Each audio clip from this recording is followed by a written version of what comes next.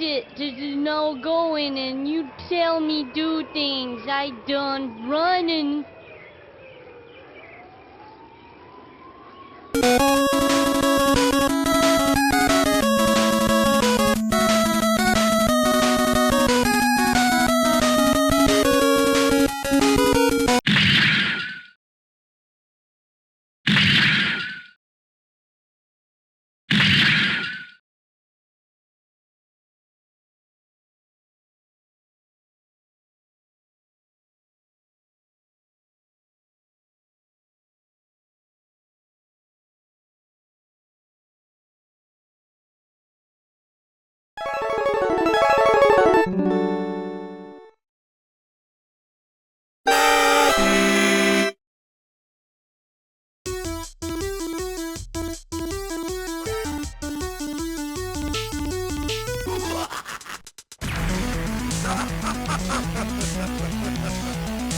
I'm the only one.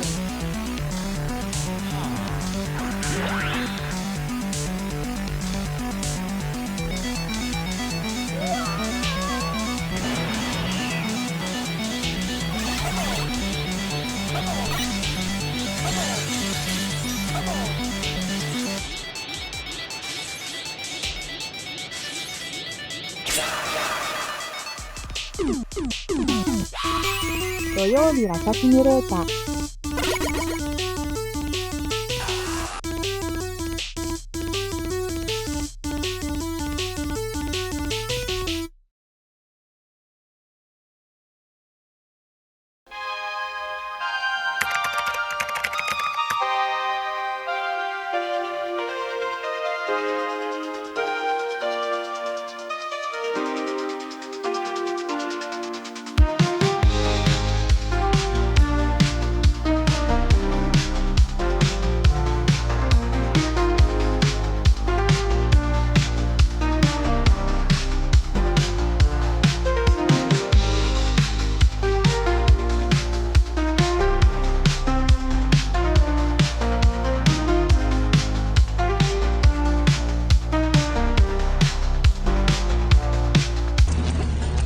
Who wants a body massage? What did he just say to us? Low. Mr. Body Massage Machine. Gone. What the hell? Body massage.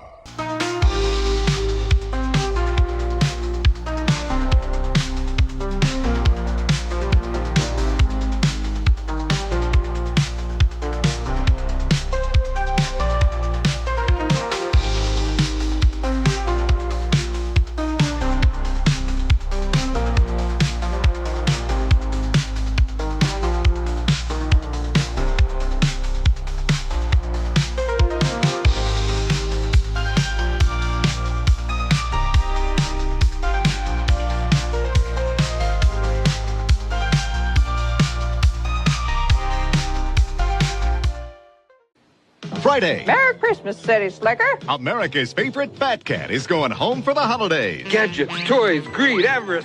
I love it. A Garfield Christmas special. And climb aboard. Next reindeer's due any minute. It's those sensational California raisins in the Emmy Award-winning Claymation Christmas celebration. Then, two brothers, one woman in a cross-country race to save a town in trouble. We got a lady on board, and she is in labor. John Schneider and Tom Wopat in Christmas Comes to Willow Creek. A full night of holiday fun Friday. Seasons greetings in our souls. Yummy fruity pebbles in our bowls. Oh, here comes you know who. Yabba dabba fruit delicious stew. Oh, I'm hungry. Santa, my pebbles. Your pebbles? 'Tis the season to be sharing, Fred. Happy holidays, pal. Oh, Fred. Fruity and Cocoa Pebbles cereals, part of this nutritious breakfast. This seal has never been taken lightly. J.L. Kraft wouldn't approve just a good natural cheese. Only if it was among the finest you could buy would he give it his name. J.L. Kraft Select. And today, our cheese masters are no easier. A cheese has to meet 85 quality standards before it's good enough for the J.L. Kraft Select seal. J.L. and I wouldn't have it any other way. Look for the seal that says Select. J.L. Kraft Select. Wednesday. Female. That of the species which produces eggs. A slumber party makes Charles think twice about girls. Maybe I'll become a monk. And on ER's new night, can Howard shape up for young love? The new me is treating my body like a temple. No cigars, no liquor. No fooling around? It's a temple, Julie, not a monastery. Wednesday. Saturday's the place on CBS with the magic of Dungeons and Dragons, followed by the action of Pole Position. It's all Saturday right after Muppet Babies. It's a world of wondrous places. It's a world of friendly faces. A world where kids and fun go hand in hand. All the world loves M&M's, a delicious chocolate wonderland. All the world loves M&M's, they're neat to eat, a joy for everyone. M&M's chocolate candies. The milk chocolate melts in your mouth, not in your hand.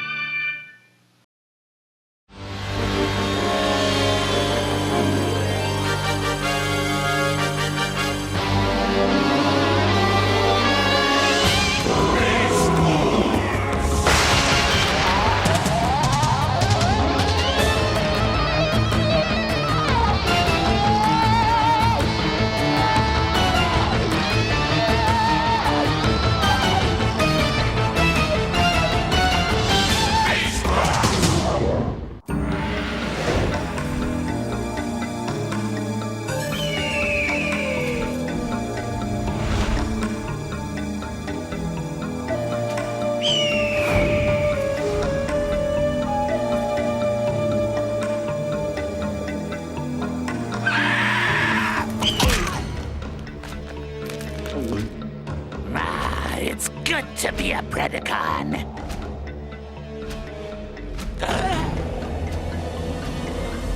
By the Inferno!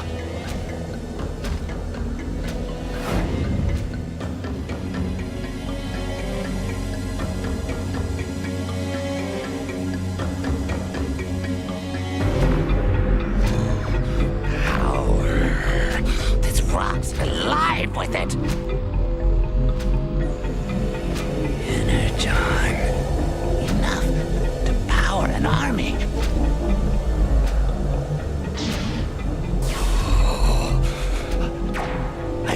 I have to chance a scan. Pterosaur, terrorize!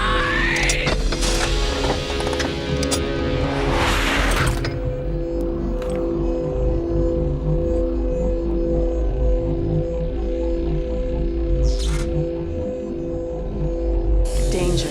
Energon surge. Return to beast mode or stasis lock is imminent. I must act fast. A small sample will do.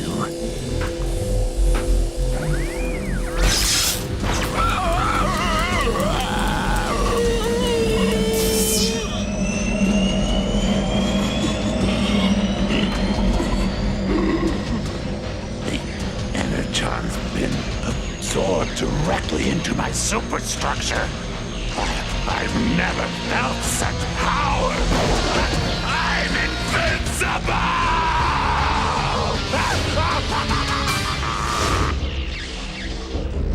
Megatron.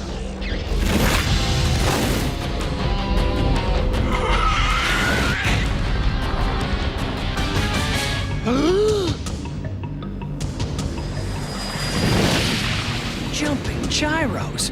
I've never seen Pterosaur move like that. But he won't leave me in the dust.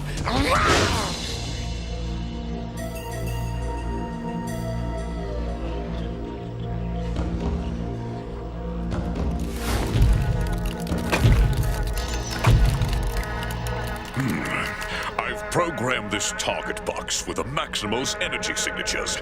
Now, watch.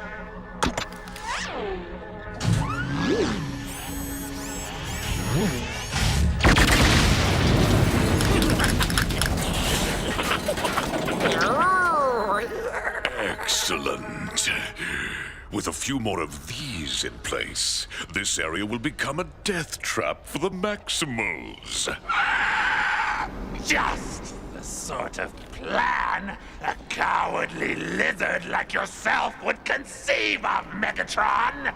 which is why I am assuming command of the Predacons! What? I thought you'd already learned your lesson about challenging me, Pterosaur. Today I'm the teacher, if you have the courage. Very well. I could use some amusement. Megatron, terrorize!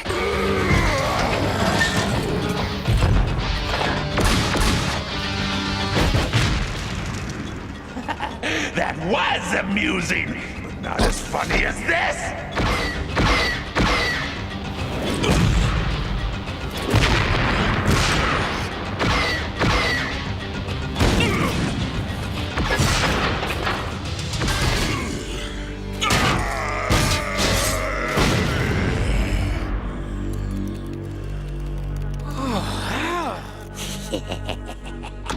Megatron?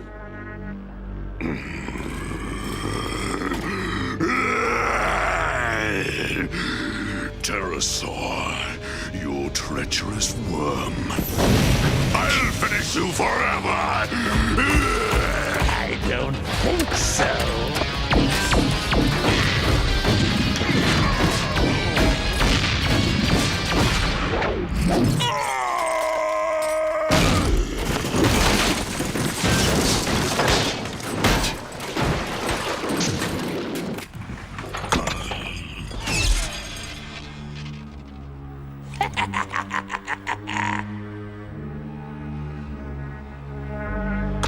Megatron is destroyed!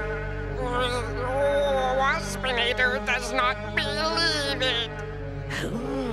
Pterosaur has never had that much power.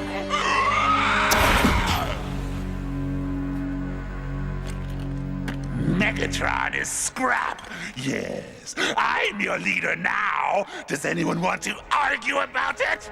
No. Not me. No. Good. Then charge yourselves for battle. The Maximals will be the next to taste my power!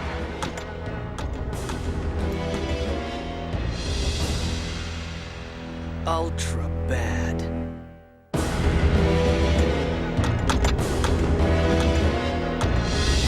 Here are my orders. Waspinator and I... Waspinator and I... Is something wrong, Pterosaur?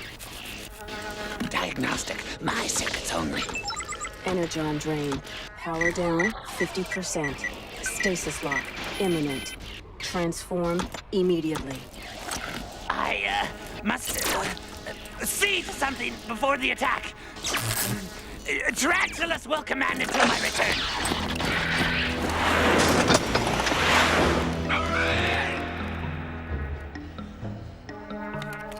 What does he mean, you command? I'm second in command! So, command.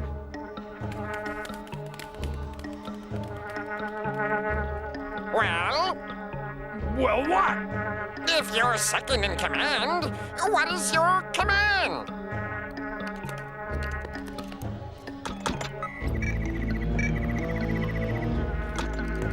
Make ready the restoration module. We must salvage our true leader.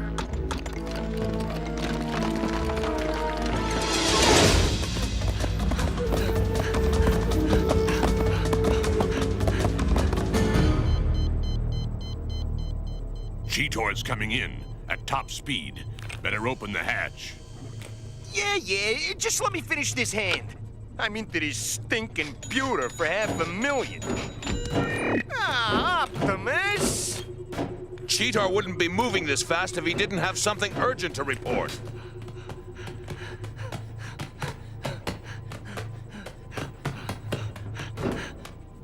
Big Bot! Predacons! Attacking! Megatron scrap Pterosaur!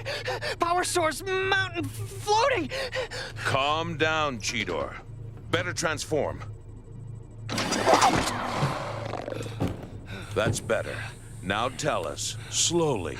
Right. Pterosaur's leading the Predacons now. He's going to attack our base. What about Megatron?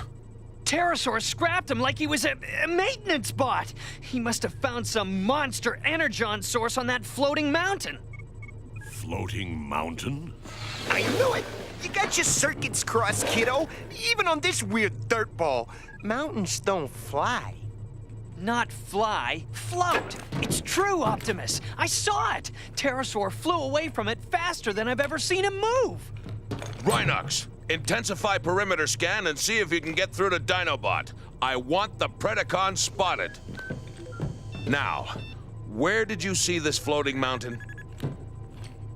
Right here.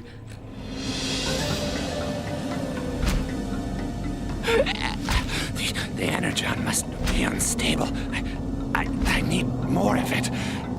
Enough to finish off the Maximals for good.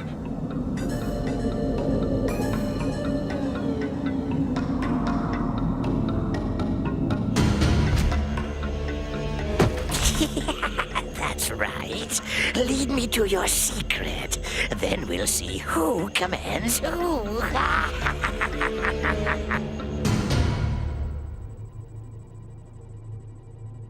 I got 2 of them. Patch it into the map grid. Looks like Pterosaur and... Hey, what happened? Energon interference. They must be near a large concentration of it. A mountain of it, to be more precise. Told you, rat breath. You ask me, you and Optimus both need to be debugged. You know, it's possible. If the energon were unstable, and there was a big enough concentration, it could lift a mountain off the ground. My thought exactly. Rat Trap, rig for demolition and meet me at the roof hatch in 5 cycles. To do what? Destroy that mountain before the Predacons try to secure it. Rhinox, set the defense grid on maximum. It's always something.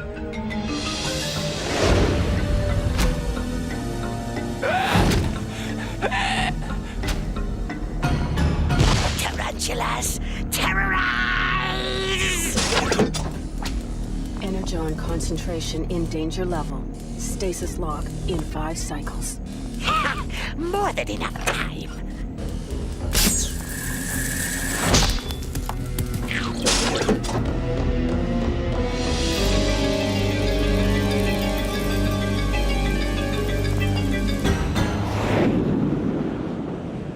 Man, oh man! If I wanted to fly, I would have become a bat, not a rat. It was the fastest way, and will you stop wiggling? Oh, I really, really hate this! Calm down, we're here. Guess I owe the pussycat an apology.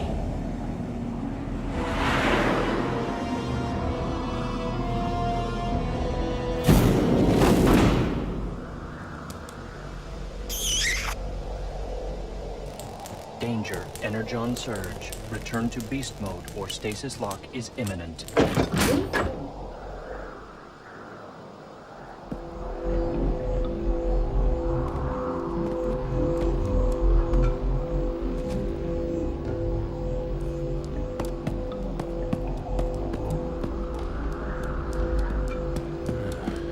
Cheetor was right.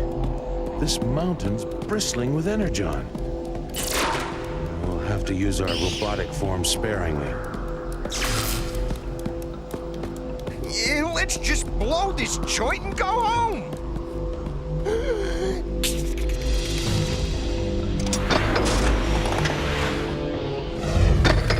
Now to regain my power.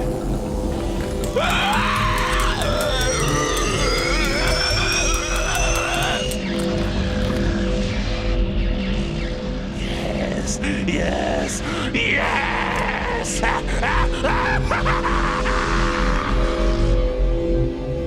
Uh-oh. This is bad.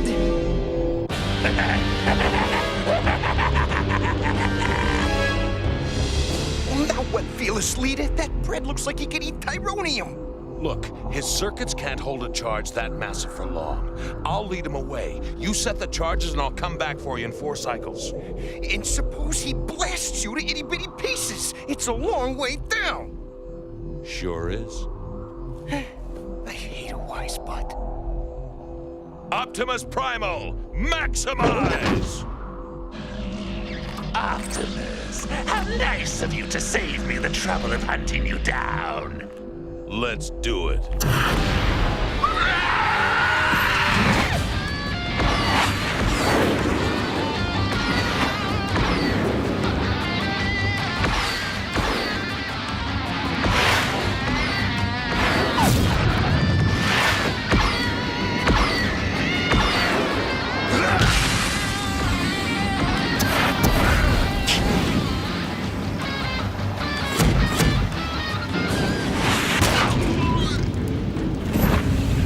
Now you've made me mad!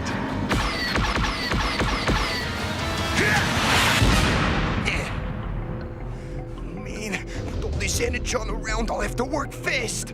Red Trap, maximize! Danger. Stasis lock imminent. Yeah.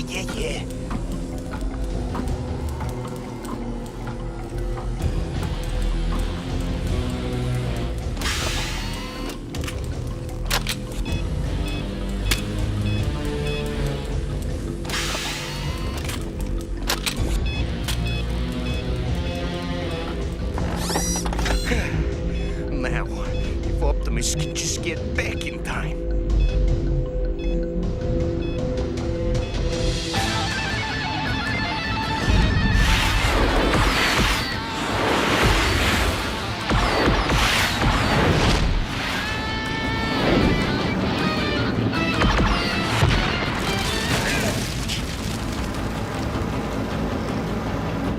You're mine now, Maximal!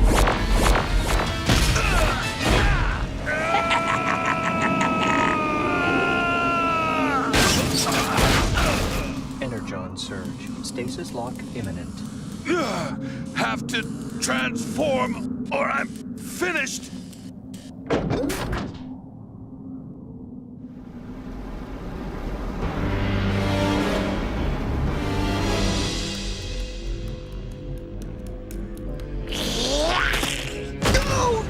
Surprise!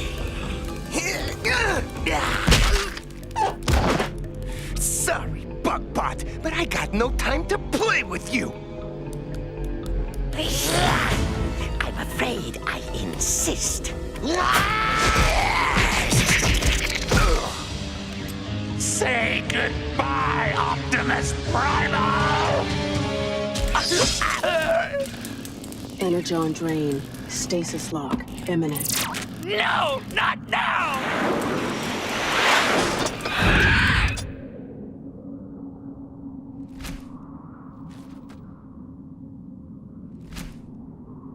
I'll be back for you as soon as I replenish my power! Got to get to Rat Trap. Not much time.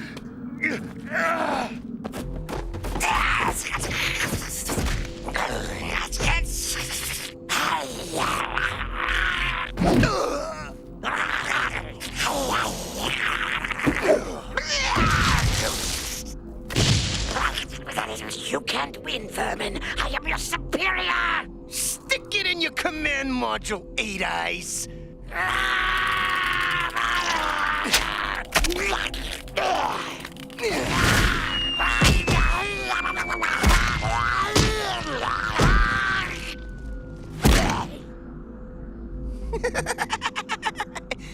That'll teach you to mess with the rat.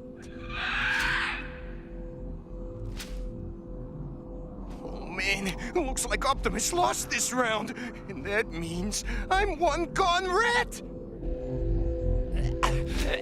Must recharge. Must.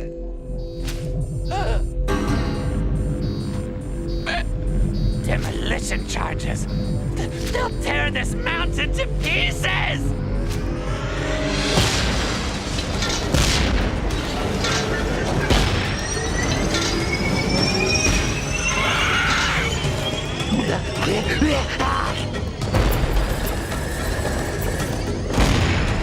Well, at least I'm going out with a bang. The only place we're going is home. Fearless leader! Woohoo! I thought you were scrapped!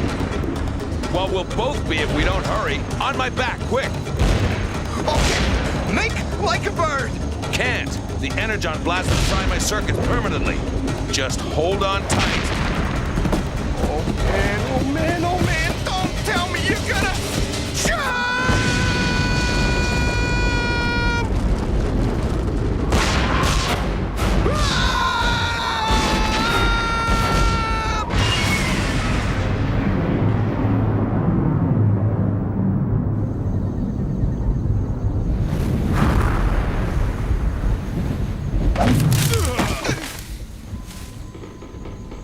We're dead, right? Not this time, but my arms feel like refried rubber bands. You mind taking a little weight off my back? You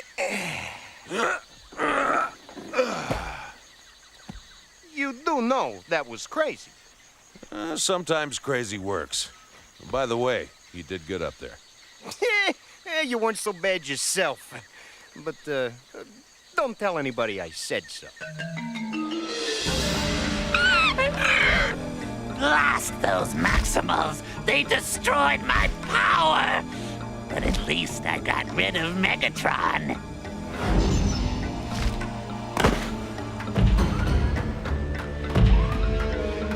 Well, well, look who's back. Help!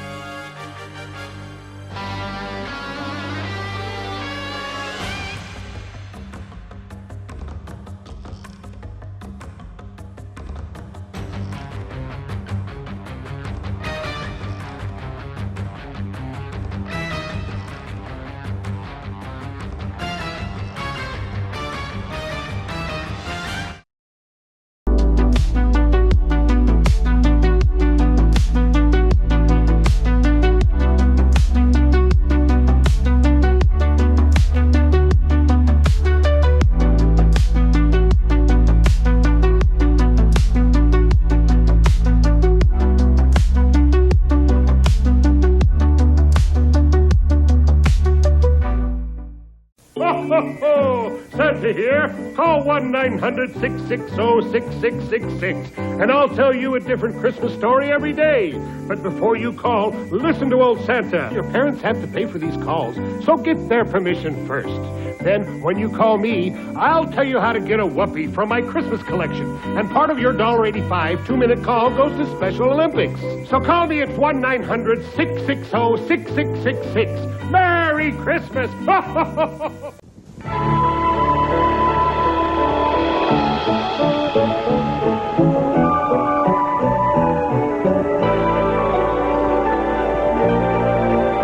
Only from Atari. Made especially for systems from Atari. The video game that lets you help E.T. get home. Just in time for Christmas. Happy holidays. Aren't you supposed to be sleeping? At slumber parties, we want to hear Snap, Crackle, and the Pop. That's Pop. Ready when you are. Snap, Crackle, Pop coming to your ears. Perfect. Kellogg's Rice Krispies, the talking part of this complete breakfast. Snap, Crackle, Pop, Rice Krispies.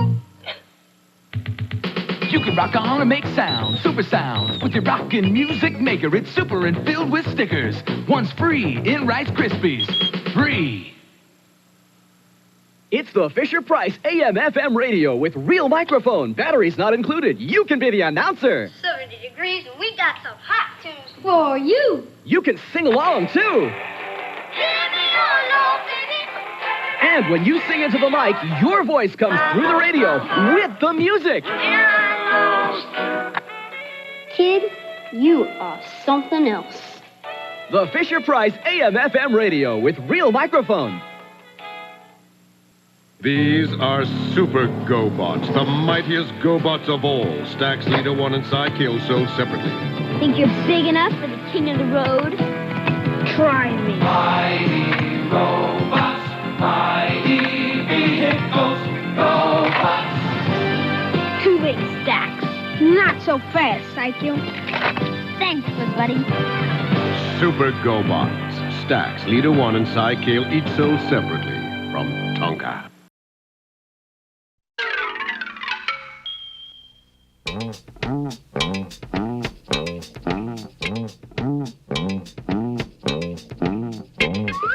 Hey, hey, hey! It's Fred Albert, and I'm gonna sing a song for you. And Bill's gonna show you a thing or two. You'll have some fun now with me and all the gang, learning from each other while we do our thing. Na, na, na, gonna have a good time. Hey, This is Bill Cosby coming at you with music and fun. And if you're not careful, you may learn something before it's done. Hey, hey, hey.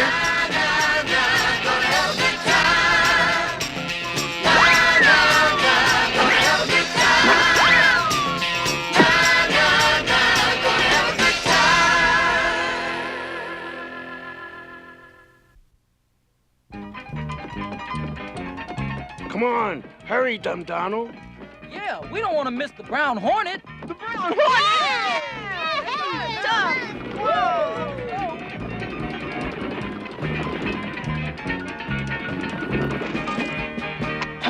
It's not a bird.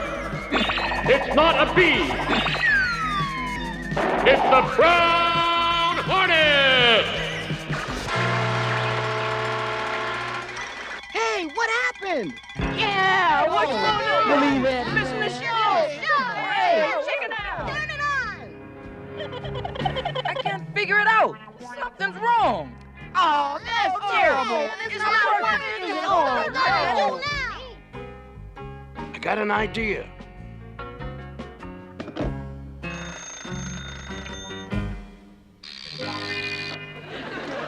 Hello? Oh, hi, Fat Albert. How you doing? No, my TV set is out, too. We were going to watch the Brown Hornet. Well, so was I. But it says here today that he's supposed to rescue Tweeter from an evil giant radish. Hey, I just thought of something. Why don't you guys come over here? Hey, hey, hey. What took you so long? What are we gonna do? I was thinking, how about if I tell you guys a story? Wow, that would be fun, man. I hope it's a good one now. Hey, hey, hey. A story to save the day. What story are you gonna tell us? Well, let me see. I got it. How about a tall tale? A tall tale? What's that? Well, there's stories that are so wild and fantastic that you can hardly believe they're true. Now, take the legend of Paul Bunyan. That guy was something else. Paul Bunyan was one of the biggest heroes of all times, and I mean, he was the biggest.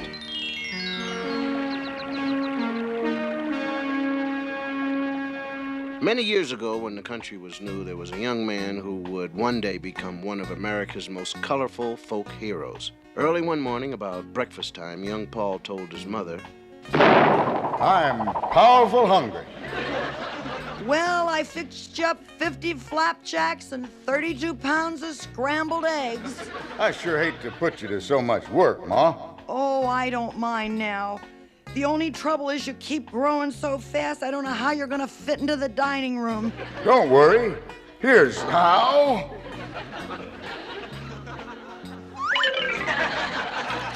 Mmm. Good. Well, I better get back to your sock, Paul. Hope I can finish it this week. Ma, I've been thinking. I'm getting too big to stay at home. The time's come for me to be on my way, to make a name for myself. I want to be famous by next Tuesday afternoon. I knew this day would come sooner or later. And son, I'm mighty proud of you. Tell me, what are you gonna do to make yourself famous?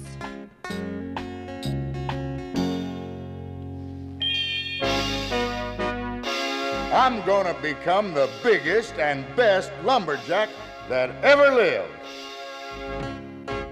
And so Paul Bunyan began his journey across America, searching for the right place to open a lumber camp. While he was traveling in Arizona, a nail in the heel of his shoe started to come out. And before he knew it, the nail dug up the ground for some 300 miles. Well, how about that? What a Grand Canyon.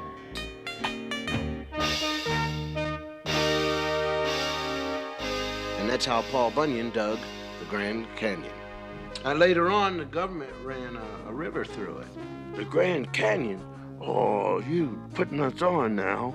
And the way he took the roof off the house, that's impossible. Yeah, but like I told you, it's a tall tale. I mean, lumberjacks used to sit around a campfire, and they would trade stories back and forth, each one trying to top the other one. But let's get back to the story. Not too long after Paul Bunyan left home to look for a place to start his logging camp, it began to snow. And what a snow. It was the worst winter ever. It finally got so cold, the snow turned blue. That's right, I said blue. What was that? Hey, looks like someone fell in.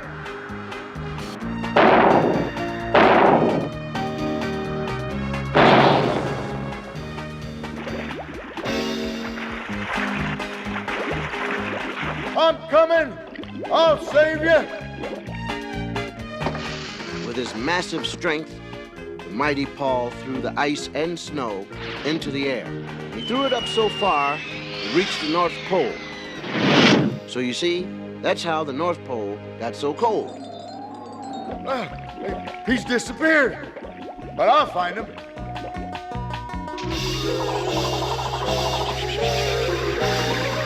There you are.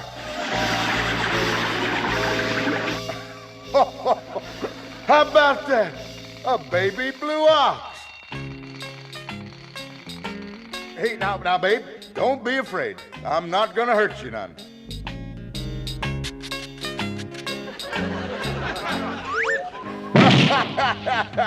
Hey, babe, no, stop it, babe. I'm tickling. Amazing thing happened while Paul carried the blue ox to safety.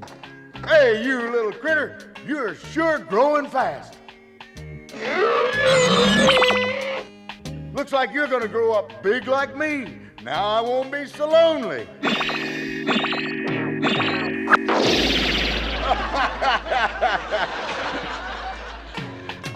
Yep, when I build my lumber camp, you'll be right at my side. Right, babe? I like that blue ox. I bet he'd be fun to ride on. And I like how Paul dug the Grand Canyon. Yeah, well, if you think that's something, wait till you hear the rest of the story.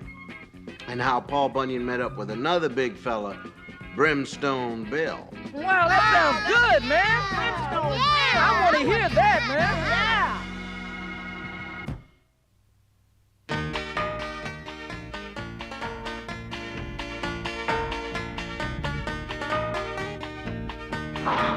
Hungry again, babe?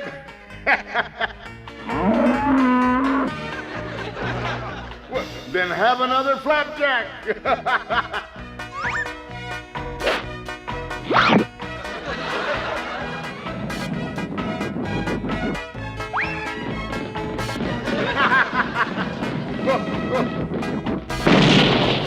Come back, babe.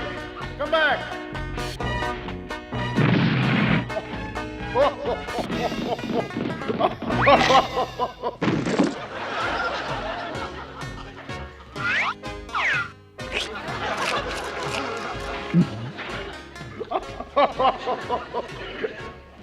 Look, babe.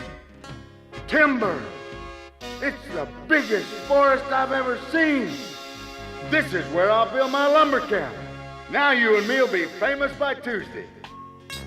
Paul and Babe had lots of work ahead of them to build the lumber camp. Unfortunately, Paul had some unexpected help because that's when he met. Hey, look at Bucky!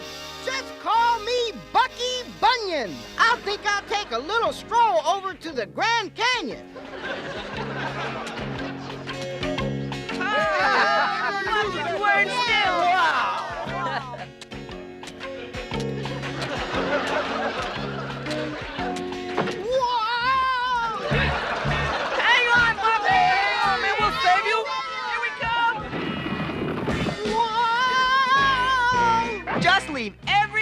to me.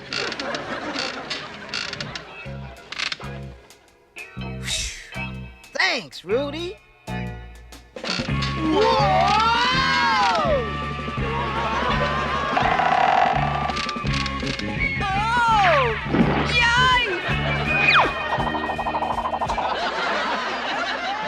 Rudy is something else.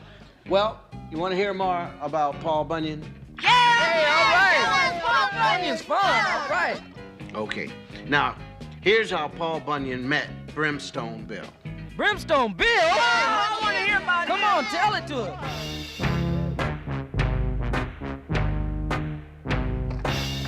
Babe, I've never seen a forest this big. I sure can't figure out why there's not already some logging camp here. Well, it's because of a twister. Who said that? I did. Over here. Brimstone Bill's my name. Glad to meet you. I'm Paul Bunyan. This is my mighty blue ox, babe. Hello, babe. What were you saying about the twister? See for yourself. It's over there. Feast your eyes on the meanest and nastiest old river that ever was. There's no way any logger can float their logs down that river. They say no one can ever tame that wicked old river. Well, we'll see about that. Come on.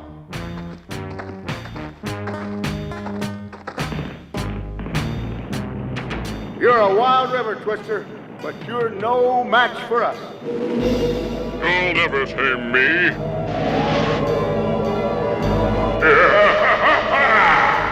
Twister, you shouldn't ought to done that. What you got in mind, Paul?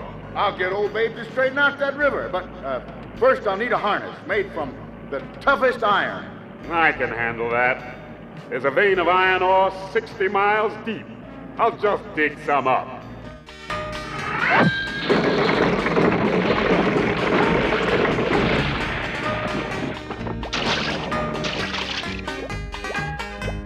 You're a hardy man, Brimstone Bill. And now, to forge Babe's harness.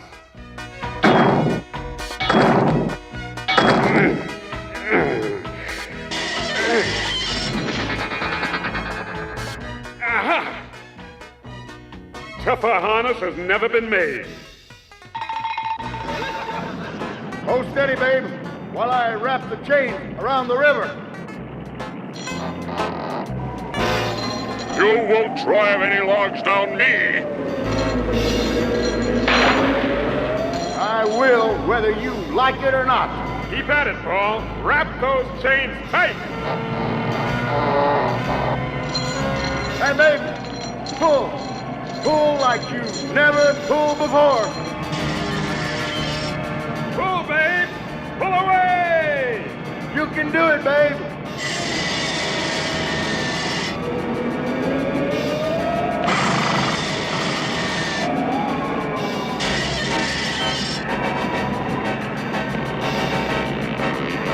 It's working.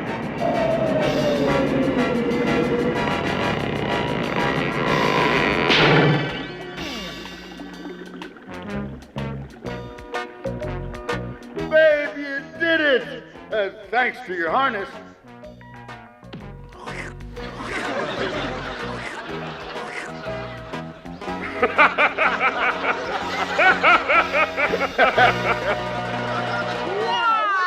Man, that was something. They sure showed that Twister River who's boss. Well, Paul's troubles with the Twister River have just begun. He and Brimstone Bill had lots more adventures before they could open the lumber camp.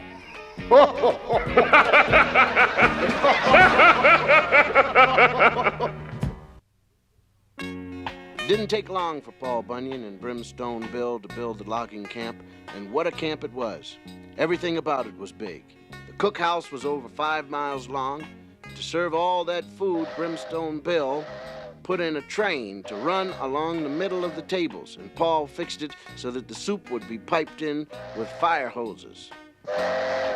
Of course, to feed all those men, Paul knew it'd take an awful lot of flapjacks, so he drained the lake and filled it up with flapjack batter. Brimstone Bill brought in a paddle wheeler from New Orleans to stir up the batter. Well, the camp's near finished. Now we can start hiring our men. It was a good idea of yours to build that dam across the Twister River. Well, that dam will power our lumber mill. I plan to keep it busy day and night. Babe's been acting strange lately. Seems something's bothering him about the dam. Don't fret, babe. I built that dam out of a mountaintop. It's almost solid rock. There's no way the Twister River will ever get through it. But Babe had good reason to be worried about the dam. Yes, old Twister wasn't so easily tamed. I'll show you, Paul Bunyan, who's the master of the river. If that dam breaks, the Twister River will wash out the lumber camp before it even opens. Oh, Hey, guys, the TV's working. Want to watch the Brown Hornet? No! Forget it! You want to hear about Paul Bunyan? Looks like the kids are finding out that television isn't the only place where they can enjoy good stories. You know, before there was TV, movies, and the radio, people used to get together with their family and friends, and they'd share stories that they'd heard about. They'd call these stories folk stories. Well, let me tell you what happened next with Paul Bunyan. There you go, babe. You should be able to plow at 80 or 90 miles an hour. Yep, we're gonna need a plenty big farm to feed all our men. First thing I'm gonna plant is popcorn. Hey, babe. Don't you like popcorn? No, it's not the popcorn. He's still fretting over the dam.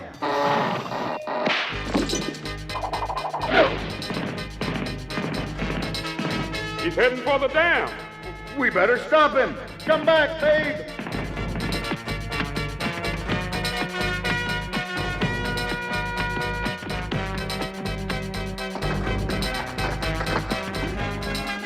The river, it's starting to flow again.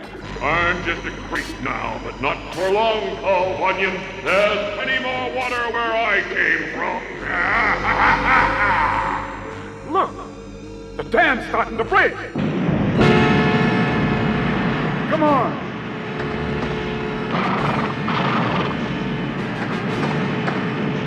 We have to close the crack. I'll push one side and you push the other.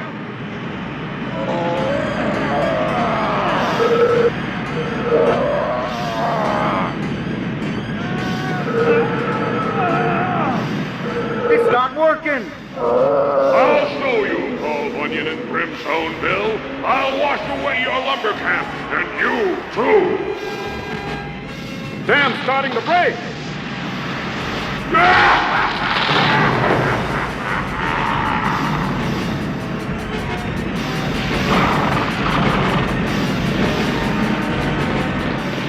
Hey, come back. We need you. The water scared him off. Scared? Babe's not scared of anything.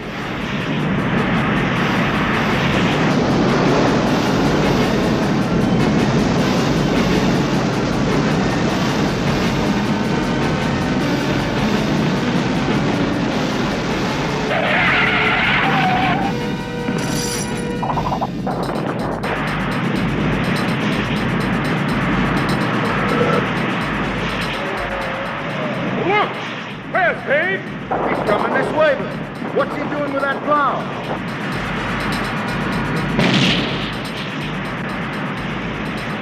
Babe had a good idea. He decided to dig a ditch and divert the water to take the pressure off the dam.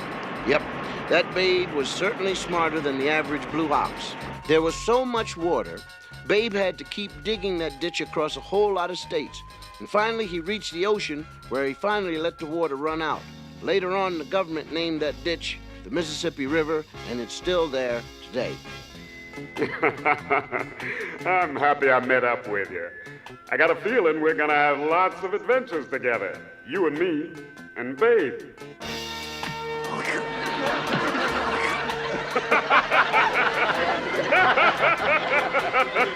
And that's how Paul Bunyan built his lumber camp and became famous by Tuesday. And then what happened? Well, lots more happened. I just told you a little bit. But probably the best way to learn more about Paul Bunyan is to go to the library. The library? Sure, they have plenty of books about him. And they have lots of tall tales about other people. I bet you'd like to read about Pecos Bill, the greatest cowboy that ever was. Mike Fink, he was something else. And John Henry, the steel-driving railroad man. Man, that was sure a good story. Thanks. And thanks for telling us about the library, because, hey, we're on our way. Come on, guys.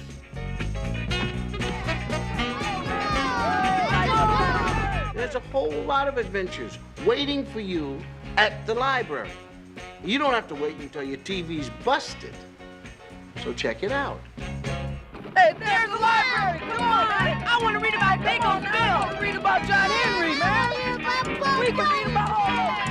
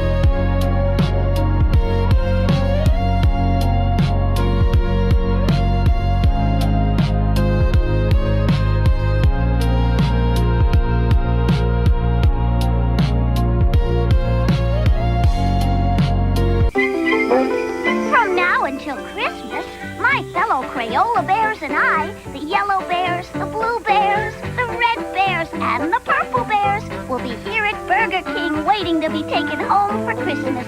Get a different color Crayola bear every week for just $1.79 with any purchase. Come into Burger King today and give some bears a break. This is a nice place to eat, but you wouldn't want to live here.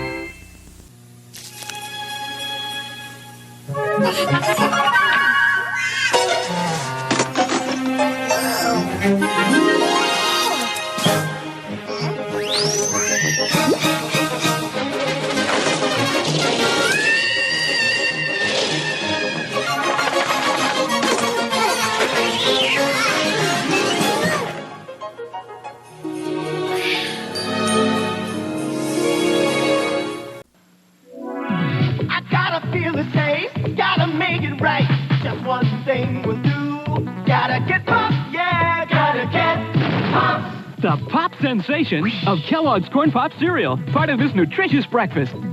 I gotta get pop, yeah, I gotta get pop. Never before in this galaxy, free Starbots. Star travelers you transform and put together. One free in Corn Pops.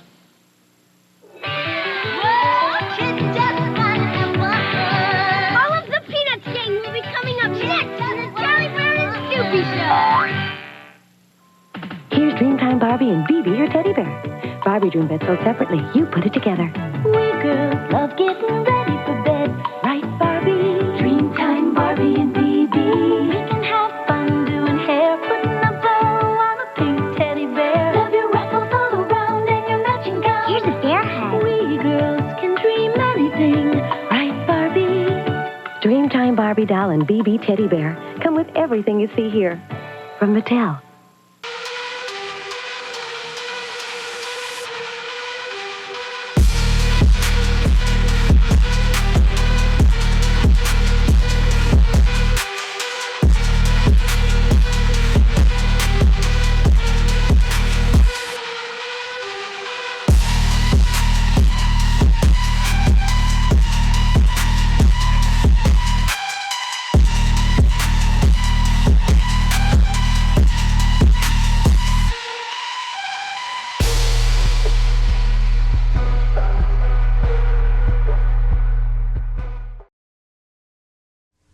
Today on Space Stars.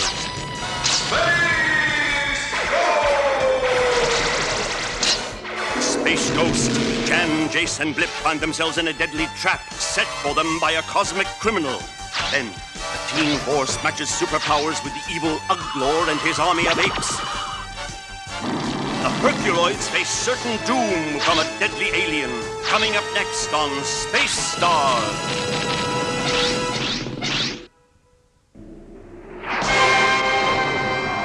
Space Stars!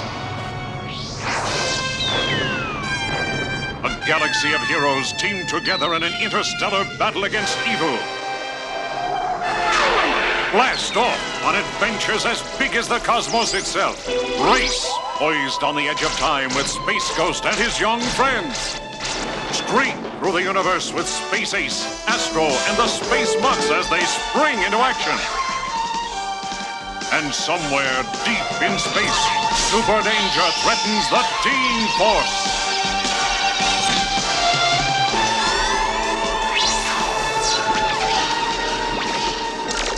Join the famed Herculoids in their new battles to preserve peace on the planet Quasar. Now get set for 60 laser blasting minutes of action, adventure, fun on Space Stars.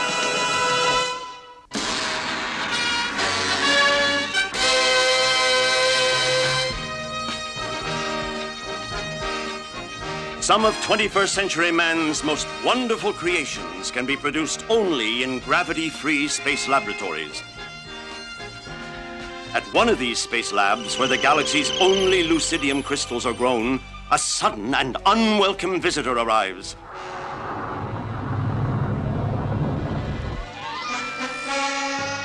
Without warning, tongues of solar flame sear the space lab's dome. Then a tractor beam robs the lab of its precious cargo. Meanwhile, on the planet Quasar, the Space Ghost team helps the Herculoids lend a hand to a friend in a sticky situation. Easy now, big one. Soon you will be free. Ready when you are, Sandor. Now, Space Ghost. Easy, my friend. Easy.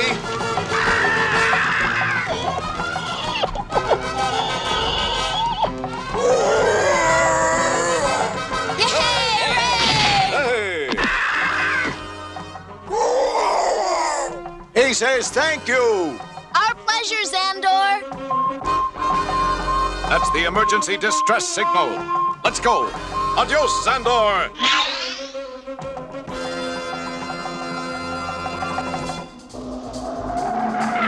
What is it, Space Ghost? Some space labs have been attacked by a strange ship. Probably space pirates. Not this time, Jace. This ship is bypassing some labs and attacking others. Space Ghost, look! Hang on, we're going to intercept.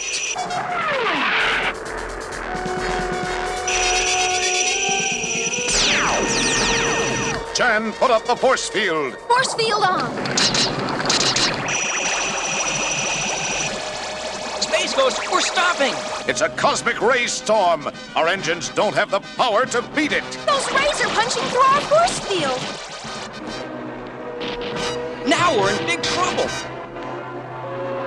So are all the people in that space lab. We're heading right at it. Go to Inviso Power and bail out. I'll steer past the lab.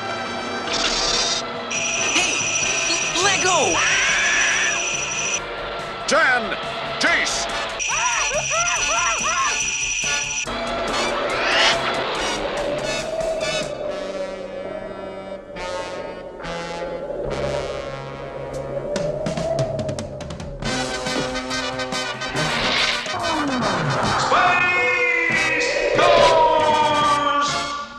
Taking us.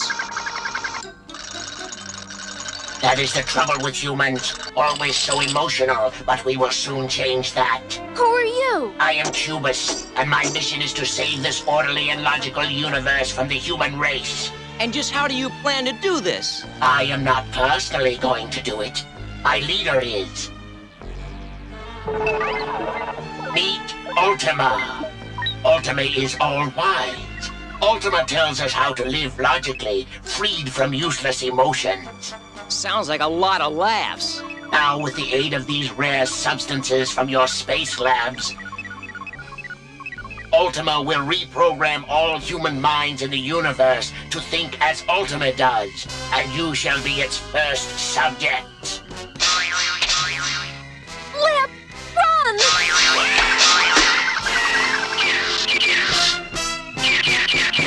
Never mind the animal now. It is the humans we want. Ultima, all is ready. There. Now, how do you feel? We do not feel, Master. Excellent. I'll find your little pet and bring him to me. Yes, Cubus.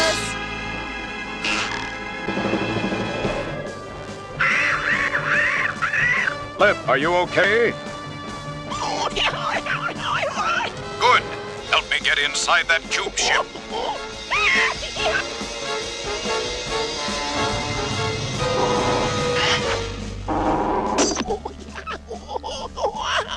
Well done, Blip. But where are Jace and Jan? We are here, Space Ghost. Good. You're all right. Or are you? You will come with us now. Do not resist. Guys, I don't know what they've done to you, but I'm going to undo it fast. Let's go, Blip. Trouble ahead, Blip.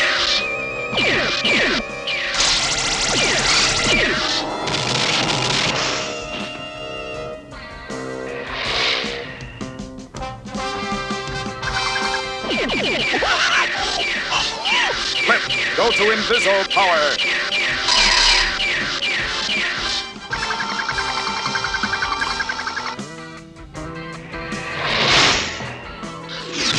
I guess you're never too old to play with blocks.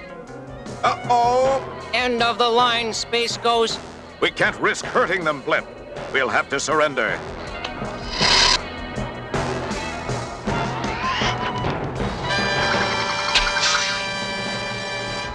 So you are the great Space Ghost. Compared to the greatness of Ultima, you are nothing.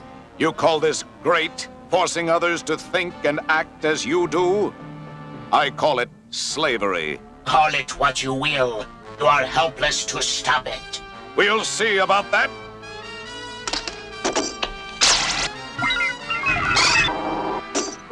What happened? Space Ghost! I'll tell you as soon as I finish off this computer. Save your energy, Space Ghost. You are too late to stop Ultima.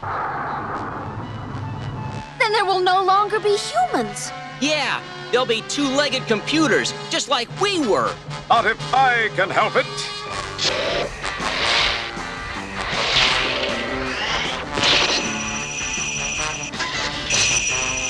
What is it, Ultima? You are not making sense.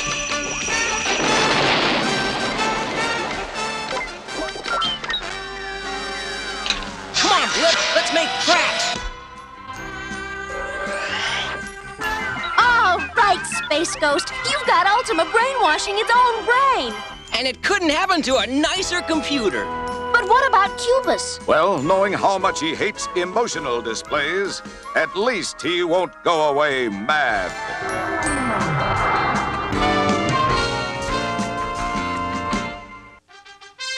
Space Magic with Jan and Blip.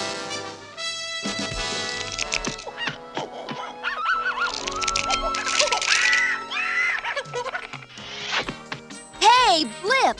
Would you like me to show you a magic trick with those cards? All right, Blip. Now pay close attention. Now, pick a card. Any card. Now look at your card, but don't show me. And remember what it is. Now put it back anywhere you like. Fine.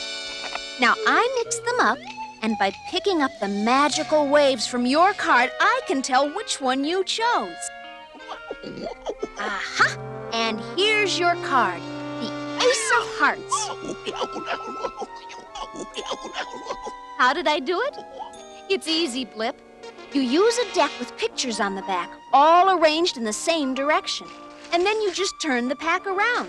And the card you chose is the only one whose picture is upside down. See you later, Blip. You know, I think you need some more practice. And now, today's Space Fact.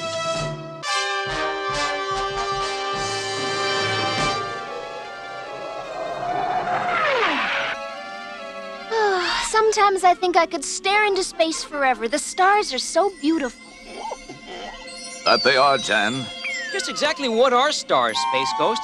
And how are new ones formed? Do they last forever? Hold it, Jace, one question at a time. To answer your first question, a star is a large ball made up of different gases, predominantly hydrogen. When a star is surrounded by a planetary system, it is called a sun.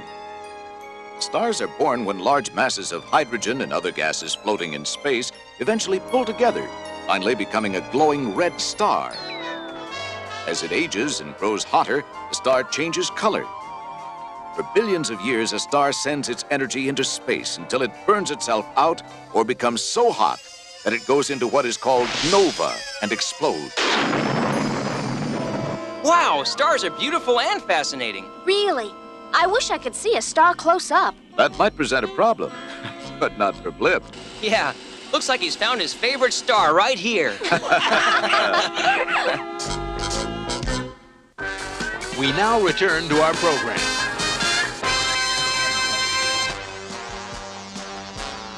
A lone scout ship bearing down on Uglos headquarters on Eurus, out of control. Approaching ship is not one of ours. I know that ship. Summon the emergency crews at once. But sire, it could be a free world spy. Don't question me. Obey.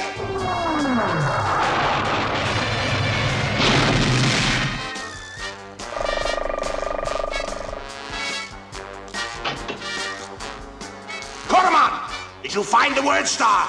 The coordinates are on this memory circuit. At last, total power over the universe will be mine! Meanwhile, at Black Hole X, gateway to our dimension for the Teen Force.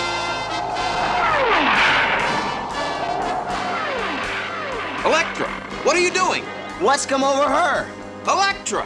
I just received some kind of psychic message. It's urgent. You mind telling us where we're going? To the planet Maclovia. I never even heard of it. Neither have I.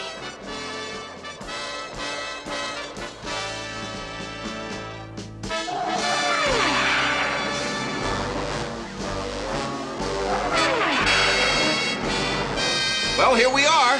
What do we do now that we're here? We've got to meet somebody. I believe you're referring to my humble self. Who are you? I have gone by many names. You may know me as Ananda. You're the one who goes around sending psychic telegrams. Mind your tongue. We face great dangers today. All of us. Behold!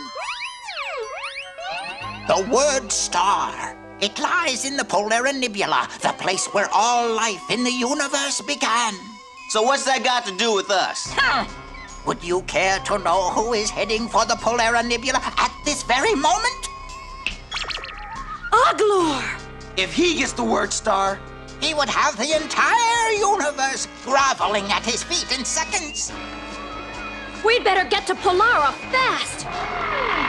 Much depends on your success, Teen Force. More than you know. There it is, the Polar Nebula.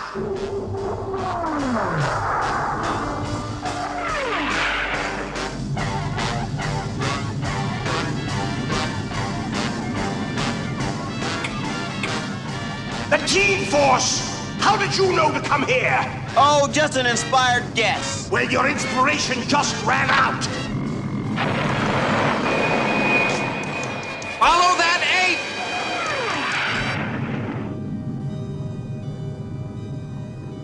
Aha! Mini planets! The word star must be on one of them. Look out!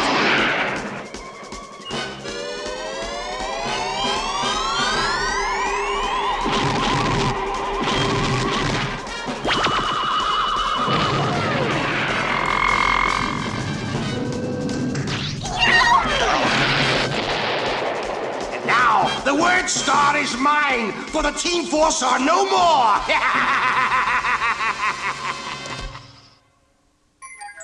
Oh, somebody ought to revoke Uglor's driver's license. Come now, Moleculad. There is much work to be done. But I've got to find the others. No time. Every second brings Uglor closer to the word star. Hey, you got us into this. It's your magic rock. Save it yourself. Those who are evil will easily believe in illusion. I don't even know what you're talking about.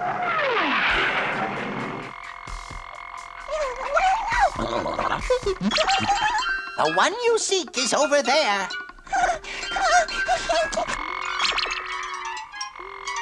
Plutum! Glax! Come on, we've got to stop Uglor!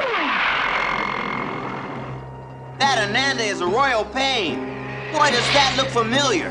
It almost looks like the word star. Those who are evil will easily believe in illusion. Aha! I'll bet I could use my molecular energy to make a fake word star. But Ananda, what do I do after that? You will understand when you get there, but you must make haste.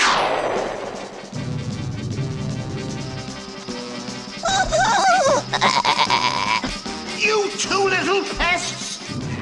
And one big pest, Uglor!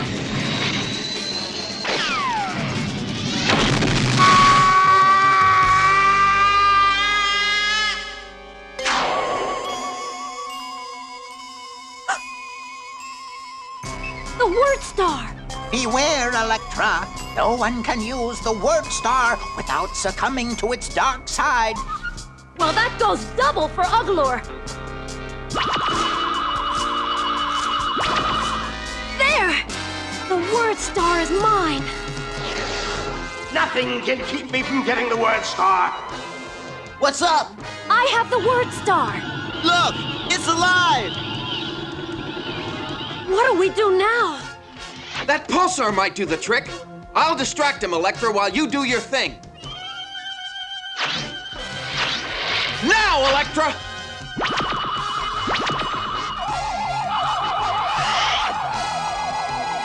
Looks like it's time for me to fake Uglor out. Now, word star! Destroy the Team Force! Destroy them! Destroy them! You have tricked me! Tell me where the real word star is, or I'll drop you both in! Uglor! It's right here, Uglor! Ah! You know better than to oppose me now, Uglor. Destroy him, Electra! We could be rid of Uglor once and for all! The whole galaxy could be free! No! That's exactly what he would have done to us. Here, Ananda. You may have it back. Excellent, Teen Force. You have succeeded admirably in your test. Test? Because you refuse to use the word star's power on another living being, even Uglor, you have proved your moral strength. Yeah, but in the meantime, Uglor's still gonna tyrannize the galaxy. In season, his power will pass. Creatures like Uglor are part of the plan, for they make people like you even stronger. Goodbye, Ananda. And thanks. Time for a space mystery with Space Ghost and Blip. We've got to hurry, Blip, or we'll be late for the special meeting of the United Worlds. At the United Worlds, where alien peoples from all across the galaxy meet to maintain intergalactic peace. The United Worlds will be addressed by a special alien guest today, Blip. Let's hear what he has to say.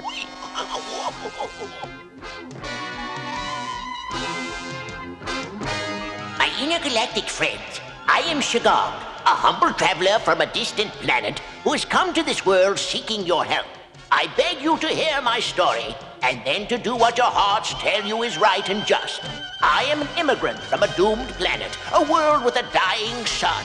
Our sun has grown old and is turned red hot. sending its unbearable heat to my world, making it impossible to live there. Thus, my people had no choice but to leave our home world before our old and dying red sun reduced it to a burnt-out cinder. And so, we became a race of wanderers with no planet to call home, which is why I have come to you. I beg you to receive my people on this planet as friendly immigrants, to put aside all of this world's defensive weapons, and to take my people in as brothers. So Shagog's people come from a world with a dying red sun, eh? Come on, Blip. We're going to check out these friendly immigrants. Look there, Blip. It seems like my hunch was right. Shagog's so-called immigrants are really a fleet of battleships. How did I know that Shagog lied? Well, Blip, you might say that I caught him red-handed. Did you notice the same clues Space Ghost did? Stay tuned and find out. And now, the answer to today's space mystery. So, my friends, will you shut down your defenses and welcome us? Hold it. Ask Shagog why friendly immigrants would come here in battleships. How did you know? You told me, Shagog, when you described your red sun as old and hot. Red suns are always young and cool. And you, Shagog, will have plenty of time to cool in the galactic penitentiary. We now return to our program.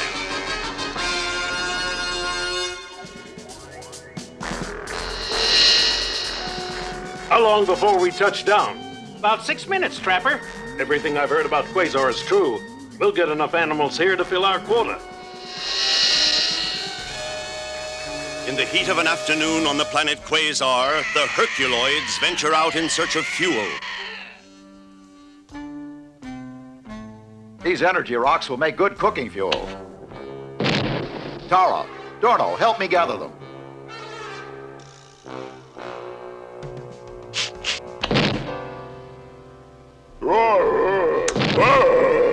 No, Igu, no! You have to handle these energy rocks gently. See?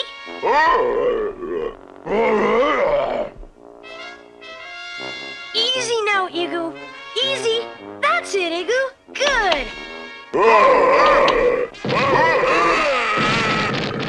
Igu. Are you all right?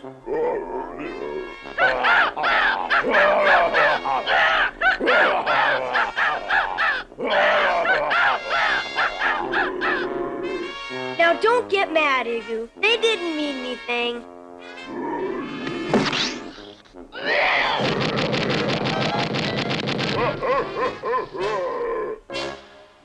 We haven't been on this dog-bitten planet 5 minutes. I've already found 3 perfect specimens. I think we have enough energy rocks, Sandor. Sandor? Someone watches us. Who, Father? Their scent is strange, from another world. What in the... Tundro, Igo, Zuck, set us free, quickly!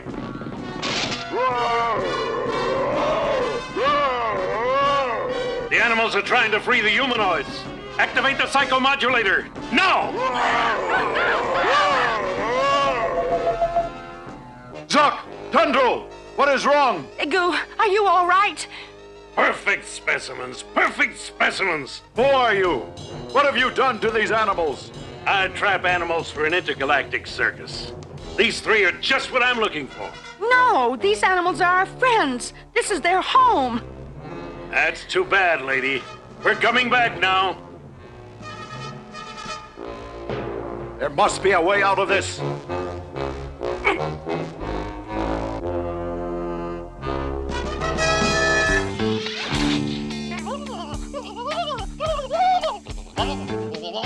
Blue!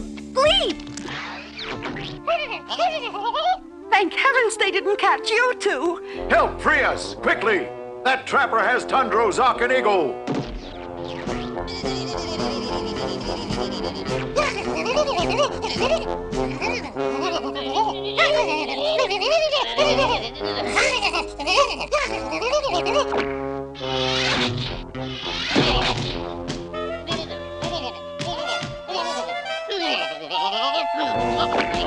Come, We've got to stop the Trapper.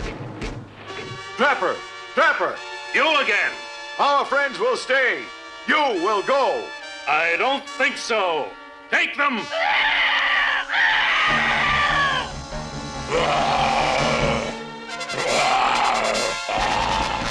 No, we cannot harm our friends. I will not fight my own friends. There are better specimens on Quasar. But take these three if you must. Father, you can't let the Trapper take them. I know, Dorno. But brute force will not stop these men. We must beat them with cunning. Thandor, the animals may be controlled by a machine. There was a humming sound when they went under the Trapper's power. Then we will find the machine and destroy it. I have a plan, but we must work together. Thandor may have been lying. The more animals we bring back, the more money we make. What do you want? This jungle is dangerous, Trapper. You will need assistance. I know what I'm doing, Xandor. I don't need your help. And I wish you luck. You'll need it.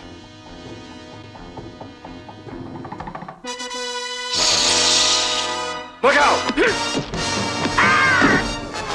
What are you doing, you? Stay down.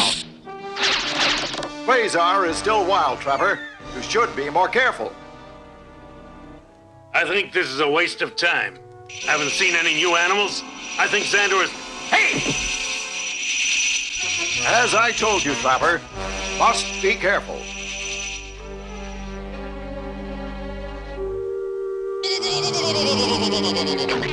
What the...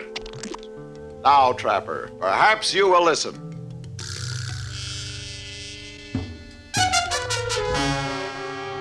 Nearly an hour. I don't think that guard is ever going to move, unless I make him move.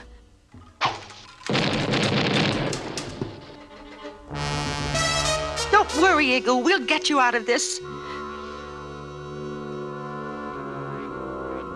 Now, which one of these devices controls the animals?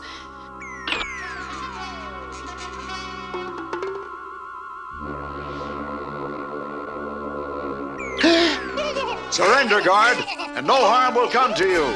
Free the animals, Trapper, and leave Quasar, or I will destroy your mind control device by destroying your ship. And you wouldn't want to be trapped here now, would you? And Jumpy, seize the creatures. The rest of you, attack! Attack!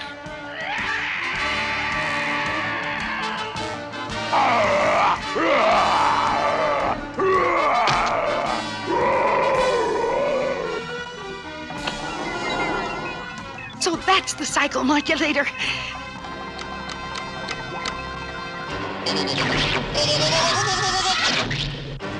Glue? No, not me.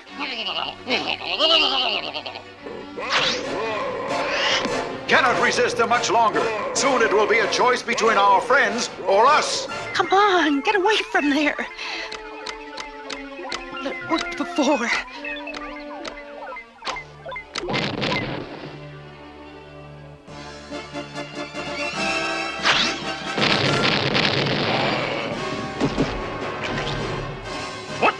My friends are free from your power, Trapper. Herculoids!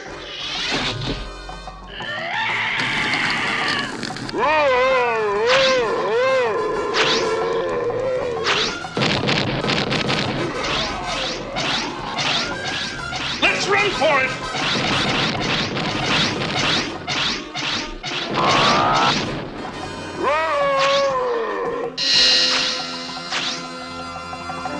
It is good to have you back again, my friends.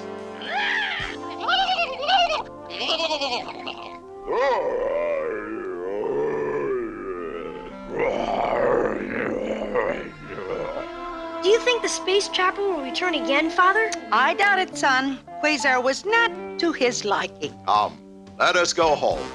The Herculoids resumed their life on Quasar with its infinite dangers and freedom.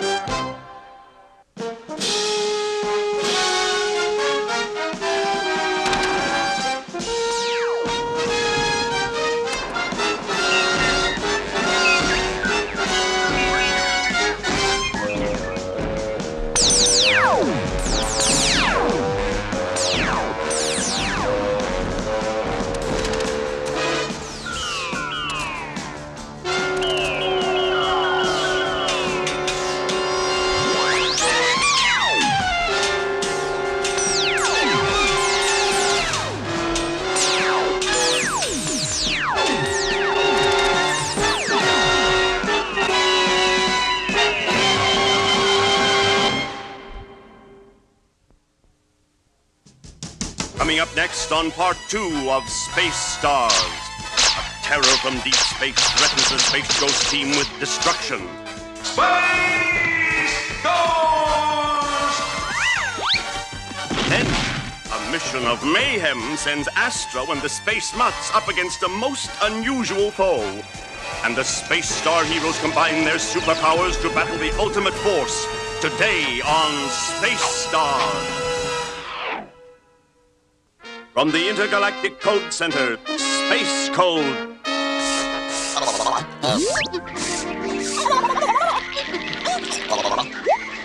All of our code computers are running wild. Then somebody better shut them all off, and fast.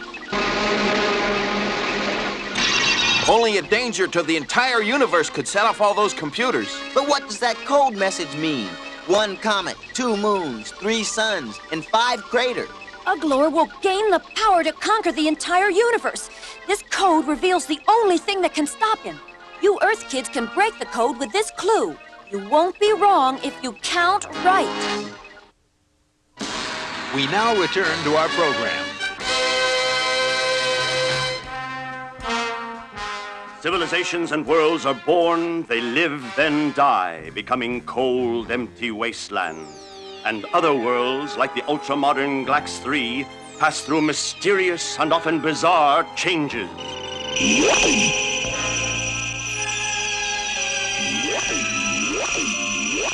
Glax 3, calling Space Ghost. Emergency! We're being bombarded by energy beams here on planet Glax 3. Come in, General. Identify disturbance. We are unable to identify these signals, Space Ghost.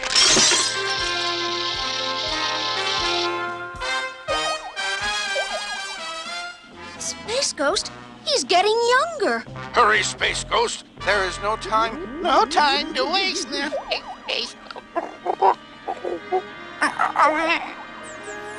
Heading for Glax 3. Let's move it. There's a mean-looking satellite. Maybe that's where those beams came from.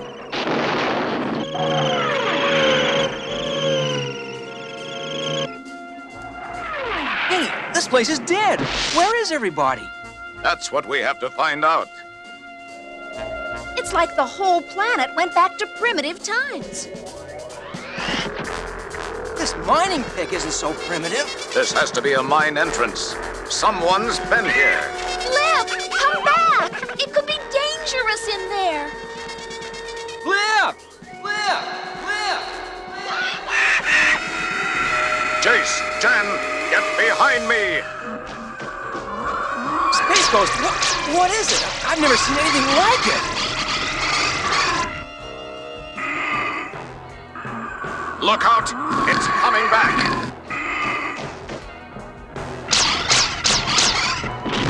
This'll hold him up for a while. What's that you found in the mine, Blip? This is Luxor, the most rare and precious metal in the universe. That's strange. It was mined out centuries ago. Centuries ago? Maybe someone has reversed time on Glax 3 in order to mine the Luxor. Sure, that would explain everything. But who? Maybe we'll find some answers in those satellites. Come on! Space Ghost, what's happening? That's what I want to find out.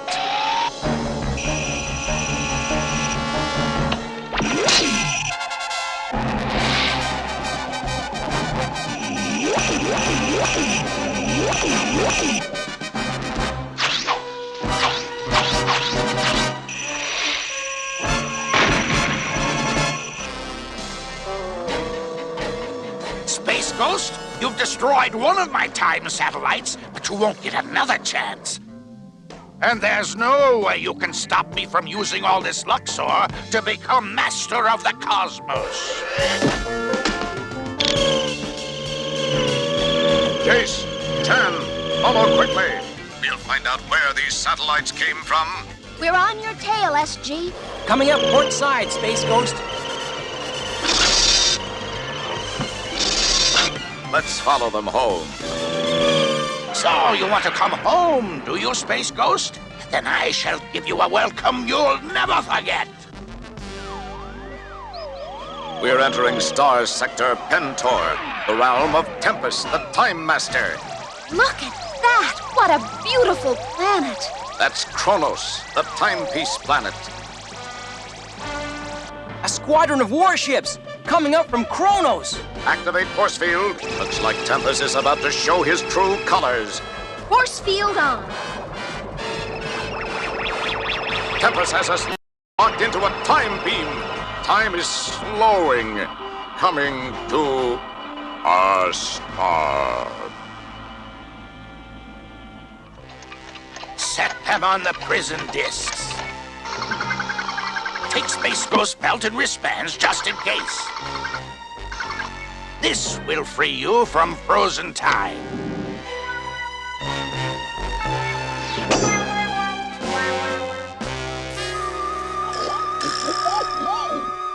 Time seems to be your specialty, Tempest.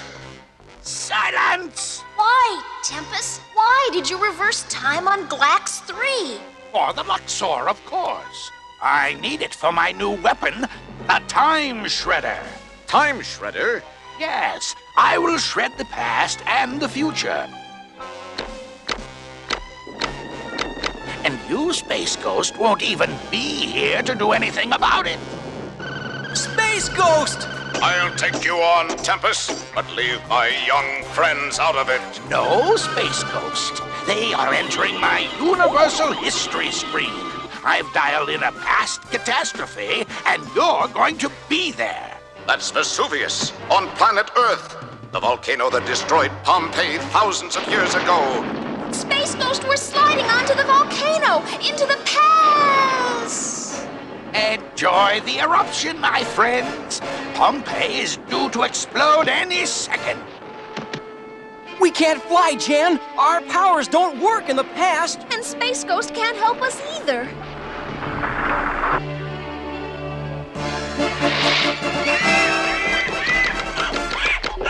Destroy that animal!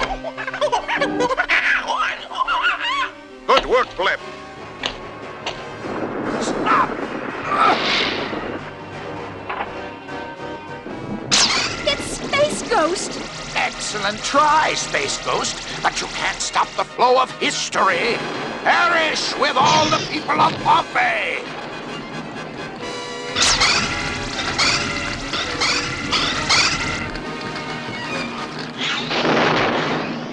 I'll stop time for a second.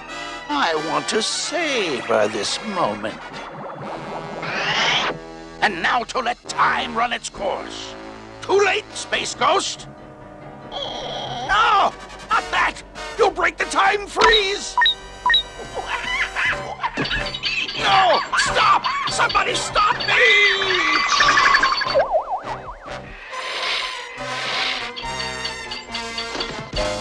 Your time's run out, Tempest. We dialed Glax 3 back into the present, Space Ghost. A splendid performance, Space Ghost.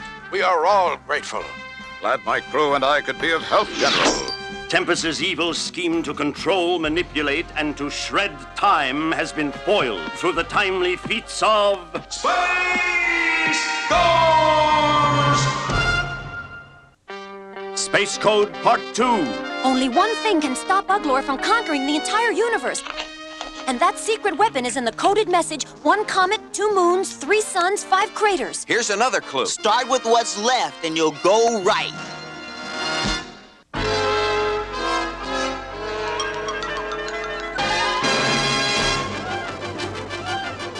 This may seem like just another quiet day in the lives of Space Ace and the Space Mutts.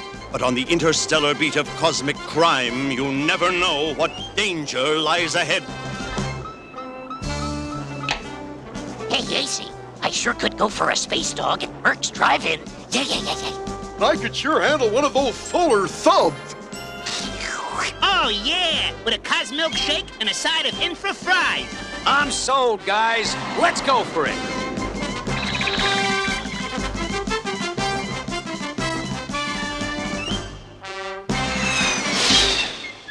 Hi, Rita. Hiya, AC. What's cooking? Well, I get off early this afternoon, and I was wondering if you might... Come in, Space Ace. Urgent galactic vac is back. I repeat, Galactic Vac is back.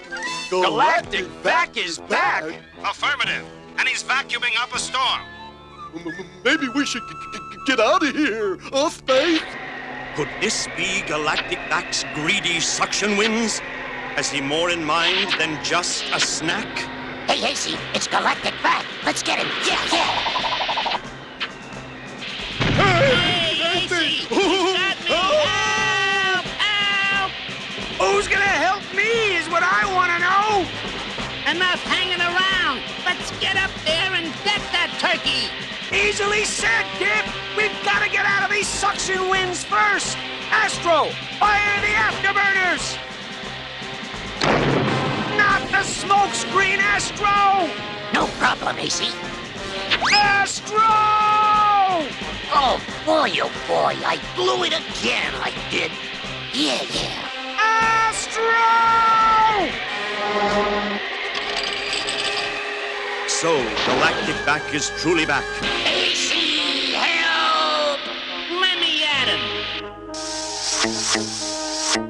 Hey, where'd Spacey go?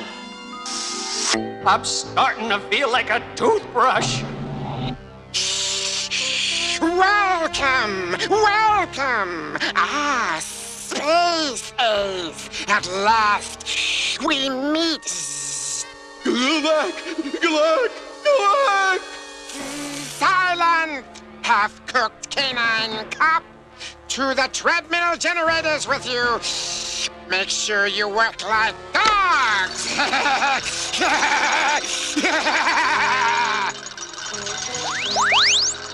Now, I have special plans for you, Spaces. You will be my slave. No way, Vac. I think your brains have been vacuumed once too often. Not funny. You, Space Ace, will help me make a clean sweep of the universe. I want it all. My cyclotron will sizzle your brains. This electronic cylinder will make you a robot.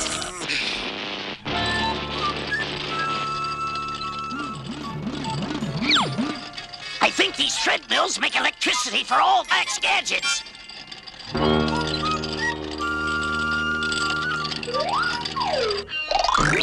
Hey, I stopped it. Yeah. It's jammed. The treadmill is stopped. It's those dumb dogs again. Hey, pal, those are my partners you're talking about. You've had it, Vac. Give it up while you can.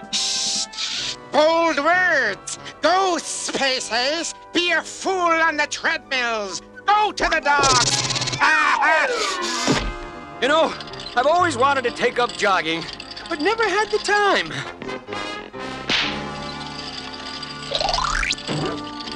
Yeah. Hey, AC, look at me. I see you, Astro. I really do. Now listen carefully. Go to that control panel and find the button that opens these cages. Okay, AC. Will do, yeah.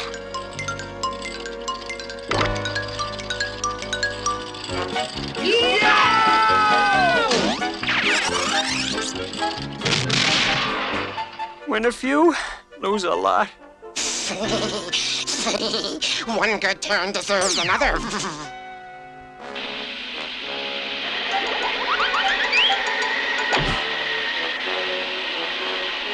You're a dirty guy, Vac.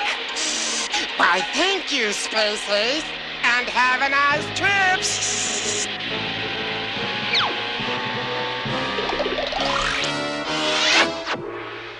My suction console, no! What now, Spacey? Let's go for it, AC, yeah. Take your pick, Astro. It can't get any worse. You fools! You've pushed the reverse suction pack! Now you've had it back. Save me! AC, look what's coming.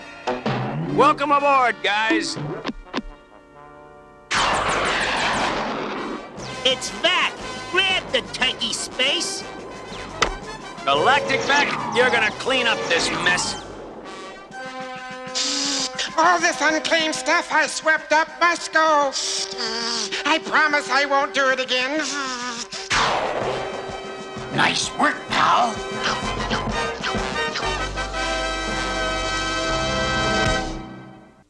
And now the final clue to this week's Space Code. The secret of defeating Uglor is hidden in this message. You can break the code if you let each number tell how many letters to count in on each word. Let's hope we're not too late. The Teen Force, Space Ghost, and the Herculoids all team up next on Space Stars. We now return to our program. Near a neutron galaxy far, far away, Uglor the Invincible is about to unleash his ultimate plan of conquest. Only once every million years does a neutron galaxy appear in the universe. And now I have found one. Once its cosmic energies pour into my body, I will become the universe itself. Such pain. Could I have been wrong?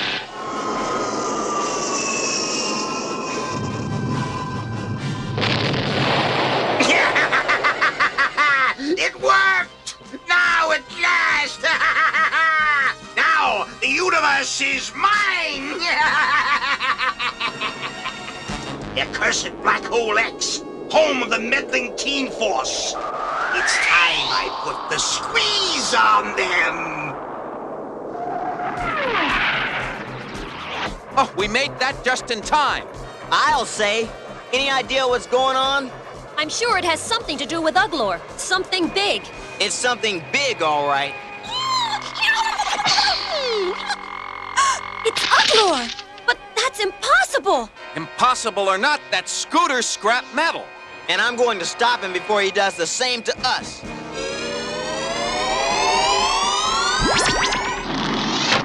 This'll knock him out of the universe.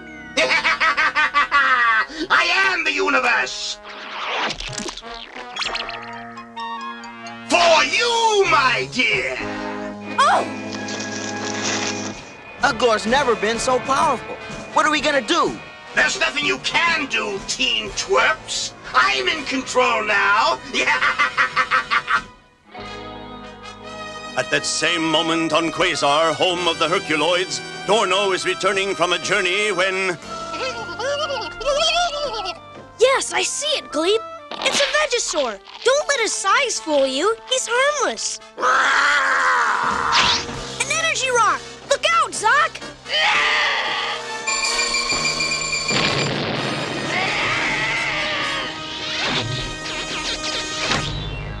Good thinking, Gleep. I owe you one.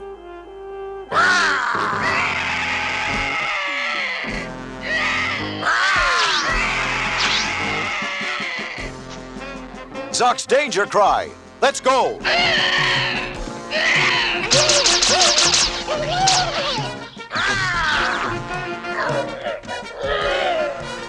Tundro, Igu, use Plan 9.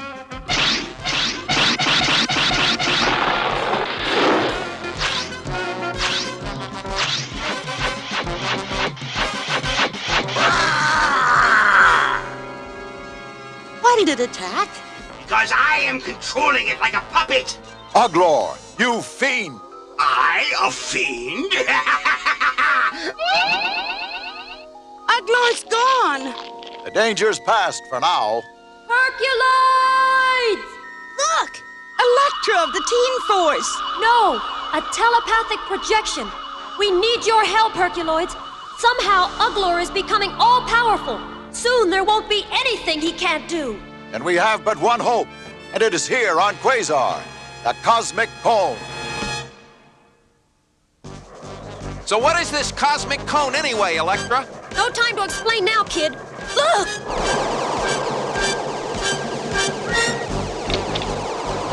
Watch out! It's too late.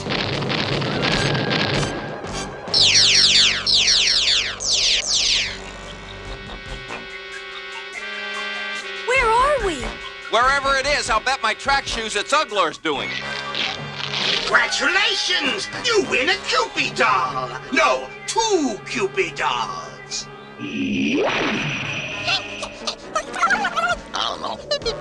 Uglor, stop it! Relax! I have not destroyed them!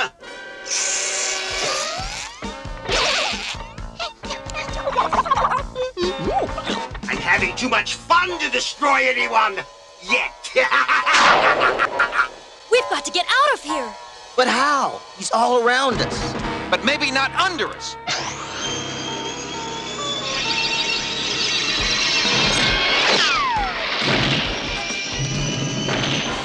This way out! Lucky for us, Uglor still makes mistakes. He's still not sure how to use his powers. Let's hope we can get to Quasar before he figures them all out. Father, where is the cosmic cone of which you speak? The abandoned city of the ancients. We are nearly there. Strange, Uglor hasn't tried anything for hours. Maybe the big ape has given up. Dorno! Father! Father!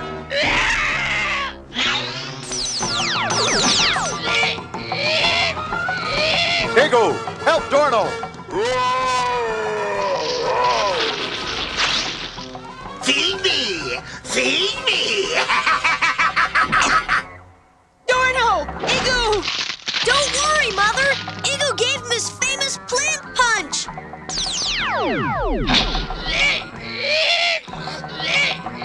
Stand back, Dorno! Quick, Tundro! Help me clear a path! Good work! Now let's hurry! There's no telling what Uglor will do next! Hang on! Quasar's close now! I get the sudden feeling that Uglor's a lot closer. You're right! Look! He's throwing us a cosmic storm!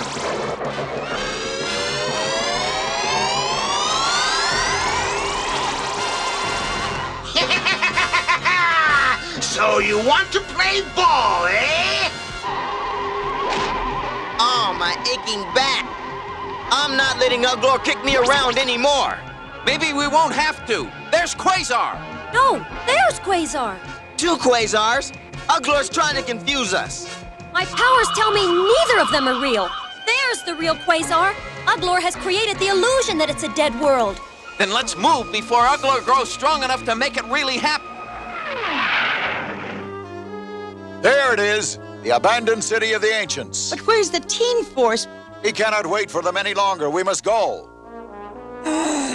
You won't go alone, Herculoids. The teen force! You made it! Just barely, Dorno. If we fail, the universe falls.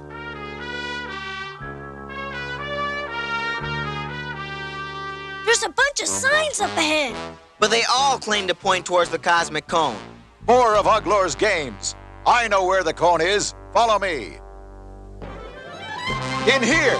We must force the doors open.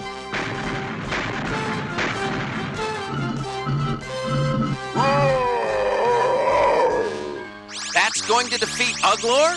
Sometimes very big things come in very small packages. How does it work? We make it work. Now, for the moment of truth. Oh, too late! I am tired of toying with you. I have won, and you have lost. Whoa! Everyone, concentrate.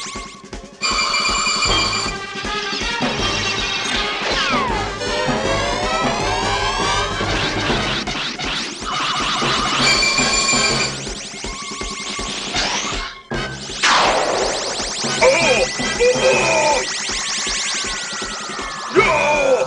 No! I can't be defeated now! I was so close! So close! Oh, it's over. At long last, it's over. We couldn't have done it without you, Herculoids. We couldn't have done it without each other, Teen Force. Uglor is defeated, for now. Yes, Uglor has been defeated once again. But there is no rest for our heroes, for with great power comes great responsibility. The responsibility to continually protect the universe from evil.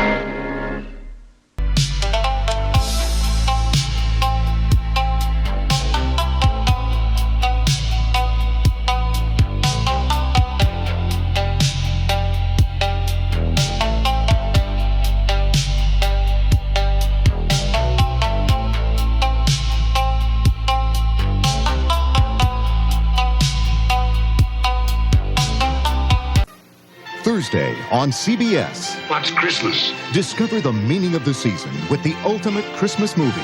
Join George C. Scott. Humbug. And the Equalizer's Edward Woodward as holiday spirits teach a miserly Scrooge a lesson of the heart. God bless us all. And God bless us all. A Christmas Carol, Thursday. On CBS. Come celebrate this season with the ultimate Christmas story. Join George C. Scott and Edward Woodward. A Christmas Carol. Humbug. In this modern age, too many people have lost sight of the true meaning of Christmas. Ho, ho, ho. So now, in the spirit of the original, traditional American Christmas, MGM presents the movie that sends up Santa Claus. Mom, hush! Shut up, Ralphie. A Christmas Story, rated PG. Starts Friday at select area theaters. The Lego system starts here with the curiosity of a preschooler and the big blocks of a Duplo building set. And as imaginations grow, so does the Lego system, because most every block fits every other block from every Duplo and Lego set we ever made. From preschool on up, our toys play on and on. Lego and Duplo building sets, the toys you grow up with. I want my block back. We'll be right back with more of Donald Duck's 50th birthday bash. Thursday. I've got my first class tomorrow and I don't have a lesson plan. Magnum plays teacher, taking his class on a field trip to real murder. Whoa, bummer. And We call it executive protection. I know what to do, honey. Simon and Simon protect two Broadway stars from what may be their final curtain. Then, on Knox Landing, a day before the election, Sumner falls apart. Spare me the street corner psych job, will you? As Karen makes a heartbreaking decision. I want to divorce Mac McKenzie. Thursday. This is CBS. Wake up to new Tang. It's sugar-free with a great new taste and vitamin C. Wake up to new sugar-free Tang. Now the drink of the astronauts comes sugar-free with a natural-tasting sweetener for fresh orange taste, plus a full day's vitamin C. Sugar-free Tang breakfast beverage crystals. It's a great new taste with vitamin C. Wake up to new sugar-free Tang.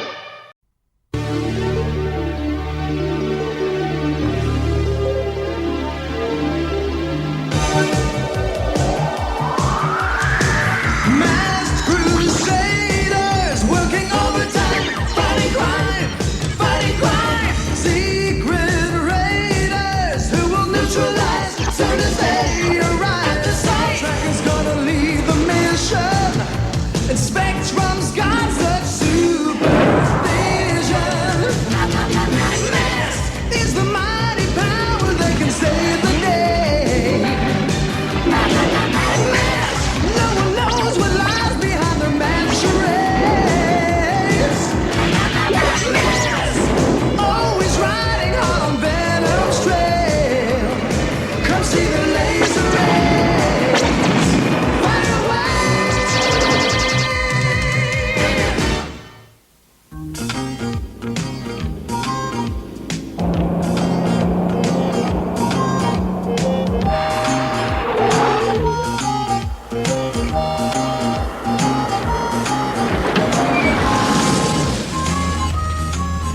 Don't switch it off, ma'am. You'll crack the block. Can you open the hood? I really don't know. I just got this car, you see. It's the first time I've driven it. Would you mind if I had a look? Oh, certainly, certainly. I'm afraid I don't know very much about cars. Hush, Cleopatra. It's not nice to bark at people.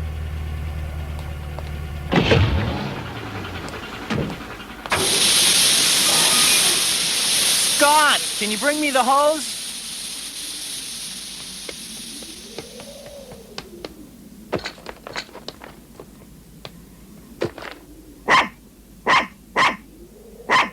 Hey, it's Mrs. Simpson. You used to babysit for me. Scott Tracker, my, how you've grown. And Mr. Tracker. It has been a long time, Mrs. Simpson. And this is T-Bob. Nice doggy. Good doggy. Well, I'm afraid you cracked your water pump, Mrs. Simpson. Oh, dear. Is that bad? It means I'll have to drive into town and buy one. I don't have any of that make in stock. Mrs. Simpson, Buddy could drop you off at your house. How kind of you. Would you like to come with us, Scott? Could I, Mrs. Simpson? Can I, Dad? Think you can stay out of trouble? Sure thing.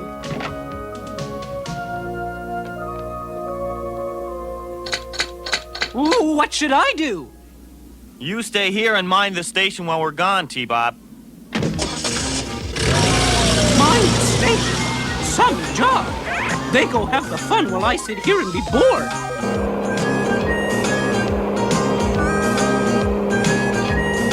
Would you like me to make you fudge just like I used to when you were little?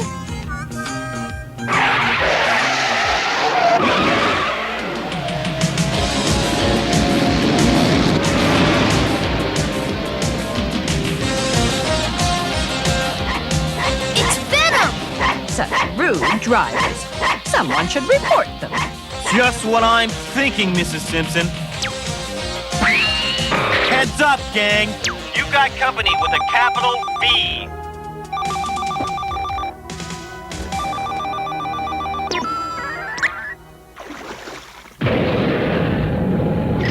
What's happening?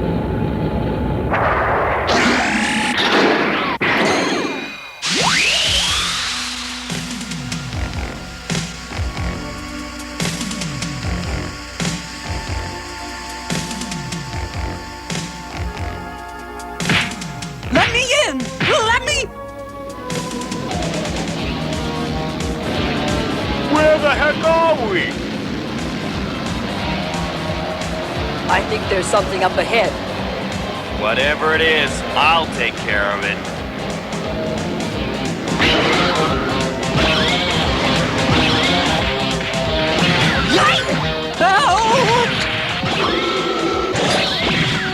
Would somebody please tell me what's going on? Ouch!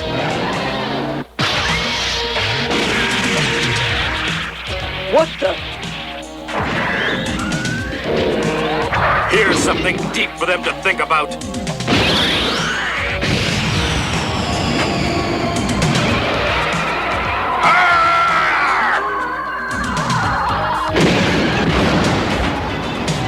Return fire, you chicken head!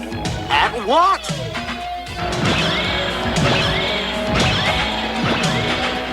Where's the enemy?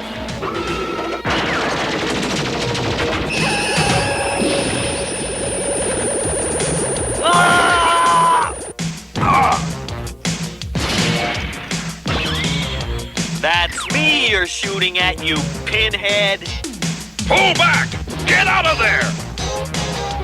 I thought we were after that old Simpson lady. She wasn't at her house. Well, she sure isn't here. Now come on. Powerhouse off!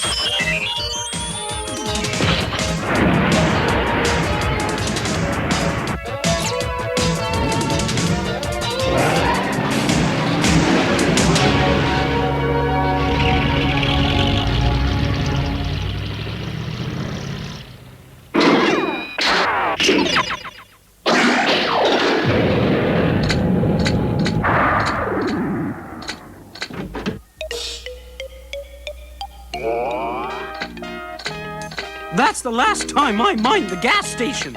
You locked me out. I almost got blasted to bits. That is easy. I will fix you up with a couple of lasers, maybe a radar probe. Not on your microchips. If I had weapons, you'd expect me to fight Venom. Sometimes the best defense is to avoid the battle. What do you think, Matt? I think if T-Bob's our first line of defense, we'd better get some reinforcements. Computer, select best agents for analysis of unknown offensive by Venom. Recommended personnel, Julio Lopez, cryptography and analysis specialist, vehicle code name Firefly, Alex Sector, computer analysis and communications expert, Rhino co-pilot, Bruce Sato, pre-selected. Selection approved. Assemble Mobile Armored Strike Command. Dashed if I can find any correlation of current Venom activities and their attack on us. Venom wouldn't attack us for nothing. They must have been after something. They were after Mrs. Simpson. Rack said so. What? That dotty old lady? Nothing's too small to check out where Venom's concerned. Computer, information on Mrs. Clara Simpson. Age 70. Widowed. Retired school teacher. Lives alone on Wyndham Road.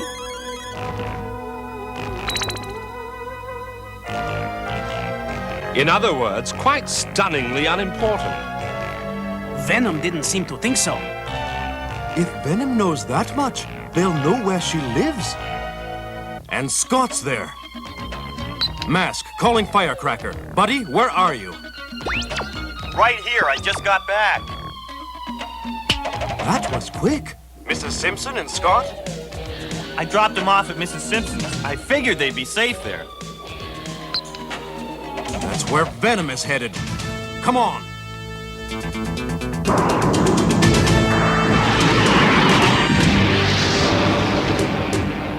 But what about me? You watch the station.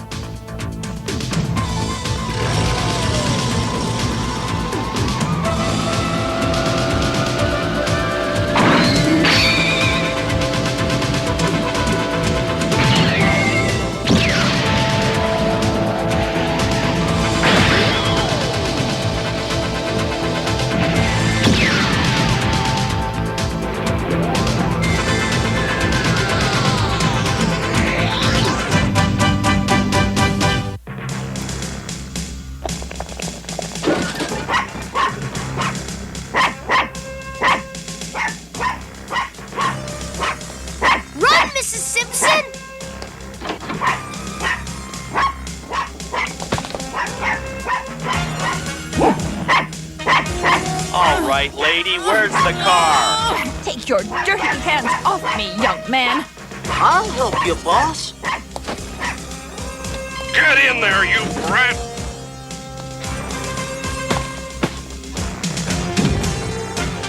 Let me out! Open this door!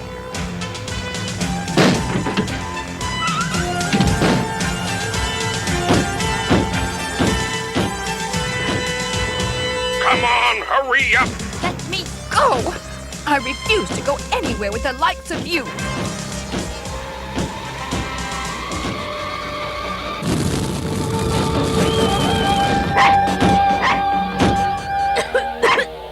Smoke! Something must have caught fire!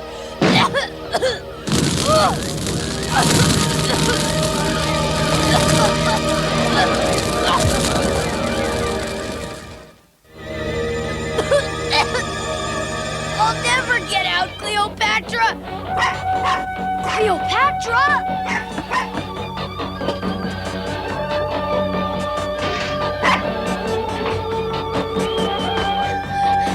First time I ever wished I was little.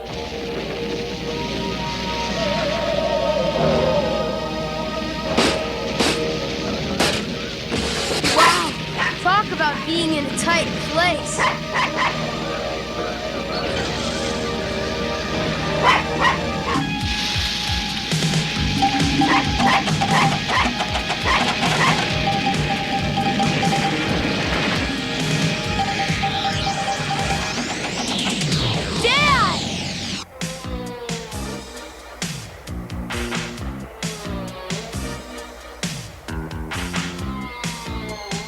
All right, lady, what'd you do with your new car?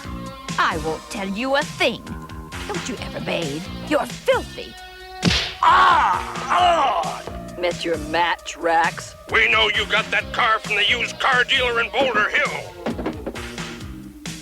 It's none of your business where I got it. She'll talk. We have ways.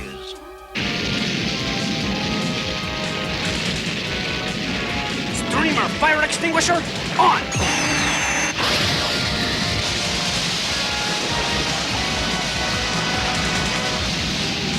Lifter on!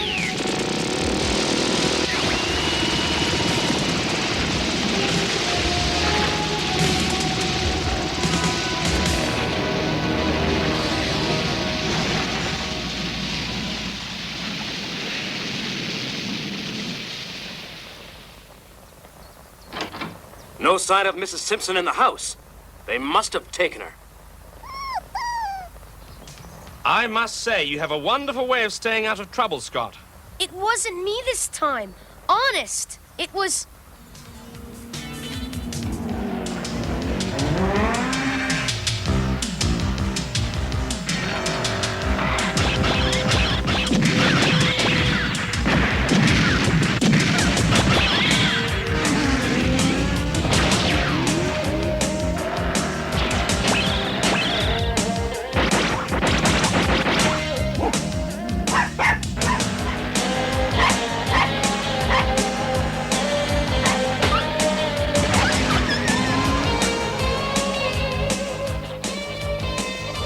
Dickens was that all about? I don't think I've ever seen such a mess. I couldn't even figure out what they wanted the little old lady for, let alone her dog. Perhaps it is not the answer we need, but the proper question. How did Venom know Mrs. Simpson was at the bunker to begin with? How did they know the bunker was there, for that matter? Well, they wouldn't have come all that way to attack a gas station. Why not? Maybe you worked on Mayhem's car and he got the bill. Car! She told Rax she just got it. You wrote down the license number? This is it.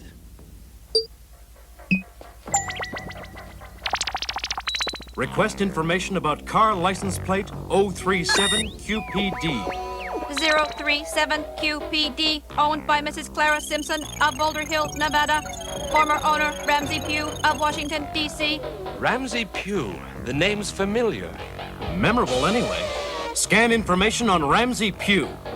Ramsey Pugh, former employee at Bureau of Engraving and Printing, Washington, D.C. Allegedly stole printing plates for $20 bills. Convicted and imprisoned. Plates never recovered.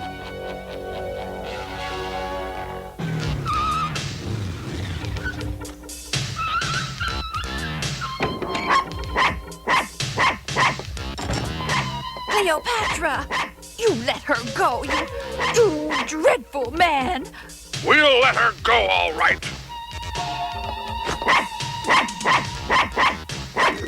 Ah! Ah! Get that little mutt off me! Now, you're gonna tell me where that car is, or Cleopatra's gonna go for a little swim.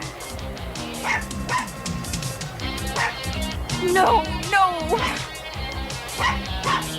Oh, please don't hurt her. The car's at the Boulder Hill gas station. I thought you'd see it my way. Bring both of them along. We may need some hostages. Ah! Whatever we do, mates, we mustn't let Venom see how badly damaged we are.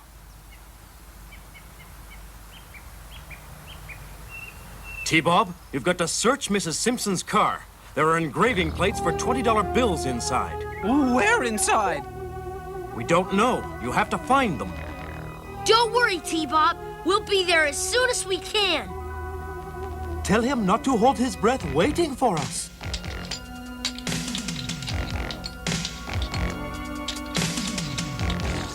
Yuck! I think I'd rather fight Venom than do this. I didn't mean it. I take it back.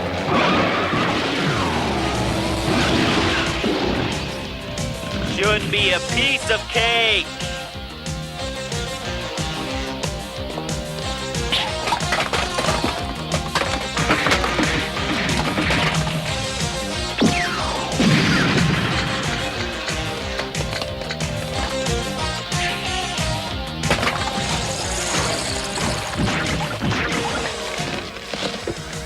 Thank you, Cleopatra.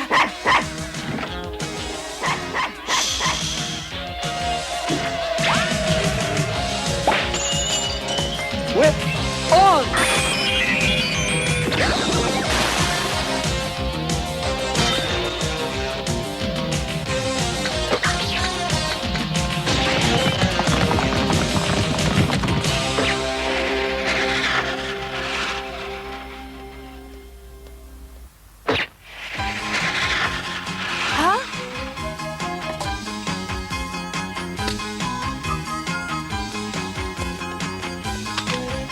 This should fix those nasty people. Help! Look out! It's M.A.S.K!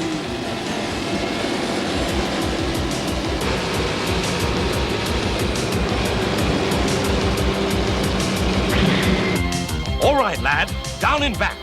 But I won't get to see anything. Down.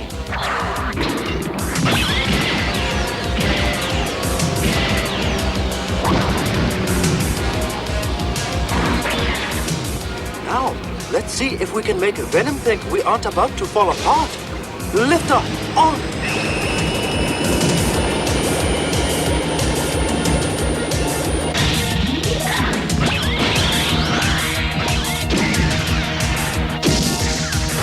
What the?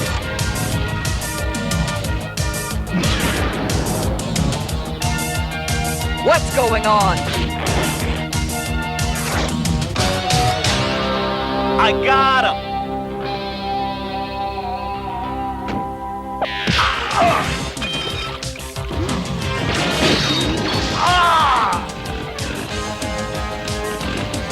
You blundering nincompoop!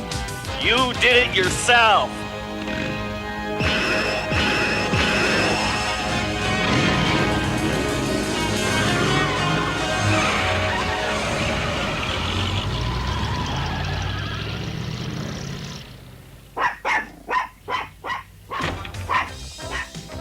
It's okay, Mrs. Simpson. Good gracious, more people in masks. That's odd. She doesn't usually like strange people. And he is about as strange a person as you can find. It just shows she has good taste.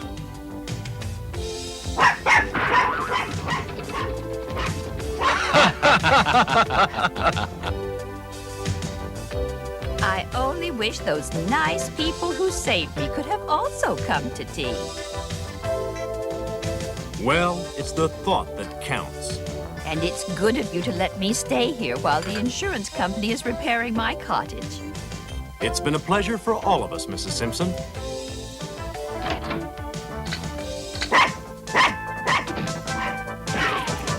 Well, almost all of us.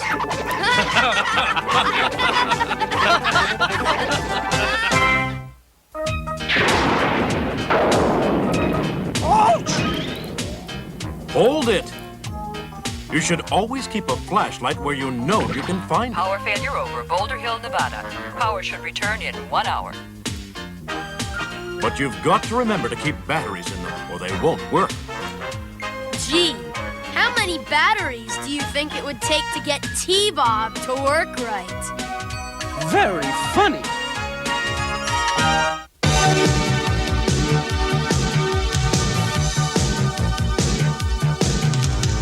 Secret raiders who will neutralize soon as they arrive. Soundtrack is gonna lead the mission, and Spectrum's got such supervision. M.A.S.K is the mighty power that can save the day. M.A.S.K, no one knows what lies behind the mad charades. M.A.S.K, always riding hard on Venom's trail. Come see the laser rays fight away.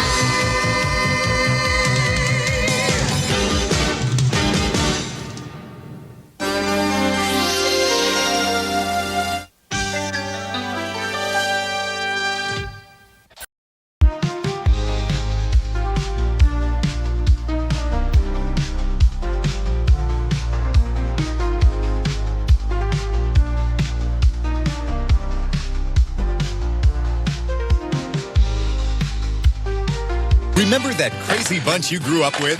Those kids were terrific. Now you can see them again when the whole gang gets together for a very Brady Christmas. Next. Dallas and Falcon Crest will return in 2 weeks at their usual times. Do you believe him? Now stay tuned for a bunch of fun on a very Brady Christmas next. What a good idea. ABC Sports presents back-to-back Christmas cheer. First, top college seniors meet in the Kelly Tire Blue Gray All-Star Football Classic. Then, the Eagle Aloha Bowl follows. All-America Gaston Green leads 10th-ranked UCLA as they take on fabulous freshman Emmitt Smith and the Florida Gators. All next on ABC Sports. At Abdallah's, you'll find the perfect holiday gift for the man who demands style and appreciates the unmistakable mark of quality. Classic gifts that will fit his casual or elegant moods. A luxurious sweater of the finest lamb's wool. Or a handsome sport coat with the soft touch like suede that is sure to make him all smiles. Allow us to help you select a dress shirt and a coordinating tie.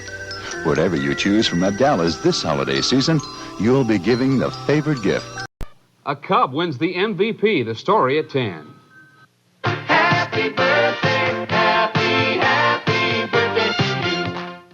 I know Cool, and Cool's teaming up with a good balanced breakfast. Teaming up with Mr. T cereal. That's getting on the team that knows how cool breakfast can be. You get a crispy corn taste with a touch of brown sugar. Teaming up with Mr. T. It's Cool. Teaming up with Mr. T. Golden sweet crispy teas. One bite and you're gonna be eating with a team that's teaming up with Mr. T. It's Cool. Teaming up with Mr. T. Hello, I'm Orville Redenbacher with my famous gourmet popping corn and my gourmet microwave popping corn in handy pop and serve bags. My special kernels pop lighter and fluffier than other corns. So do mine. Just pop it in your microwave, then pop it in your mouth. Mine tastes light and fluffy too. So does mine. Pop my gourmet popping corn or my gourmet microwave popping corn. For the lightest, fluffiest popcorn, there's only one. Orville Redenbacher. Look, Grimace, a suit of armor for a knight. He sure sounds happy. Hello? Hello? From McDonald's Happy Meal. Regular hamburger. Regular fries. Regular soft drink. Now, this is a good night. Good night. When you buy a McDonald's Happy Meal, you get one of 4 different Lego building sets. Great by themselves. Or when you put all 4 sets together and build even bigger toys, you can collect all 4, a different set each week at participating McDonald's. Frank, look! It's another attack! They're not human! They're... Inhumanoids! The evil that lies within. Down in the fiery depths of the earth where nightmares begin. Who can stop them? Earth Core, I hope! Inhumanoids! The evil that lies within. Can Earth Core stop this evil before it's too late? Inhumanoids! Here for 20 questions. When last seen, the Statue of Liberty was being carried deep into the earth by the monstrous Inhumanoid Metlar. Metlar, turn down the heat. Say, why don't we ever go anywhere? You never take me anyplace nice. This place is a dump. And I'm tired of you hanging around with those losers, tendril and decompose. Today, the Masterson team will head deep into the earth in these small dirigibles. And you'll see it all live right here on 20 Questions. Now let's meet the brave members of the Masterson team. Good to see you again, Senator Masterson. It's good to be here, Hector, and just let me say how proud I am to be an American. Here we have Hollywood's top leading man, Dusty Aykroyd. As soon as we bring Lady Liberty back, I'm gonna turn my true feelings and emotions into a heartfelt artistic statement called Hot Liberty. I can't wait. And there's no mistaking the former heavyweight champ of the world, Smokin' Joe Abdullah. Miller, I want you. I'm gonna take the fight right at you. 3 rounds. I'm gonna knock you out.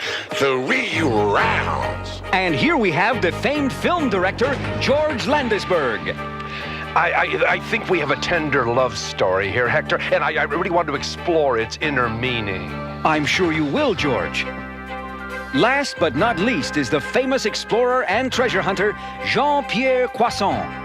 Oui, Hector, we will be able to view the fabulous Lady Liberty as no man has ever seen her before. And there you have it, the Masterson team. What a bunch of panty-waisted, quiche-eating, moist-eyed whips. And when you clowns get yourselves in trouble, don't expect me to come bail you out. Cool out, Auger. I am cool.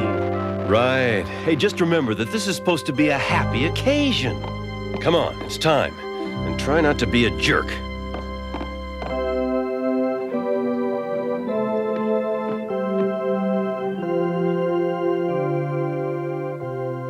This is Rhonda Bartlett with all the gossip that is worth repeating. Today, movie actress Stella Blaze and Earth Core scientist Dr. Derek Bright will be tying the knot. This is Barbara Gown, your roving fashion eye. Stella is a blaze of glory in her gown by Raoul of Ecuador. And if there are any among us who know of a reason why this man and woman should not be wed, let him speak now or forever.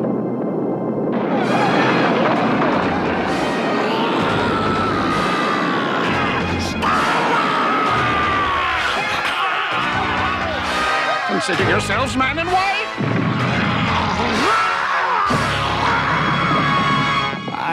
I don't remember too much. Just take it easy, buddy. We're listening. We were flying over Angkor Wat when suddenly this thing came from nowhere. There was a bright flash. What do you think the lightning spitter was, Herc? I don't know. But I think I know who will.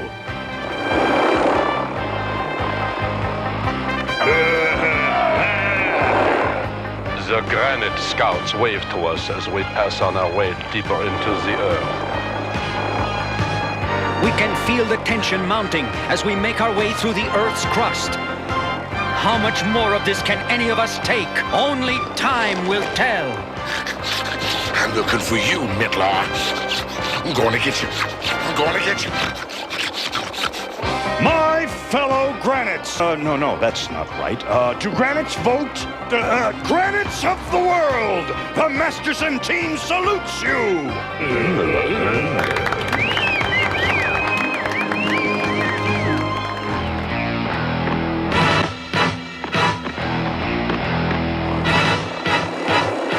The courage of the Masterson team is astonishing, and you're seeing it live on 20 Questions. What was that? This is Hector Ramirez signing off. As we pass deeper into the crust, we feel a vague uneasiness as though we were being watched.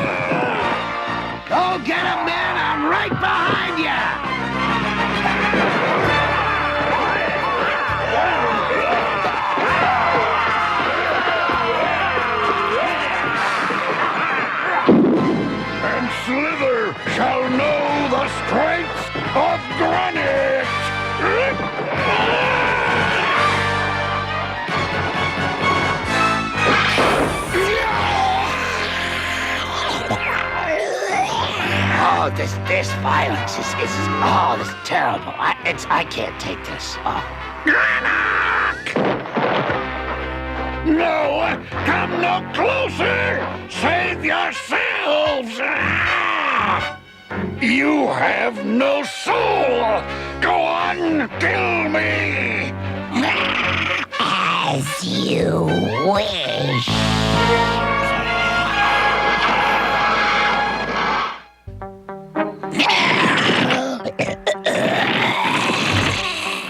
Wait, stop! Hold everything. Listen, Slither, we have no quarrel with you. We can coexist. You're a disgrace, Granny. Oh! Silence! You know, I agree. There's just too much noise. We should have a meaningful dialogue. Yeah. We should be allies. Yes, an alliance. That's a good idea, yeah. I'm glad you see things our way. As an ally, my enemies are your enemies, correct? Well, yes. And our enemies are Metlar, Nightcrawler, and Masterson. Do you understand what that means? Oh, yes, I understand. I'd say we've reached a mutually beneficial agreement. And just to show you that I'm right behind you, I'll tell you where Senator Masterson is. Very well. I will spare you and your leader.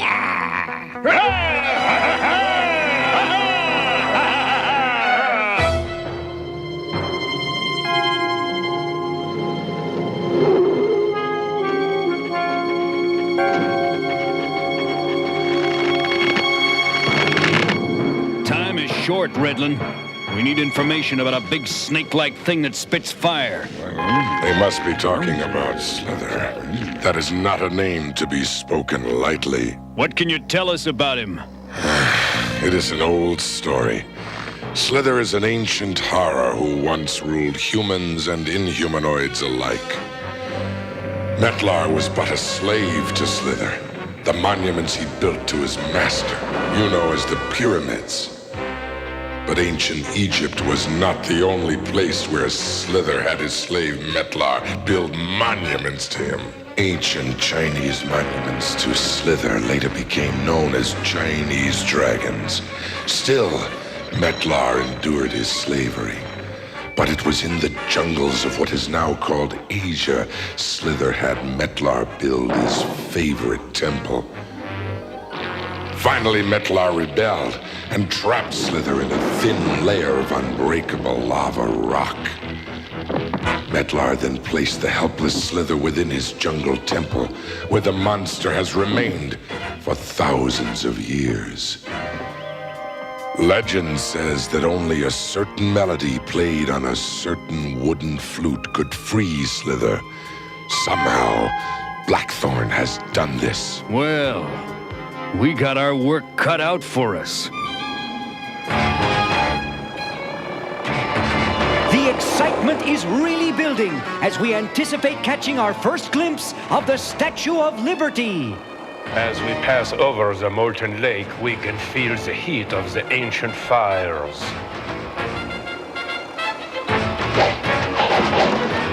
We're under attack, but who's attacking? And why?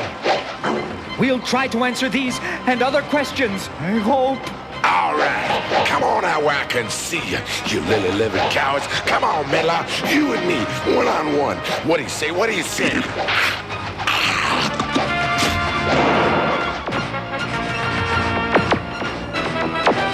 The attackers seem to be Metlar's statue warriors, but the question remains, why and what will happen next? Metlar's statue warriors are defeating your enemies, Blackthorn. Does that satisfy you? Rescue the humans and deliver them to me.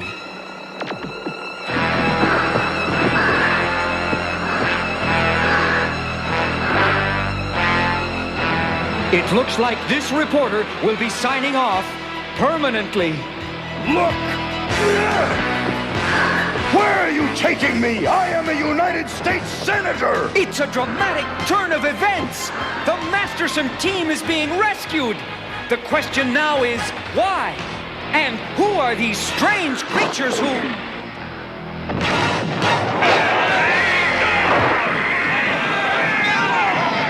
Hey, turn that camera this way. Ah, and here we have a statement by none other than Senator Masterson himself. Senator? I'd like to express my thanks to Blackthorn Shore for the heroism he has displayed in rescuing my team. Yes, it's certainly dramatic how the Masterson team was brought back from the brink of destruction. Wait a moment. I think we're about to have a statement from Blackthorn Shore. And why can't you get decent help? They couldn't even beat those ridiculous, ugly creatures. Are you listening to me? I heard every word! But I was just trying to finish your hot tub, dearest. Excuses, all the time excuses. Turn that up. Let it be known that I am holding the Masterson team hostage until I exact my revenge against Nightcrawler, Metlar, and Earthcore. It's 20 questions. We'll continue to bring you all the late-breaking developments.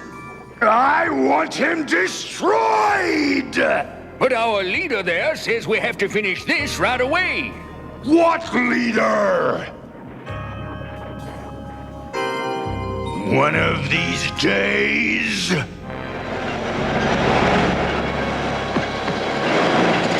Wait, listen to me! Hold your fire. You've got 10 seconds, Nightcrawler! Make it profound! We must join forces to stop Blackthorn. Why should we trust you? It's in our mutual interest. That's not good enough! I know where Blackthorn and Slither are. It just got better. I say give it a try.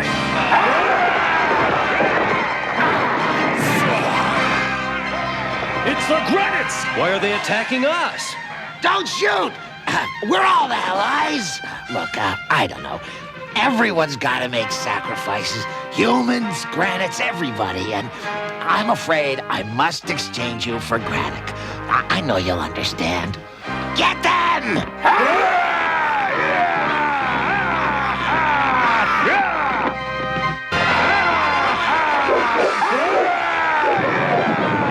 Shoot to disarm!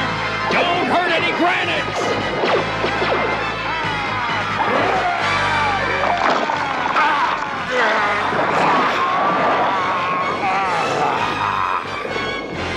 Do it for Granic! Halt! Ceasefire! Granahue, you're under arrest! But General Granitary, I've only been acting for the common good. The common good of Granahue? Take him away! General Granitary, are we glad to see you? Granahue is a traitor! The Granites are your allies against the Inhumanoids! Thanks, Granitary. We have a little job to do and we can use a few of your best fighters. They're yours! But what about him? He knows where Slither and the Masterson team are. He's on our side, at least for the moment. You call this a hot tub? Huh, for surface creatures maybe, but not for me. You can't even do one simple thing right. Why do I put up with you? I ask a few small things. You bungle them. No wonder you can't defeat your enemies. Don't just walk away when I talk to you. If you leave now, don't come back. I'll come back, all right, after I find somebody to pound on like Slither!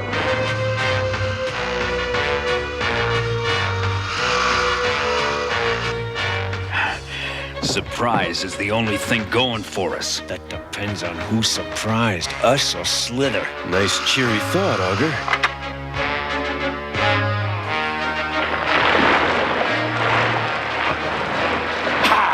Blackthorn dies! I think Nightcrawler's ready. I still don't trust him. Just watch your back. Let's go.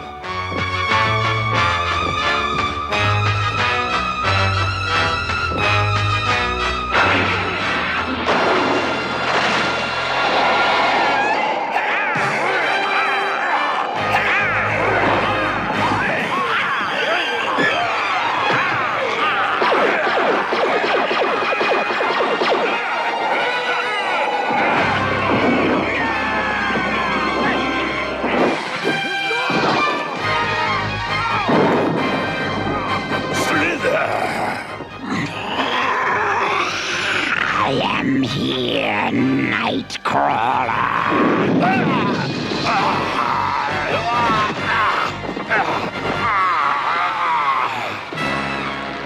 I knew we couldn't count on that slime pit. Hey, he saved your neck. Yeah, well, I still don't have to like him.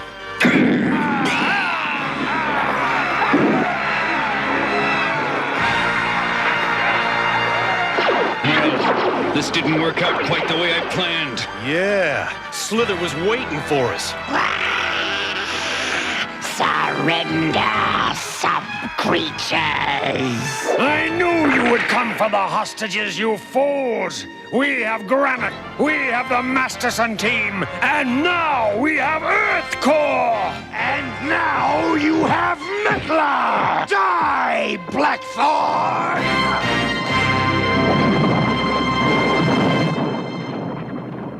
So, Mettler, you've come back to me. Yes, but never again as your slave! We'd better get Granick and the Masterson team out now while the getting's good. And miss this fight? Why don't you referee it? Think I'll catch it on the news at 11.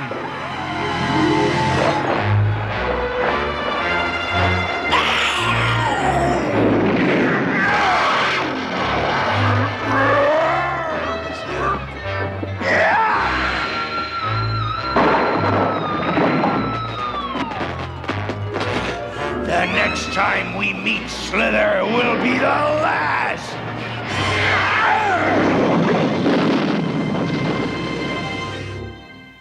Slither! They're escaping! They're all escaping! My enemies! You're supposed to destroy my enemies! You have too many enemies. Slither, wait! We're allies!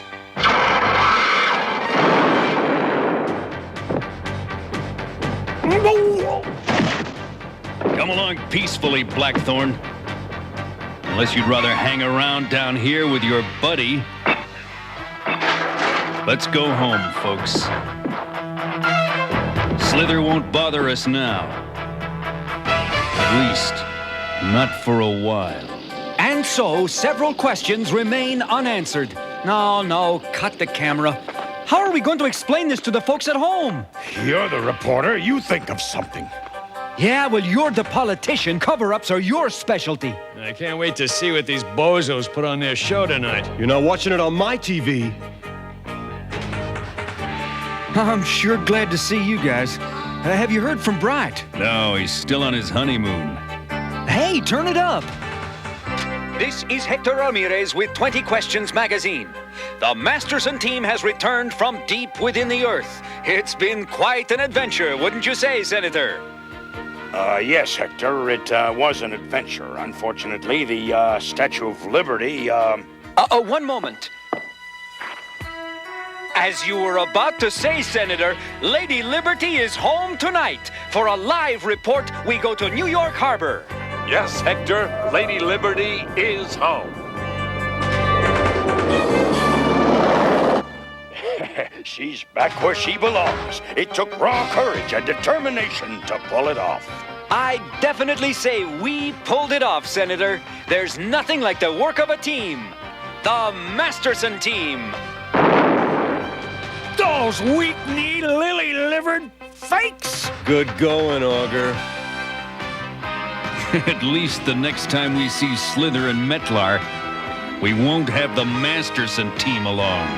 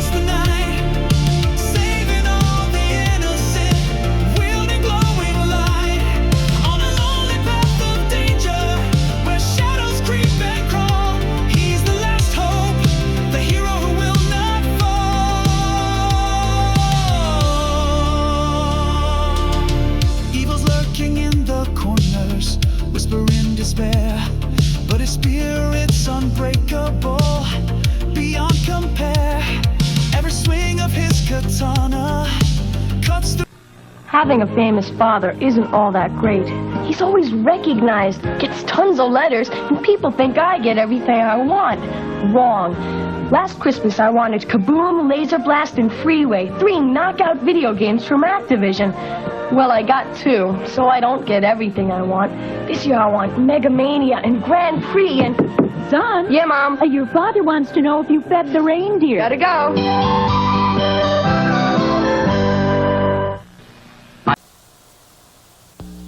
Monday now gives the tree a real trimming. Merry Christmas! Will the family give him the axe? Let's move on to New Year's. Now, then. An Amazing Stories Encore celebration. Cut that bag and raise those mittens. The Christmas one boy can save. Monday.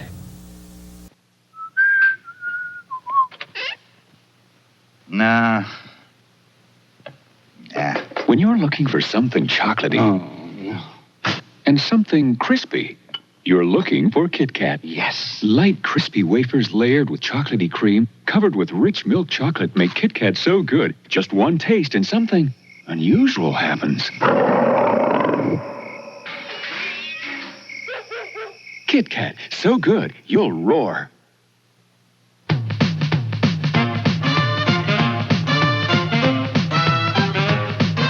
What you gonna drink now? Go for milk, don't you think now? Right for milk, you wanna feel great, feel it first rate. You wanna go for milk now. You'll feel great now, that's for sure. Get it straight now. Now at the store, have more milk, 'cause milk's got more. You'll really go for milk. Okay, this is it. This is gonna be the good one. Everybody. The family portrait. Stand up and smile. When it takes lots of flashes to get it right. Hurry up. Lots and lots of flashes. Everybody smile. For your camera, of all leading battery brands, nothing outlasts the Energizer from Eveready. Nothing outflashes it. Nothing. One more time. The Energizer, energize for life. Long life. Hey, look! The Dungeons and Dragons ride!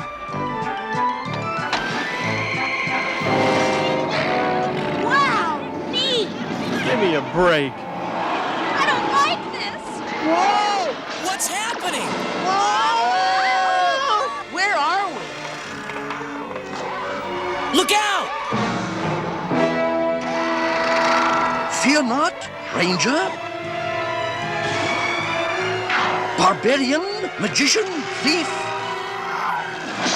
cavalier, and acrobat.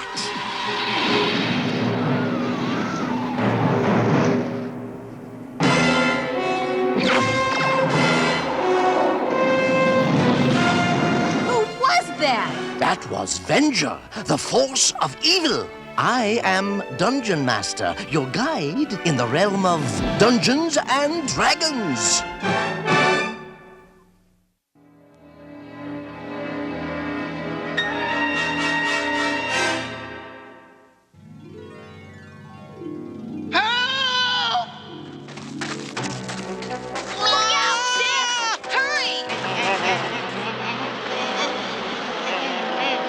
Hey, come on! I said I'm sorry! I didn't mean to bounce a rock off your nest! Yeah! I don't think you're getting through to them, Eric.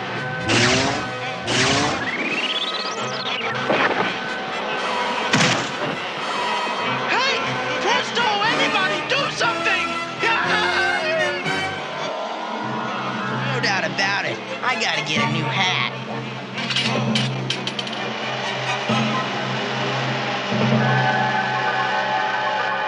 Are they gone? Yes, Cavalier. They are gone. Hey, nice timing, Your Shortness.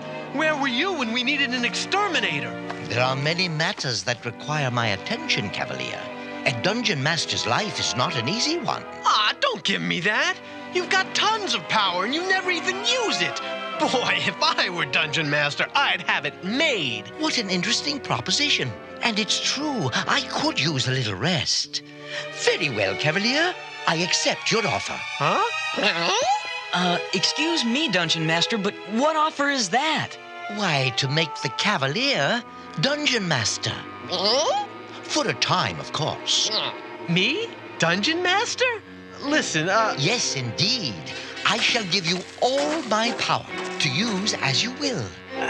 This is a joke, right, Dungeon Master? I wouldn't trust Eric to do card tricks. Wait a minute, Dungeon Master, old buddy. He's right, I can't even do card tricks. Can't we talk this over?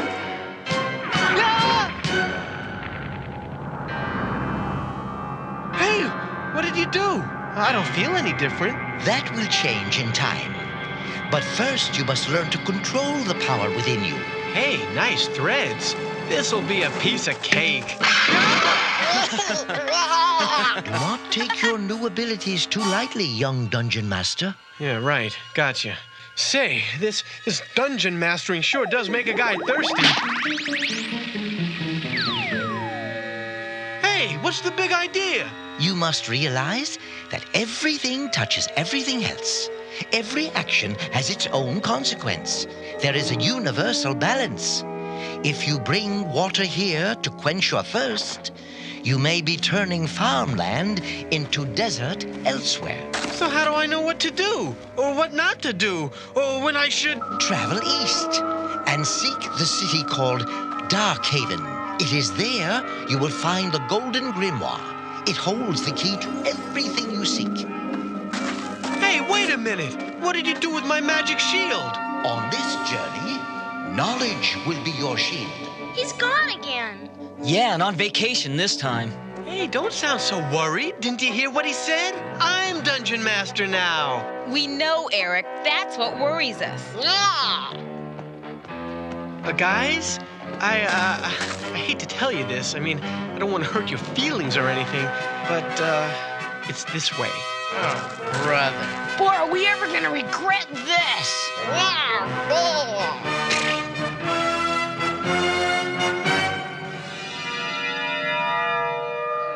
The Golden Grimoire holds the key to everything we seek. What do you suppose Dungeon Master meant by that? Ask Eric. After all, he's Dungeon Master now. Okay, Eric, what about it? Huh? Oh, well, see, it's like this. These things are real complicated and not easy to explain. In other words, you don't know either. What good is being Dungeon Master if you don't know anything about the job? Who says I don't know anything about it? You do. Every time you open your mouth. Tell me one thing you can do. Okay, short stuff, try this on for size. Now that I'm Dungeon Master, I can send us home. I don't believe it. He's right. Well, that must be what Dungeon Master meant. Wow! I can do it! I know it! I just don't know how. Yet. Well, Dungeon Master said to find Darkhaven and the Golden Grimoire thing. What is a grimoire anyway? What are you guys, stupid or what? A grimoire is a book of magic. Oh, right, Eric. Everybody knows that. Maybe it can tell Eric how to get us home. Then what are we waiting for? Come on!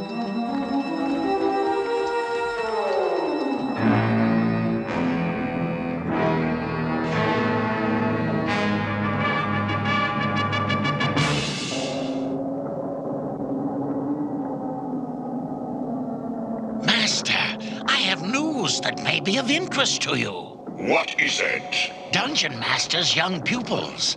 They seek the Golden Grimoire in a city called Darkhaven. The Golden Grimoire. Excellent. Let the fools lead us to it. Its secrets will finally be mine. Come, Shadow Demon. We must join our young friends on their quest. Just how far is it to this city anyway, Eric? How am I supposed to know? Well, you're Dungeon Master, remember? Oh, right. Let's see. What would Dungeon Master say? You will find it unless it finds you first. It lies a long way off, yet in truth, it is very near. How was that? Boo! Ah, give me a break, will you? Things could be worse. See? Bobby? Yeah, you take it.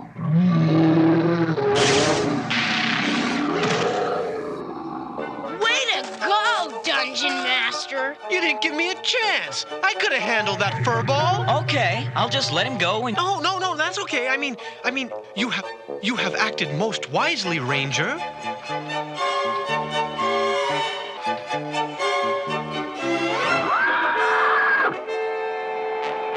How amusing. The young cavalier now masquerades as Dungeon Master. Let us see if his magic can deal with a sorcerous storm.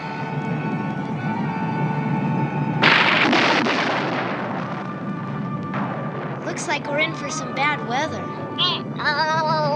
This is no ordinary storm. This is the work of Avenger. How do you know that? I don't know. I just know. Take cover, quickly! Look out!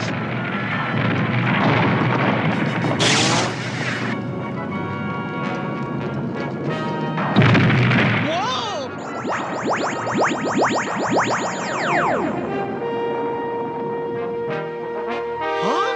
How in the world did you do that? I'm not sure. Well, Eric, whatever you did, it sure worked. Yeah! The boy has much power, Master. Yes, but he has little experience. His power will do him no good. Enough of this amusement, Shadow Demon. We must seek Darkhaven and the Grimoire.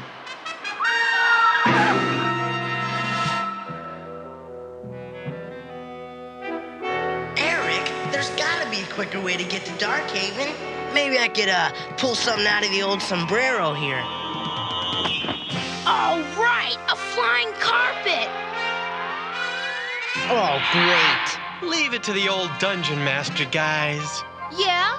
What are you gonna do? Whistle up a 747? Why not?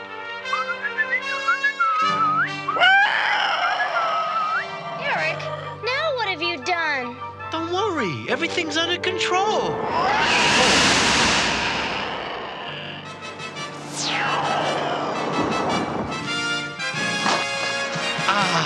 The only way to fly. Oh, great. Bird Brain Airlines. This'll sure beat walking.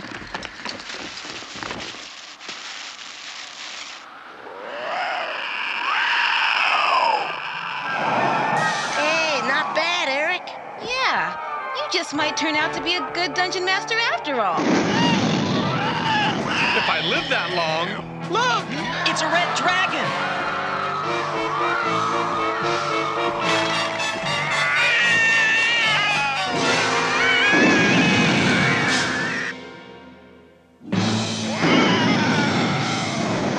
Don't let go!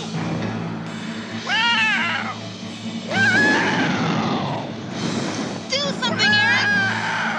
This wasn't in the job description? There's only one thing to do. Abandon bird. Get us out of this, Eric! It's not working! Oh, that's great. Hocus pocus, alakazam. I'll do something quick before we go splat. Hey! What about me? He's got a hit!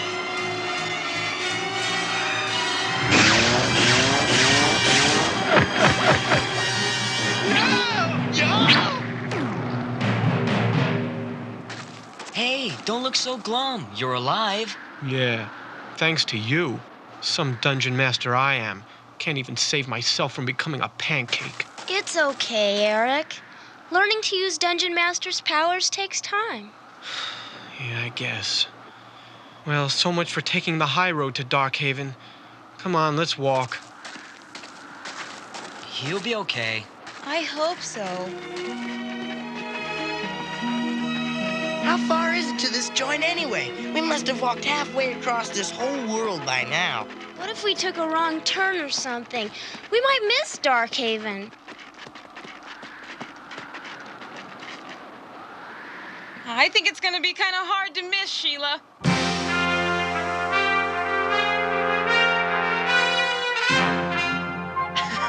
Well, it's bigger than we expected. Yeah, and a lot less friendly looking.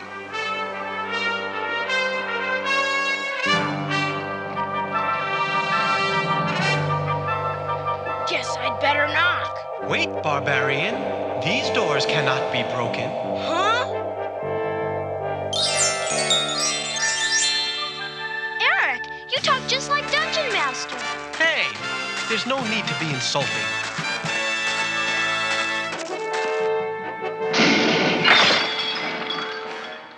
Quickly, Shadow Demon.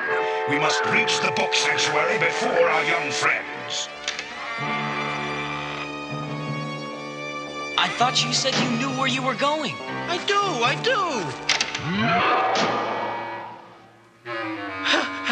Not this one. How about this one, Eric? That's it. Let's go.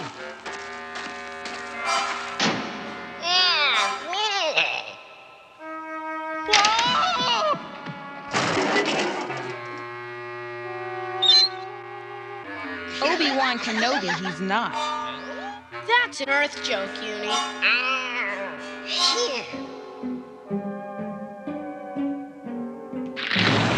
Another wrong turn. It will take years to find the grimoire in a city this size. We shall not have to. We shall follow the children. Since the Cavalier wears the robes of Dungeon Master, perhaps he possesses Dungeon Master's knowledge as well. But how will we find them? Leave that to me. You sure this is the right way, Eric? Hey, trust me. After all, what's Dungeon Master got that I haven't got? Style, Eric. Style.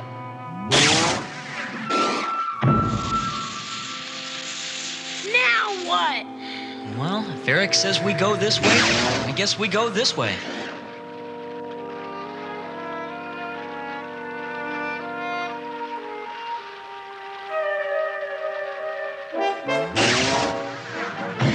This is spooky. Don't worry, I'm telling you, there's nothing to be afraid of. Phew, it's not real. It's just the statue. There, see? No big deal. Look out! Look out!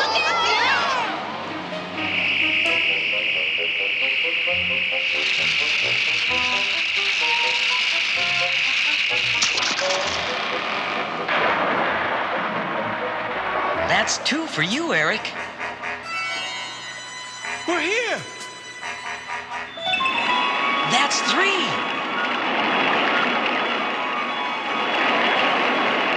Follow me. Anything you say, Dungeon Master. Wow.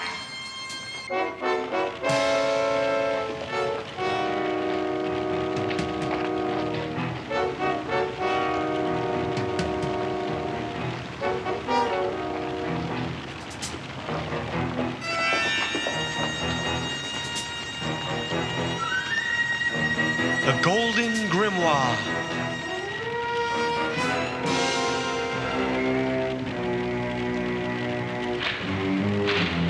This is it. Gang, we're going home. Kopira al-Kushi. Ascopati al-Kalato.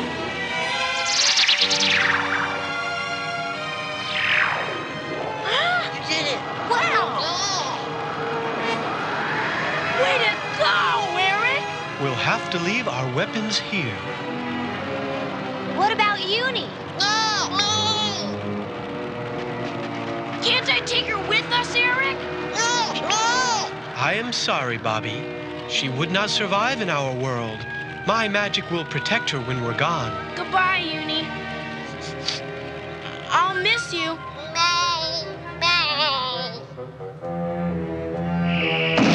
A most touching scene. What a shame it is all for nothing.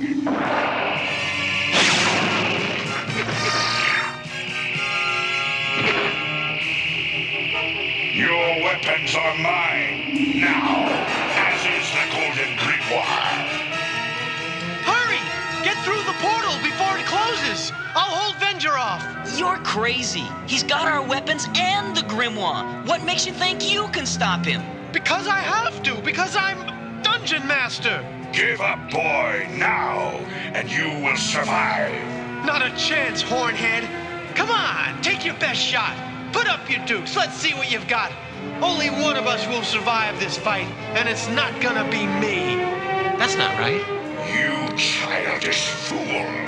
You think this a game? I assure you, this is no game.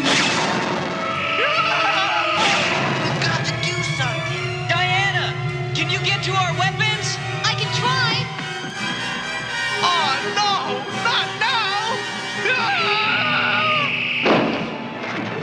Did you really believe a child like you could be Dungeon Master?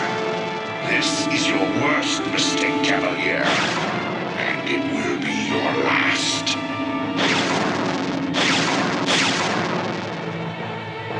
It's now or never! Master, the weapons! Stop! Catch, Bobby.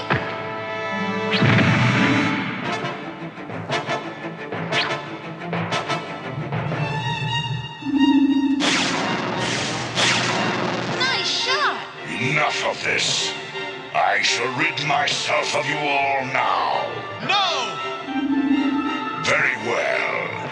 You shall be first. Knowledge will be your shield, Cavalier.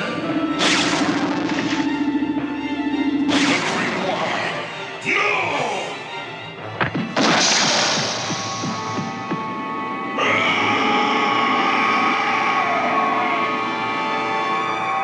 Let's get out of here! The whole place is gonna blow! But what about the portal? It's gone, Sheila. Yeah, and so are we. Hang on.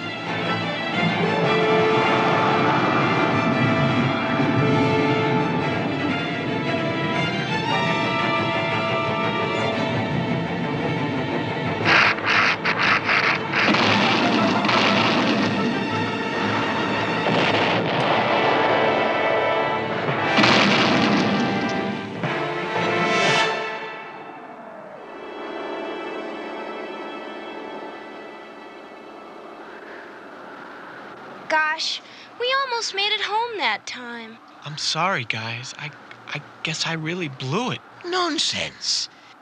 You have done well, young Dungeon Master. Are you kidding? I mean, I fouled up sending us home. I destroyed the Golden Grimoire. But you were willing to lay down your life for your comrades. He's right, Eric. You risked your life to save us. I did? Yeah. Oh, yeah, I did. Yeah. Wow, I must be nuts. Listen, Dungeon Master. I mean, don't think this hasn't been fun, because it hasn't. But I'd kind of like to go back to being Eric the Cavalier, if that's okay. Certainly.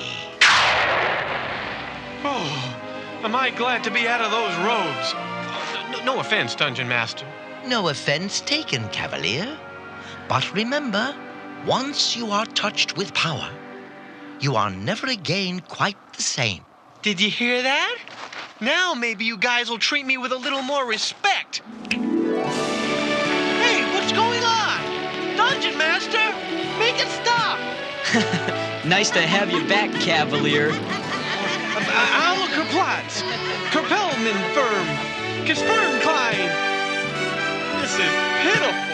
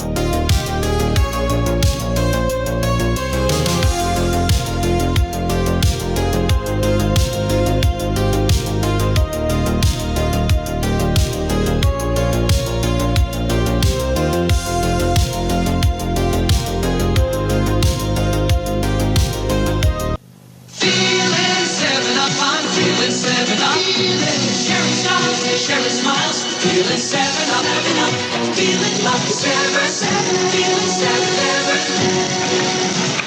That's good, huh? Wow, was that the jet? No, that's just This holiday season, save $2 when you start a party with 7-Up, the great party starter. Look for details on packages at participating stores. Celebrate the holidays in style with Holidays stemware from Arby's. They're yours for a special price when you buy a medium or large soft drink. Fill these beautifully etched glasses right up to their 22-karat gold rim. So, however you celebrate the holidays, celebrate in style with Holidays stemware from Arby's.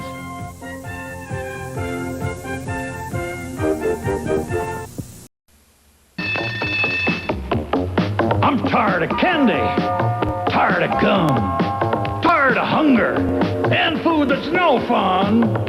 I'm tired of pretending I don't like spaghetti, but school lunch keeps me roaring ready and rock steady. Pizza, spaghetti, burgers. With Chow Daddy in your school cafeteria, it's the fun place to be for lunch. Desserts.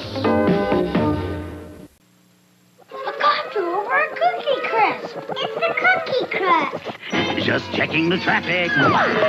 Cookie Cook, this scheme to get Cookie Crisp isn't taking off. Who can blame me? It looks like little chocolate chip cookies. But Cookie Crisp cereal stays crispy in milk, and it's part of this complete breakfast. Well, Cookie Cook, it's time you started a new career. Yeah, this one's definitely winding down. If you like cookies, you'll love Cookie Crisp. Are you ready? Because once you bite into a Three Musketeers bar, there's no turning back. It's so light it lifts you to the limit in chocolate taste, with the center ripped like a chocolate cloud and coated in velvet smooth chocolate. Go on, lighten up with Three Musketeers and let your spirits soar.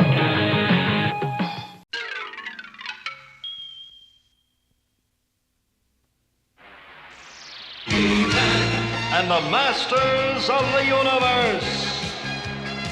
I am Adam, Prince of Eternia and defender of the secrets of Castle Grayskull. This is Cringer, my fearless friend.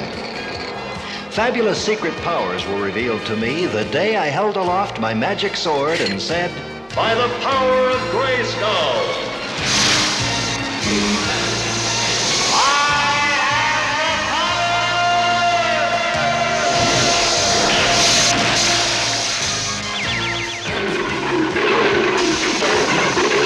Cringer became the mighty Battle Cat, and I became He-Man, the most powerful man in the universe.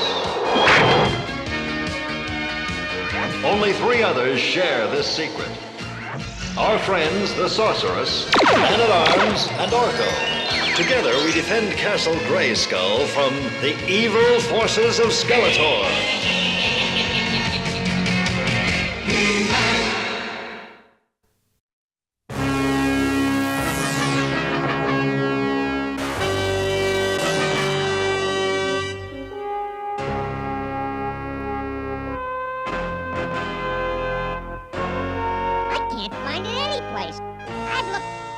Everywhere.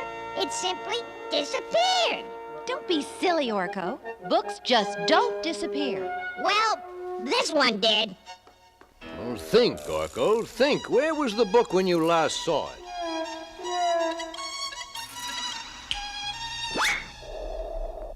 I put it right there. It was all about unicorns with lots of pictures. It was Adam's birthday present. What am I going to do? His birthday is tomorrow.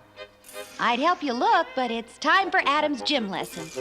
Who would steal a book about unicorns? I'll show you again. Grab, pull up, grab, pull up. It's easy. Look out below!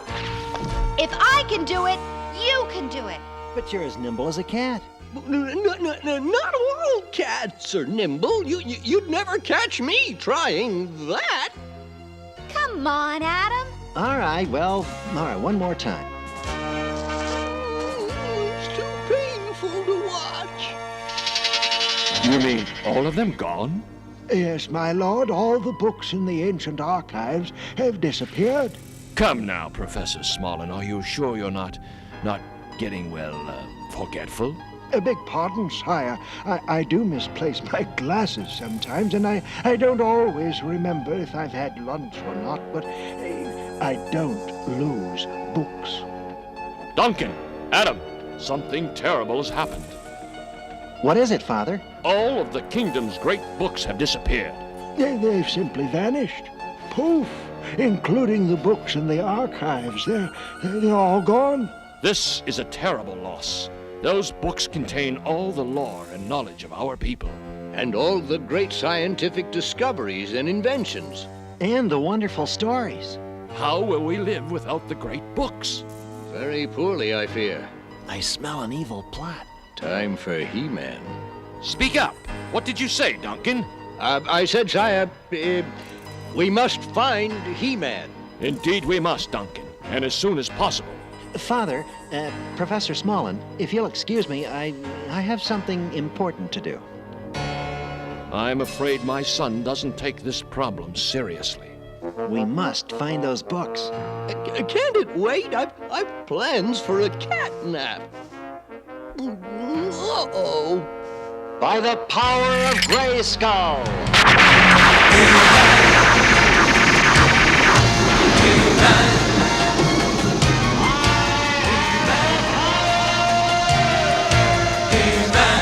There goes my cat nap.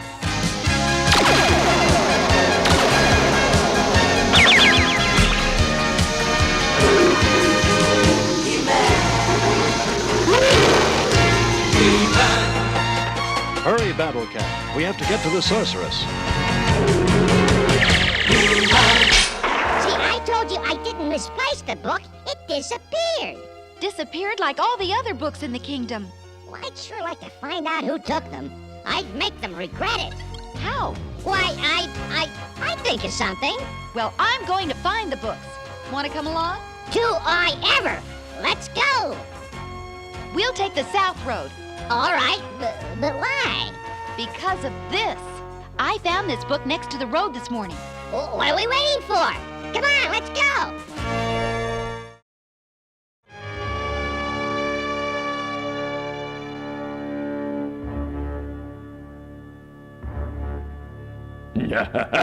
How terribly clever of me to take the books. When the people of Eternia find out, they will force the king to step down, and they will name me Brilliant Batros, the Emperor of all Eternia.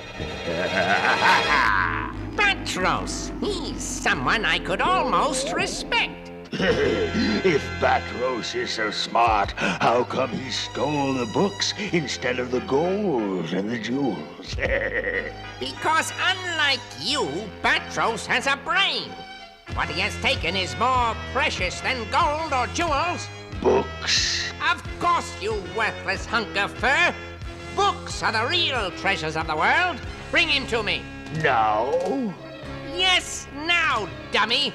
I can use his clever brain to help me once and for all to capture Grayskull and its secrets. I'll get right on it. You'd better take Trapjaw with you. You might get lost by yourself, Furbag. Soon. What is He-Man doing at Grayskull?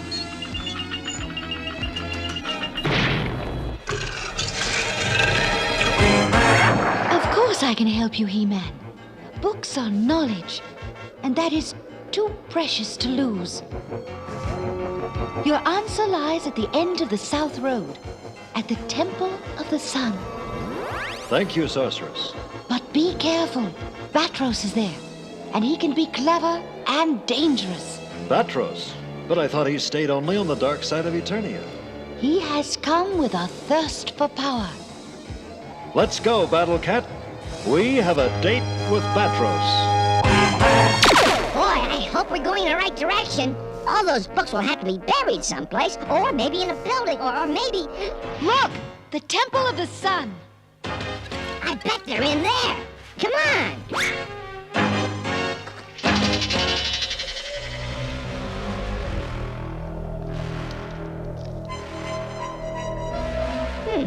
No books here either. Nothing. And that was the last room. I guess the books aren't here. And I was so sure.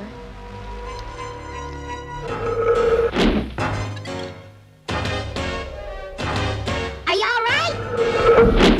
Yes! The books, you found them? I've never seen so many books in my life. We have to get back to the palace and tell the king we found them. You go. I have to find a unicorn book. Oh, thank goodness they're not damaged. If you like the books so much, you can just stay with them until I figure out what to do with you. Beastman and Trapjaw should be getting to the Temple of the Sun soon. He-Man! Looks as if he's going to the Temple of the Sun, too. I'd better slow him up. Do what I tell you, Desert Sand, for you are under my command.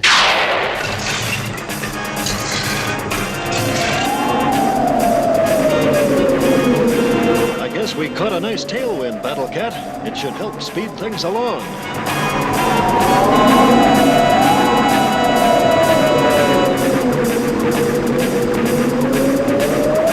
It's time to blow out of here, Battle Cat.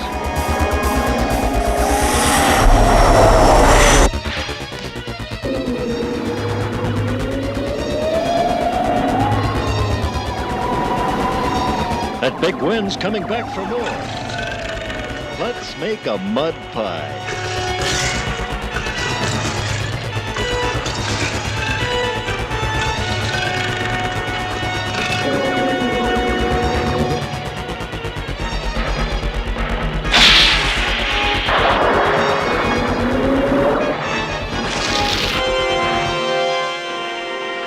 That sure dampened its spirit.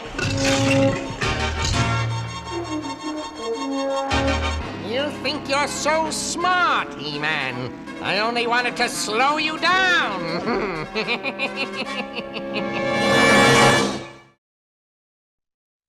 A unicorn book has to be here someplace. Even if you find the book, it won't do you much good unless we find a way out of here. You fools had better realize that I, Patros, will soon rule Eternia. I order you two to bow down before me or to face the consequences. Bow to you? Ha! Never! Not on your life, Bat Brain. Why, you...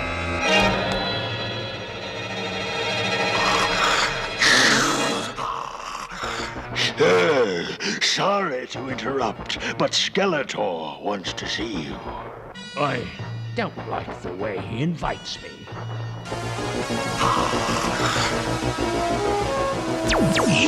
Yeah, you're a rotten shot, Petros. Really? Look again, Rusthead. You should have asked me nicely, but the fact is, I want to see Skeletor, so you can lead the way. Take it easy.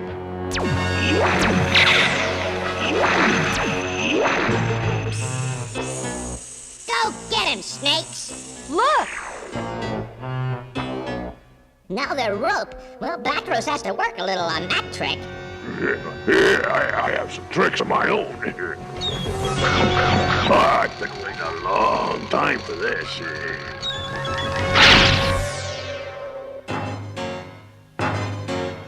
Quick, Orko! Now, Orko!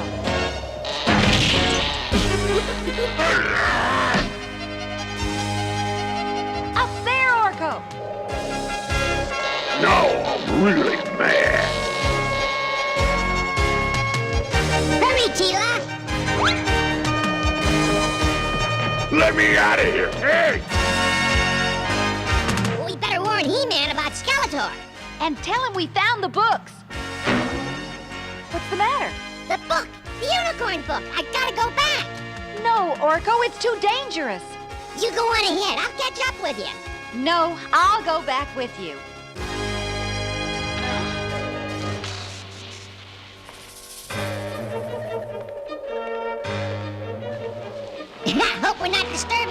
Trapjaw. I believe your mouth is getting a little rusty. When I get out of this, I'm gonna show you, Rusty, a rotten little pest. Sticks and stones will break my bones. Hey, here it is. It's my unicorn book. Come on, let's get out of here.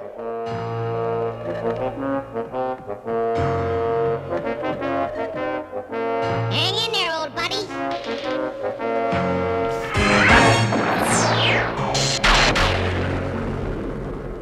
I found this one away from home. I thought I'd bring him back to you. I'm considering putting him on a leash. I'm here because I think you might be able to serve my purposes. You will serve my purposes, Batros. You will do as you are told. We will see who serves whom. Your puny lasers mean nothing to me. Surely you can do better than that? Am I supposed to be frightened? More tricks, Batros? Or are you ready to talk business? You talk. I'll listen. I'll talk and you'll obey. You're clever, Batros, unlike some of my servants who can hardly think at all. You have a brain that could warm my heart if I had a heart. What is it you want? Grayskull, and you are going to help me surprise and capture it. And if I do? When I have Grayskull and its secrets, I shall be the ruler of the universe. Then I might consider giving Eternia to you to rule. I have a plan. You see, Beastman? Some use their heads for something besides growing fur.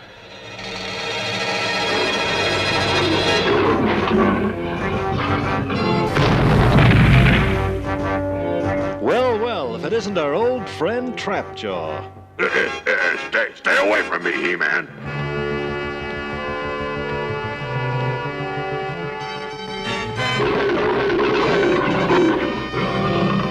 Let him go, Battle Cat.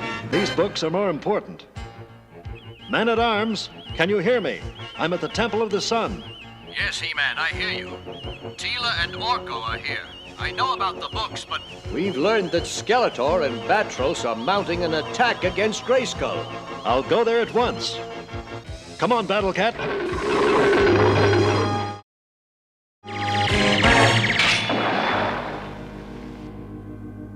While the sorceress is watching Beastman's squad, we'll sneak across the moat from this side. And how do you propose to do that? There's our bridge of snakes. After you, my dear Skeletor. And turn my back to you? Oh, no! You lead the way. I hope this isn't a private party. Take care of Beastman and the others, Battle Cat.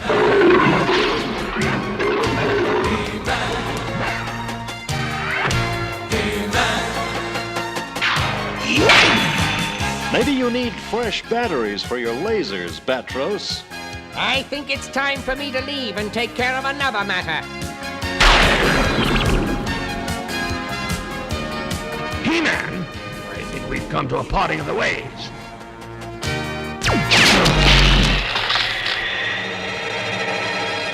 So long, He-Man, and I do mean long. You will never reach bottom. You will fall forever. We'll see about that.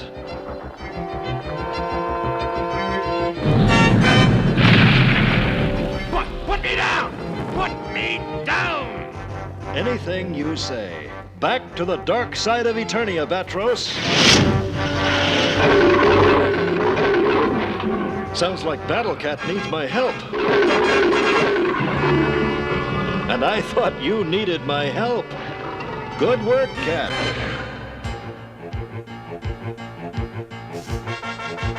They're right in here. The books have disappeared again. We better inform He-Man. He-Man, can you hear me? Loud and clear, Man-at-Arms. What's up? The books, they're gone. They've disappeared again. Well, well. I think I know who took them. I'll be in touch. Come on, Battle Cat. This job isn't finished.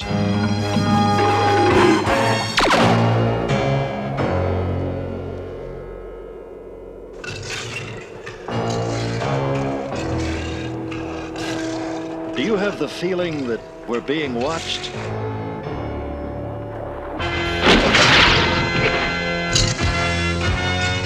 Well, He-Man, did you think you could just walk into Snake Mountain? Well, I did think of calling ahead. Where are the books, Skeletor? And what makes you think I have them? Batros had an idea that the books would give him power. And you'd steal anything for power, even Batros's idea. Struggle all you want, He-Man. That net is made of elastium.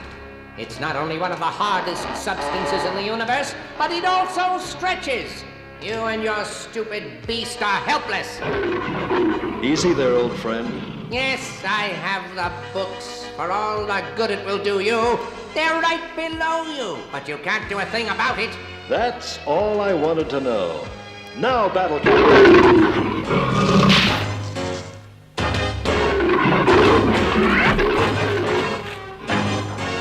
I knew you wouldn't tell me the truth unless you thought we were helpless. I'll leave you now, but just so you won't catch cold.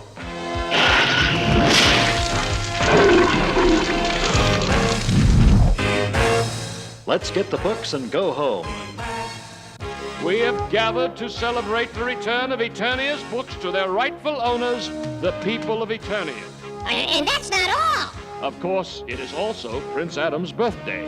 Happy birthday! Happy birthday, Adam! Hip Hey. hip! Hooray! Happy birthday, Adam! Thank you, everyone. And here's my birthday present to you, Adam. Oh, my. I've been wanting this unicorn book for a long time. Thank you, Orko. You're terrific. Yeah, I know.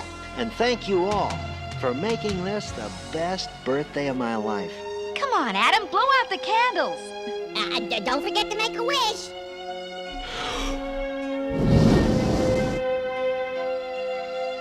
Oh, I don't believe I'll do that.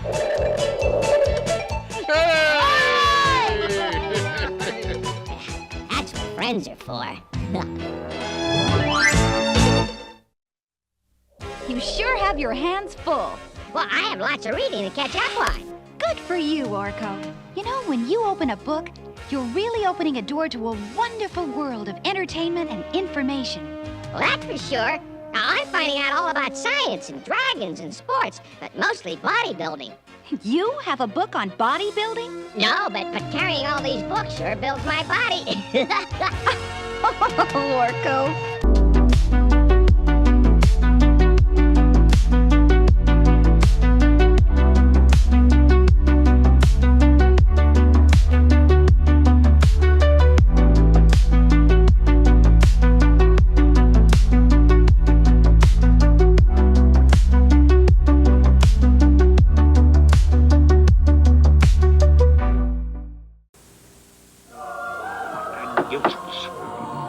The taste of nuts and honey, Mr. Scrooge.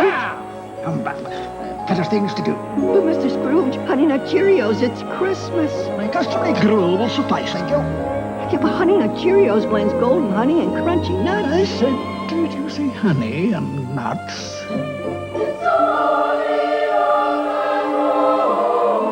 Merry Christmas, Mr. Scrooge. Friday. Merry Christmas, City Slicker. America's favorite fat cat is going home for the holidays. Gadgets, toys, greed, avarice. I love it. A Garfield Christmas special. And climb aboard. Next reindeer's due any minute. It's those sensational California raisins in the Emmy Award-winning Claymation Christmas celebration. Then, two brothers, one woman in a cross-country race to save a town in trouble. We got a lady on board, and she is in labor. John Schneider and Tom Wopat in Christmas Comes to Willow Creek. A full night of holiday fun Friday. Yummy fruity pebbles in our bowls. Oh, here comes you-know-who. Yabba-dabba fruit, delicious do. Oh, ho, ho, I'm hungry. Santa, my pebbles. pebbles, your pebbles. 'Tis the season to be sharing, Fred. Happy holidays, pal. Oh, Fred. Fruity and Cocoa Pebbles cereals, part of this nutritious breakfast. Half human, half animal. Thunder, thunder, thunder, thunder, yes. Thundercats, Mummer and Lion-O, each sold separately. I'm Mumro, want the sword of Gundera. With this secret power ring, battery not included, you can make Lion-O's eyes light up. With Battlematic action, you control their swords. The sword is mine, Lion-O. That's what you think, Mumra. Thundercats. Thundercats, Mummer and Lion-O with light-up eyes, each sold separately. New from LJN. Milk, it does. Milk, it does the body. Milk it does the body go. Pass it on. How's that go? Builds your bones so you can grow. Milk's got calcium, don't you know? It does. So good for teeth, it makes you smile. It's so good, it drives you wild. Milk, it does the body good. Pass it on. Milk it does, yeah. Milk, it does the body good. Milk does the body good. Pass it on.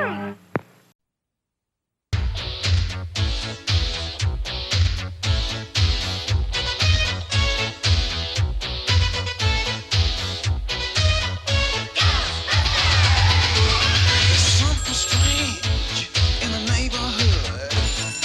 Who you gonna call? There's something weird and it don't look good. Who you gonna call?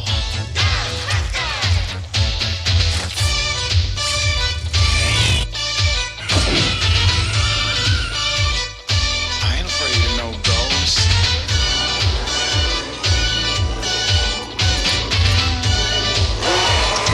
I ain't afraid of no ghosts. Who you gonna call? Who you gonna call?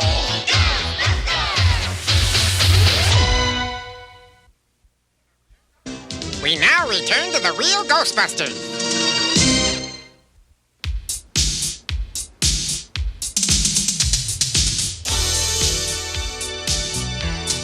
Hey, this is Rick Martin at the Hot Spot on your radio, WYKBC. 1040 on your dial. Tonight is something really special because old Mama Moon is going to be a part of a rare alignment of stars and planets. Something they say only occurs once every 300 years. Sounds like my love life. Just kidding.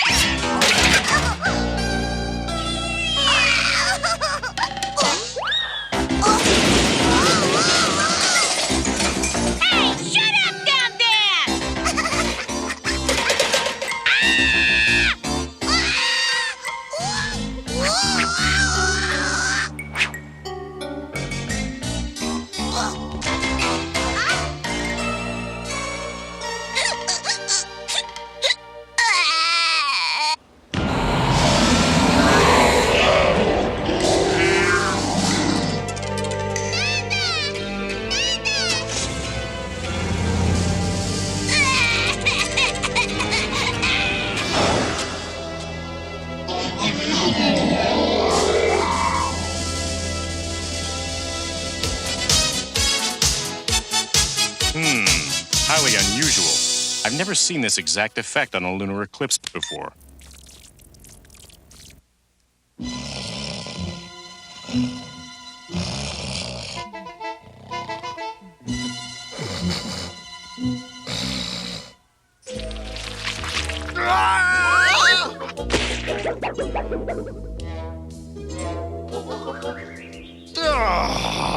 I've been slimed again!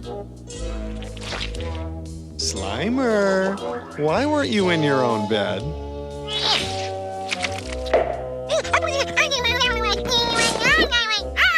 You were scared because your nightlight burnt out?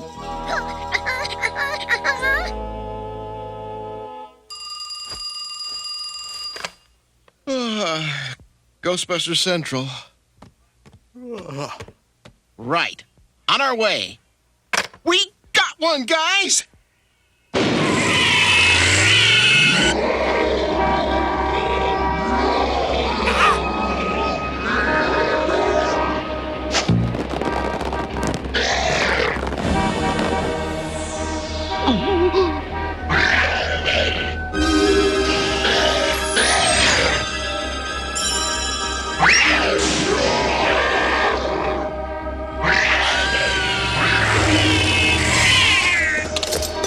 This is really a primo haunting, huh, guys? Oh, yeah. I'd much rather be here than in my nice warm bed. What the heck are those ghosts up to anyway? Difficult to say. This behavior is definitely not normal paranormal. But with the moon in its present alignment, anything is possible. Glad you cleared that up, Egon. Come on, let's bag them and go home.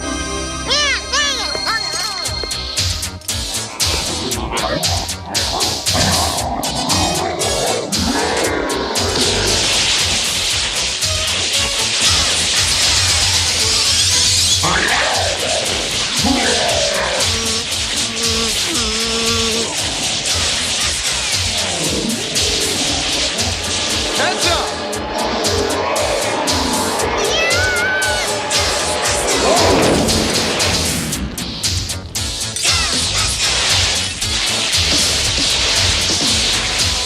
Well, at least those ghosts are gone. But not forgotten. I wonder what they were so mad about. Hey, where's Slimer?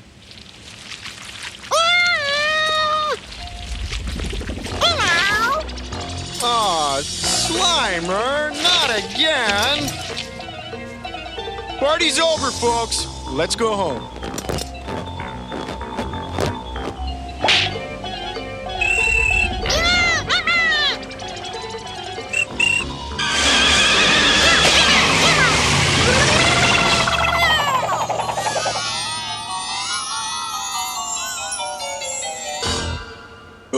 Once we get home, I'm gonna sleep like a baby. I heard that. Huh, now what? Beats me. She was working fine a minute ago.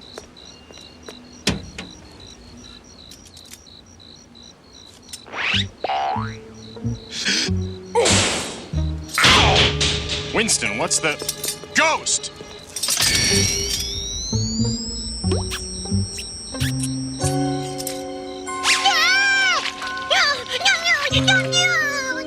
Slimer, move!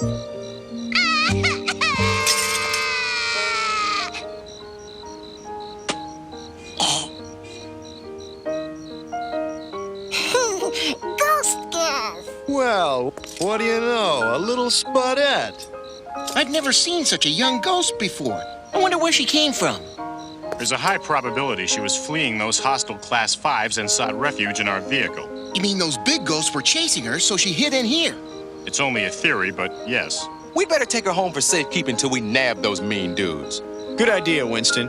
Slimer, since you did such a good job of protecting the spudette, you're in charge of watching her, okay?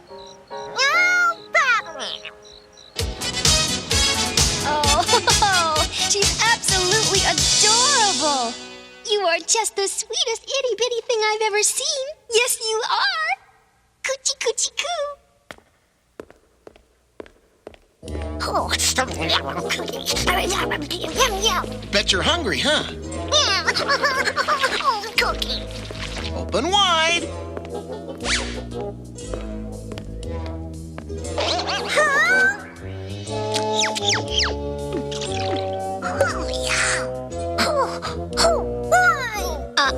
Slimer. You have to share. She's just a little baby, remember?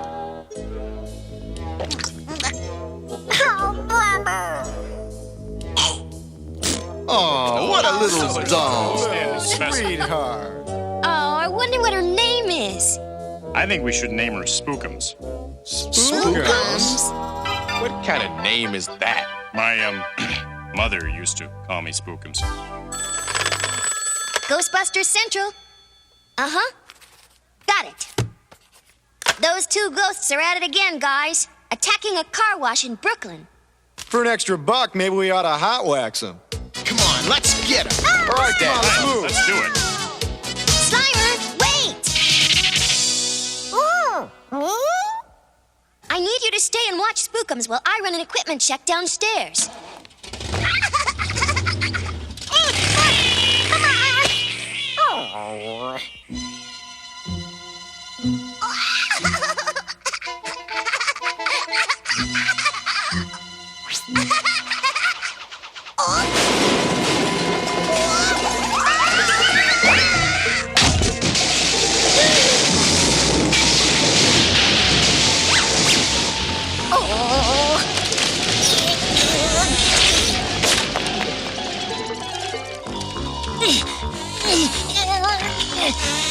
Slimer!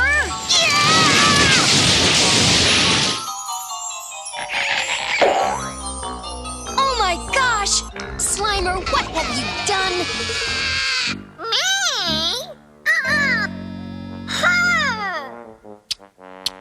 Oh, quit trying to blame Spookums. She's just a baby. Come on, Spookums, come to Auntie Janine. Did that big old Slimer scare you?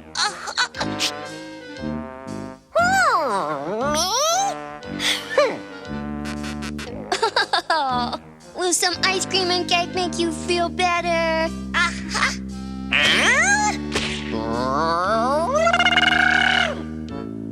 Slimer, you can start cleaning up this mess.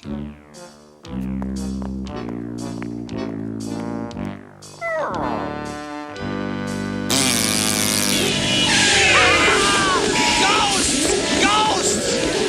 Okay, you big turkeys, this is for chasing Spookums.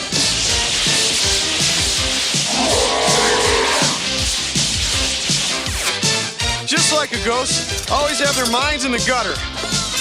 Come on out and fight like a ghost.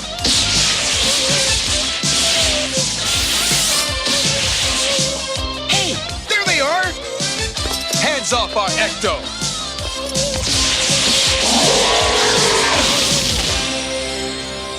There they go, and here we are looking like chumps again. You guys call yourselves Ghostbusters? Instead of catching the ghost, you scared away all my customers. I could have done that myself. Uh-oh, guys, we've got big problems.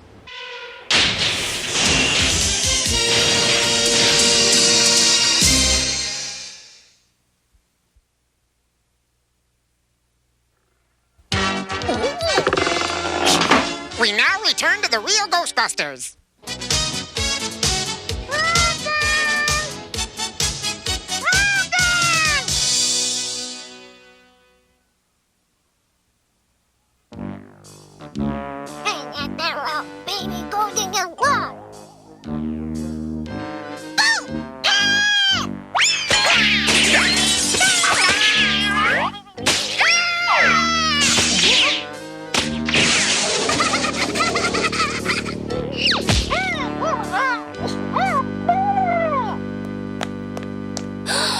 Slimer?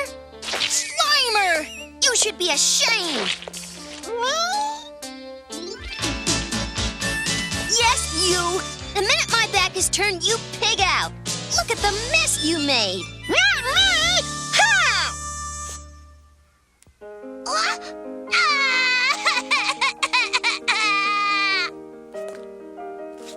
Oh, Slimer, now you've scared her. There, Spookums. There's nothing to be afraid of.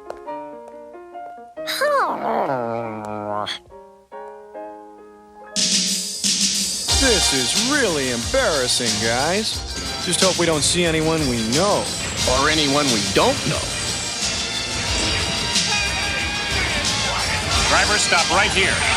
Well, look who's back.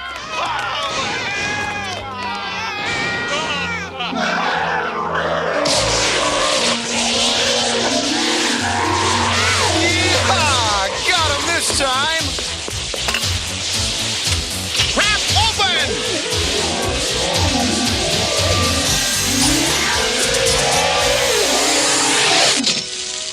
Bingo!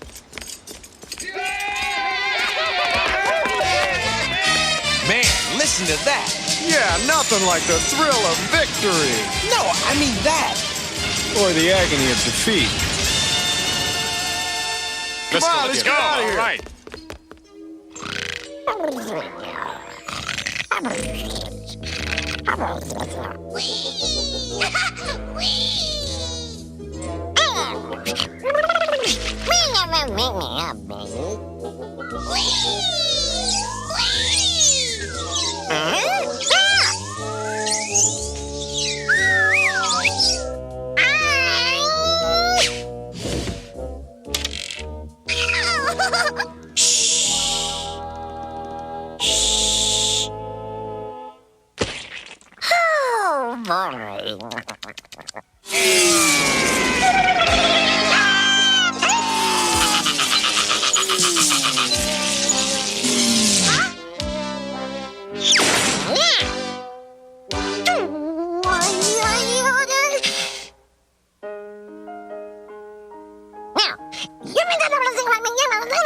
Baby.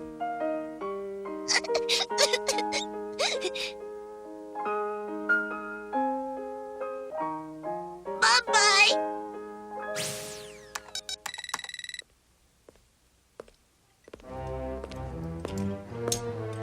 Are you guys all right? Yeah, but we do have one casualty. Oh, no! Not Egon! The damage isn't as extensive as I thought. Egon? Oh, you're all right. Of course. Ecto has only minor damage, Winston. We can have her back on the road in no time. Hey, great news, Egon. Oh, boys and their toys.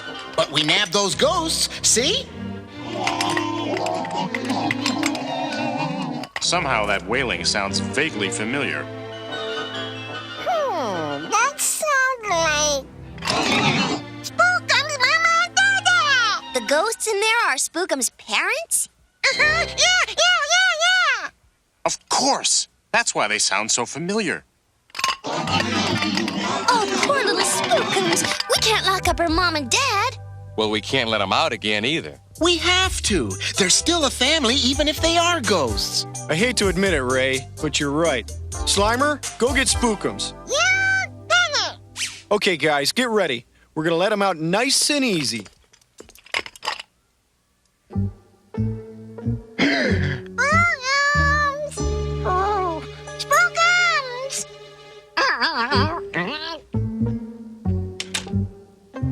Oh, where'd they go?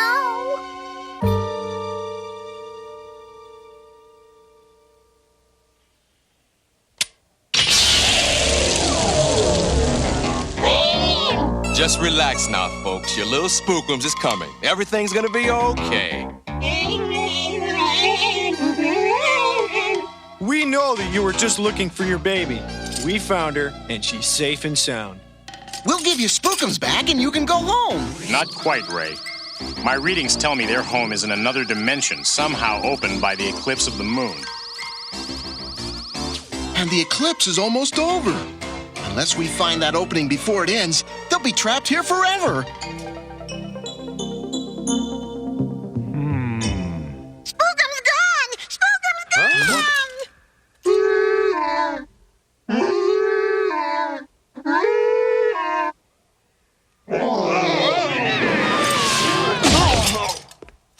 Peter. This is really great. Now we've got 3 missing ghosts. Oh, she. Egon, you and Winston start looking for that dimensional crack. Right. There's no time to lose. Taxi! Slimer, you stay here in case Spookums comes back. Ray, let's roll! Hello.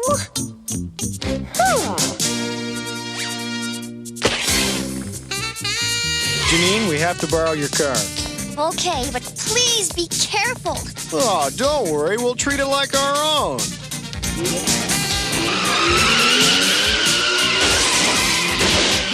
That's what worries me.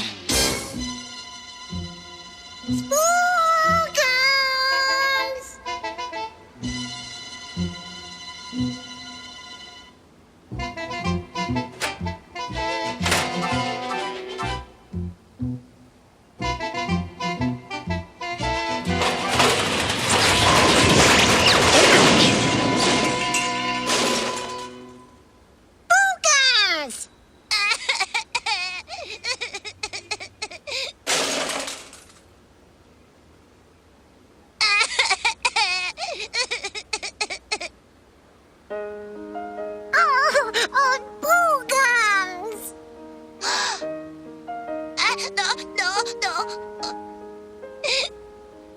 Spookums, and what am I saying? Mama and Daddy, what am I saying?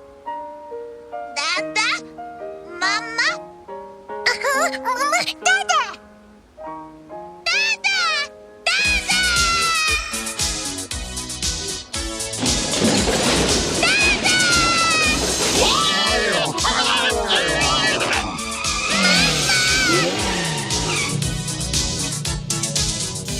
That way!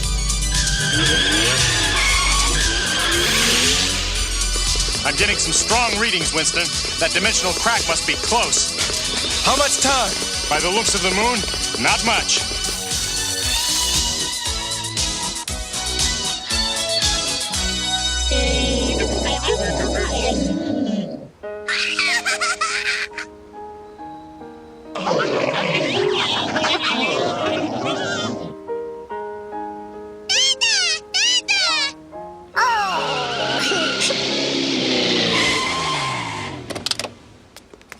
I don't believe it.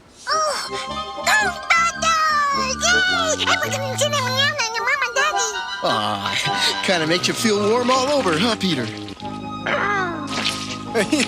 Yeah, warm and slimy. Yo, Winston! Good news, guys. We found the dimensional crack. Not far from Times Square, but hurry, it's closing fast. Right, on our way, Winston.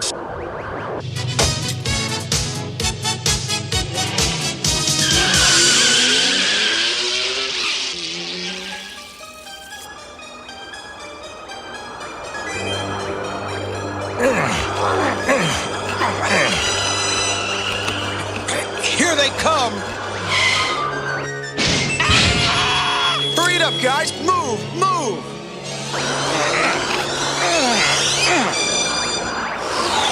One down! Two down! Three down! Huh? Slimer? Bye-bye, Slimer. Bye-bye. Bye-bye, Spookums.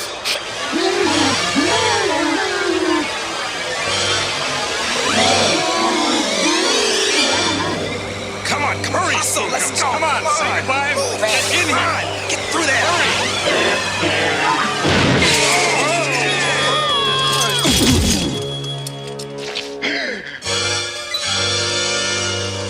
Well, it wasn't easy, but it's sure nice to see that family back together again. Yeah, and it took a lot of Ghostbusters teamwork to make that happen. Roger that, Ray. Let's see a little skin, guys. All right. Oh, Yuck. oh, come on. Oh, did somebody sneeze? Oh, Yuck. oh, come on.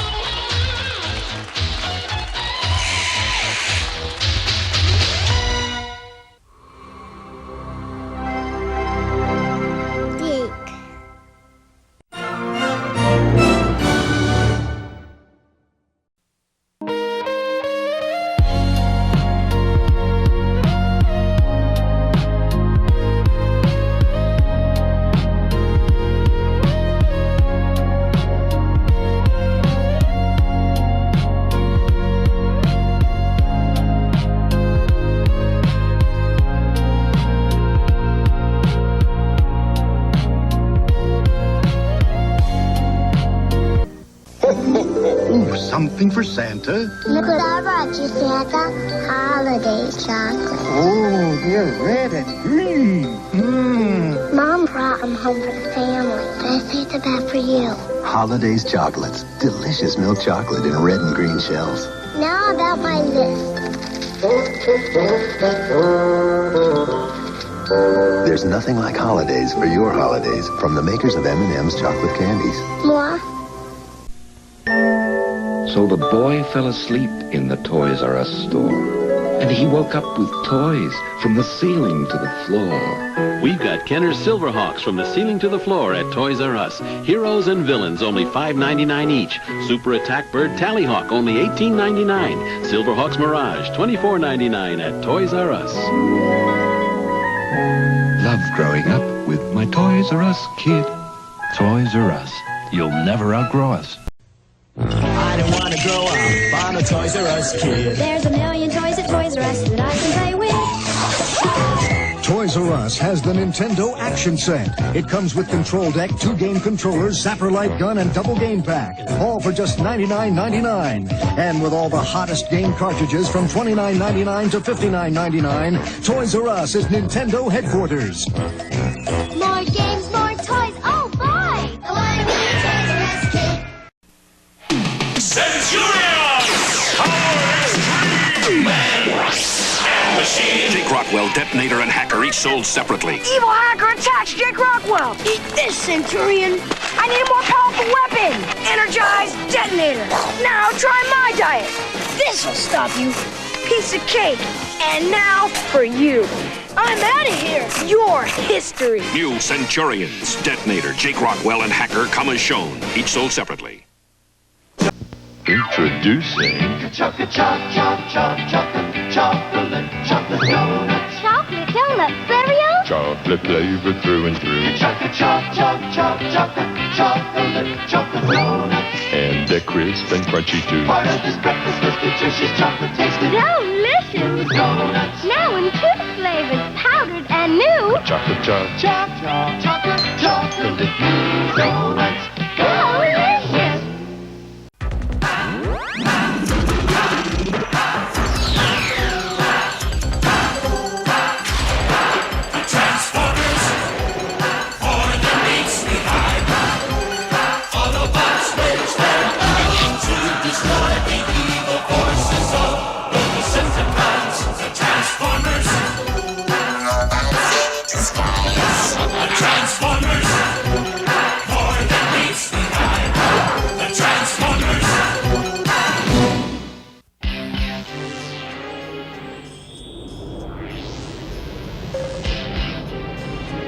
The heat-resistant alloys are holding firm, as we expected.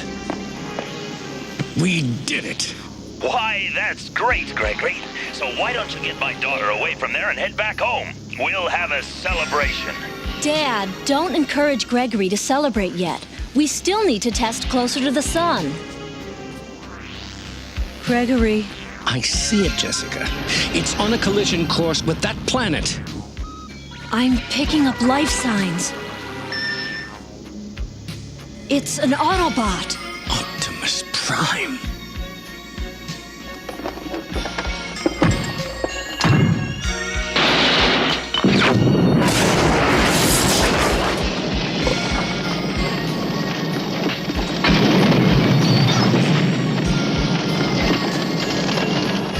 Prime did this to me.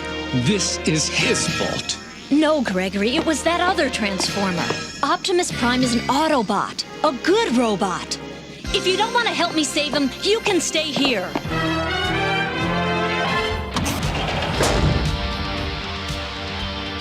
All robots are alike, Jesse. Why do you insist on risking your life? We only have 5 minutes to get back aboard the Solaris before kaboom!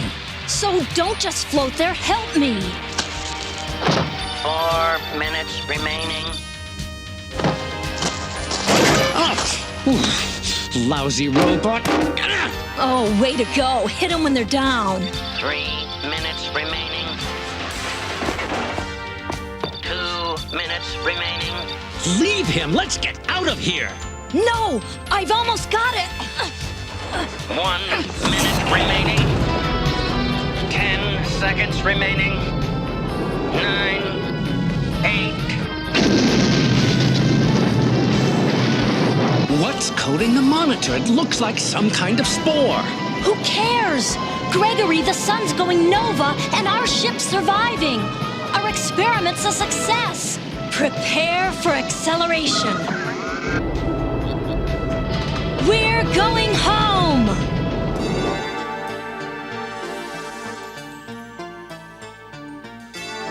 These spores are definitely alive.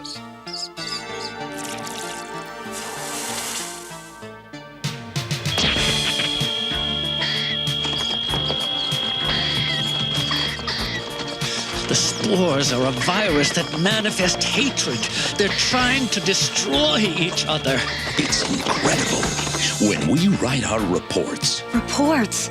Dad, don't you see how crazy this is? Get rid of those spores. Shoot them back into space. If they contaminate people, they could make World War II look like a schoolyard brawl. Honey, I think you're... What's happening? Galvatron wants the heat-resistant metal Latina! We'll take it! Nobody will stop us! Technobots! Rodimus was right! That report about that new ally drew the Decepticons like a magnet! I can't wait to sizzle their circuits, but good! Have to fight back! Terragons, merge and form Abominus! Big trouble! We need Computron! Computron, think too much!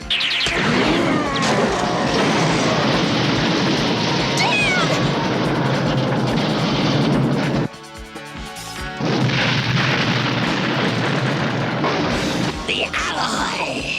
It's here! Got what we want! We go! Fight another day! Strafe! Summon first aid! The female human is hurt! Get away from her, you killers! Don't touch her! Leave my daughter alone! Get away, I said! I can do this! We'll bring your daughter to County General, sir. The ambulance! It's one of them! They're taking away Jessica! I hate them, Gregory! I hate them all! Mark, we're not helpless. We can get even with them. We can use the spores, make the robots hate and destroy each other. Remember, we have their leader. We have the body of Optimus Prime. When we're done, the new Optimus Prime won't be the Autobots' leader. He'll be their destroyer. I'm her father. I demand to see her. Any improvement? Any at all? They'll suffer for this, Jessica.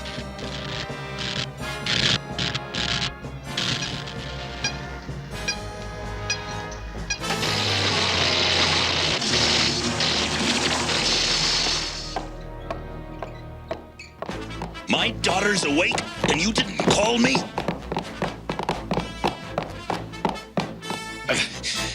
Jesse, what have these monsters done to you? Dad, I can walk.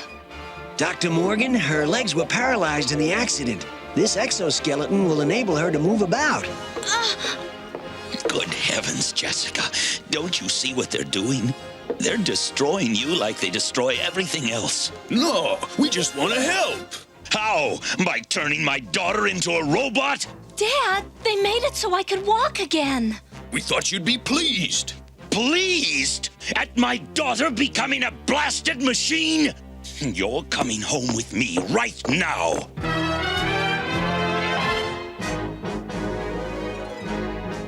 It's no use. At least he needn't be a complete waste. We can use his metal as raw material for making more of our alloy.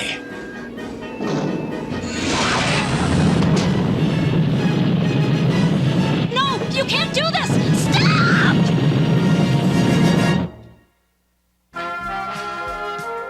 The Transformers will return after these messages. We now return to the Transformers. You can't do this! Jessica, please! No, no! The Autobots help me walk! He's their leader! You can't destroy him! Mark, she's right. He is their leader.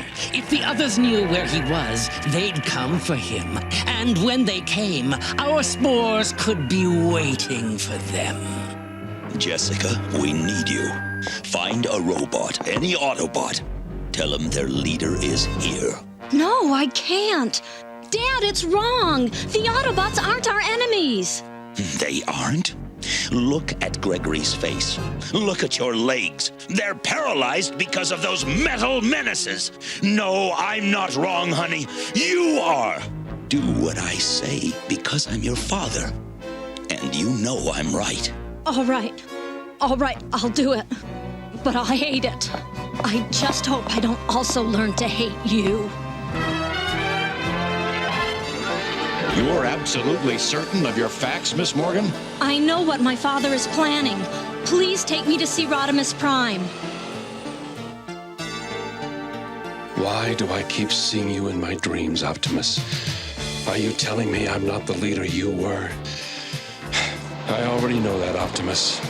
I always have. Rodimus, I think you ought to listen to this. We've got trouble. You've been so kind, and I owe you so much. You were hurt. We were trying to help. I know, but my father doesn't. He wants me to betray the Autobots. How? We intercepted Optimus's ship before that star went nova. What are you saying? Is Optimus alive? No, but my father has his body in his lab. Ultra Magnus, we have to retrieve Optimus's body. Put him where he can rest in peace. But that's what my father wants you to do. It's a trap. I don't care. Rodimus, don't be hasty. Listen to her. I'll listen all the way. Put together an assault force. Protectobots, Hotspot, Streetwise, Groove, First Aid and Blades. Transform into Defensor. Aerial bots, Silverbolt, Air Raid, Skydive, Firefly and Slingshot. Transform into Superion. Throttlebots, transform! And finally, last but not least, Blur, Bumblebee, Steeljaw, and Wheelie, transform! Jessica, climb in. Autobots, roll!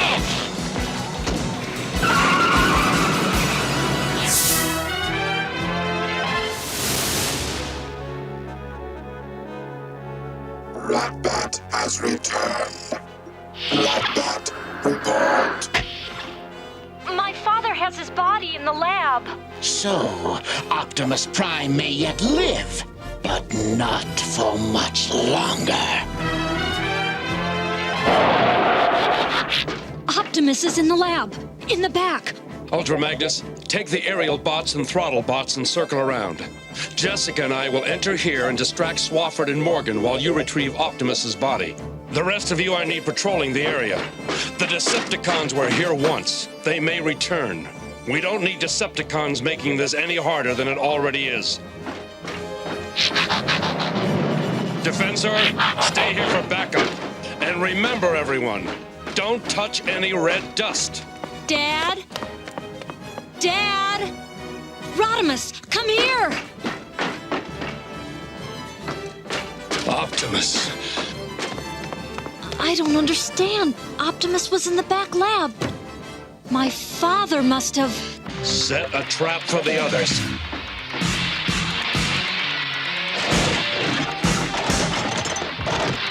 No, Rodimus! It's too late!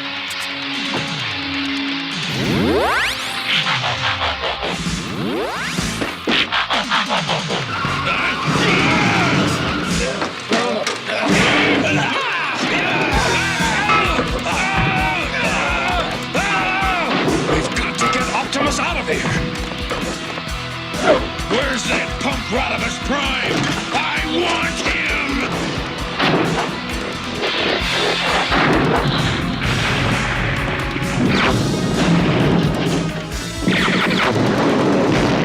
Can't waste my energy by setting up a force field. Better escape before Superion infects us. Roll out!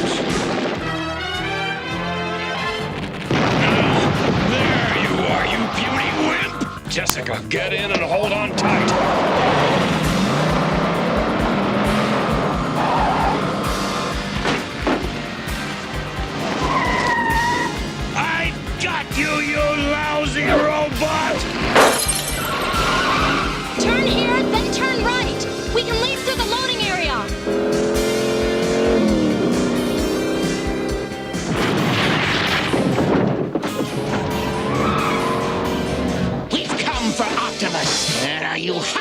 coward!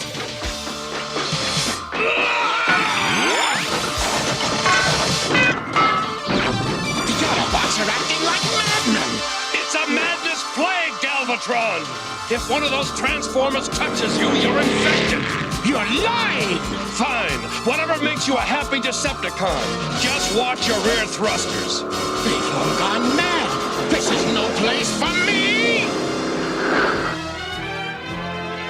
It's enough, Superion! Remember, don't let him touch you, or we'll all be contaminated!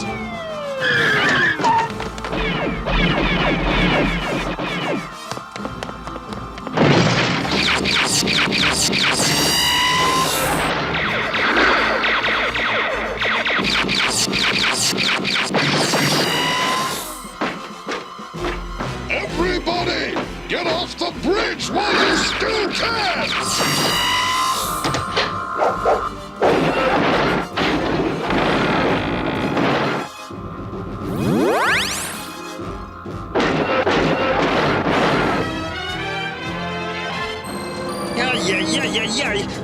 Lossy, what have you done now? Rekgar, help me see if there's anything that can be done with Optimus. I'm a doctor, not a forklift. His engines, they cannot take the strain. Rekgar, any hope that Junkions can repair him? He's dead, Jim. Who built Optimus in the first place? The Quintessons, and they revived him once before. Come in, Skylinks. Bring me a Quintesson. A Quintesson? But they're in hiding at the far reaches of the galaxy. What's the matter? Don't you think you can handle it? Of course I can handle it, but what on Cybertron do you want with a Quintesson? I need a Quintesson to rebuild Optimus Prime. Optimus Prime? I will not rest until I have found you a Quintesson, though it may stress my superior engines beyond endurance. Just do it! I have to disconnect Metroplex. If the plague were to infect him... I know. It's a terrible thought. I'm sorry, Metroplex, but I have to do this. I understand, Rodimus.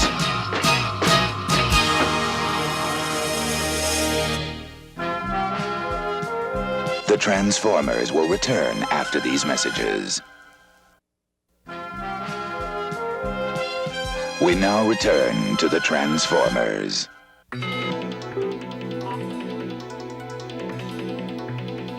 Ultra Magnus.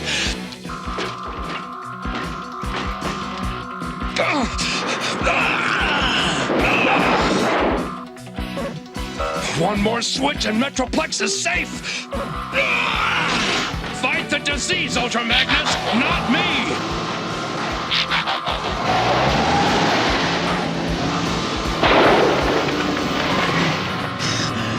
It's over, kid. I've won! Don't believe it, old friend!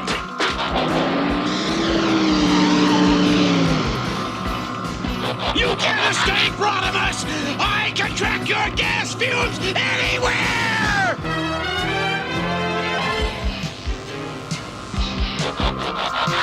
Like I said before, kid, it's all over!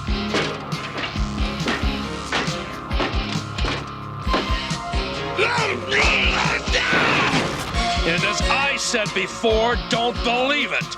You certainly took long enough. Well, excuse us! Hey, I'm not complaining. But now what do we do with him?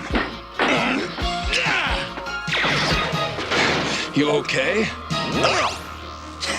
I'm a pepper. Wouldn't you like to be a pepper, too?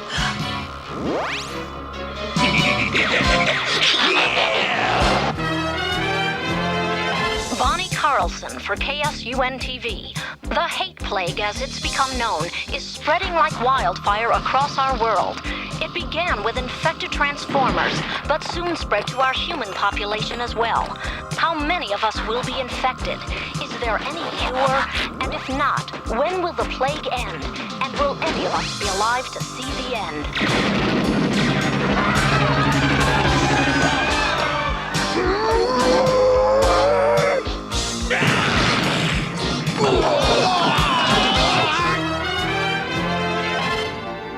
Now, stay away! Keep back! Quintesson? Yes, let me in! Get him! Infect them all! Not so fast! You can only come aboard if you agree to restore Optimus Prime to life! I'll do it! Wise choice!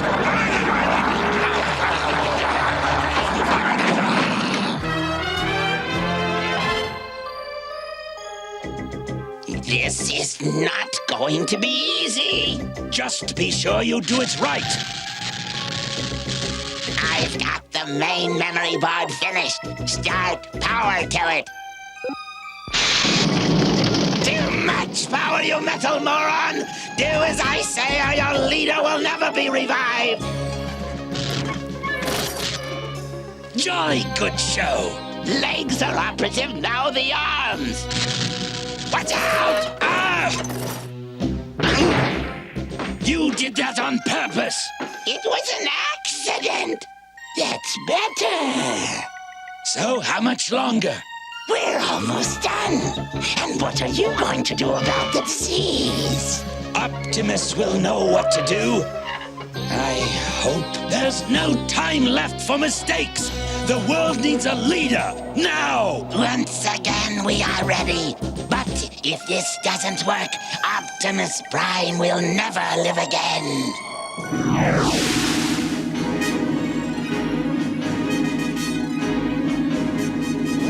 Optimus.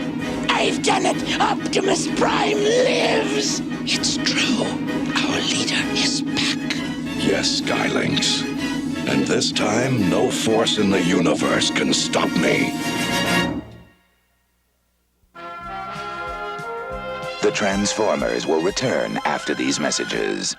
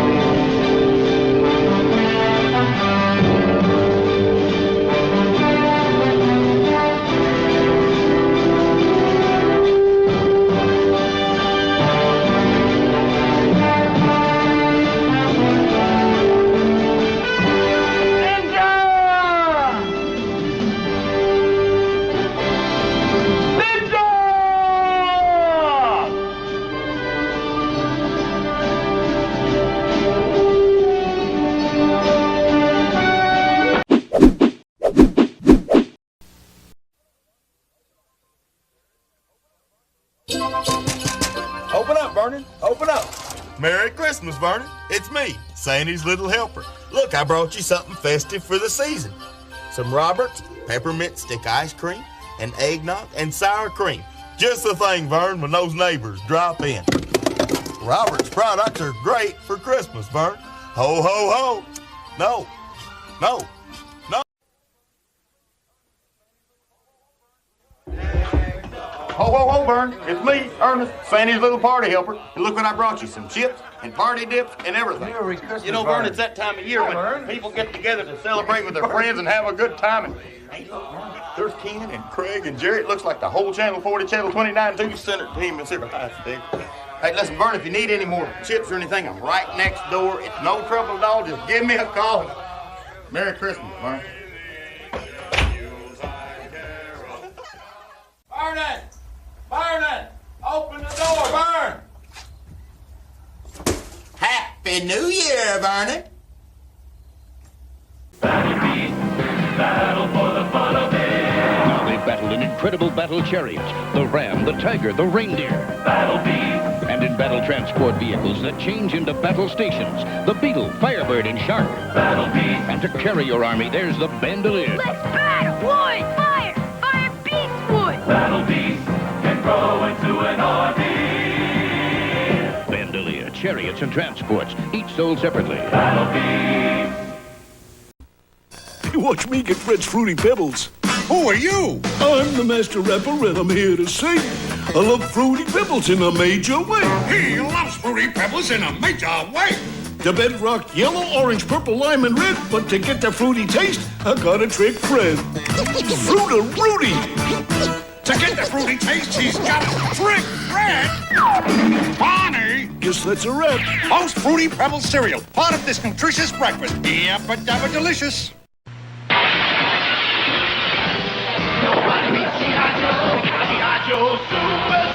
Introducing the Ultimate Warrior. The G.I. Joe Super Trooper. There's only one way to get him. Send 4 Super Trooper certificates and a $1 handling charge. See details on specially marked packages for your Super Trooper, the Ultimate Warrior. Nobody beats G.I. Joe, real American hero.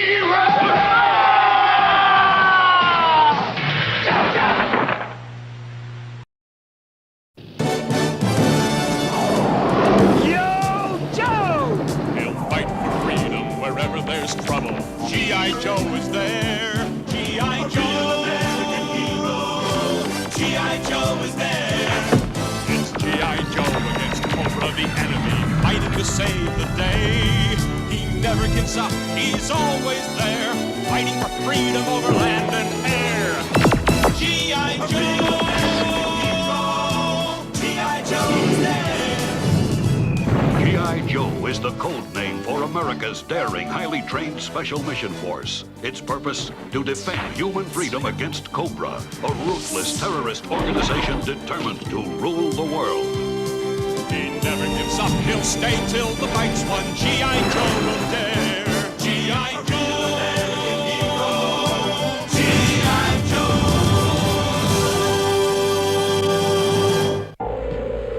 Joe. Attention, nations of the world.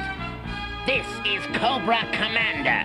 In the last 12 hours, Cobra has launched an all-out attack upon your energy resources. In the North Sea, Cobra Rattlers have reduced your offshore drilling stations to rubble. In the desert, our Hiss battalions have halted production at every major oil field. We have severed vital links in the Alaskan pipeline. Observe. This fleet of tankers carrying South American oil to the U.S. And now, witness the final phase of Cobra's plan to stop the world!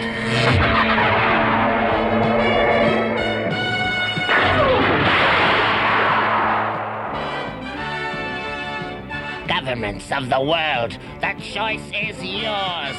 Surrender control of your nations to Cobra, or face the nightmarish prospect of a new dark age. Could you trace the transmission sparks? Sorry, Colonel. I tried, but Cobra bounced that transmission off a satellite. Then their base could be anywhere in the world. Did you receive the transmission, Duke? Loud, clear, and ugly, Colonel Sharp. Sparks, what about the tankers? Where'd they go? Search me, Duke. They just evaporated. No, they didn't. Cobra's got a cloaking device that makes them invisible, even to our most sensitive instruments. And those tankers were the world's last hope. Without that oil, every industrialized nation will be paralyzed. Not if G.I. Joe can help it, Colonel. Scarlet, we located a Cobra safe house on the west coast. Rose garden, white picket fence. You'd never figure it for a Cobra hideout. If there's a lead to those tankers there, I want it. And I like a man who knows what he wants. Yo, Joe! Leader Joe to Shark 1. You fellas catch Cobra's little TV show? Yeah, Yeah, lousy acting, but the special effects weren't bad. Can the comedy, Torpedo. Cobra's got a floating base 50 miles due south of your present position. Take it out, and find me a clue to those missing tankers. Hey, piece of fish cake, Duke. Leave it to me and Mr. Warmth here. You have a peculiar sense of humor, mister.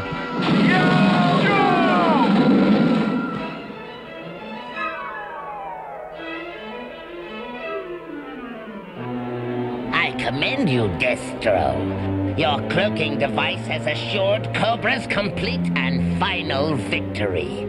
So it seems, but do not proclaim our triumph prematurely. Even now, the forces of G.I. Joe may be moving against us. But first, Destro, they must find us. And how long can they search the globe before their fuel is gone?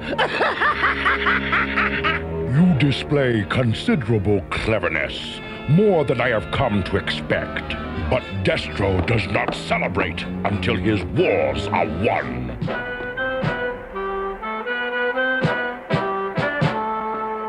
Attack! Open fire! Attack! Attack! Open fire! Stay in your seat, funny man.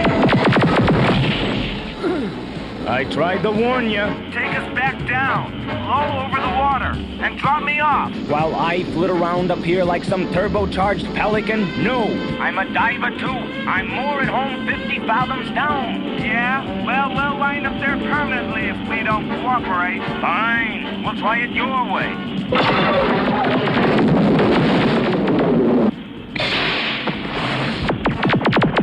He's on us! Look out! No! Sorry, didn't mean to scare you.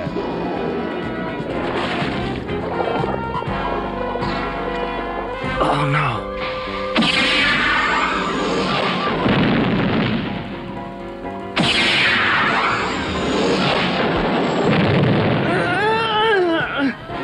Got to make this shot perfect.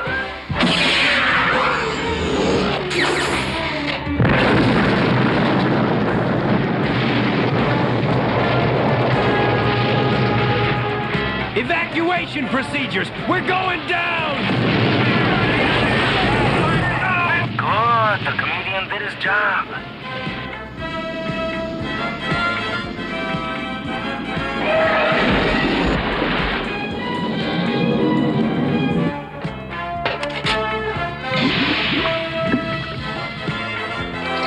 You're late, Dal. Party's breaking up. Everybody's leaving. Not everybody. Sonic rifles! My brain's doing a hula! I hate loud noises. I like it quiet down here. I said quiet! That's better. Thanks, pal. I owe you one. No big deal. Forget it. Come on. Maybe they left behind a clue to those missing tankers. Talk about your long shots. Why are we scouting for tankers over the jungle? These jungles produce oil and diamonds. And you saw the sparkler on that cloaking device. Shark 1 to Leader Joe. Go ahead, Torpedo. I read you. Remember that floating Cobra base? It makes a real nifty aquarium. Find anything on the tankers. Zilch. Even the goldfish swear they know nothing about it. Holy cow! Cobra fighter! Closing fast!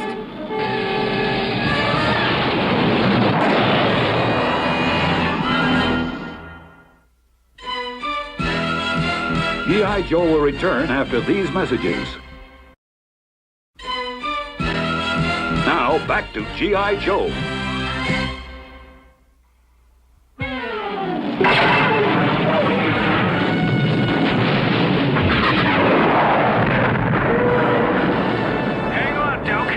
Try to beat the odds and lose them.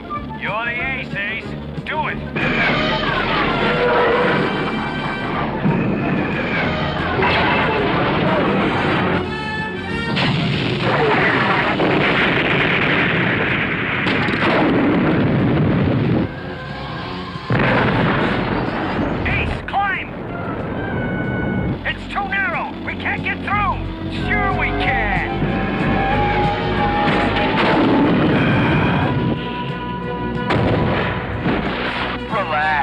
wasn't as close as it looked.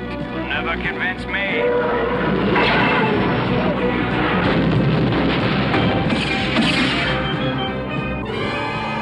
Look out! He's making another pass!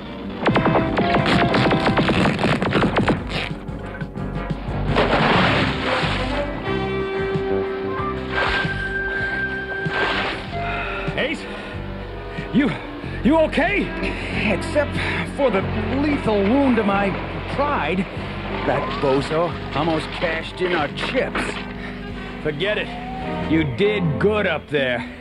We're alive, aren't we? Yes, for the moment, mate. But we'll fix that straight away. Major Blood. And mates, meet me mom, the Yanomamo. Indigenous they are. Tribe hasn't been out of this forest for thousands of years. Which explains how you could sucker them onto your side. Till they'd never met a snake with legs. Watch your tongue, Duke. These are Cobra's allies. We've worked out what you might call a mutually beneficial exchange of resources.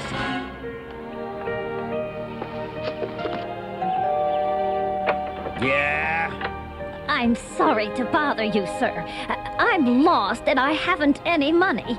Might I use your telephone? Beat it, lady. I've got no time for... Oh, please. It won't take long. I said beat it, Granny. Okay, Sonny. Joe! No, thanks. I'm only hungry for information. Happy landing, sport!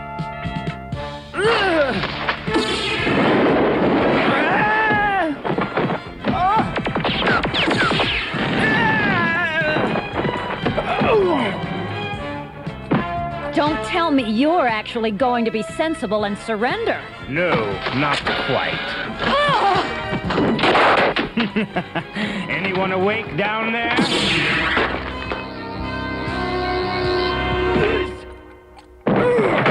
Playtime's over, friend. Let's talk tankers. Where's Cobra hiding them? Only Cobra Commander and Destro know that. You're sure? You wouldn't lie to me, would you? No, not with my life in your hands. That I can believe. Attention, nations of the world! Cobra will tolerate no further delays. Your indecision carries a terrible price, as I shall now demonstrate. Another tanker will be detonated each hour, destroying your precious oil until Cobra's demands are met.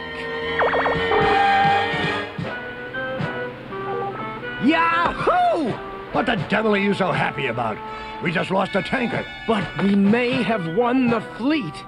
I've been working on a scanner that detects remote-controlled frequencies, and Cobra's got to be detonating those ships by remote control.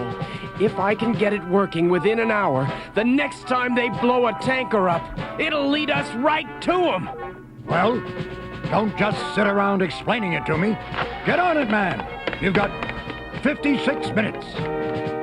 How'd you win these men over, Blood? Promise them the Southern Hemisphere when Cobra conquers the world? Hardly anything so grandiose. They're at war, you see, with a neighboring village. Cobra gave them superior firepower so they could win that war. Real generous of you. And what does Cobra get in return? Nothing these lads will miss. Just the means to stop the world. Oh, and Duke! Ace! He must have been injured when we hit the water. I think he's bleeding internally. Well, now, we can't have that, can we? Here, you two, hoist him up. Come along. Here we are. Hold it right here. Cobra's capable of mercy too, you know. You got me word, Ace. Your suffering's almost over. Put him out of his misery.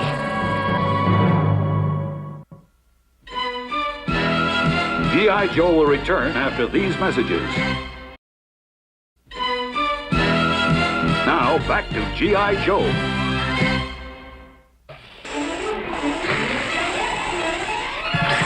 Come on, lads. Evo! The boys suffered long enough. Wait! The pain's gone! It's a miracle!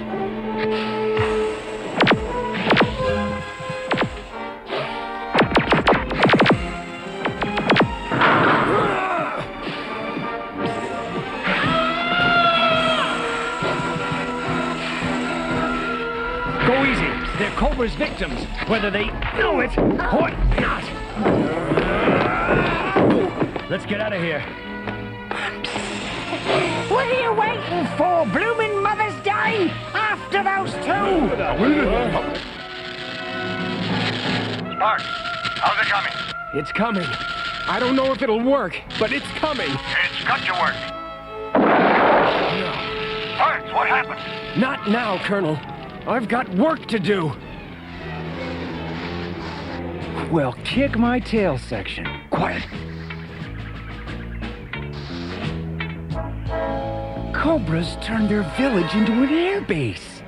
And that's not the half of it. Look, a diamond mine?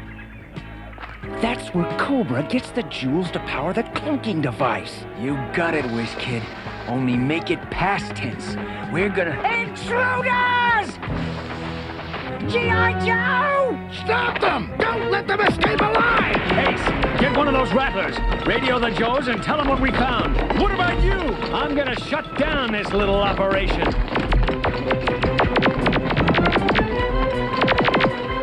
Halt! Stay where you are!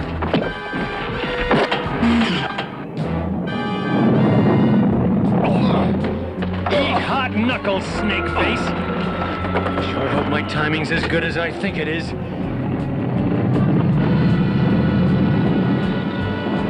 Yo, Joe!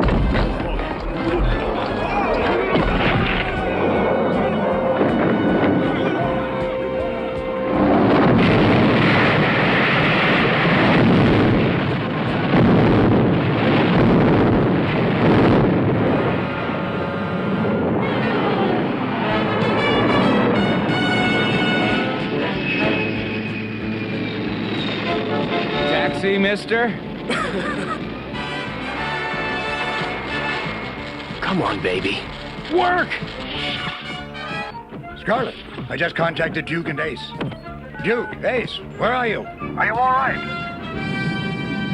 Alive, well, and 38,000 feet over the junk. An enemy fighter. Oh, no. The hour's up. Where's Sparks? What's happening, Colonel? It's another Cobra transmission, Duke. I'll patch you in. Sparks, where are you? Right here! 1 full hour has passed with no decision from your so-called leaders. Watch and see what their delay has cost you. Yahoo! The secret word is Patagonia. Cobra's secret base is off the coast of Patagonia. The tankers are 200 miles due east of the Falklands. I traced the detonation signal. My scanner worked. Well, quit Patagonian yourself on the back and mobilize an assault force. Move it! It's moving!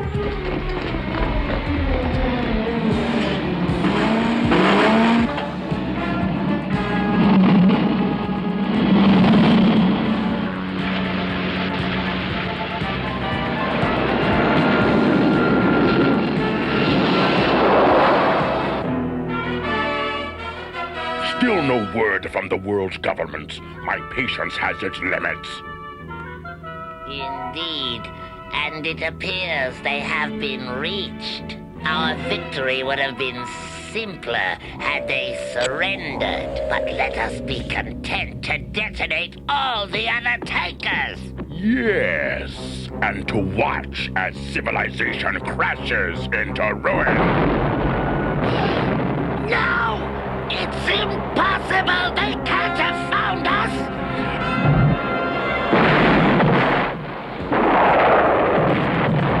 Activate defense systems!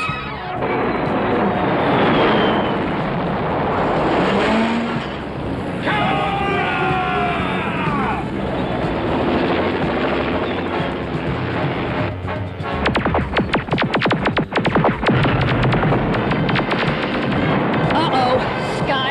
messy. Cutter, can you help us out? On the way! Amphibious troops ashore! Yo, Joe!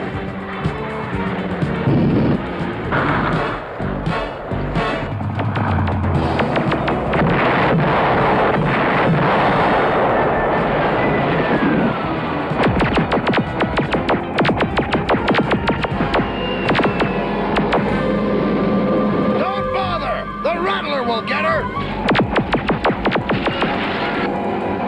Cobra thinks we're one of theirs. Then how about we shuffle a wild card into the deck?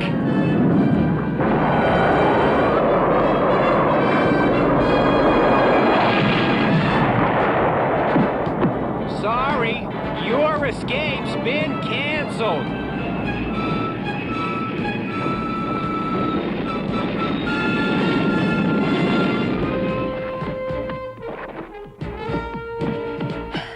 I almost put a thermal arrow through one of your engines. You should have signaled me. Let's go get Chrome Dome. Yo, Joe! Your ingenious detonator led G.I. Joe straight to our door! Impossible. Even G.I. Joes do not have a scanner capable of tracing my detonator signal. We do now, Destro. Yo, Joe!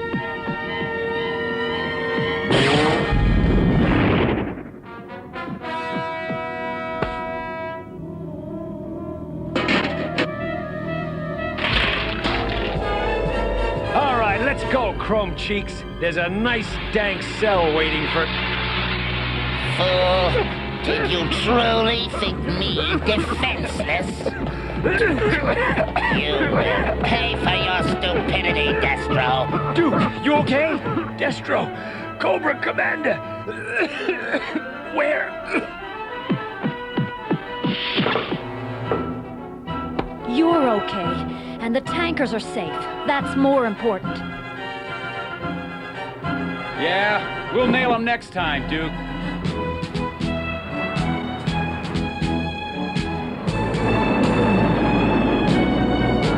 Don't feel bad, Duke. We got the job done, even if those creeps did get away. Yeah, right. Well, may as well get back to base, huh? May as well. Or you could take me to dinner and a movie, now that everything's working again. Now you're cooking with gas. I just hope we can find a parking place. G.I. Joe will return after these messages.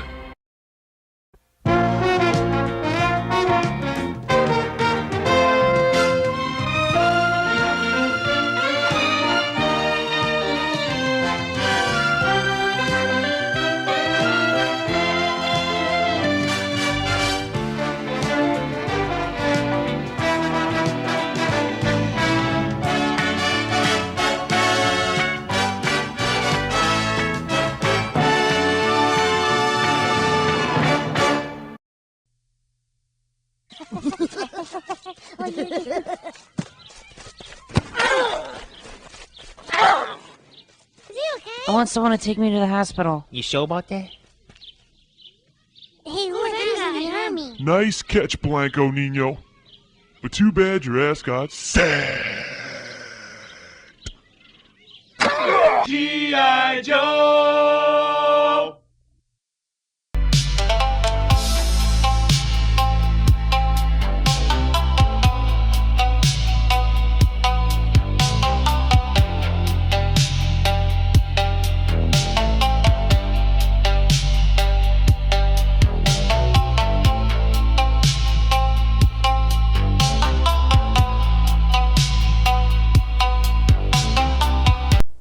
When you give someone a gift pack from Hickory Farms this Christmas, you're giving them the world. Because we go to Nebraska and Iowa for our award-winning beefsteak, Winstead, Minnesota for Uncle Walt's cheddar, Virginia for our sparkling apple shine cider, and San Francisco for delicious candies.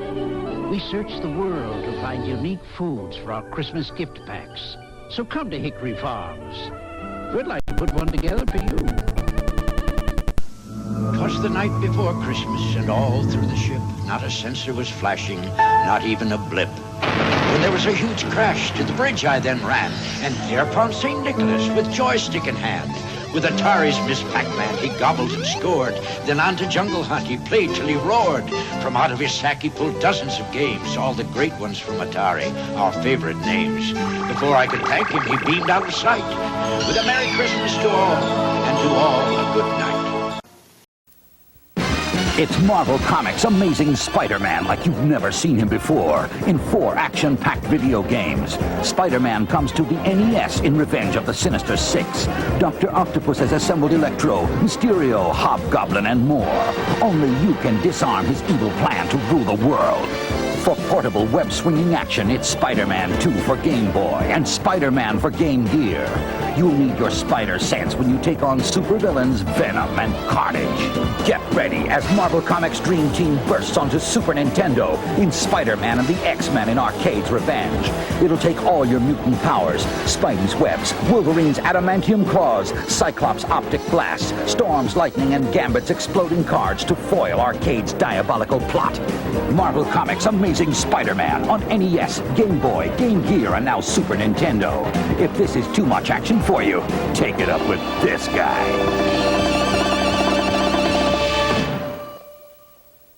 Tired of the same old fun and games? Welcome, Spider-Man, X-Men, to the video game ride of your lives. Wolverine, Spider-Man, Gambit, Cyclops. Now on Genesis, the ultimate video game team. Are we having fun yet?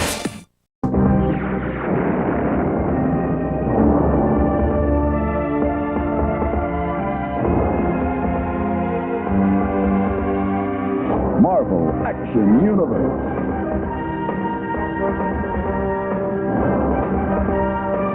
With Spider-Man, Dino-Riders, and RoboCop. Marvel Action Universe.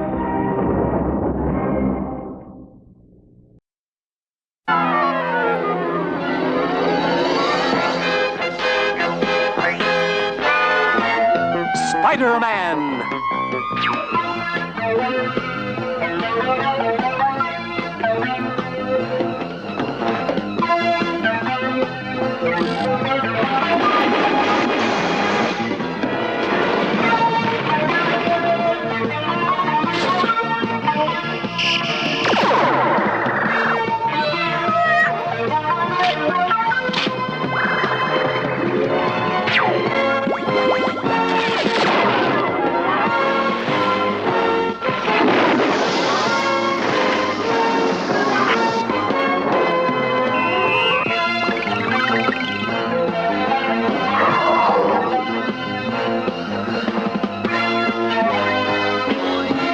Spider-Man!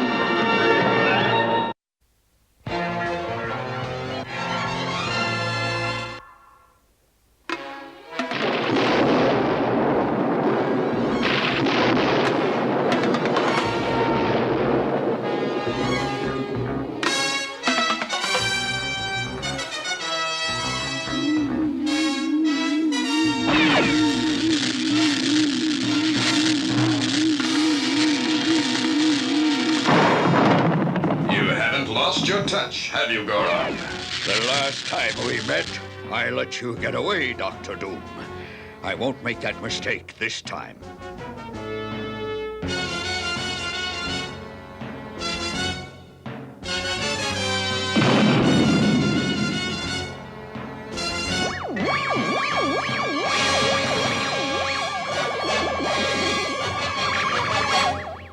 It's true, then.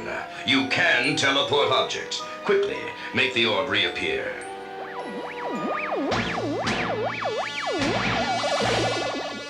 And now to send you to oblivion. Don't be a fool, Goron.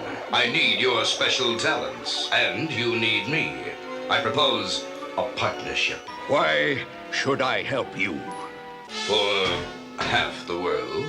Half the world? To help convince mankind to trust me one last time.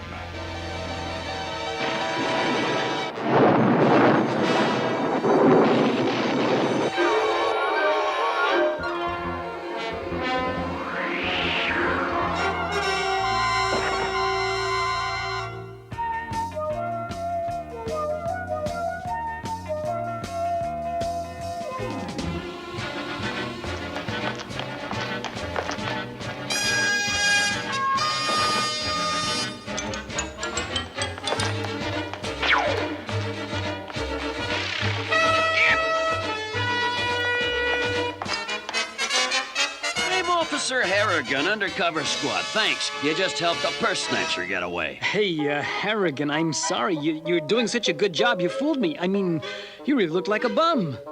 Oh.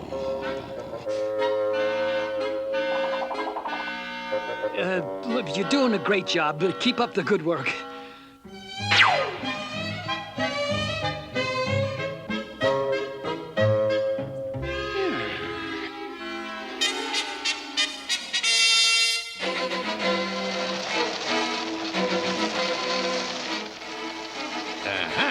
Dr. Doom. I knew he was my kind of guy. Dr. Doom has invited the world's leaders to Latveria, his tiny kingdom, in order to demonstrate his most recent scientific discoveries.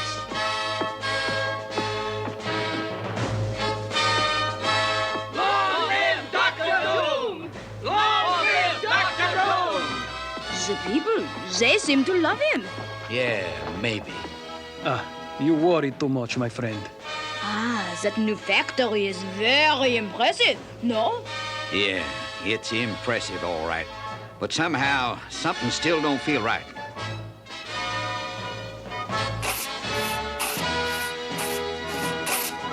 Yes, that new factory is beautiful, as long as one does not look too closely.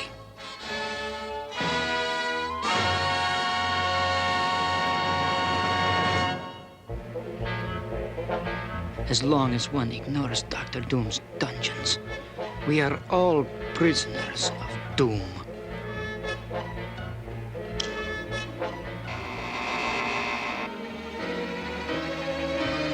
It is my son, Johann. Dr. Doom is making a robot of my son. No. Now, would you look at that? Pumpkins, as big as an automobile. Magnifique. How is this possible? We grow 'em big in Texas, but my hat's off to you, sir. Thank you, Ambassador.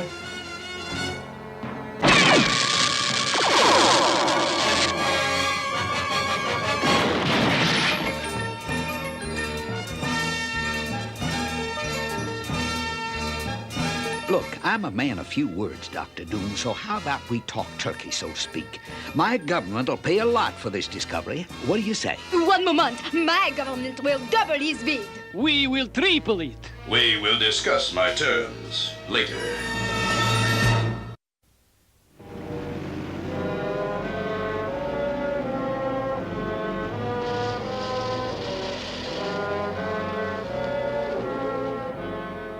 Now, boy, what was you so all fired up to tell us? Yes, speak. Do not be afraid. Why would I be afraid? I only wanted to tell you how much we all love our leader. Long live Dr. Doom.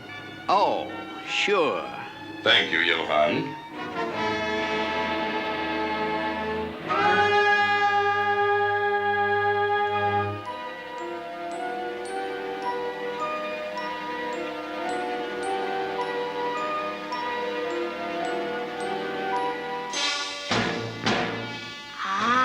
This is truly a meal fit for a king.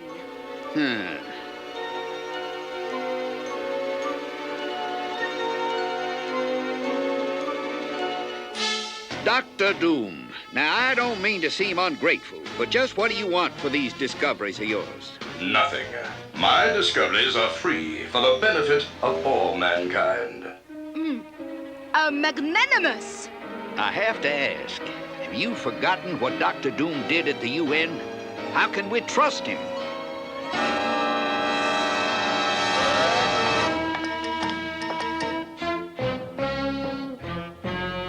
My friends, you remember Goron. Goron, it seems the American doubts our sincerity.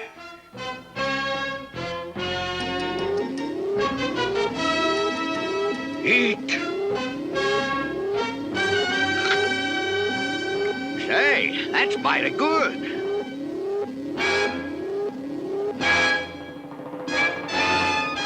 Say, Doctor, you think you could spare your associate there for a little trip to the U.S.? You know, show him off to the folks back home? It can be arranged.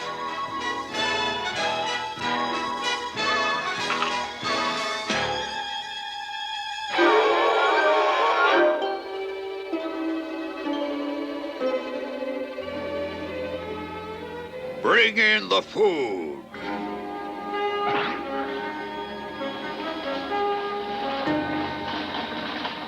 How quickly do these plants grow?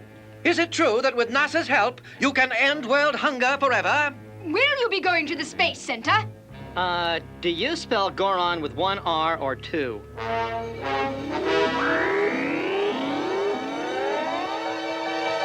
Look, it's unbelievable. Unbelievable is right. I want a closer look at this. You say our space platform can help develop this discovery faster. Come to Cape Canaveral with me tomorrow. We'll see. Goron and Doom might have bamboozled the space people, but the press won't be taken in. Dr. Doom may be the greatest man who ever lived. Huh? This stuff is excellent. Splendid fellow, that Dr. Doom, giving this all away. There's got to be something in the food.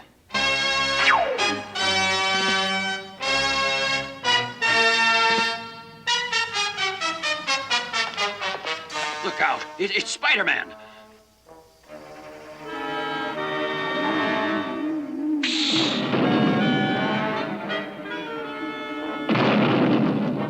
This guy's really a hothead. You've got to get out of his line of sight.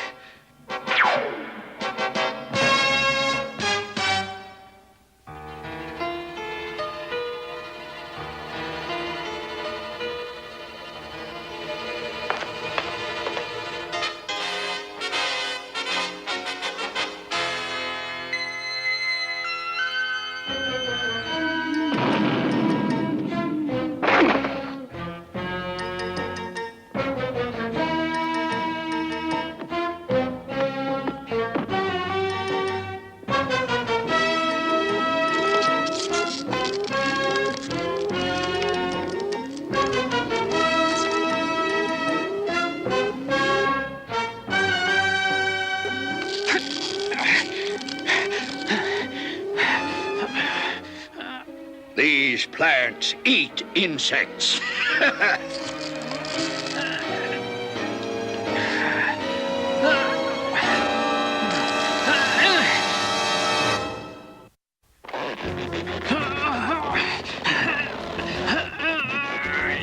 I'll never eat another mushroom again, I promise.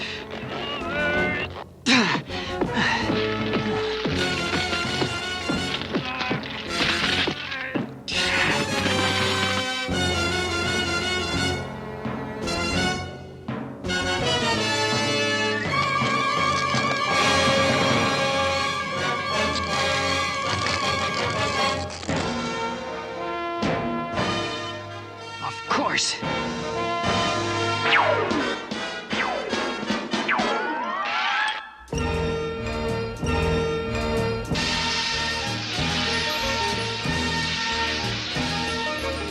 The CO2 gas from the fire extinguisher should freeze these plants solid.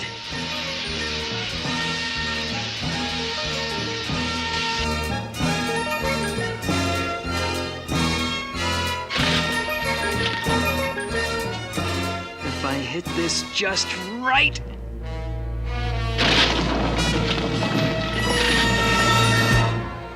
Now to find a way to Cape Canaveral.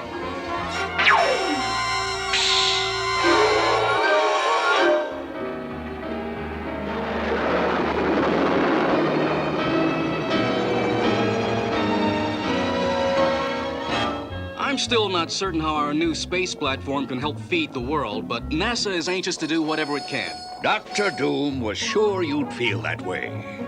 The conference room is right up ahead. I just hope we can get everything locked in before the platform's launched.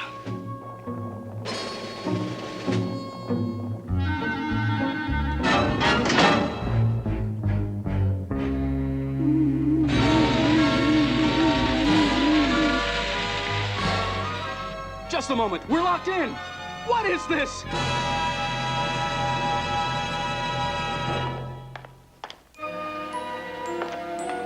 Good thing I conned JJ into sending me here to cover the launch. Now to see what that moron Goron is up to. Uh-oh, my spider sense is tingling. It's Goron. In the computer room.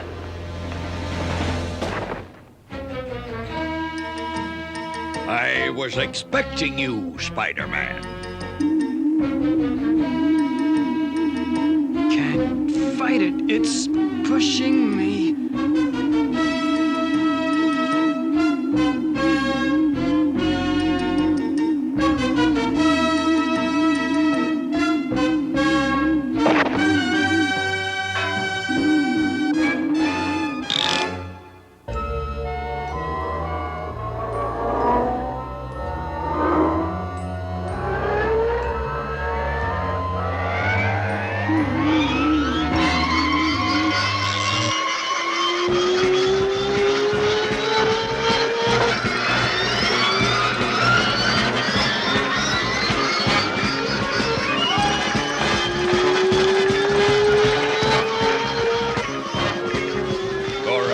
Dr. Doom, on schedule.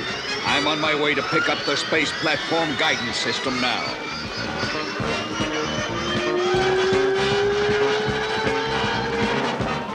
Warning, this is a restricted area. Warning, warning.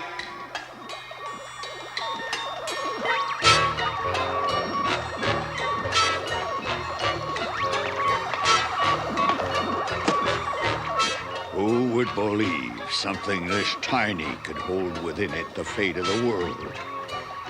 Now, to replace it with this substitute.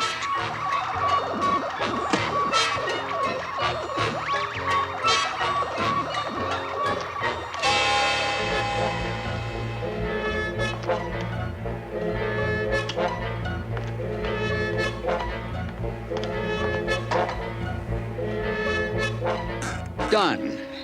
And just in time. Hey, what are you doing here? This area's top secret.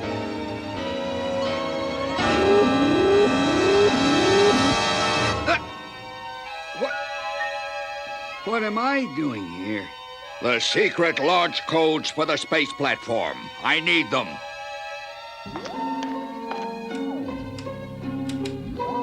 Yeah, of course. There.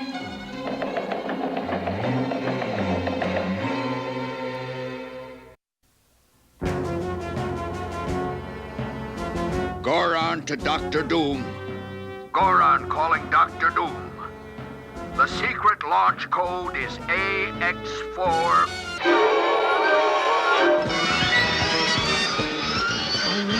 One chance.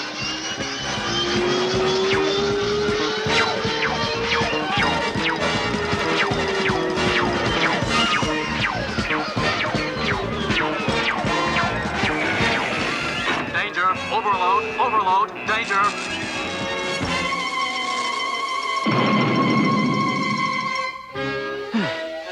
And I was just starting to like it. 3X9-6.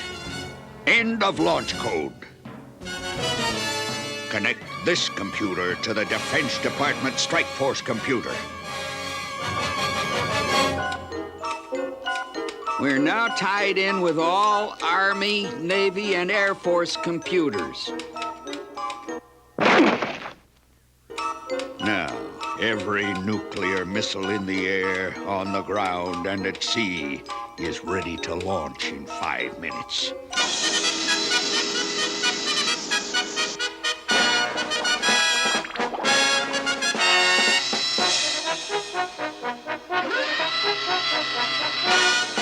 Your attention! The world has 5 minutes to proclaim Dr. Doom its ruler or... Wrong again, Bright Eyes. The game's over, Goron.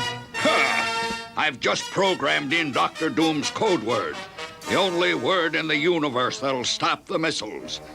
It is only known to Doom and me. Destroy me, and the missiles will launch and end the world. Spider-Man doesn't bow to blackmail, skinhead.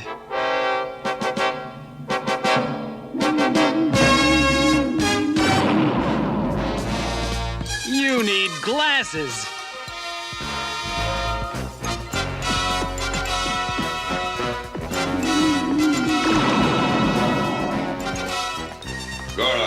What's happening? The mirror.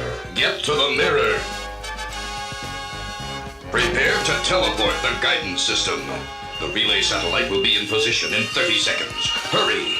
Message acknowledged.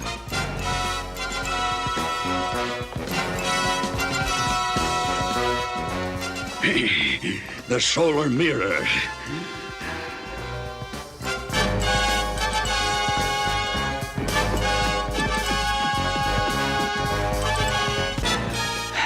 What happened? He was right behind me.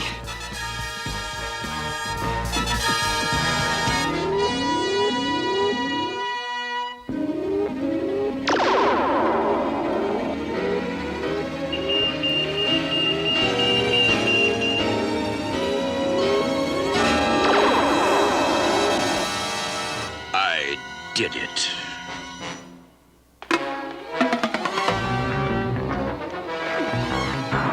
Where you going, Grumpy? You've interfered for the last time, wall crawler.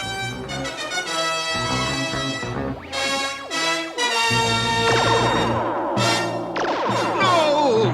His own rays changed him back to his real form. Uh-oh, only minutes to go.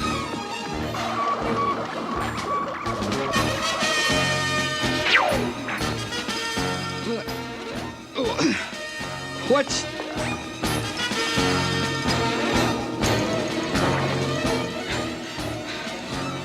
I can't override it without the code word that ball guy programmed in. And that word can be any combination of letters in any language. It'll take every computer we've got 5 years to find the word. With an ego like Dr. Doom's, there's only one word he would think could save the world. D-O-O... Doom.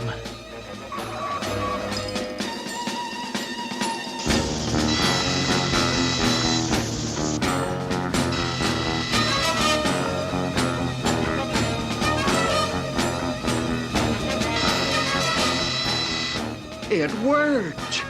But how? Just a lucky guess.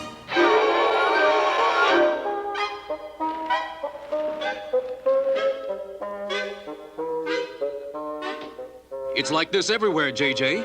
All of Doom's giant food became worthless after 2 days. Drat! Just another of Dr. Doom's hollow promises. Just like the promises of certain photographers. We had a date last night, Peter Parker.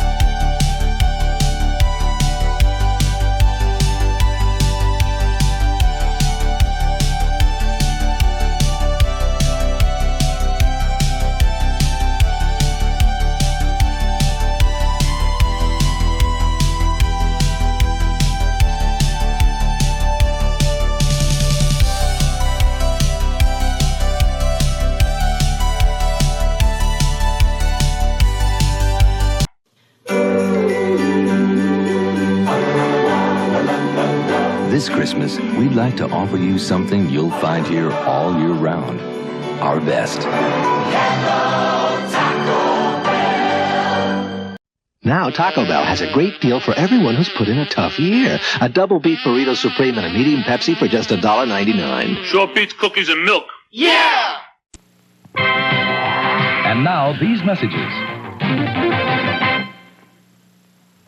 Show and tell time. Another teddy bear? My teddy's name is Teddy Ruxpin.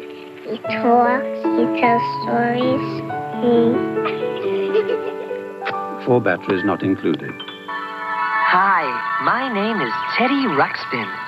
Can you and I be friends? Yeah. I really enjoy talking to people. I would like you... Teddy Ruxpin, the storytelling bear, comes with illustrated book and cassette from Worlds of Wonder. The snuggle bugs appeared on Earth a very long, long time ago. The Snugglebums, a whole family of lovable, huggable little people that giggle when you wiggle them. Dolls sold separately. Snugglebums have long, soft hair you can brush, and they keep you company at night because Mama and Papa light up with happiness when you hug them. Batteries not included. The Snugglebums from Play School. Each doll sold separately with storybook and brush. Wednesday, happiness is the ultimate Charlie Brown when one of the world's most popular musicals becomes an all-new animated special. You're a good man, Charlie Brown. This Christmas, Taco Bell would like to propose a traditional holiday feast. To start, a delicious main course filled with your favorite stuffing. A special side dish made from an old family recipe. For your sweet tooth, a festive holiday treat. All topped off by a bit of the bubbly. And what better way to finish an old-fashioned Christmas meal than with a rousing chorus of your favorite holiday tune? It's a Radio Shack Merry Christmas. Honey, this is just like the PC I have at the office. The PC-compatible Tandy 1000, just $9.99, with a Christmas bonus color monitor. Save $300. So, as soon as I finish our budget, sweetheart. Budget? It comes with its own software My report's due tomorrow, Dad. and has plenty of home uses. Don't stay too late at the office, dear. The Tandy 1000 with color monitor Christmas bonus, only at Radio Shack.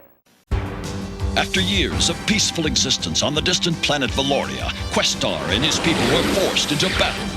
The power of their step crystal ripped a hole in the fabric of time, sending them backward to prehistoric Earth. Unaware that at the same moment the evil Emperor Krulos was plotting to capture the step crystal with his own grotesque Rulon forces. And so, the battle continues in a new place and time with Dino-Riders.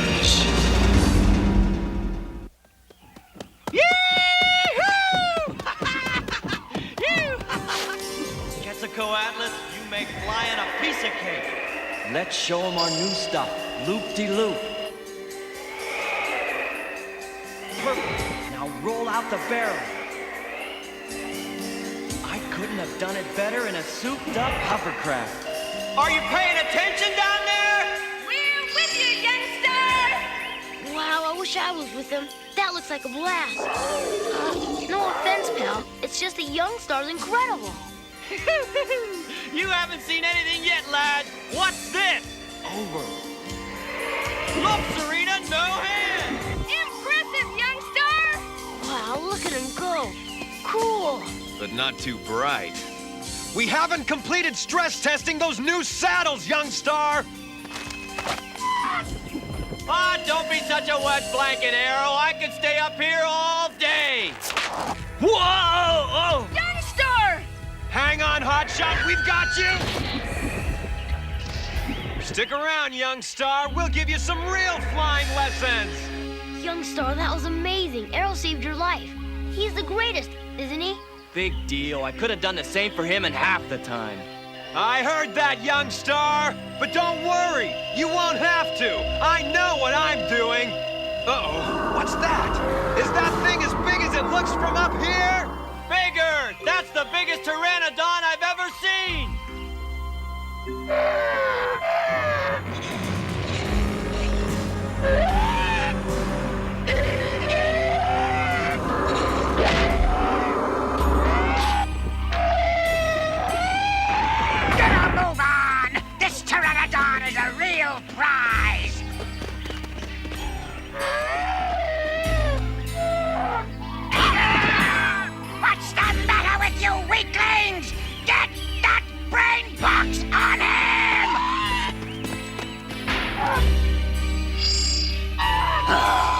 Finally, this beast will make Krulos proud, and Young Star dead meat.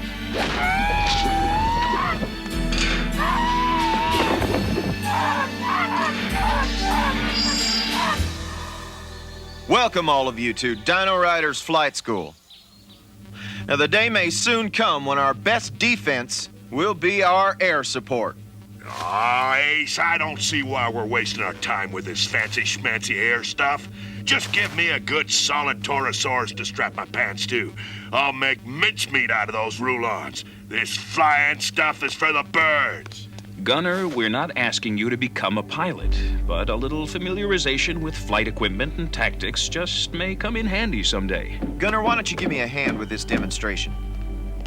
Yeah. The saddles are designed to hold you securely. Unless you're doing something dumb like flying upside down. Arrow, I can fly the pants off you and you know it. That's not what I saw today. Arrow, Young Star, I think what Neutrino now has to say is of far more importance than your private discussion. The twin lasers mounted on each wing, coupled with the maneuverability of these birds, gives you the opportunity to get in, fire, and get out. It's a great combination. Yeah, well, I gotta hand it to you. Looks pretty good.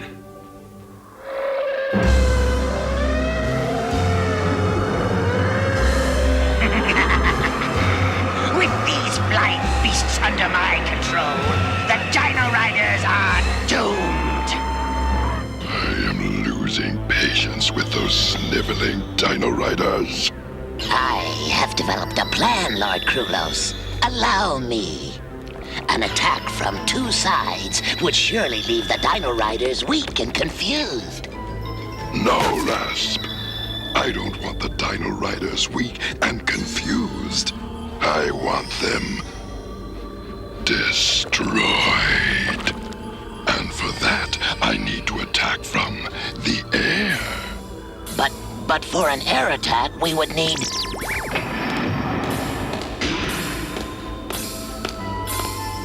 Your Highness, I am pleased to report I have brainboxed the largest pteranodon on the planet. He has untold power. Ah, excellent. You see, Rasp, Hammerhead brings me answers, not problems. You could take a lesson from Hammerhead. Rasp! Is this mammoth pteranodon armed?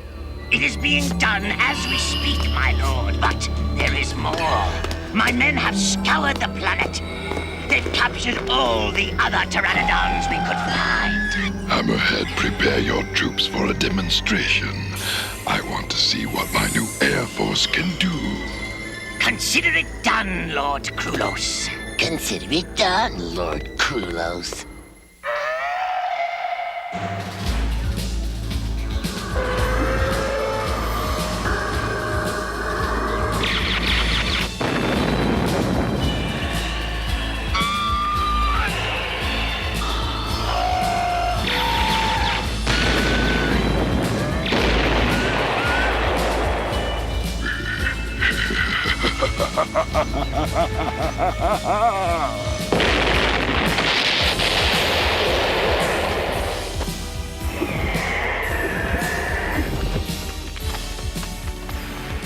An impressive demonstration, Hammerhead. Impressive indeed. Keep an eye on Hammerhead and report his every move back to me. I'll not permit that leadhead to make me look foolish in front of Krulos. Yes, it's settled. Tonight we will attack the Dino-Riders by air. Prepare for battle! Before the night is out, the Dino-Riders will be no more.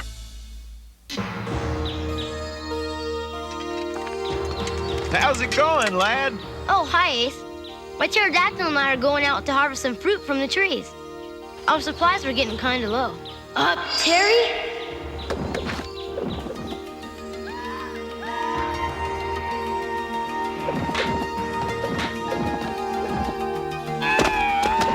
Oh, great. Looks like you had quite a haul today. Ketz and I are going out to get in some target practice. Want to come along, Serena? Hold on, young star. You're supposed to help us make another run to the tar pits today. Boring. Maybe tomorrow. My target practice is a lot more important. Wrong, young star. The tar pit traps outside the compound are crucial to our defense against Krulos. They're almost done. We should finish them. Okay, have it your way. I can always go out later and rip up the sky. Last one of the tar pits is a rotten egg. Yeah!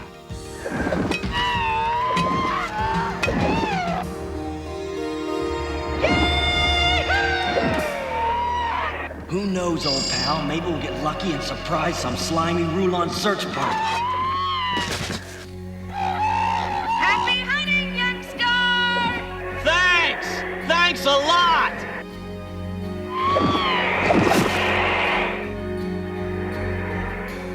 Hey, where's young star? He should have been here by now. Probably out playing on some thermal current. He'll catch up. He always does. Well, there's work to do. Okay, let's fill him up.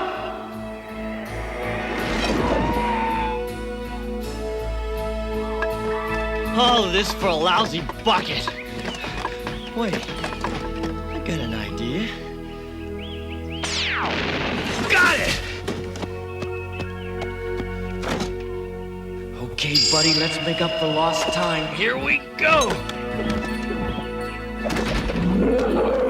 That's the way, fella. Easy now. Here's another load, Gunner. Real good, Serena. Well, if Krulos gets any wild ideas tonight, he's gonna find it very sticky going when he hits this tar. There must be no mistakes in our attack. We must make Hammerhead and his air armada seem useless. Tonight, Lord Krulos will realize that I am his superior weapon. And after I destroy Youngstar, the precious step crystal will be mine. One more load of tar will just about do it. Coming up, Gunner! It's about time you showed up, hotshot! What took you so long, young star? We were worried about you. Yeah, with all your fancy flying, you should have been here long ago. You want fancy flying? Stand back! Quetzalcoatl Atlas and I'll park this tar right on target. No, young star! Don't try it! Look out below! Overboard!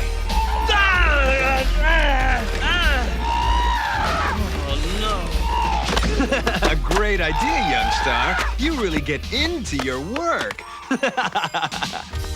Come on, fella. We don't need to put up with this. All is ready, Lord Krulos, for your victory over the Dino-Riders. Excellent. I will lead the ground forces myself. Hammerhead will lead the airstrike. You will assist him, Rasp. As you wish, my lord. It is my wish, Rasp. And you can begin now! And it is my wish that you fall off your monstrous bird! If anyone's falling, snake-faced, it'll be you! We'll see. We'll see.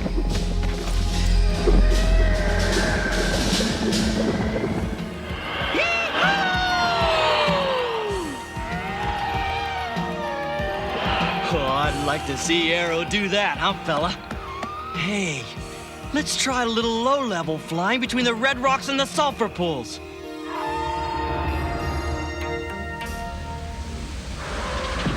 Onward!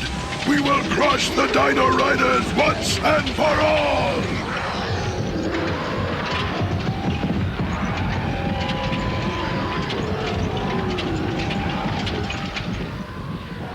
Whoa, fella. Looks like Krulos couldn't sleep tonight. We'd better warn the others. A Dino-Rider! Shoot him down! Destroy him! It will be my pleasure, Lord Krulos. At last, Youngstar. This time there will be no escape. It's Hammerhead. I should have known. We'll have to take a detour. There's no place you can hide, Youngstar! Who's hiding, fish breath? Come and get me!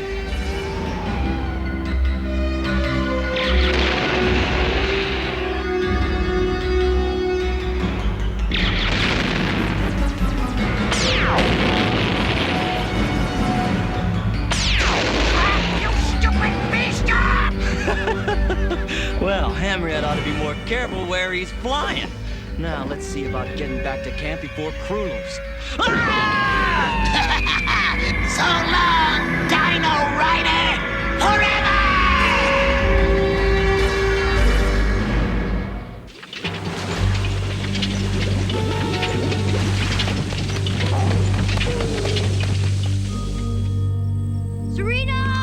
Serena! Arrow's taking me flying. Wanna come? Oh, I don't know, lad. Serena may not be ready to fly with us. Boy, that sounds like a challenge, Arrow. Only if you want it to be. Okay, you're on, Flyboy. Serena, be careful. Don't worry, Grandfather. I'll be just fine. You don't sense trouble, do you, Mind's Eye? I'm not sure, Questar. Maybe it's nothing more than an old man's fear. I don't believe that, my friend. Your feelings have a habit of coming true.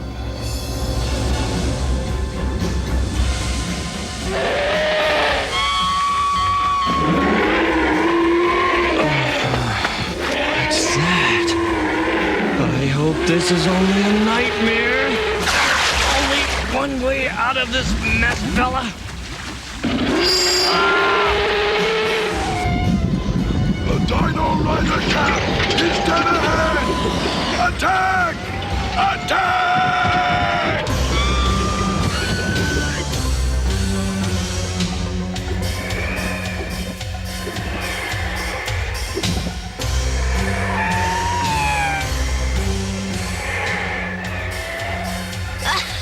Yeah, good going! You're a natural, Serena. You fly like you and your Pteranodon are one. We are! Look! Rulons! Questar! Dino-Riders. Rulon attack! Man your battle stations! Sorry, Gunner, but we're drafting you. Yeah? Do I have a choice? There's your answer. Krulos is making this an air battle.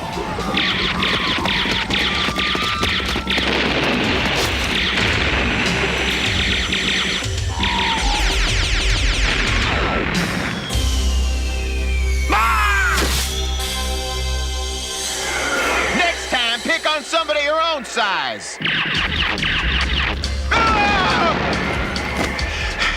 Pretty fancy flying for a ground jockey. Thanks. You ain't seen nothing yet.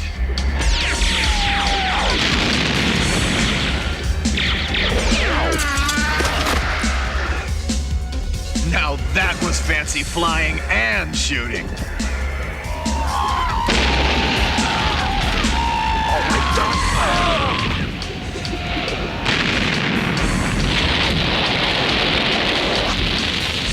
Mind's Eye, there's just too many of them. Don't think of their numbers, boy. Concentrate. Use the strength within you.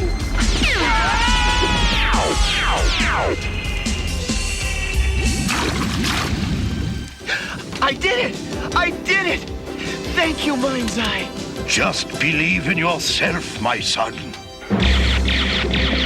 Serena, help! Help! Land! Down, Pteranodon!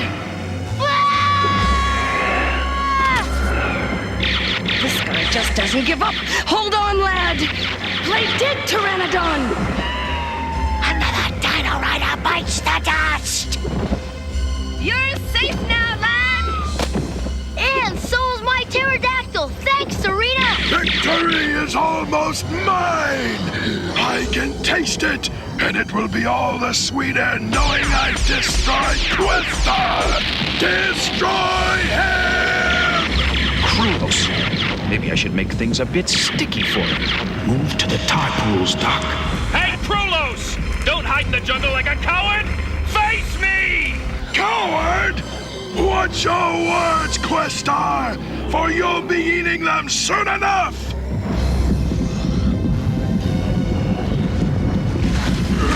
Move, you stupid beast! Move! I will not lose this battle! Krulos will never learn. Out of my way! What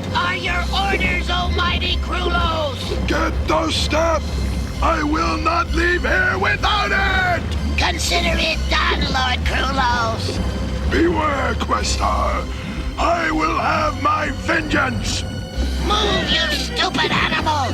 Move!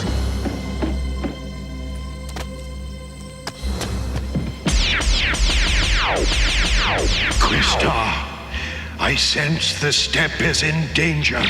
I understand. Now Hammerhead will see who wins Krulos' favor. I'll take that! No, the step must be mine! Not this time, Rulon! Ah! Mine! Finally, the crystal is mine! I'll die before I let you get away with the step! Then prepare to die, Questar! I wouldn't do that if I were you, Fish Eyes! Ah! And you die, too! Your minuscule weapons are useless against my giant! Youngster! At your service, fish lips! This time I will not fail to destroy you! Stay put, youngster! Let me make your end quick and painless! A little teamwork might send Hammerhead and his monster packing. Count me in!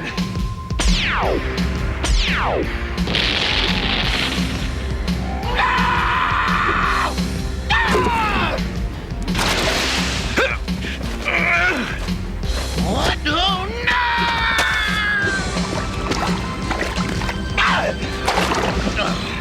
You lost the step crystal! And whose fault was that? Krulos will hear of your failure. You haven't won yet, Questar! I will return!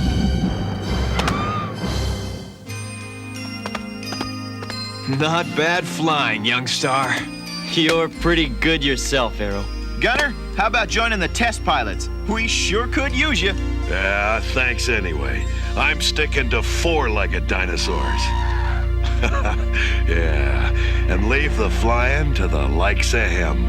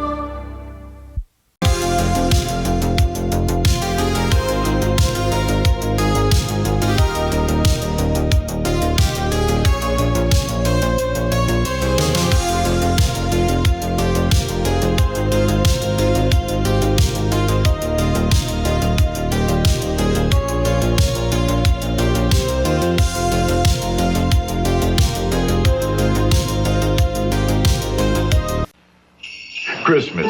Sometimes we all need help getting ready. That's where Bank of America comes in. When you open any checking or savings account, B of A will make a donation to Toys for Tots. You get more branches, more versatile ATMs, more convenience, and needy children get Christmas toys. So take it from an expert. It's nice to give. It's nice to receive. It's even nicer to do both. Happy holidays, Mr. Scrooge. Humbug. Look at my food bill. You should have shopped Basics and More. We saved up to 30% on our holiday food bill at Basics and More. 30%? On sugar, flour, nuts, all Mrs. Cratchit needs for holiday baking. We saved on deli trays for our holiday party, too.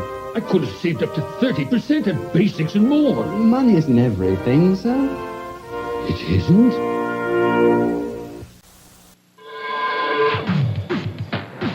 If you want to hear music from a box like this, here's a high band blaster that you wear on your wrist.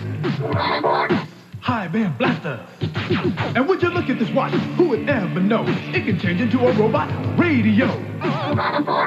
Robot radio. Planoform non-radio watch is also available. Inviceptor Jet, Excalibur Gun, Scorpia, Autochron, Autoceptor, Kaltor, and the Robot Time Machine. Each sold separately. A is for apple, J is for Jack. Apple is sweet, Apple Jack. Cinnamon crunchy, fun to eat. A super delightful breakfast treat. Kellogg's Applejack cereal, a delicious part of this balanced breakfast. Fun to eat and apple is sweet. Kellogg's Apple Jack.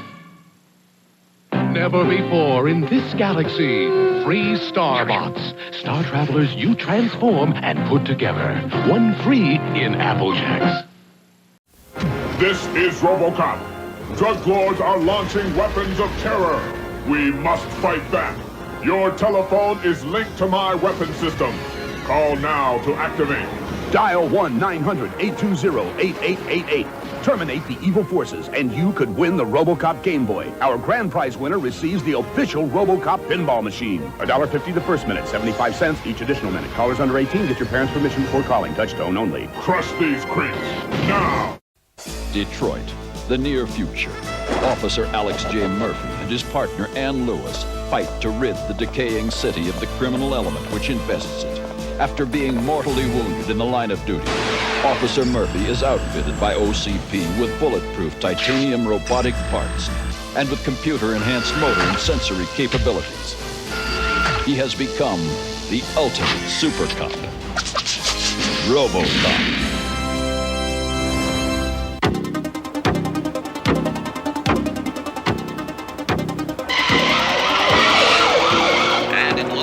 Crime is up a whopping 41% in Old Detroit. However, police remain confident they can control the recent rise in criminal activity. These reports are exaggerated. The streets of Old Detroit have never been safer.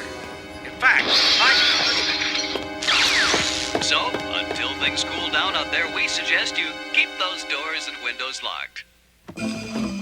See? Even RoboCop can't be everywhere at once. True, Dr. McNamara. Perhaps we should develop something new to help the police operate more effectively. What about my enforcement droid, Ed 260? No, I'm afraid we need a totally new approach. But, sir... Yes, a new approach could be very profitable to OCP. Please begin work immediately. Yes, sir.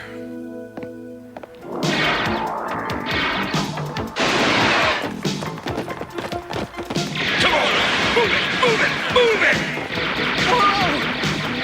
Wake up, Mikowski! This is a training drill, not a garden party. Yes, sir.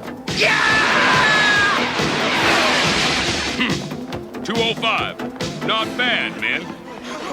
What do you mean, not bad? If that's the best these overgrown Cub Scouts can do, why, they wouldn't last 5 minutes in Old Detroit. Let me show you how it's done. Set the difficulty factor at 10. But, Lieutenant, I don't think it's a good idea to... That's an order, Sergeant. Yes, sir. Ready when you are, Sergeant. I hope so.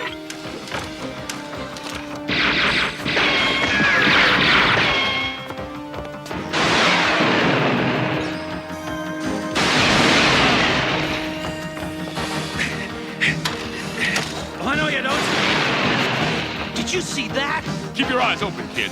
You might learn something.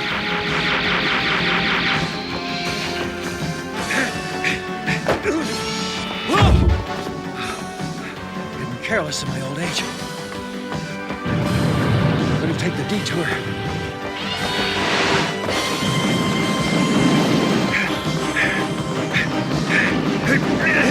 Gangway!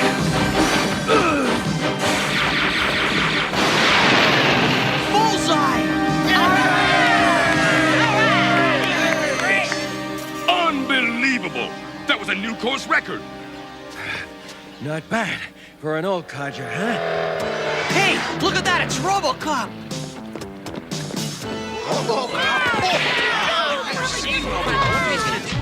Holy cow! Look at the size of him! Greetings. What in blazes is that walking scrap heap doing here? I've just installed a new program, so his reflexes will be 0.07% faster. I want to test him. Are you ready, RoboCop? Yes, Dr. Tyler. Oh, brother. That bucket of bolts moves like a three-legged tortoise. There's no way he can touch my score. We'll see about that, Lieutenant. You may begin, Sergeant. Right.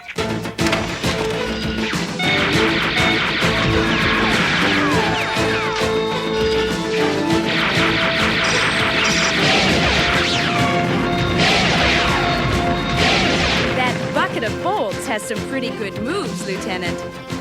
Yeah, every cop should be equipped with titanium steel plating. But he'll never make it over that wall. You were saying, smart guy?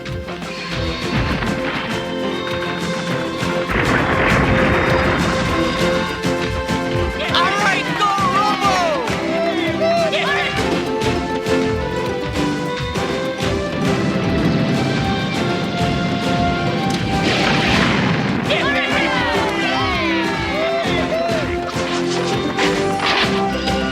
Incredible! RoboCop demolished Hitchcock's record. Looks like the tortoise caught the hare, Lieutenant. Congratulations, Murphy. Great score. I'll say. But not as good as I'd hoped. We'll have to go back to maintenance for further adjustments. Yes, Dr. Tyler. Aw, come on, Doc. Give him a break. I'd like to give him a break. Right across his steel skull.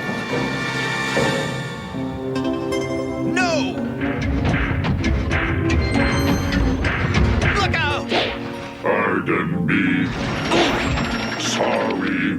I said be careful with that, you clumsy contraption. Thank you. Have a nice day. I knew I should have replaced that chip in your logic circuitry. But right now, I've got more important things to do, like testing this new fusion ray. Now, let's see.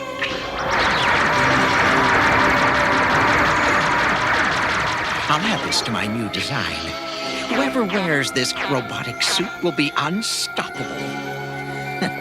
Yes, I have finally made RoboCop obsolete. He did what to your begonias? Don't worry, ma'am. We'll send out a patrol right away. Officer Lewis, domestic disturbance at the Renaissance Towers. No sweat, Sarge. I'm on my way.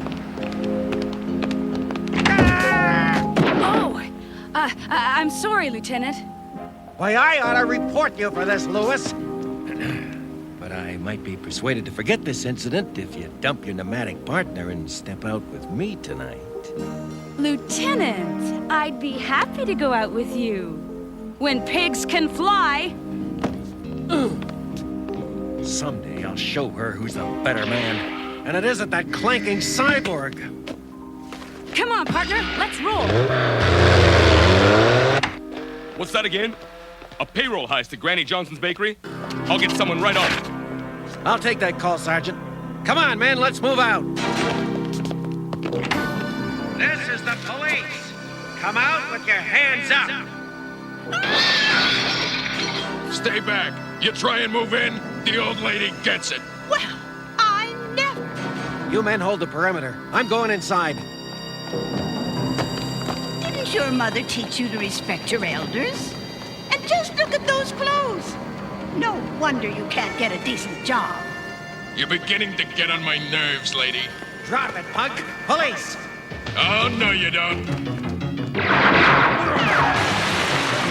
Ow! What in blazes? Looks like you're stuck, copper. Oh, dear. We just got the bulletin. What's going on in there? I'm not sure. Lieutenant Hitchcock went in alone. Stop that, you hooligan. It's been nice knowing you, copper. Hold it right there, laughing boy. Huh? Murphy, are you all right?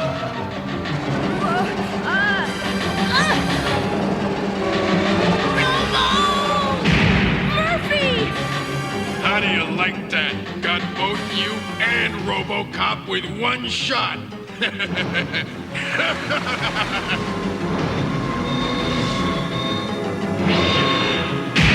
Murphy! Drop your weapon. Not a chance, Robo-Twerp. You drop it, and the old lady gets it. My God! That'll teach you, you young whippersnapper.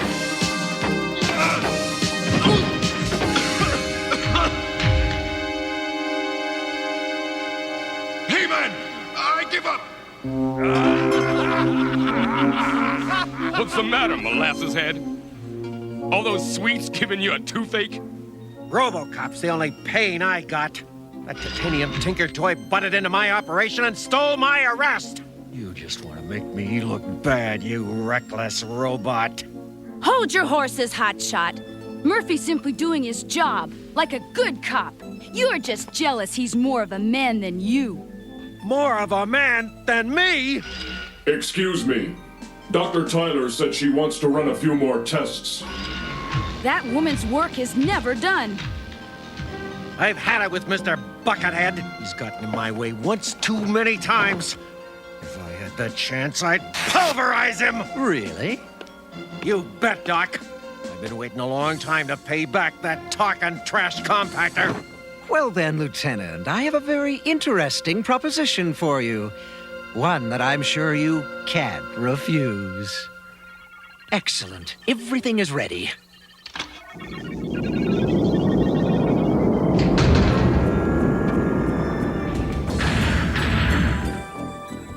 Hey, this monkey suit feels like a ton of bricks. Do not worry, my friend. Once you see what it can do, I don't think you'll have any complaints. First, a little target practice.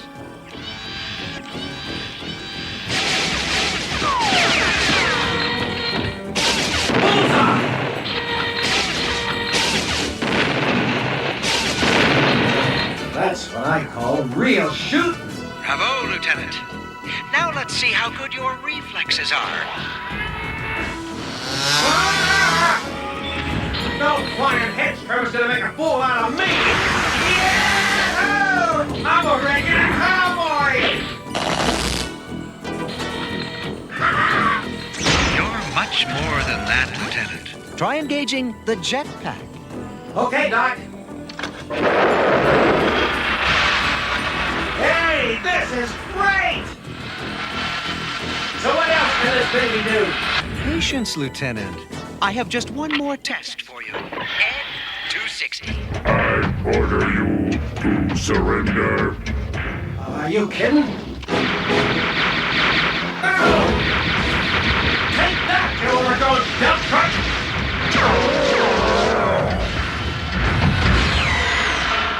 The Enforcement Droid Series 260 is not programmed for failure.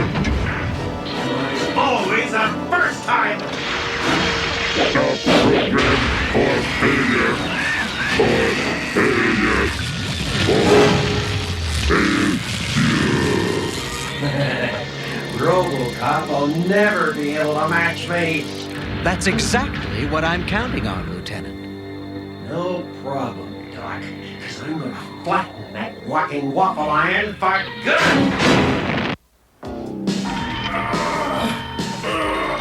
Man, Robo's stronger than ever. Why, of course, Roosevelt. I've revamped his circuitry, thereby increasing his power input.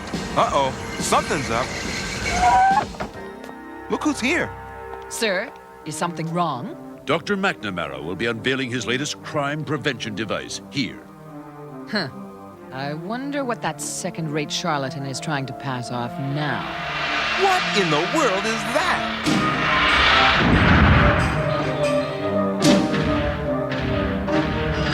Please identify yourself. What's the matter, Shorty? Don't you recognize me? Hitchcock? Upsy daisy! As you can see, RoboCop is simply outmoded. Quite impressive, Doctor. Why, thank you, sir. This is, of course, just a taste of what the power suit can do. Production of the new power suit should begin at once. I beg to differ, Dr. McNamara.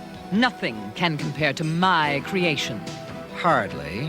RoboCop is a thing of the past. My power suit is the future. Wouldn't you agree, sir? My only concern, Doctor, is which project will profit the company the most. I propose a test to decide which one is truly the best.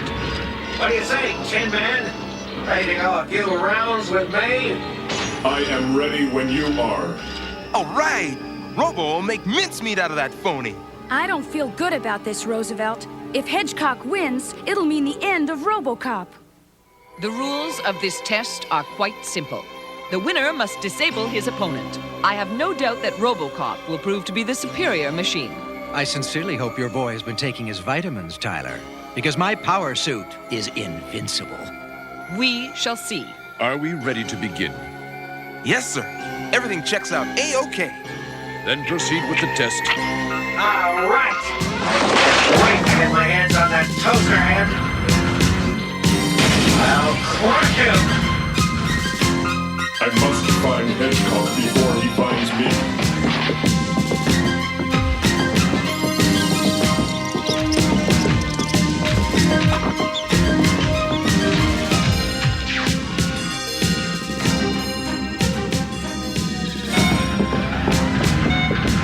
Target located. Where is that lily-livered lunchbox? I am here, Hedgecock. Then let's party!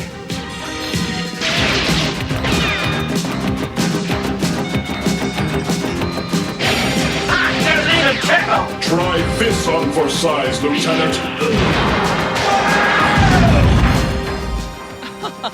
You see, RoboCop is definitely a superior product. Don't jump to conclusions, Dr. Tyler. The test is over, Lieutenant. What a bit, trash can man! Looks like you failed the exam with flying colors! Wrong. The test has just begun. All right, Robo Clown. Now you made me mad!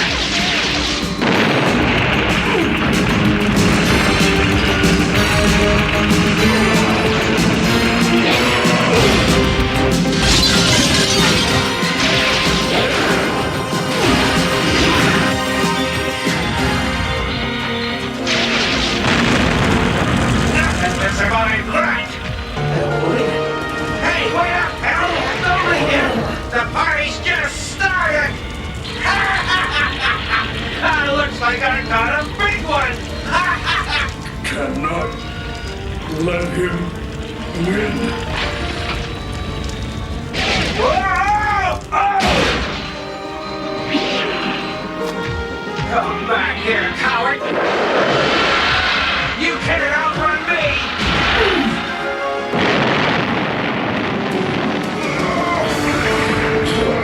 We must find a place to recover. Where are you, Whip? You're no man, just a lousy coward tin can! Come on out and fight! What's wrong with Murphy, Doc? His system is rapidly deteriorating. With his energy almost completely drained, RoboCop is heading toward permanent shutdown. Oh no! Hedgecock's out to kill him! You've got to stop the test! Let's not get hysterical, Lewis. Forfeiting the match might endanger the RoboCop project. The test must run its course. I agree. What's wrong with you people? That's a man out there, not just another OCP product. I've got to help Murphy before Hedgecock kills him. This is not going to be easy. Oh! Can't hide forever, RoboCop. Tired of my cat and mouse. Ah, there's the little tin soldier. This is what I've been waiting for. One small step for man, one giant leap into oblivion for RoboCop! Look out! Officer Lewis? Lewis! RoboCop! What's that cop Lewis doing out there?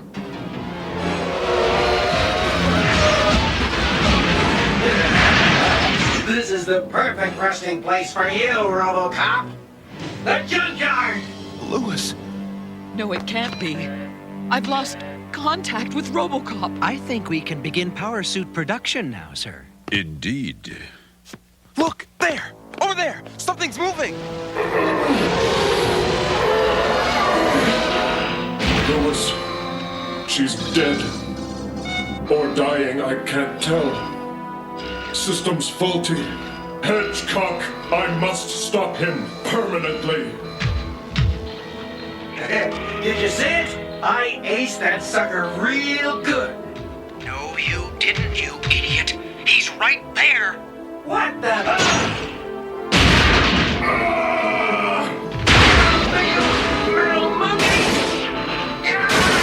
Can it, Lieutenant?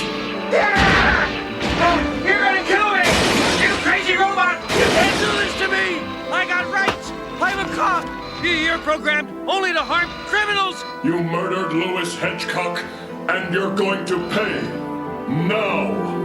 No! Murphy! Don't do it! I'm okay. Just a little banged up, that's all. But Hedgecock is still guilty of attempted murder. Everything is on videotape. We can bring him up on charges later. You have the right to remain silent. Hey! You have the right to an attorney. This was a legitimate contest. She had no business being here.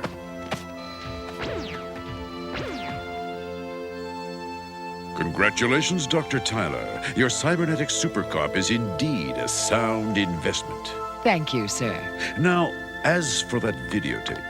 Ah, yes. Tapes are such delicate things, so easily erased. Terminate the Power Suit project. I don't want to spend one more dime on that pile of junk. But Yes, sir. Oh, why did you do that? We could have nailed Hedgecock to the wall with that tape. We also could lose funding for the RoboCop project if that tape got out. RoboCop nearly lost control out there. Yeah. I guess he's more human than we'd like to think he is.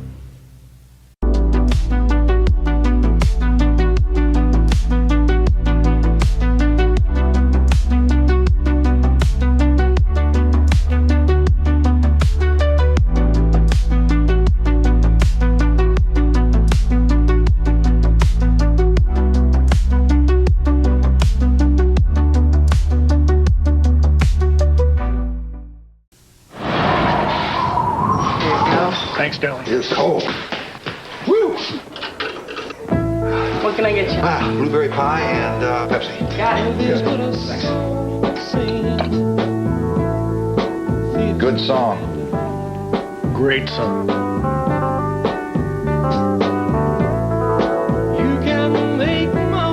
Working late on the holidays. Yeah. It's hard on the kids. Yeah.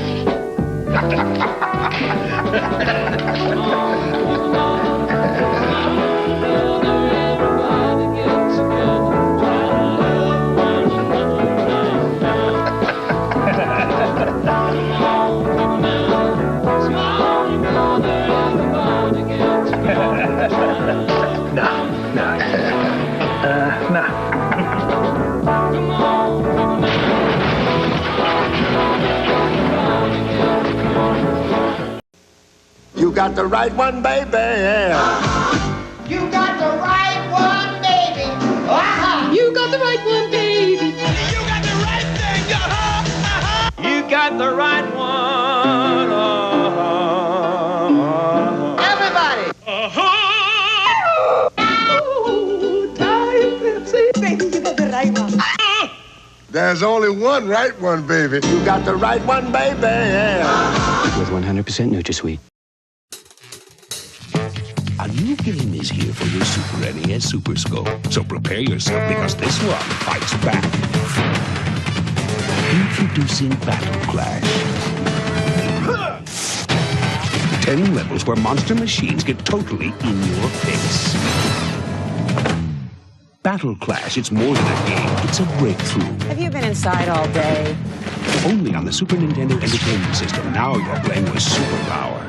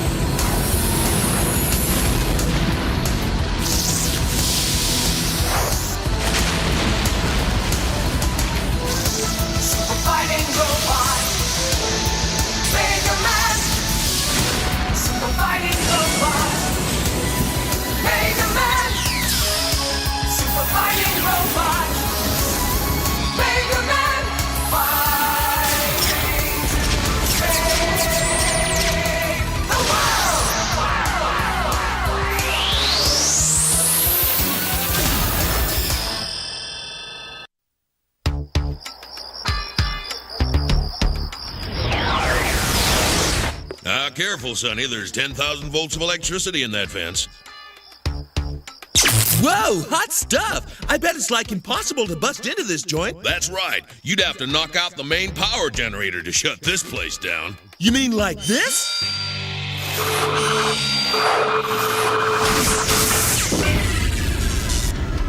Piece of cake! Hands up! You're under arrest.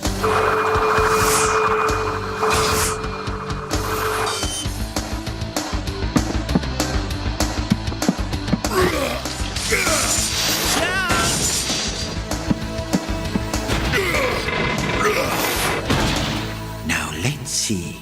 The optical orbs connected to the titanium cranium sockets, the left appendage modules connected to the... Now where did I put that arm? I don't recall this model. Do you have a digital imprint authorization to enter this lab? You're looking at it. Put him down or I'll recycle you into soda cans. Me too.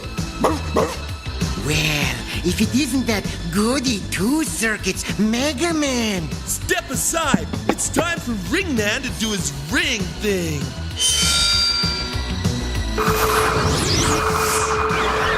Rush! Fetch it! Good boy.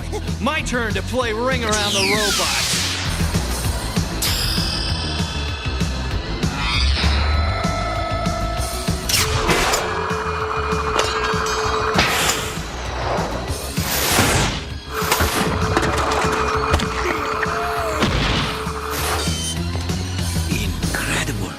Internal weapons converter, titanium outer shell, self-lubricating ball joints. My, oh my, you sure are one tough cookie. Thank you, sir. But we better get going before more of Dr. Wily's robots show up. Snap to it, Rush.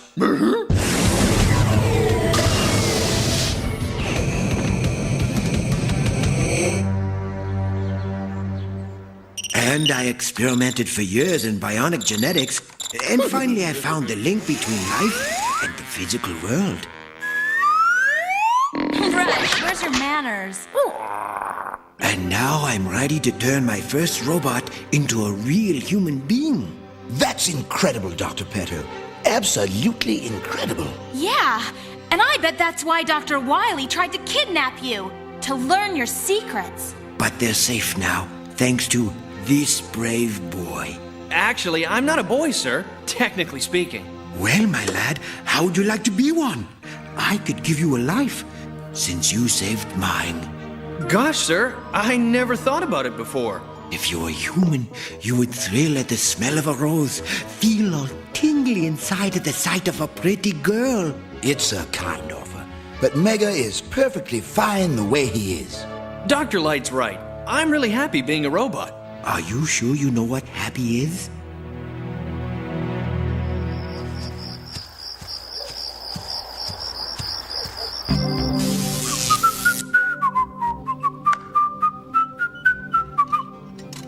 Dr. Petto!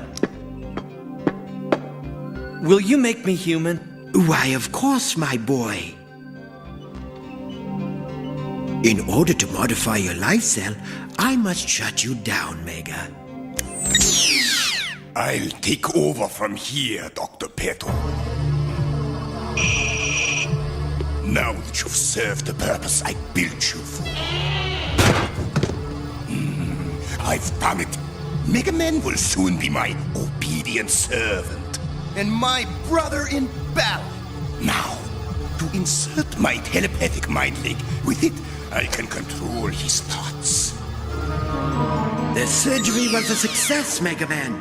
You are now human. I am? Wow! I don't feel all that different. Smell this rose, and then tell me what you feel. Watch, Proto Man. With my mind link helmet, I can make Mega Man think he's human.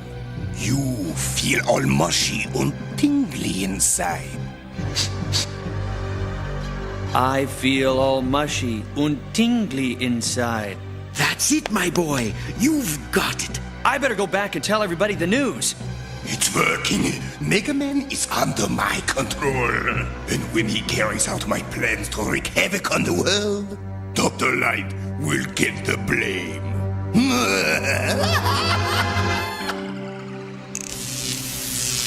Hiya, guys. Hey, do I seem any different to you? Don't tell me. You took a titanium acid bath? No, Roll. Something much better. Dr. Petto turned me into a real human boy. Why, that's incredible, Mega. Absolutely amazing.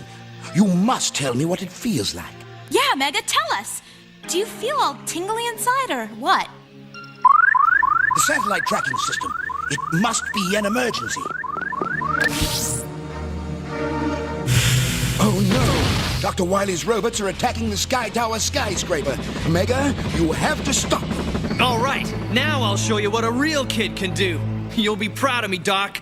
Let's go, Rush! Sure hope Mega's up to it. Maybe I'd better send him some help. Like me! I can take on Wily's bots with half my brain circuits tied behind my back. Roll, wait! I was referring to my Robo Rescue Squad.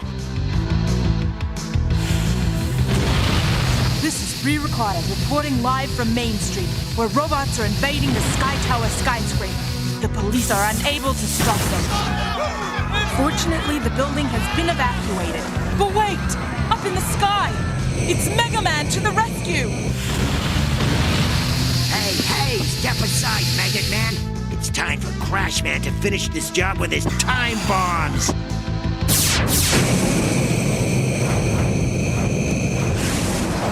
Touchdown! Hey, this must be what humans call fun. You're feeling afraid, Mega Man. Afraid you might drop those bombs.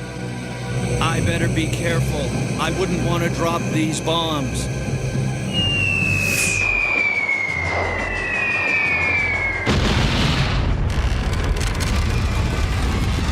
Oh no!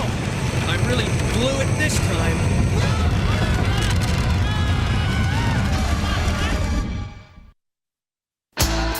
Stay tuned. We'll be right back after these messages. Albert, Mega Man!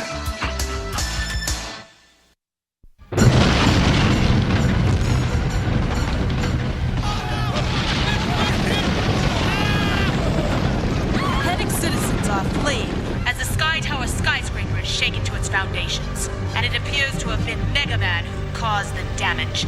Yes! Blame Mega Man. My plan is working perfect. I don't know what happened, Rush. I never felt afraid before. Looks like we got trouble upstairs, boy.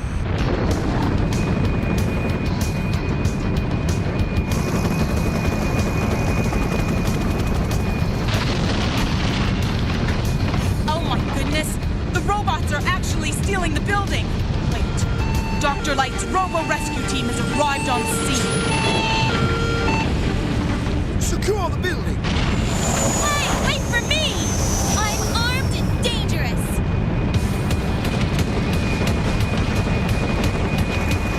Okay, Gutsy, drop that building or I'll have to plasma you all over the universe. Get off my building, cyberpunk!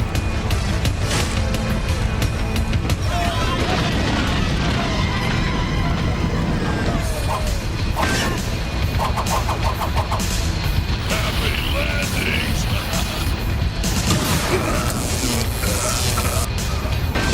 And now to finish you off, Gutsman. But you can't because you feel sorry for the poor robot. You don't want to hurt him. I can't do it. I don't want to hurt Gutsman. Mega Man's letting Gutsman get away. Oh my gosh, the building is falling. I'm out of here.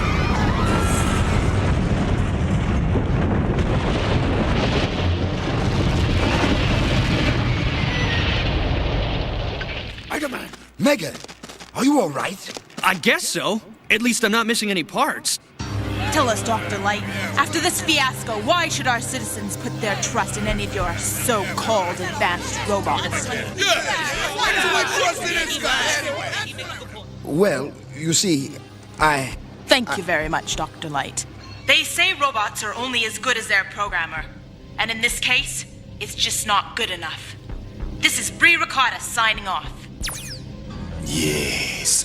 Soon Dr. Light's reputation will be destroyed, and all his robots will be under my command. Then nothing can stop me from conquering the world.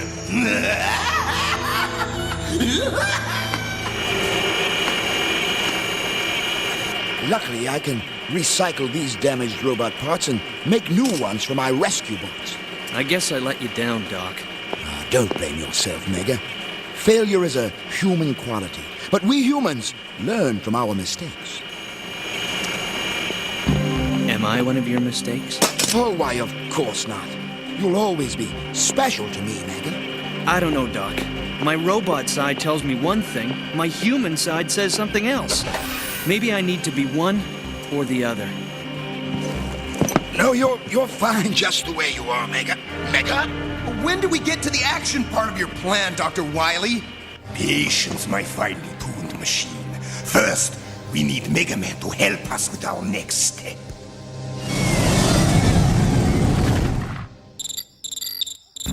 Maybe if I hadn't designed him with self-determination, he wouldn't have wanted to be human. I guess I was a mistake. What do I do now? You need to reprogram Dr. Light's robots to remove their self-determination.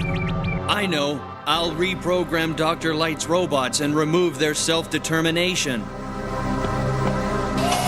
Once he reprograms Dr. Light's robots, they will follow my command without question. Mega Man, what are you doing? I'm reprogramming your robots so they won't make any more mistakes. Now stand back. Easy, Mega. You're just experiencing an emotion overload.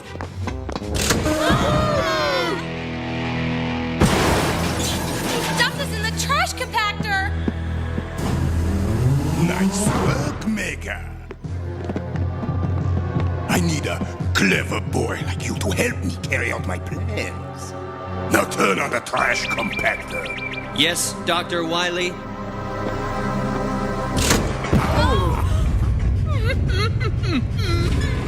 The walls! They're closing in! I can't believe it.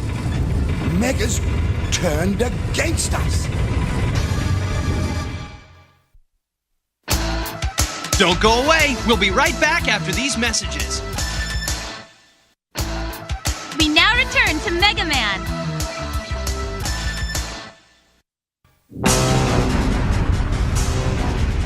If we don't find a way out of here fast, I'm gonna be a hubcap. There may be a way out, Ro. Give me a hand. Okay, what do you want me to do? No, I mean, give me a hand.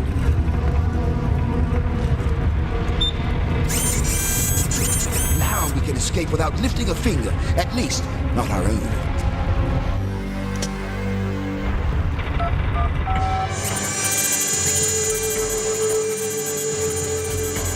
What's this? Hurry!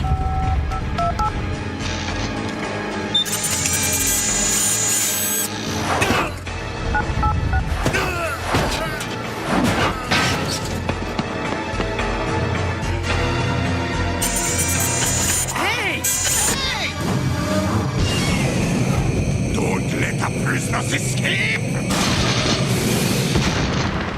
Never mind them. We have an invasion to plan for. Continue reprogramming these robots. Yes, sir. Dr. Petto, we must speak with you. Dr. Petto? Dr. Petto? He's a robot! I should have guessed. Dr. Petto wasn't a real biogeneticist. He was programmed by Dr. Wily. But if he's a fake, then how come Mega thinks he's human? There's your answer, Roll. A telepathic mind-controlled chip. I get it! Dr. Wily's been making Mega think he's having human thoughts. Precisely. And if I can determine this chip's frequency, I think I can free Mega's mind. I sure hope it's not too late.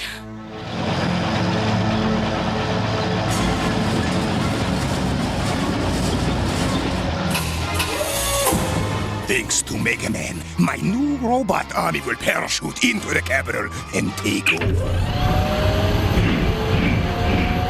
And when the rest of mankind witnesses my awesome might, they'll beg me to become their new leader.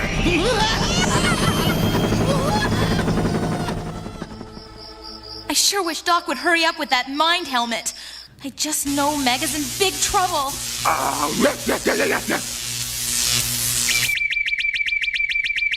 We're receiving an emergency message. Dr. Light, this is the Secretary of Defense. I don't know what you want, but I beg you to stop your robots.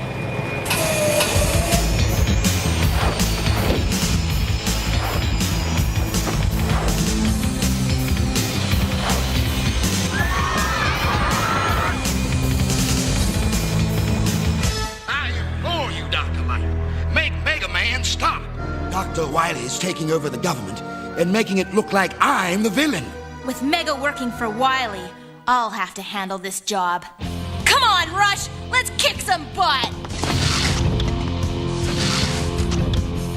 This has to work, or I've lost Mega forever.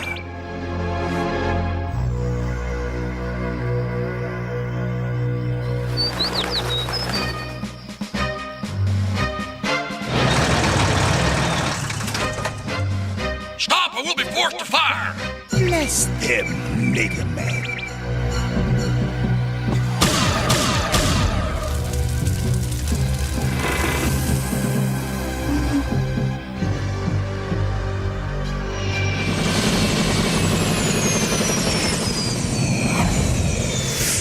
Hey, Mega! It's your silicone sis come to win you back to the good side. Vaporize this meddling pest. I'm going to vaporize you, you meddling pest. You wouldn't dare. And don't call me a pest. You must do it. I must do it. Baloney! The real Mega wouldn't harm a flea. Dr. Wily's putting those goofy ideas in your head. Don't listen to her. She's lying. Robots don't lie, Mega. Dr. Wily is filling your mind with evil thoughts. Don't listen to him. You must listen to me, Mega. All these voices in my head. Now I'm really confused. No, you're not, Mega. Just choose the one you know is right. Okay, put up your hands, scumbot. Just play along, sis. I'm with Dr. Wily.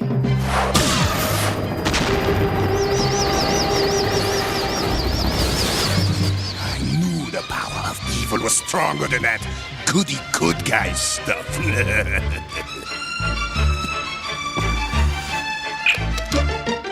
This must be the mind chip that was controlling me. Thank goodness you're back to normal, Mega. But what about Dr. Light's robots? Leave them to me. Excellent, Mega Man.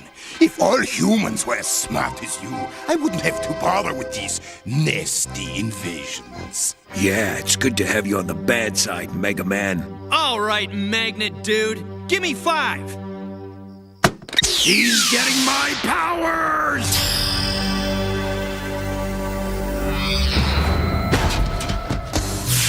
My helmet?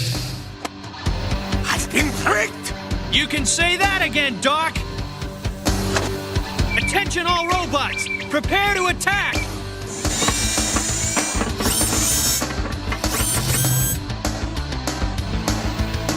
Okay, bots, it's showtime! Stop them! Let's cut to the chase, Mega Man. Fire bots! Fire away!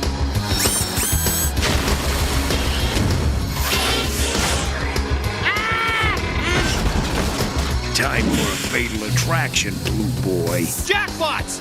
Give him a jackpot!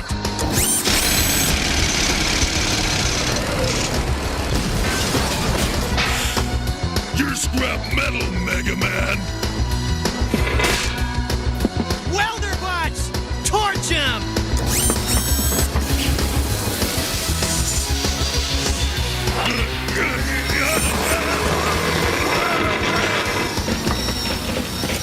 You wouldn't be so tough without that helmet, little brother.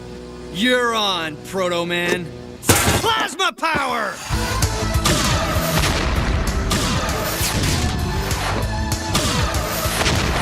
Missed me again, number 1, son. But I won't miss this time. Oh no!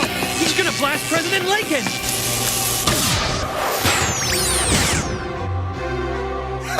I knew you'd risk yourself for Mr. Lincoln. That plasma blast drained my energy. Mega's too weak to beat Proto Man. If only Eddie were here. Charge! Too bad you're such a softy, Mega. We could have been Mega brothers in battle. Eddie, I need a quick charge.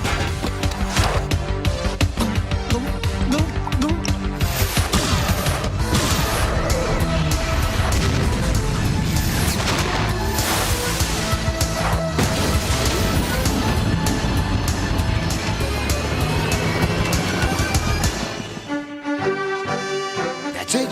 All of Dr. Wily's microchips have been removed, and my robots are back to normal again. Hey, Doc, if I'm just a robot, how come I cared so much about saving a stone statue? I tried to tell you, Mega. You're not just a robot. You have compassion and self-determination, which is more than I can say for Dr. Wily. What? Looks like Rush could use some human characteristics too, like good manners. I'll fix that.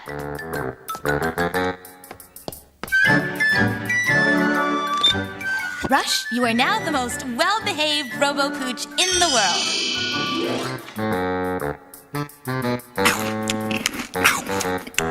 He's perfect.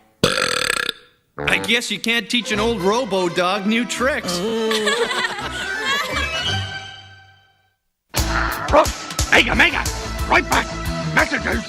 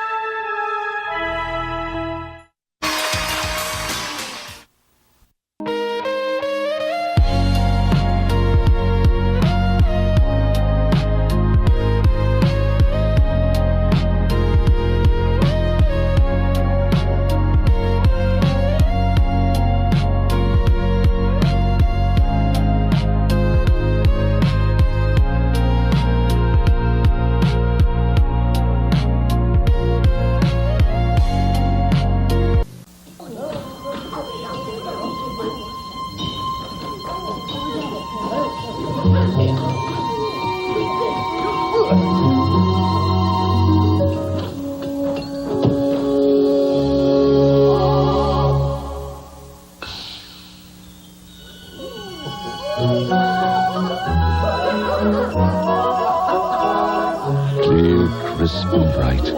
7-Up has the feeling of Christmas.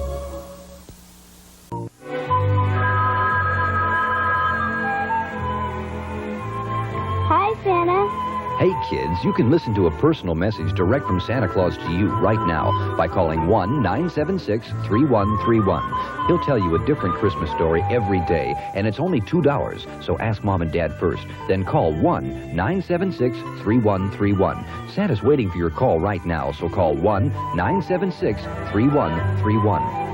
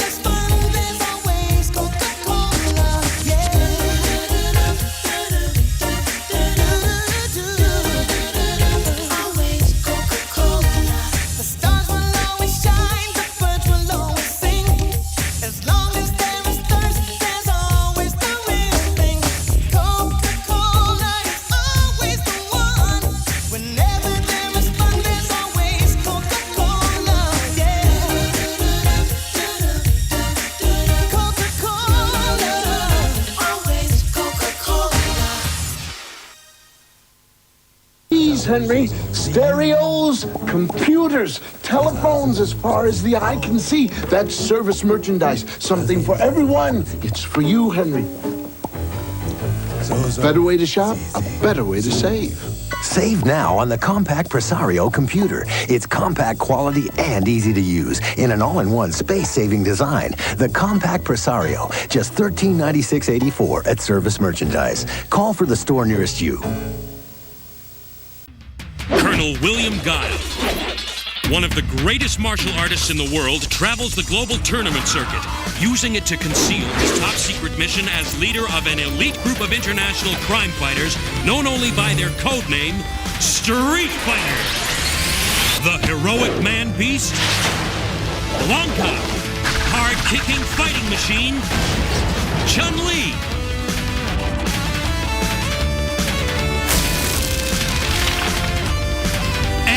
team of the most amazing warriors ever seen have joined forces with Guile to combat the criminal empire of Shadaloo and its superhuman leader, Bison. They have their own code of honor, discipline, justice, commitment, and together they will triumph against the forces of evil.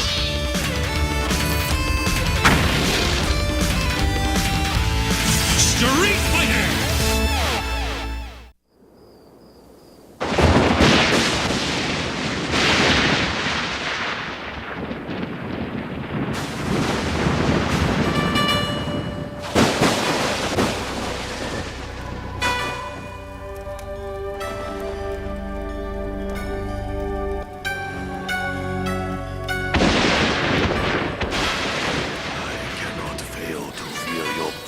Akuma, my brother. I welcome your return to our home with a heart full of joy. I hoped someday you would realize that a life of greed fails to bring the spiritual fulfillment you always sought. There are many paths to enlightenment, brother. That is certainly true. Our order has survived so many centuries because it follows no one path. Said the sages. Each student is different, so the teacher must choose students of opposite character. Yes, their interaction as they create their own path makes them stronger than either could ever be alone. But the two students had never before been brothers, Goken. In some ways, it made us closer. But in others, when you choose your students, you did not choose brothers. It appears you felt the experiment did not bear repetition. I chose Ken and Ryo based solely on who they were, as our sensei did with us. But why have you returned now, after all this time? I have finally perfected our tradition's ultimate move. Not the raging demon. Yes!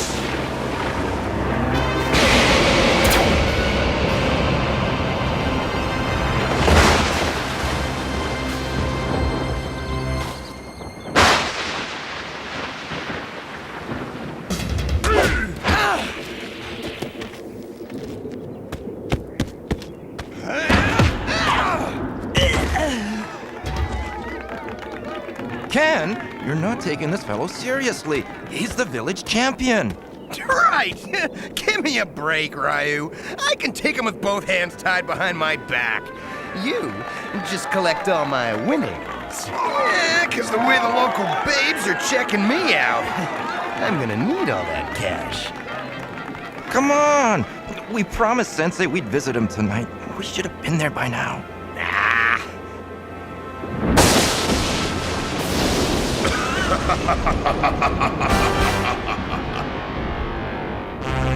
Okay, I'm in a hurry, so let's wrap this up.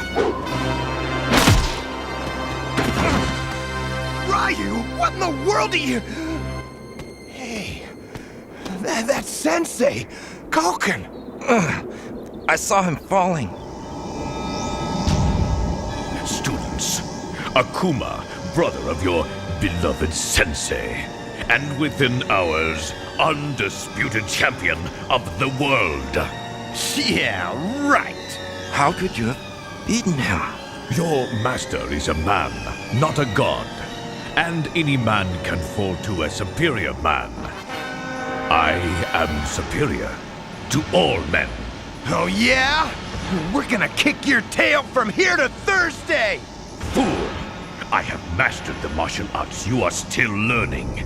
And the technique known to no other living man. Only you, your sensei, and I know our martial arts secrets, and by dawn, I will have that knowledge all to myself. After I defeat you both and consume your chi, as I consumed Goken's chi.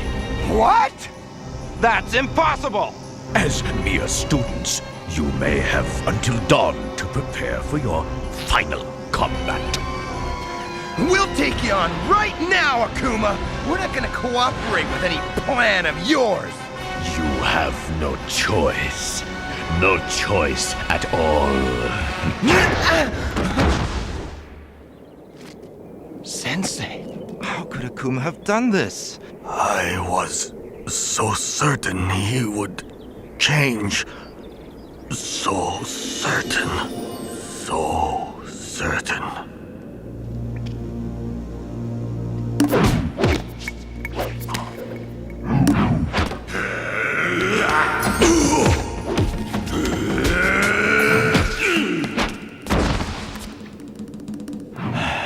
I'll have to keep my guard up a little longer in future, my brother.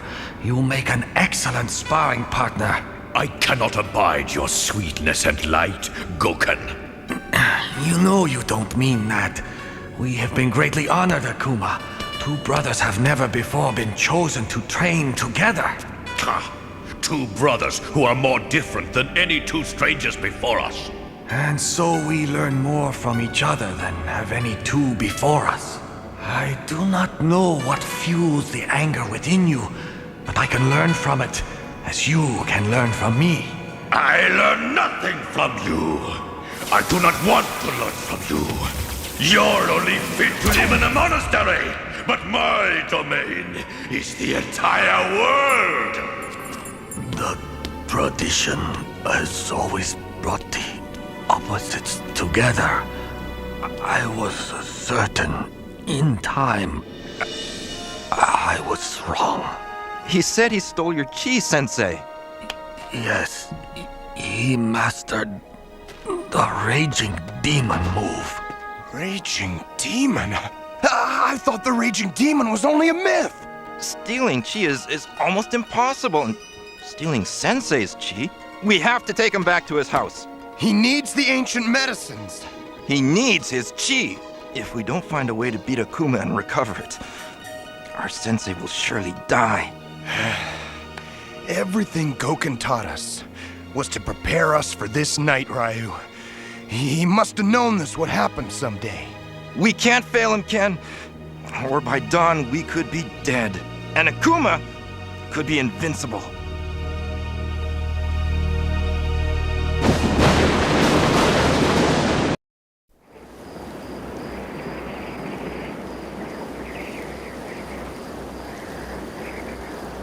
There. Goken's as comfortable as he can be. What else can we do for you, Sensei? Leave me and train. You must stop my brother. Save the world from him. And save him from his evil. Man, if I hadn't insisted on hanging around town for street fighting and babes, we'd have been here in time to help him. Usually I tell you things like that, Ken. But what's done is done, and we couldn't have known. No! It's my fault! Sensei should never have taken me on in the first place. I was just a guy on the streets, running my hustles and scams. You were an idealist, Ryu. The kind of guy his tradition was set up for. But I didn't think I was a fighter. It wasn't until I trained with you that I learned what I could do. Yeah, sure. So you worked at it, while I just screwed around. You didn't have to work so hard. It came naturally to you. I wish it could have been so easy for me. Nice try, Ryu. But I've never been what Sensei wanted me to be. You're exactly what Sensei wanted. Otherwise, he wouldn't have chosen you. Remember our tradition.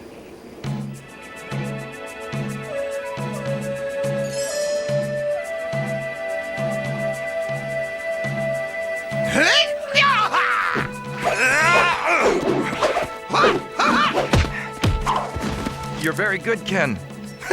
Hey, I'm not just good, I'm the best. That's why Sensei picked me.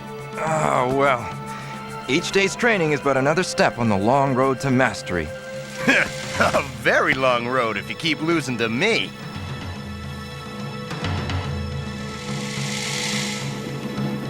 Your training goes smoothly? Well, Sensei, Ryu's a heck of a nice guy. A little serious, maybe, but he's not really in my league. Couldn't we get a few more guys up here? Maybe somebody more on my level and somebody on Ryu's, so each of us could get some real workouts. And otherwise, with all respect, we're pretty mismatched. Our tradition's techniques were developed for a world of opposites, Ken. Yin and yang, good and evil, day and night. Ken, you were chosen for the larceny in your soul. Ryu for the purity of his. He could learn the ways of the real world from you, while he can teach you to reach for the stars. The only stars around here are the ones I'll make him see. That's what Sensei wanted? A cocky fool? They always take a fool and a philosopher. Then that makes me counterpart to Akuma.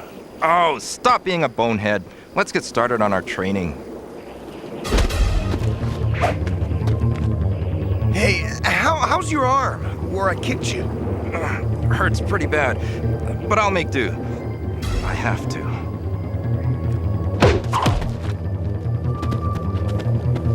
Your arm is hurt. I have another.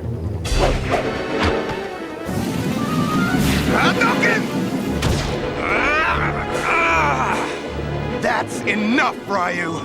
You're out of this fight. No, Ken! This is the fight of our lives! Sensei needs us now. It's just bad luck, man. I am going to fight Akuma, Ken. I must agree with Ryu. He is going to fight me. How else is he going to lose? I once fought Guile and Bison through illusion, Ryu. But for control of our tradition, this battle must be man to man. It'll be man to man, Akuma. You gotta fight us both. Oh, surely you wouldn't consider 2 against 1 fair, Ken. Hey! Hey! Let me out of here! Oh, don't despair, student. You'll have your chance in good time. No, Akuma. It ends here, with me. How is your arm? Watch and learn. Ha! Ha! Ha! Hadouken! That's it, Ryu! Go for it! I expected you to warp. I expected you would. Yeah! Just like I taught you!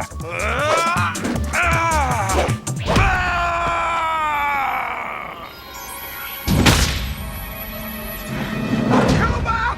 Let me out of here! You can't do that to him!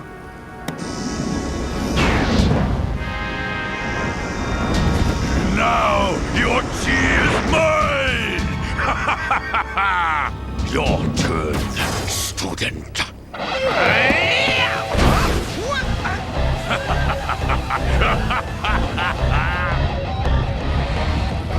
You think this'll scare me? You just want to psych me out. Make me think I'm gonna lose before the fight even begins. Oh, you will lose. Just like Ryu. Not me, pal.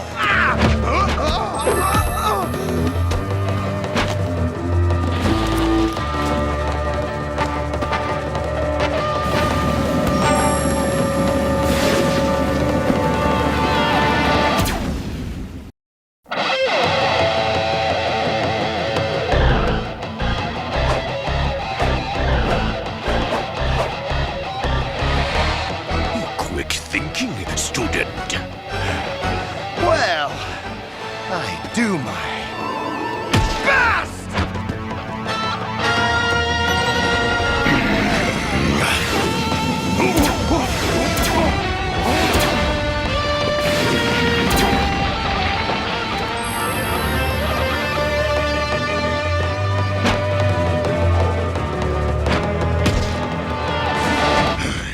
Very good, student. Your style is a fine blend of tradition and thuggery. Like yours! And I guess I owe some of that to you. Yes, indeed. And I welcome your challenge, for I have devoted my life to combat. Others use it to prove something, or to demonstrate their power. But I don't. Honor and superiority only matter if you admit that other people have value. And I don't. That's why I use any means necessary to win. I don't care about anyone else in the world. Not even your own brother? I am related to no one. There is no one like me.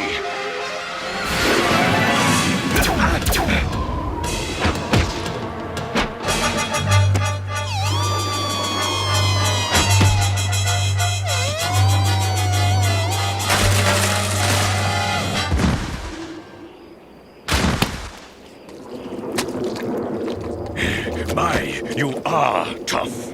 A worthy opponent, unlike the first two. Our martial arts tradition teaches that fighters should encompass two sides. But you've turned your back on your other side. I'm no angel, but you're all bad. I fulfill our tradition, and you don't. I'm whole. And you, for all your power, are not. You think the world is a place to conquer. I think it's a place to live and protect.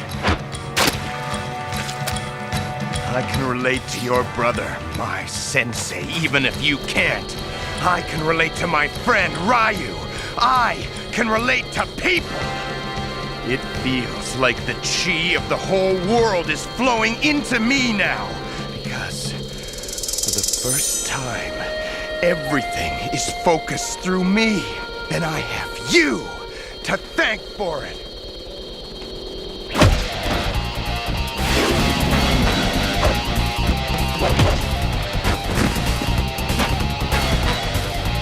I have Goken's chi and Ryu's chi, the chi of 100 vanquished warriors.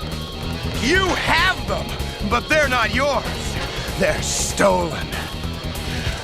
But my chi is all mine! For all your skill, student, I am still the only living master of the raging demon! Not if I don't give you time to use it!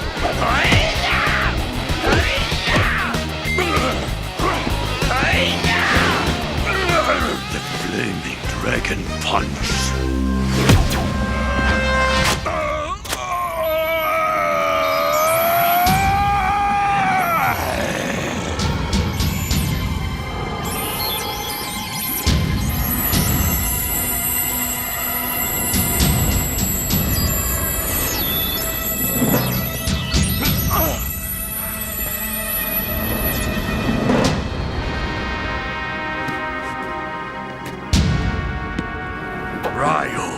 Sensei!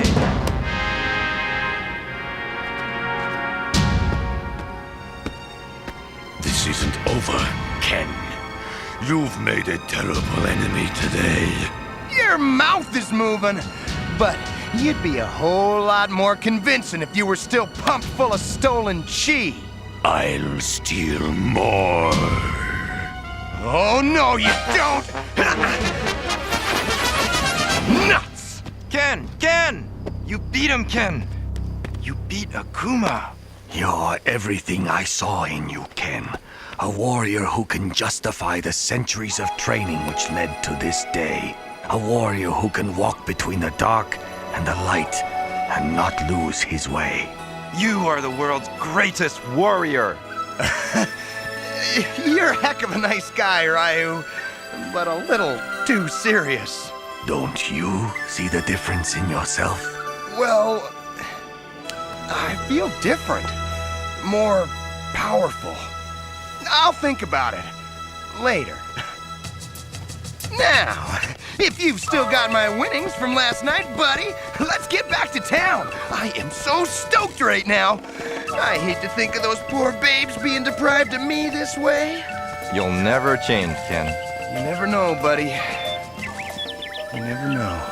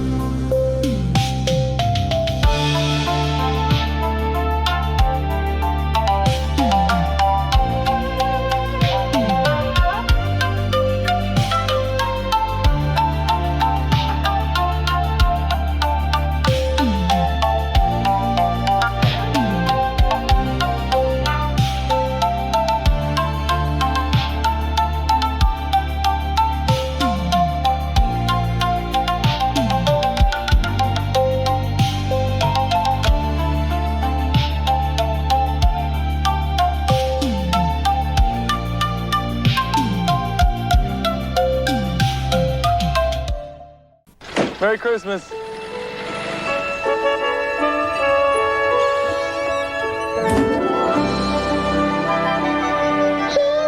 Merry Christmas. Everyone's asleep. Shh, I know how to wake them up. Come on.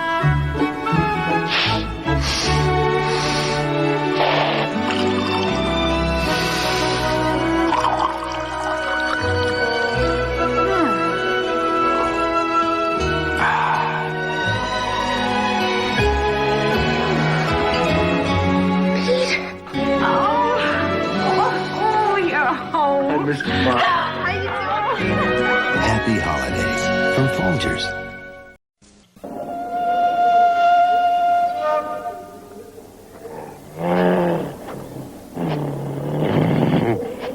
The problem with supermarket donuts is there's no telling how long they've been lying there. So come to Dunkin' Donuts. We make them fresh, day and night. Now get Dunkin' Donuts Munchkins in this gift canister. Of course, once the Munchkins are gone, it could still come in handy. Recruit, Cyberjack on. This is Chaos Takagi. Yeehaw! The cavalry has arrived. Nara Burns and Rita Torres and their attack E-frames. Watch out, it's Draconis. That's the way, Nara. Give him a taste of your twin turbo missiles. Yeah, Rita, show him your wrist sights. Keep up the pressure. Check it out. Jump troops and attack mecha reinforcements. That did it. Draconis is leading the Neo retreat. Good work, recruit. You've earned your place in Exo Squad.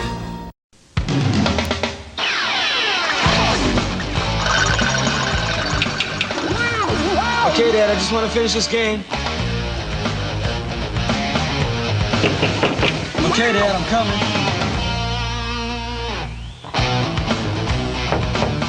Yeah! I'm almost at the end. What happened to summer? Final Fantasy. Yeah, Game Boy. It ain't over till it's over. Chill out, Dad. Okay, kid, show me what you got. Yeah, right. Next. Yes. Next. Ooh, scary. Next. Next. Next. Final Fantasy III. Do you have what it takes? Final Fantasy III from Squaresoft. Next. In this exciting episode, Conan and the young warriors acquire a new companion with a shocking revelation. I must find my Star Stone, for I am one of the chosen. What? That's impossible! I'm a common street thief, not a chosen one.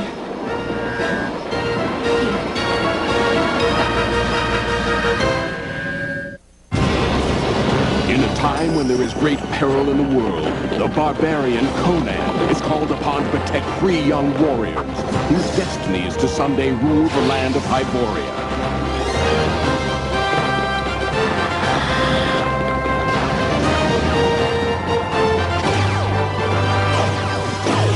Each one possesses a Star Stone, which gives them special powers of the Phoenix. Nava, the power over animals. Bryn, the power of illusion.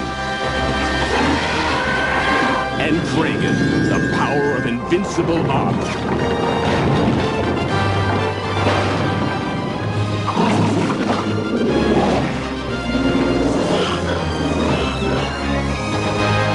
Together, battling the forces of evil, they are Conan and the Young Warriors.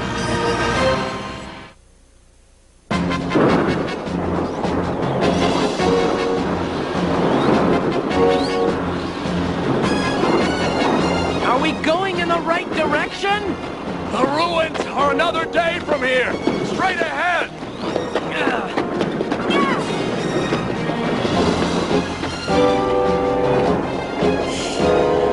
It's a Demetrius!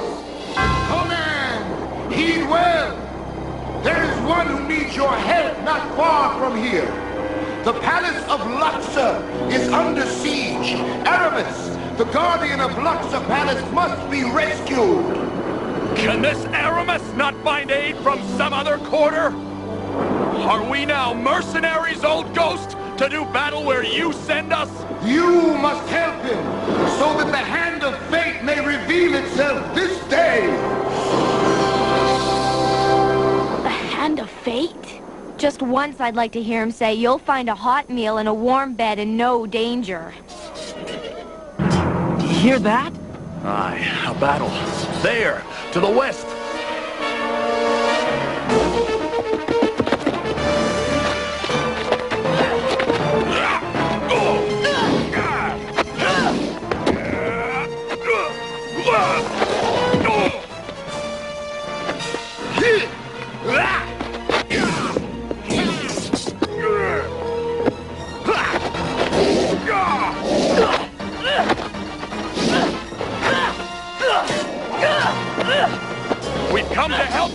How many are you? One. You mean there are no others? No others. I travel alone. Shemite dogs? You would attack a girl alone? Come on, we've got to help them. Bullies. The horses! Get them away from that ledge! Whoa there! Easy! Why is it always horses?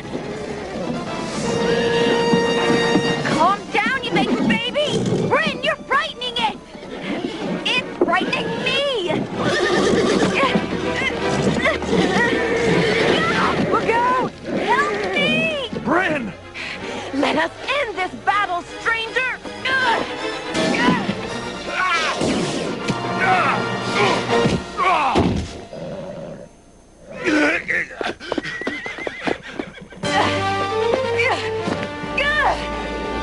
Easy, boy, easy! See that? Yes. Well done, girl.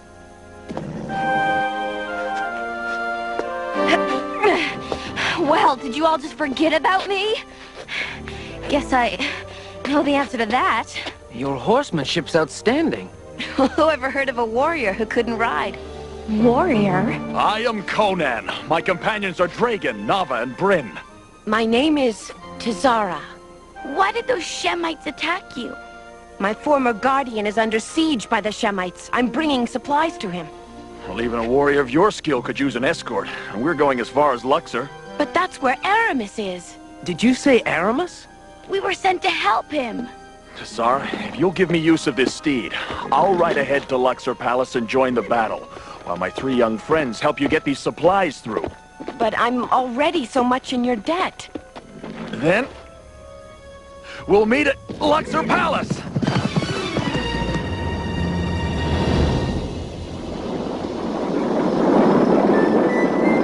Tazara, what are you doing out here all alone? I've been on my own my whole life. Aramis took me in when I was a baby, raised me in Luxor Palace. That's where I began my training. I don't think I've ever seen anyone our age with such combat skills. What do you mean? I'm just as skilled as she is.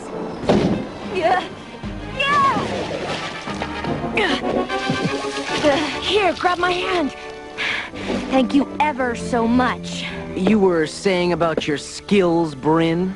So, why did you receive so much training, Tazara? It was preparation for my quest. Aramis told me that I was brought to him for safekeeping until I was old enough to pursue my destiny. I must find my Star Stone, for I am one of the chosen. What? That's impossible! My brothers and I are the only chosen ones I've ever heard of. You have the Star Stones? Yes, in these talismans. They give us each a different magic power. But how can you be certain they're yours? What if one of you got my Starstone by mistake? There's no mistake, except the one made by your guardian. Tell me how you found them. It doesn't matter how. They belong to us. Well, I'll tell you how I found mine. It's no secret. I was raised by a great military leader in the city of Poitain. Sulanara discovered my presence and attacked the palace. Commander Horus locked me in the storeroom for my own safety. But I couldn't just hide while the battle was going on.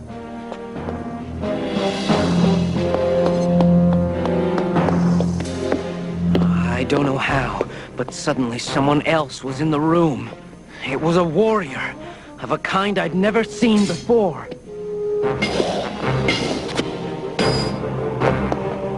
I figured I was done for, so finally I swung my sword blindly. The warrior had vanished as mysteriously as he appeared, and my sword had cracked open the wall. Inside, I found my Starstone talisman. Soon I met Conan and my brother and sister. But how do you know Bryn and Nava are your brother and sister? Because we are. There's no mystery to it. On the contrary, there are a great many mysteries, and I intend to solve them before we reach Luxor.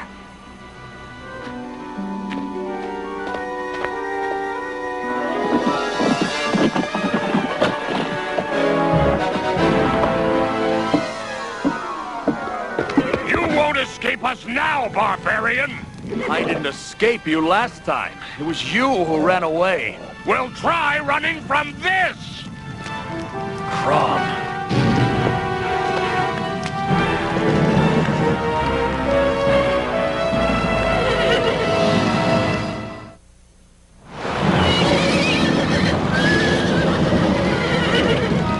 Takes more than a little fire to stop a Cimmerian.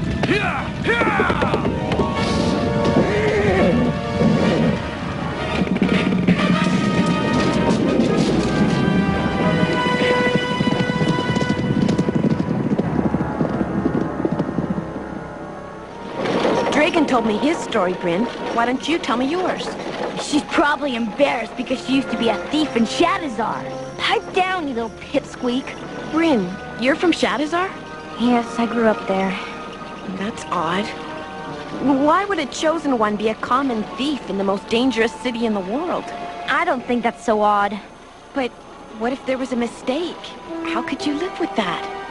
I was doing just fine till you came along. I'll tell you how I found mine. That would be nice, Nava. I was raised among the pigs in the Eagle tribe. Every pig child must go on a walkabout. It's where we learn to survive on our own in the wilderness. Mine was going perfectly until the storm. It came so suddenly. I couldn't find shelter. Then I saw a cave. I stumbled into a boar's lair.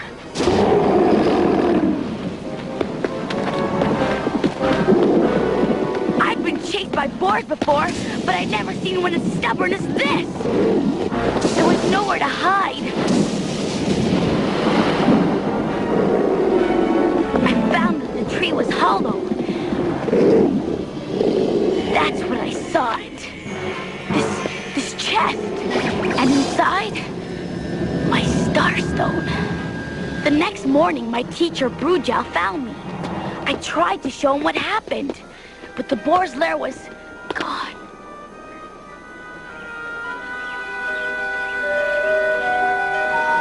It's almost as if some form of fate led you to that starstone, Nava. Yes, I had the same feeling when I found mine. And you, Bryn? Did you feel that fate was at work when you found your talisman? What does it matter? I found it. That's fate. Remember, Bryn, Epimetheus said the hand of fate would reveal itself today. You know, we don't even know who she is. She could be an agent of Sulanara. If I wanted to steal the Starstone, I'd have done it by now. But I don't need to steal it. I know I'm a chosen. How do you know? By this. The sign of the Phoenix.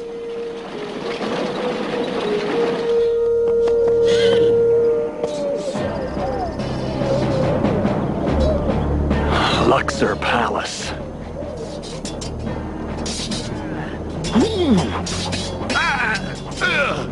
The Shemites are at the gate. Where did you get that amulet, Tessara? My mother gave it to me. Not even Aramis knows I have it. It's proof that I'm the chosen. It proves nothing. Bryn, there's only one way to know for sure. Tell me your story. Why are you so determined to butt into my personal life? Because you are from Shadowzar. And it was in Shadowzar that I nearly found my Starstone. I don't believe you. You're just saying that because you know that's where I'm from. That's possible, of course. But I think you'll believe me after you hear what happened. I learned of an antique shop in Shadowzar that sold more than just antiques. I went in with a sword under my cloak, ready to do whatever I had to get the Starstone. I was nearly run down by the vendor, who seemed to be chasing someone. I heard a commotion from the back, and I went to see what it was. Inside, I found an empty, jeweled chest. Someone had gotten there just before me and taken my Starstone. Was that someone you, Bryn?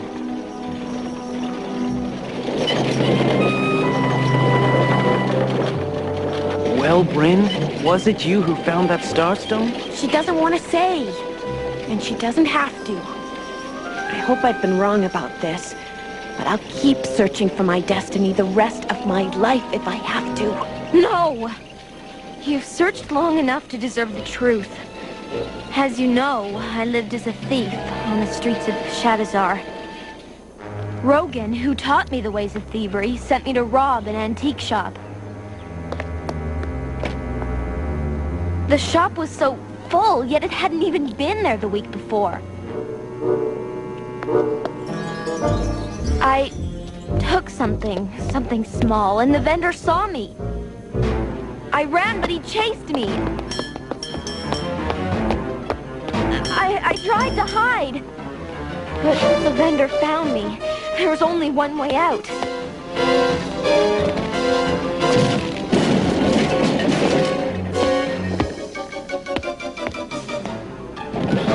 And then suddenly, he was gone.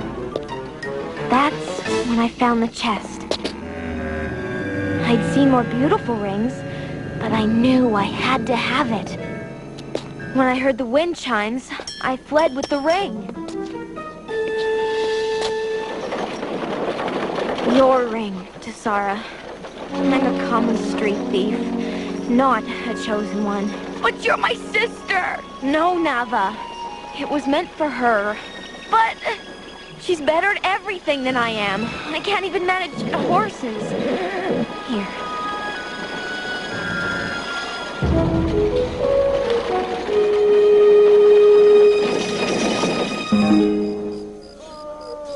You shall not breach these doors, Shemite thugs! It's about time. You are under arrest. What is the meaning of this? We captured this barbarian outside, Master Aramis. You are Aramis? I am Conan, a brother of the Phoenix. I've come to help you. Tell these fools to drop their spears. I need no help from mercenaries like you. To the dungeons. What's going on here? Who are you?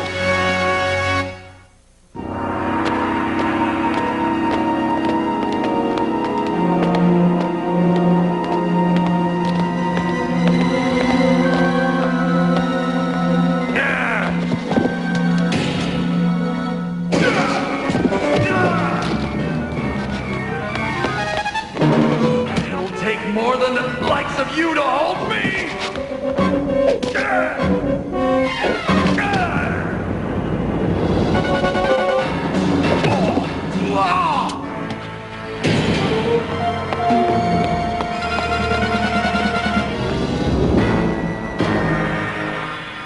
By ancient law, if the true heir of Luxor does not appear tonight, this palace becomes the property of the Shemite nation! I am the true heir! Then show us the amulet! There is no amulet! My word is all the proof you need! You will leave here now! It is you who will leave, pretender! Do your worst, Shemite worms! No army in the world can get past the steel gate of Luxor! Until now! Ready the final assault!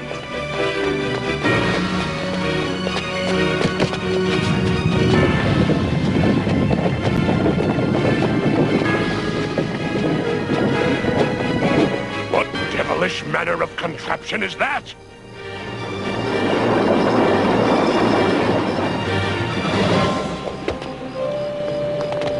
There's the palace. Will you help me, brothers? Is she really our sister dragon? I'm not sure, but we've got to help her, and Conan. Then I guess this is goodbye. Bryn! You may not be good with horses, Bryn, but nobody's better with a bow. Won't you help us? I guess we are sort of a team. I won't let you down. All right. Good. Then let's go! Why in crumb's name did Epimetheus tell me to help that scoundrel? Did you say Epimetheus? Aye, I did, but then by the sign of the Phoenix, I ask your aid. Who are you? My name is Aramis. The guardian of this palace. Is an imposter. He is Pantos, the former head of my palace guard. 13 years ago, he imprisoned me and usurped my duties as guardian of the true heir. What true heir? Please, time is short. Release me. I'll explain once we're out of here. Very well, Aramis. Stand clear.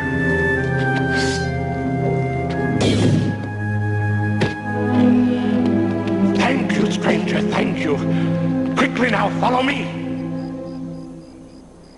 Even the mighty Luxor Gate cannot stand against that thing. Somehow we must destroy it. Come on! Master Aramis, they'll soon have it within range. Flee while you can. Give up Luxor Palace? Never! Look! Tesora, she's returned. Perhaps you're right. Prepare my departure, merely as a contingency, of course. You're not going anywhere but the dungeon, Pantos. Barbarian, how dare you! Aramis. Hold your sword, Captain. This man is the true guardian of Luxor Palace. You see your worst enemy!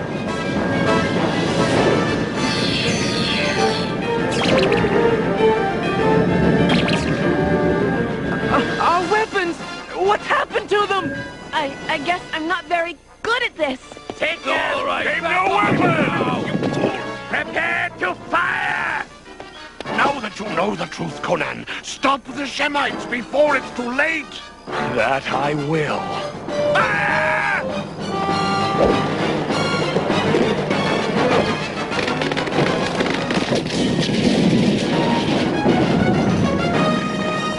Tesara, show them your birthright! All right! No! Your real birthright! The amulet! You mean this? The amulet! You are the true heir to Luxor Palace! We declare our loyalty! We shall serve you always!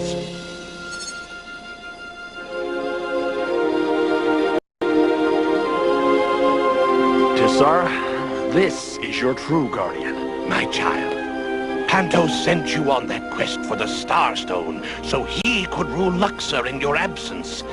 This is your true destiny. You are the ruler of the palace and keeper of peace between Luxor and Shem. Bryn, then this is your destiny. And all this belongs to you. Not a bad destiny, after all.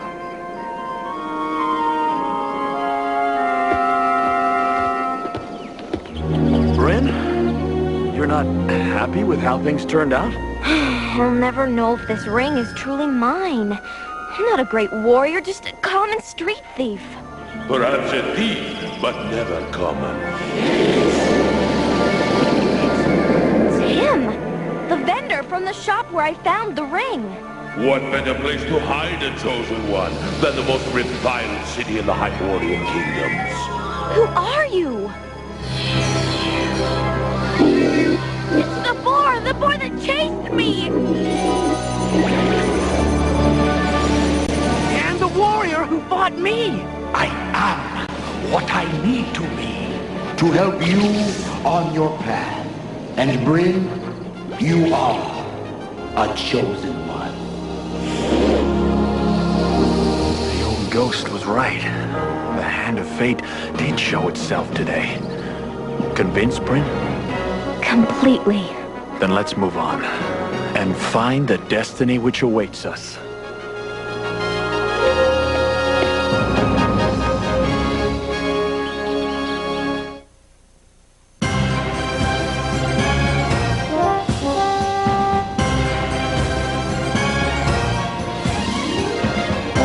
Don't move, because you're about to be given the ride of your life, as the magic of the sea is brought right into your living room just in time for the heat of summer. Get ready for a Busch Gardens SeaWorld summer celebration next.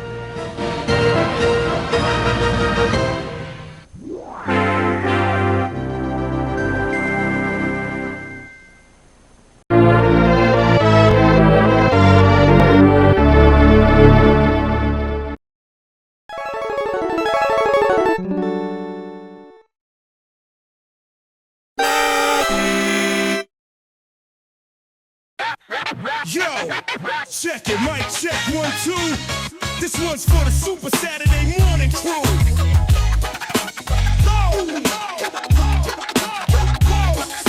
Super Saturday Morning crew. Saturday rise creeping, cereal popping. Saturdays here, no stopping. Hit that YouTube link, anticipation dropping. Super Saturday morning, the cure for the yawning. Saturday morning simulating, nostalgia's dawning. From sectors to He-Man, muscles flexing, playing scheming. Brave Stars justice, always intervening. Fat Albert's wisdom, a lesson we're gleaning. Dungeons and Dragons adventures we're seeing. Yo, shout out to the crew, making dreams come true. Rewinding time for me and for you. Super Saturday morning, yeah, you know the deal. Saturday morning simulator, keeping it real. 80s and 90s vibes of love is so strong. Thank you, Super Saturday morning, where we all belong. Transformers rolling out, Autobots unite. Real Ghostbusters busting ghosts, staying through the night. Spider-Man swinging high, webs are slinging with might. G.I. Joes are fighting for freedom with all of their light. Conan the adventurer, barbarian's quest. Sword and sorcery action, putting skills to the test. From cartoons to wrestling, the energy's electric. 80s WWF superstars making it hectic. Hulk Hogan, Macho Man, tag teams clashing. Body slamming and leg drops, the excitement's flashing. Yo, thanks for the memories, the joy and the laughter. Super Saturday morning. When you take jewelry, self-defense, then you too can say, nobody bothers me, nobody bothers me. Call USA 1000. Jewelry means might for right. Nobody buys me. Nobody buys me either. From Universal Studios, Florida, it's WMAC Masters. You're looking at a scene from just a few moments ago at the Mayan Mystery Battle Zone. Our first preliminary match of the day featured the man of the hour, Hakeem the Machine Alston, just one key symbol short of full Dragon Belt, preparing to take on Chris Red Dragon Casamassa. The athletes demolished the ninjas early on, and then the two masters went at it in one of the most competitive one-on-ones ever.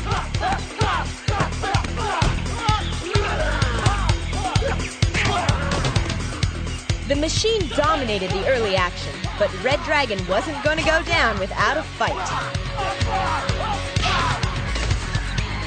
This action took place 5 minutes into the grueling match. Disqualification. Winner, the Machine. The council ruled the match over when Red Dragon got soaked, and unfortunately for Hakeem, Chris Casamassa doesn't like to swim alone. Once he dries off, Hakeem the Machine Alston will head for the Battlezone Finals against either Olympus or Star Warrior. He's just one win of full Dragon Belt and a shot at the Dragon Star Championship. Hey, there, dry off. Why is that? You don't want the machine to rust. He already has. Did you say? I said you're rusty. No, if anybody's rusty, it's you for sitting on the throne. Oh yeah, we'll see about that. You're gonna lose to my brother in the dome fight today. No, he's not. Alright. He's gonna lose to me today, Nicholas. Ho Young, you're first. They're the world's greatest martial artists competing for the ultimate prize. Olympus, the Machine, Superstar, Red Dragon, Great Wolf, Tiger Claw, Panther, Tsunami, Star Warrior, Turbo. Their quest, reach full Dragon Belt, then go for the Dragon Star itself. The World Martial Arts Council presents WMAC Masters. The Machine goes for full Dragon Belt. Great Wolf goes for a new WMAC record, and Olympus returns to the competition. We've got a lot of action ahead on WMAC Masters. Hi everyone, I'm Shannon Lee. Hakeem Alston is halfway to his goal. He's already won his preliminary match against Red Dragon. If he wins in the Dome, he'll reach full Dragon Belt today. Jamie Webster's goal for today, break a long-standing WMAC record by breaking 600 pounds of solid ice. Wow, that's coming up a little bit later. But right now, it's the return of Herb Perez, Olympus, for the first time since losing the Dragon Star to Ho Sung Pak. Now entering the World Martial Arts Council Arena, Herb Perez, Key symbol, Olympus. Martial arts discipline, Taekwondo.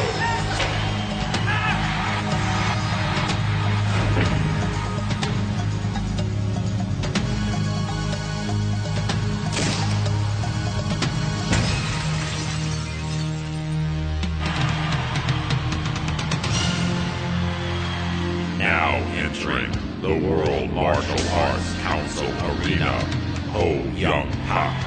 Key symbol, Star Warrior. Martial arts discipline, Wushu.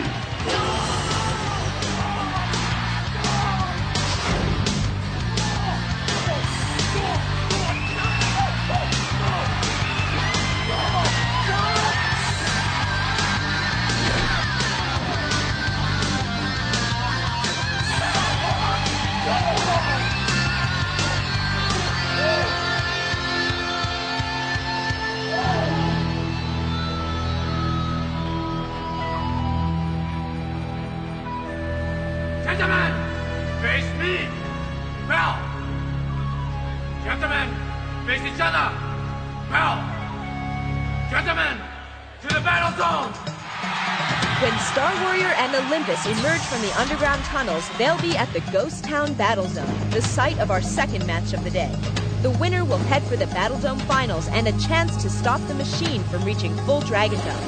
We'll be back with all the action and Great Wolf's record-breaking attempt right after this.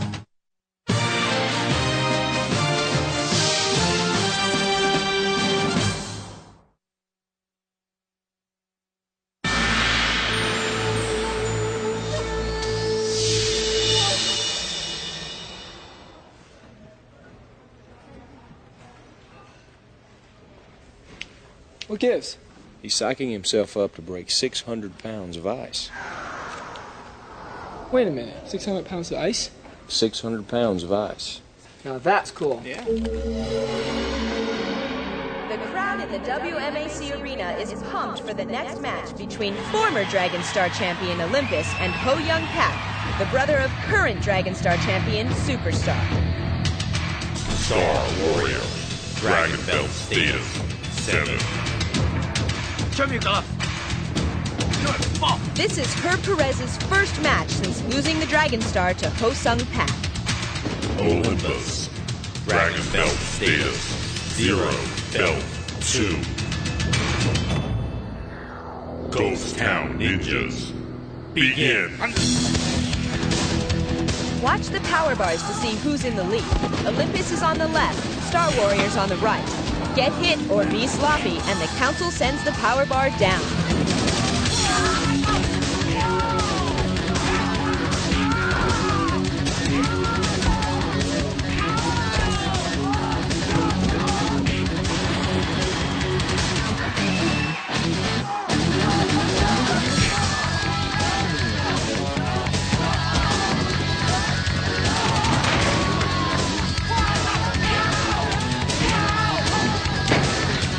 Ninjas, disengage. 1-on-1. Begin.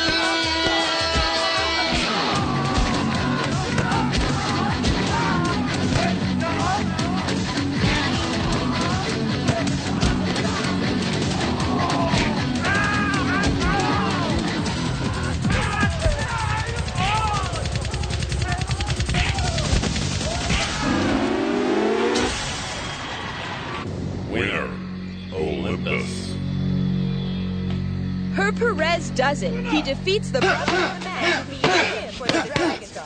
It was an impressive victory for Olympus in this. You know what? It's too bad Ho Young didn't win. It would have been something poetic about going through one brother, get to the next. Yeah, but you should be focusing on Olympus. It's gonna be tough. He's not gonna roll over and play dead out there. You're right. He took the Dragon Star from you. You know what? Superstar took it from him. Now it's my turn. Hakeem Machine Alston goes for full Dragon Belt in the Battle Dome, but he'll have to defeat former Dragon Star champ Olympus to get there. That match and Great Wolf's record-breaking performance when we return to WMAC Masters at Universal Studios, Florida.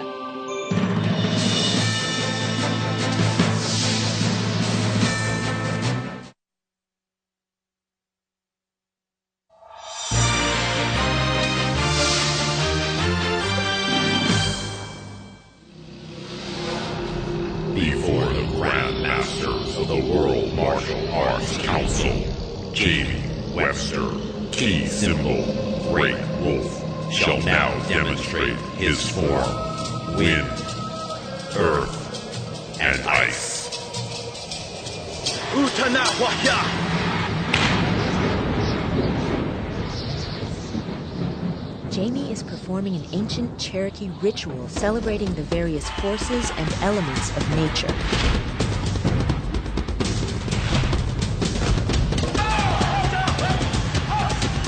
The power of wind is mimicked by his amazing tornado technique.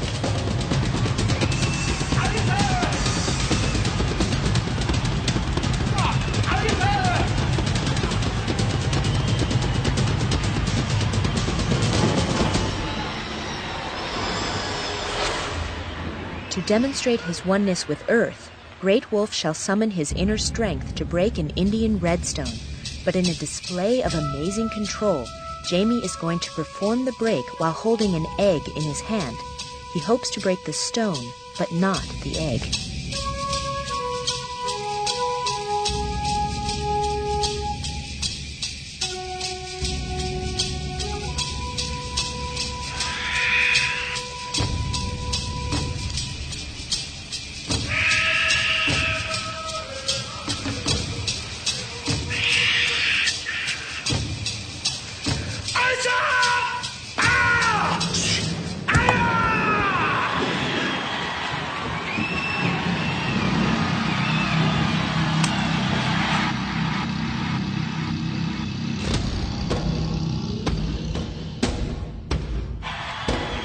Ninjas, reveal the ice.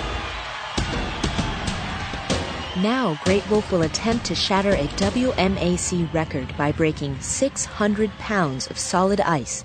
The previous record, one single 300-pound block, is held by Chris Red Dragon Casamassa.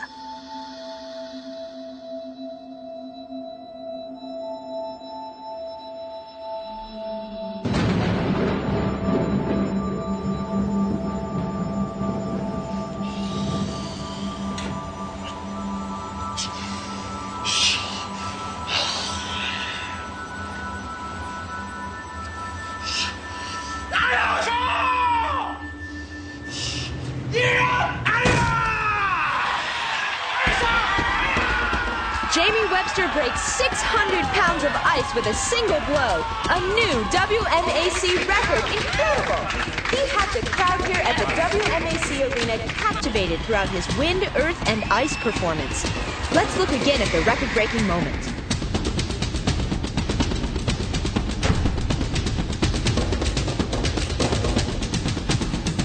Check it out in super slow motion. You can see the force from his punch travel through the first block of ice, and a microsecond later, the intense momentum shatters the block of ice below.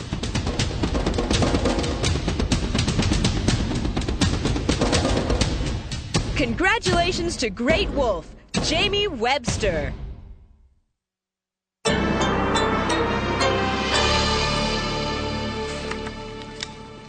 Lady Lightning. You've been on that computer non-stop for practically the whole month. I'm just finishing up this new program I've written to get the WMAC on the internet. Wow, I didn't know we had a computer whiz in our midst. A woman can't live by martial arts alone. By day, I'm the Dragon Star champ.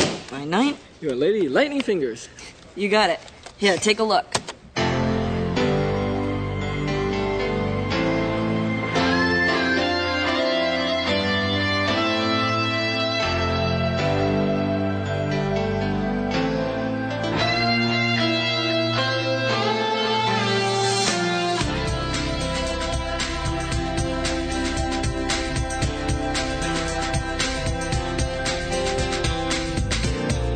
Hey, my friend, here we go again.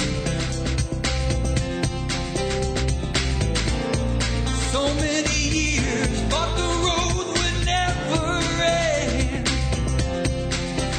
Oh, it's natural to wonder, it's normal to doubt. Hell, everyone's trying to figure it out. Now's the moment, this is your time. So close to the finish line, 'cause every dream starts with one small step. Have the faith and you'll get there, yeah. Let your heart be your guide. Be true to yourself. Listen to the voice inside. Oh, listen to the voice. Answers within you. The voice is clear. Believe in yourself. Have no fear. Oh, listen to the voice.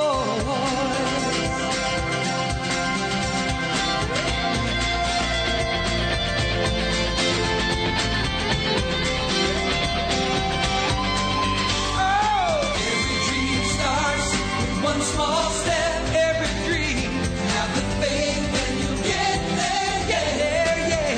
Let your heart be your guide. Be true to yourself. Listen to the voice inside. One small step. Oh, listen to your voice. Get there, yeah. I know you'll get there, yeah. Be your guide. True to yourself. Listen to the voice. Gentlemen, bow to me. Bow to each other. Hit that. Fight. Coming up next, the Battle Dome Finals. The Machine goes for full Dragon Belt against former Dragon Star champion Olympus. The dome's coming down. Don't go away.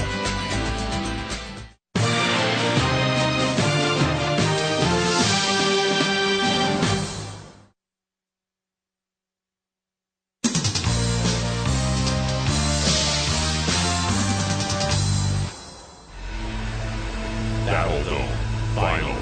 Herb Perez, Olympus, Hakeem Alston, The Machine. In 2 minutes, we'll know if Hakeem the Machine goes for the Dragon Star next week. But he'll have to get past Olympus first. The winner of the Battle Dome is the athlete who forces his opponent into the frame of the cage more times than he hits it himself. And to make it even tougher, the council can order ninjas into the cage at any time.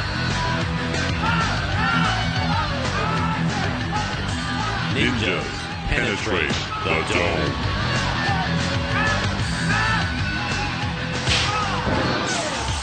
Zero, one.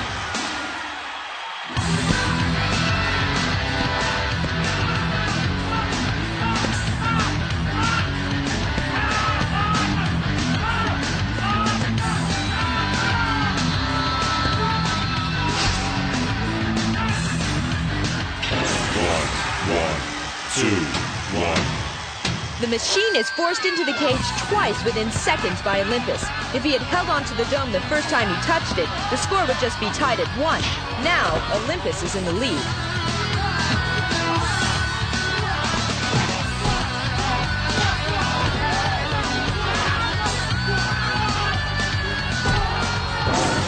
Two.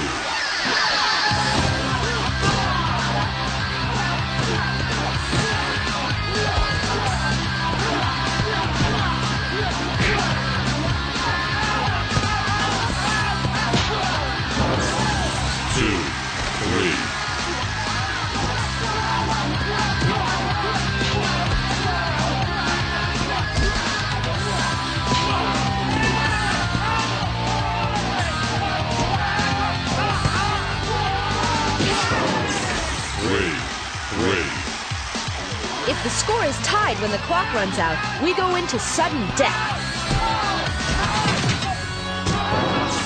3, 4, winner, the Machine.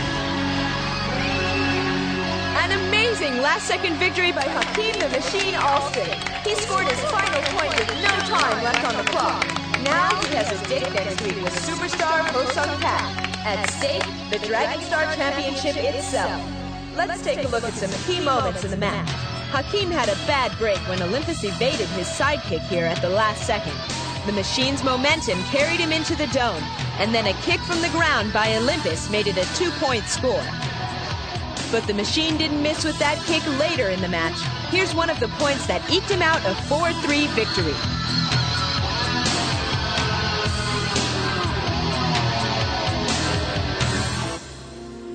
By order of the World Martial Arts Council, today's winner, Hakeem Alston, the Machine, representing kickboxing, shall complete his Dragon Belt by receiving the key symbol of his opponent, Herb Perez Olympus, representing Taekwondo. Hear now the ceremony of the Dragon Belt.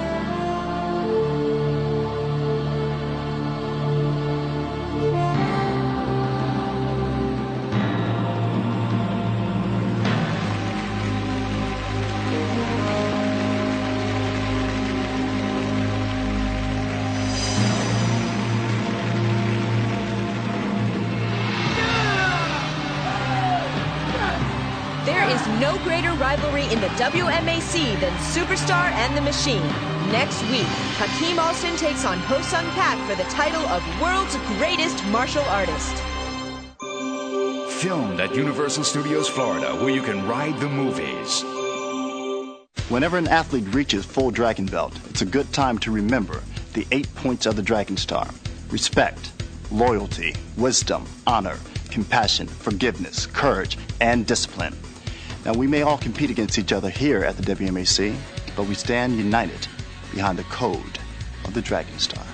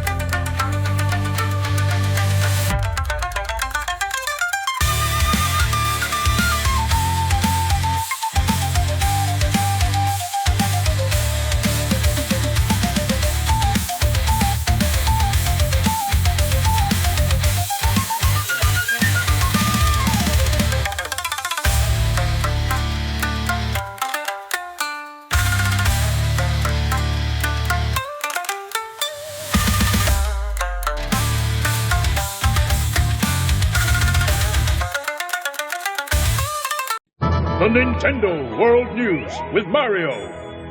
We go direct to the ringside at the WWF WrestleMania Challenge. Ready, kid? Just watch me whip the Macho Man. And here he comes, 250 pounds of lean, mean muscle. What a leg drop! Wow! An elbow smash. And a body slam! Let's see that again. Is that the end of the Macho Man? No way. I want a rematch. This is Mario for WWF WrestleMania Challenge. Nintendo.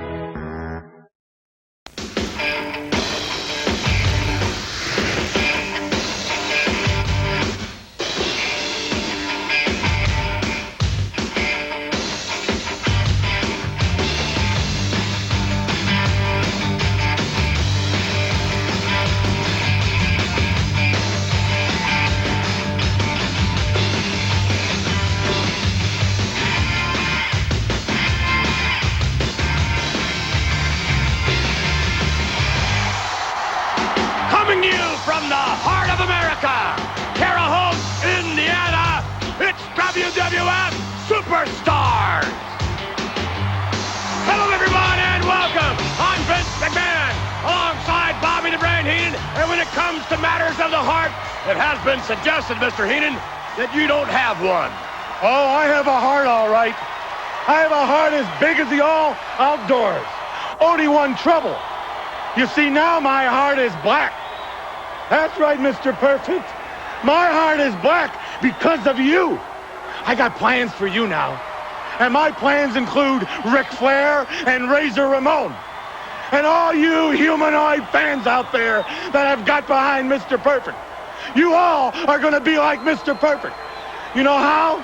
You're all going to have hearts, but they're all going to be broken. Speaking of the Heartbreaker, joining us in competition, the reigning Intercontinental Champion, Shawn Michaels. Also scheduled for action will be Hacksaw Jim Duggan. We'll also have a special interview with a former convict Nails, and then from there, it bombs away with Yokozuna. Joining us as well from Uganda, the Ugandan giant, the mighty Kamala. All right, Bobby Heenan, it's time to loosen up. I'm loose, don't worry.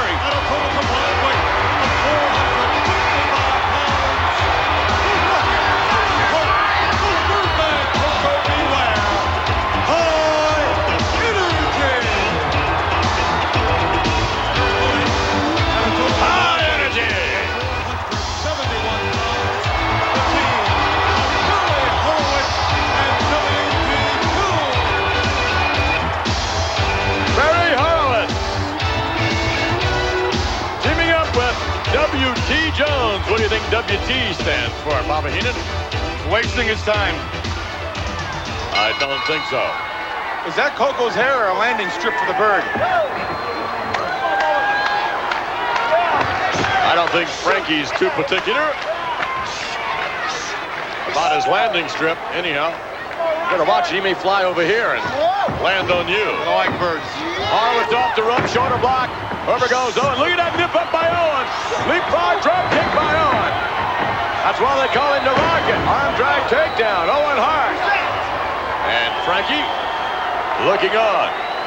See the size of the beak on Frankie? Chop right across the chest area. I don't like pits. You don't like much, do you? Look at that. Ooh, my. Eventually I'll have Mr. Perfect on a leash, though. You think so? I know so. Barry Horowitz with Owen Hart. Gives him the ride. Owen way up. Nice maneuver. Horowitz over the hip. Horowitz backing up a bit. We'll see if his partner can do any better. W.T. tagging in. Whoa, look at that. Nice maneuver.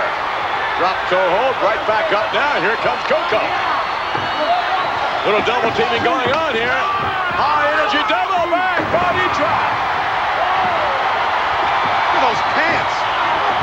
W.T., they're regular kind of pants. No, Coco, how do you wrestle in pants like that? Wouldn't that W.T. trying to sit out. Coco riding a little high, but when you're up there like that, your opponent sits out. They have to be very, very careful because you can go right into a pinning combination. Hooks a leg and it's over. Nope, count of two. W.T. driving Coco. Head down. You got to keep your head up, folks. If you don't know where you are, you're in big trouble. Double clothesline. Owen now setting up W.T. for the ride. Snaps him right over.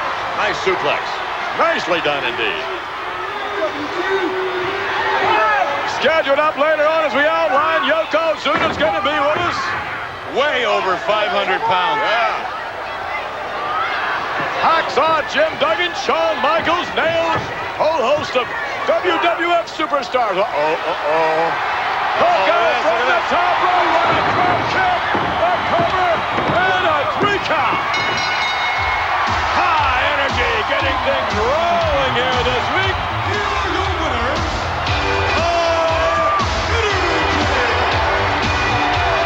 Come on, do the bird. I'm not going to do the bird. I don't like to Introducing to Caesar's Palace, the most opulent, splendiferous hotel and casino in existence, proudly presents the most spectacular pay-per-view event of all time, WrestleMania. For ticket information, dial toll-free 1-800-634-6698. Las Vegas has become the new family entertainment capital of the world, and your family will experience excitement, fun, and action as never before as WrestleMania comes to the crown jewel of Las Vegas, Caesar's Palace. Once again, for ticket information, dial 1-800-634-6698. Relive the legend at the Home of Champions on Sunday afternoon, April 4. Experience WrestleMania. Las Vegas, Nevada has become the family entertainment capital of the world. Families from all over the world, including the Orient, planning their vacation around WrestleMania at Caesar's Palace. And it could very well be that this man, who's just about as big as a family, is going to be there. Now, you talk about a mean monster. This man is extraordinary. Morgan! Goodbye, Mr. Morgan. What do you mean by that? You don't know that. I'd put my money on Yokozuna. Yokozuna, an extraordinary athlete from the Polynesian Islands. This man knows all of the sumo technique, many of the martial arts technique, and Mr. Fuji has really taught him a great deal about the American catch-as-catch-can, as they say, style of wrestling. He's like a runaway truck with no brakes. You're not going to stop him. Yokozuna, an extraordinary athlete, so I'm told, notwithstanding his huge girth and the way he can move around in there, I'm told when put to the test, this man is really a formidable wrestler. Oh, yes, there's no doubt about it, or he wouldn't be here. Look at the size of his legs and thighs. Unbelievable. I've never seen anyone with that kind of girth. And I've never seen that kind of girth move around like Yokozuna can move it around. And he's constantly in control. Indeed. Unbelievable. Look out! Morgan down to the canvas.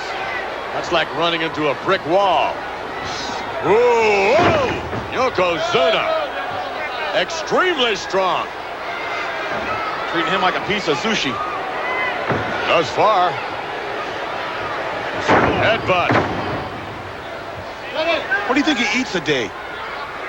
I'm not so sure, but I can tell you Mr. Fuji has him on a very, very special diet. Those who subscribe to the sumo style of wrestling are constantly eating. Very, very heavy on the carbs. Very heavy. Very heavy on the fats. He eats carbs. Carbs, carbohydrates.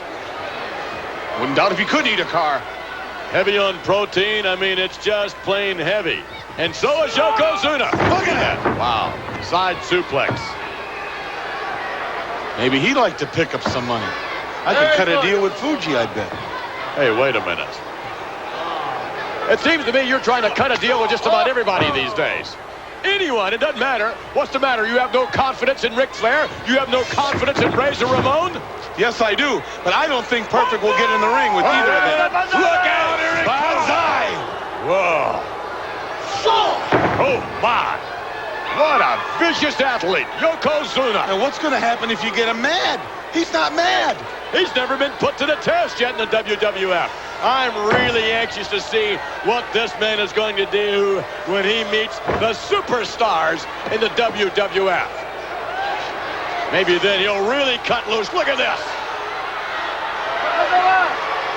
Bombs away. And down. Oh, no. That's unbelievable. Talk about a sit-down strike. Here is your winner, Yokozuna. Yokozuna. I'm sure we'll be seeing a great deal more of this sumo giant in weeks to come. This sort of like a night off. And you wonder, well, people try to figure out Yokozuna. His opponents are going to really try and figure out Yokozuna. I don't know if they're going to look at this. Look at this, Bobby Heenan. Look how high in there. Unbelievable. And then from there, Look at that. Like a freight train barreling through and then, oh, no. Bombs away. Forget about it. Your call, Zuna. Right now, let's take you to Sean Mooney in the Event Center. Woo! The Event Center is brought to you by IcoPro, for everybody who cares about their body. Hello, everybody. December has finally arrived. Everyone is excited about the holidays. Now, I know Hanukkah does not start until the 20th, and, of course, Christmas will arrive the 25th. But why not give yourself an early present or someone close to you? Get tickets to catch all the action live tonight at the Boston Garden when it begins at 8 p.m. Shawn Michaels, the very confident Intercontinental Champion, has a tough challenge ahead. He will defend the gold against his former tag team partner, Marty Jannetty. And it is Bret the Hitman Hart who will defend the World Wrestling Federation Championship against a very determined Ric Flair. Can you read the name? That means that I am a kiss-stealing, wheeling, dealing, limousine-riding, jet-flying son of a gun that just happens to have been the World Wrestling Federation Champion 2 times. And now, make room on the wall, because Bret Hart, as soon as you and I lock up 30 minutes, 40 minutes, maybe 50 minutes, it makes no difference. There goes the new sign, 3 times. Ric Flair. You know what? I'm used to being the champion. I'm used to all notoriety. I'm used to all the cash. I'm used to standing and profiling. But most of all, I'm used to being called champ. You get that label, you learn to live with it. And Bret Hart, you and no other man on the face of this earth will take away from me what's mine, and that is the WWF Championship. Woo! You know, I knew it wouldn't take too long for Ric Flair to want his return title shot.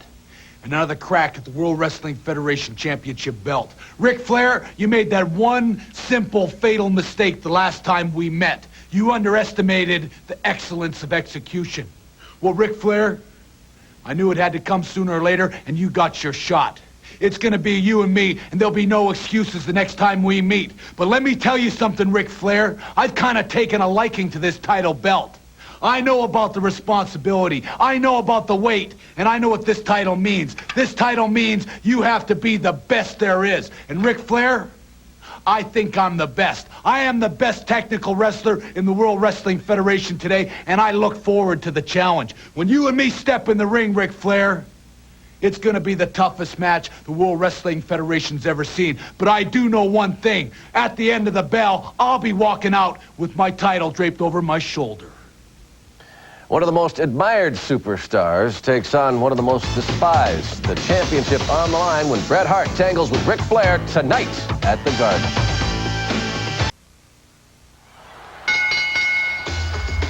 Well, look who's on the scene. Coming down the aisle, weighing 240 pounds, Max Moon, very impressive. Indiana, weighing 238 pounds, Ryan Costello. And Max Moon over the top rope. He is all motion. Max Moon against Brian Costello. Lunging there with the lead, attempted a kick. Nice takedown. Well, you ever seen anybody leg drag a guy? Yeah, no. Very nicely done. Ooh. That'll snap the hamstring on you. Costello tries it again, and a little sweep there on the part of Max Moon, and another one. Max Moon very, very deftly handling Costello thus far, and into a slam. Max Moon off the rope, and down to the chest area.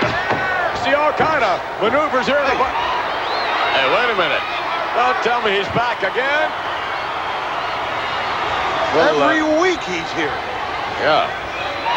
Audubon ringside. Now, I asked you some time ago just who's the clown? What's his name? Clown. I don't know who he is. I don't know clowns. Well, we didn't ask Max Moon, but he had something to say earlier. Max Moon has finally landed in the World Wrestling Federation, and I'm totally focused. and fully armed for the task that lies ahead, and that's to launch my opponents right into orbit. What planet is he from? You got me. Drop kick. Nice maneuver by Max Moon. He can wrestle. Yeah, he can. Very impressive athlete, Max Moon. Very impressive. That clown is annoying people is what he's doing. He's annoying me. Well, it doesn't take too much to annoy you. Costello over Max Moon. Max Moon right back up. Oh, to the midsection. Max Moon again with very unorthodox moves. Brings his own unique style of wrestling here to the WWF. Setting up Costello. Up he goes. And whoa! How about that? Not much you can do when a man hooks you in that. Just go along for the ride. What a ride it's been thus far for Costello. Oh, on the shoulder. And the clown he's having a little fun out there at ringside. I'm not too sure everyone is appreciating him. Here he goes. Max Moon way up high now with that leg. And Costello across the back. Watch this maneuver. No one does that except Max Moon. And he won't do that to Yokozuna. No, I wouldn't imagine he would. From the top, look at that flying body press. See the height? Count of three, it's over. And that gentleman up there with the funny-looking hair, very impressive.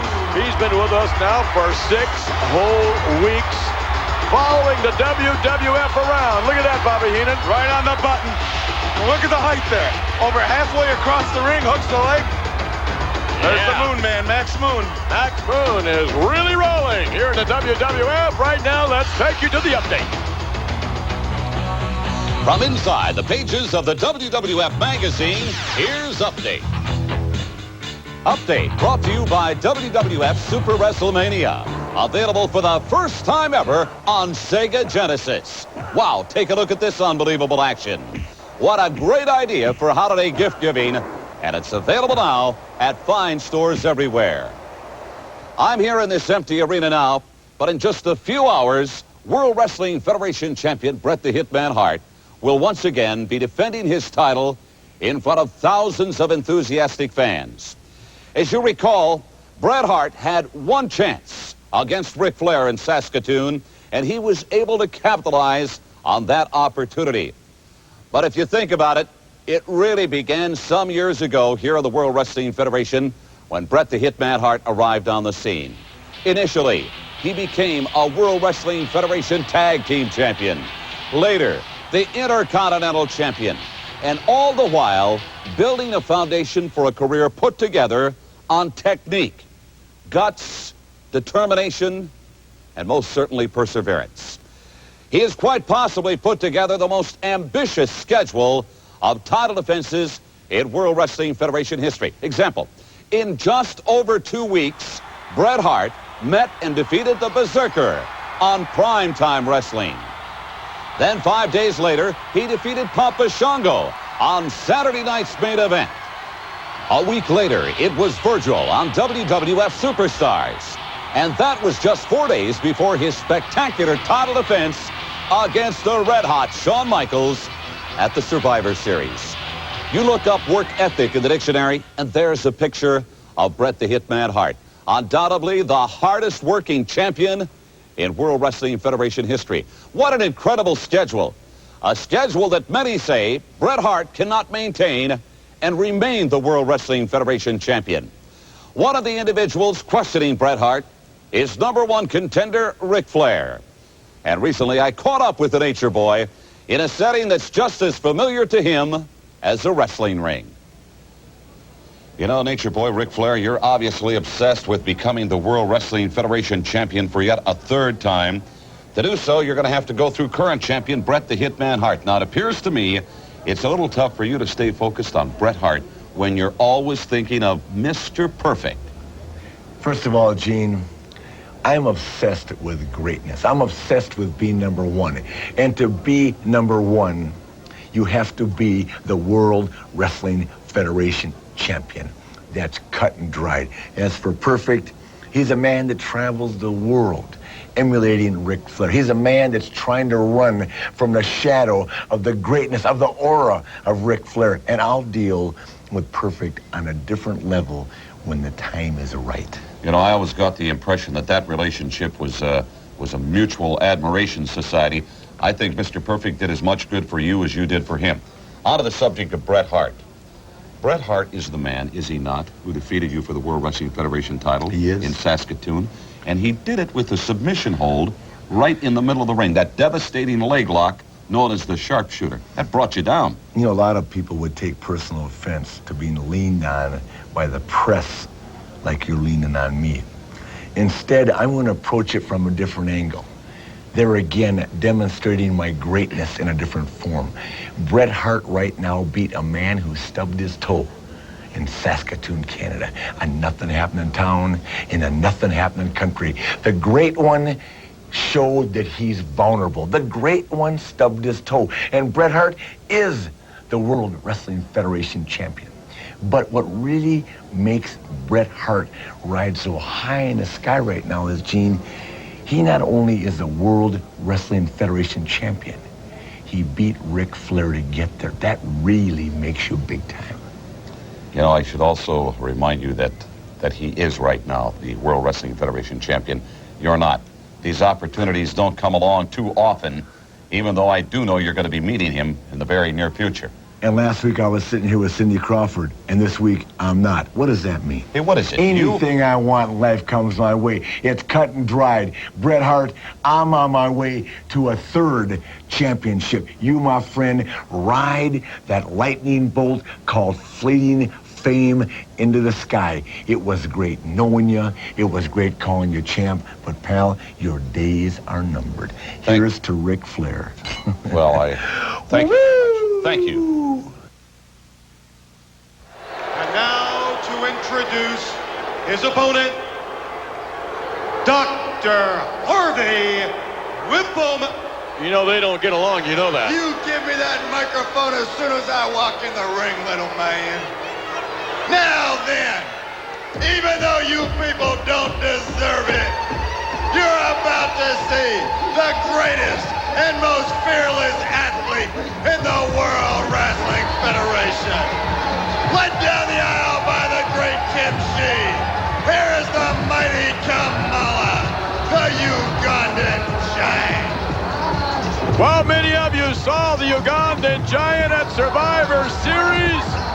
Some say he'll never be the same after that match with The Undertaker. I must say, you talk about a little abuse. I think Kimchi and Harvey, after the match was over at Survivor Series, the abuse that they heaped on Kamala was totally uncalled for. Not really. Had I stayed on Perfect a little more, he'd still be in his place. Look at this. Kamala is cowering right now from Kimchi a moment ago. Well, sometimes you have to do that. You take away Ditka talks to the Bears, the way he yells at his people, but he gets results. You've got to sometimes lean on it. You got to put them in their place. You got to light that fire. Some people need it. Matter of fact, everybody needs it. Are you saying Kamala was a little too complacent, not aggressive enough? I find that difficult to believe. Maybe. Oh, man! I'm not Kimchi, I'm not Whippleman. I don't know. I'm not his handler.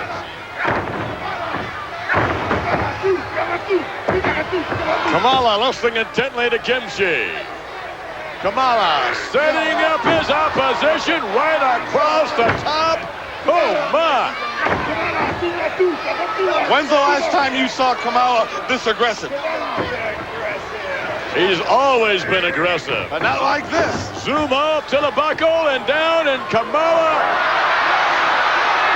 Oh, my. Oh, my! Some say that Kamala has changed since Survivor Series. We spoke to Harvey and Kimchi about that. Will he ever be the same again? Some of you people seem to think that maybe Kamala's getting a little bit soft. Well, I'm going to tell you just like I told Kimchi to translate to Kamala. Kamala, as long as you do what we say, there's not going to be any problem.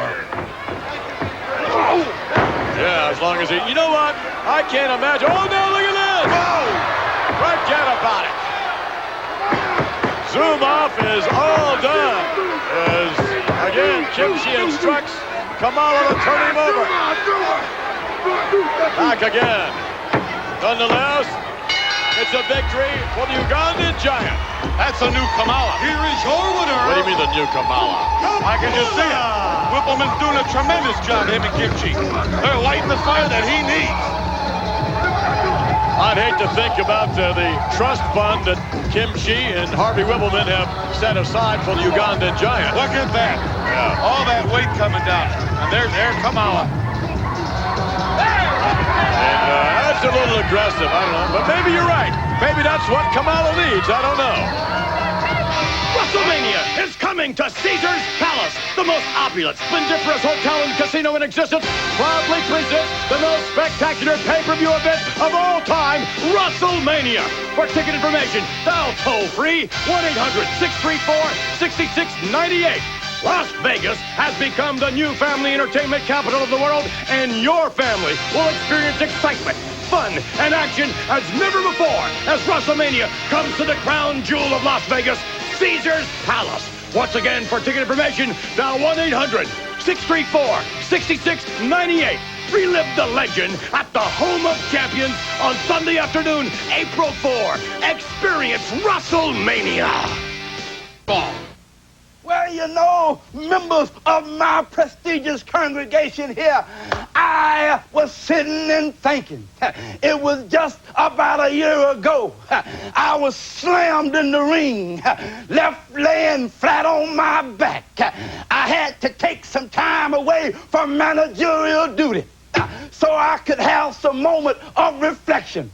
And during my convalescent period, brothers and sisters, I said, what is it? What is the call on my life? And I knew right then and there, like so many others before me, that there was a need to go out and spread the word abroad. You know, there have been others who've gone out into Antarctica. They've gone out into the deepest, darkest Africa. They've gone out into South America. And that is the calling that they had on their lives as missionaries. And my brothers and sisters, that is my calling. I have been sent to be a missionary right here in the World Wrestling Federation. Glory.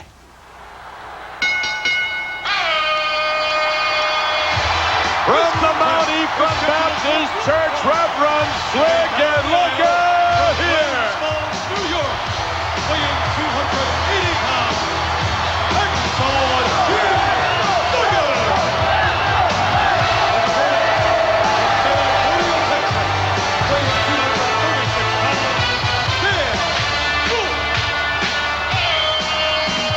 Hacksaw Jim Duggan with all glory across the shoulder. And on the other side a moment ago, the largest toothpick in the world.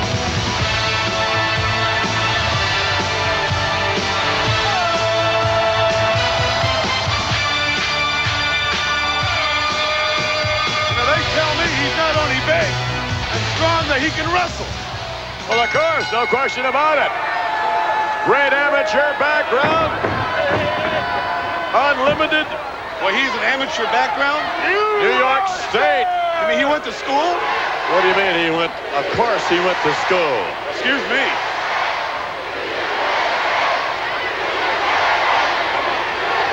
And this man is all business right about now, I can tell you that.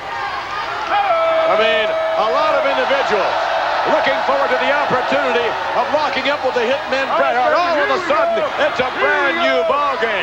Bret Hart wants to defend the WWF title against everybody. It doesn't matter. He is a fighting champion. Wait a minute.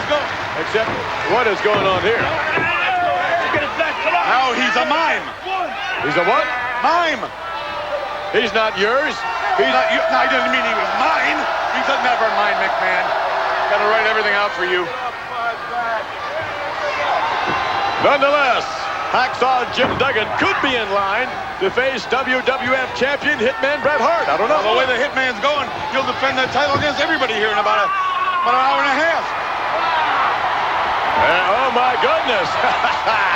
Hacksaw Jim Duggan slamming finally down to the canvas.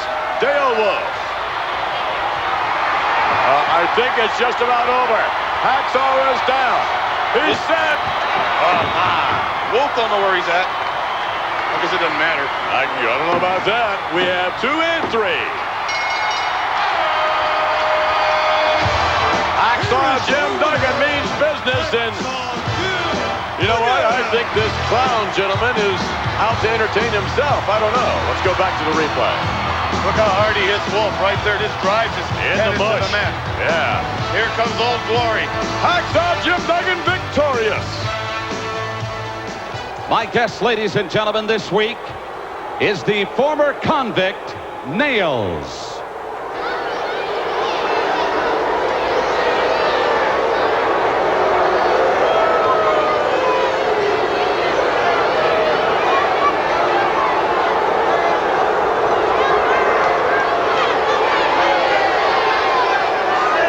Nails, since you have arrived here in the World Wrestling Federation, you have been the biggest and the best. However, your next assignment may be your toughest one to date because you're going to be meeting The Undertaker.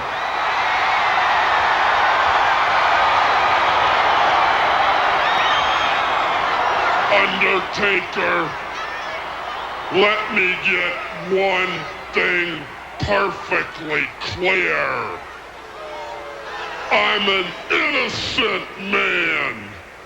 I was put in prison for crimes I did not do. I was not born a criminal. I was made one by years of systematic abuse and people like you. Undertaker, you're one of the toughest men in the WWF. But you don't really know what tough means. You've never been in a prison yard fight. You've never been put in solitary confinement, caged up like a wild animal.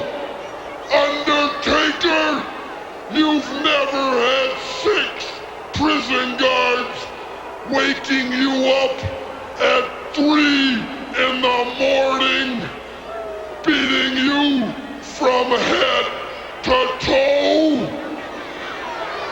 You've never had them trying to break your legs, trying to break your arms. I'm an innocent man, found guilty. I've appointed myself your judge, your jury, and your executioner!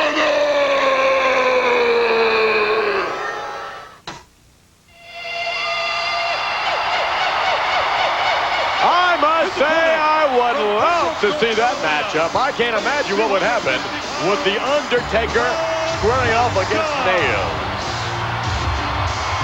Hello. I'm listening to you. Nothing wrong with me.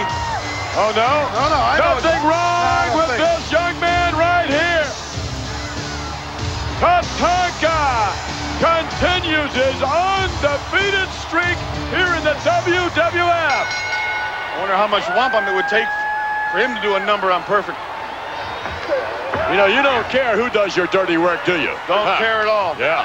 You want to do it? Well, you wait a minute. Do you think all this is falling on deaf ears? Don't you know Mr. Perfect is primed? Don't you know every time you open your mouth, Bobby Heenan, about what you want to do to Perfect, don't you know that from there, Perfect takes that and gets all riled up?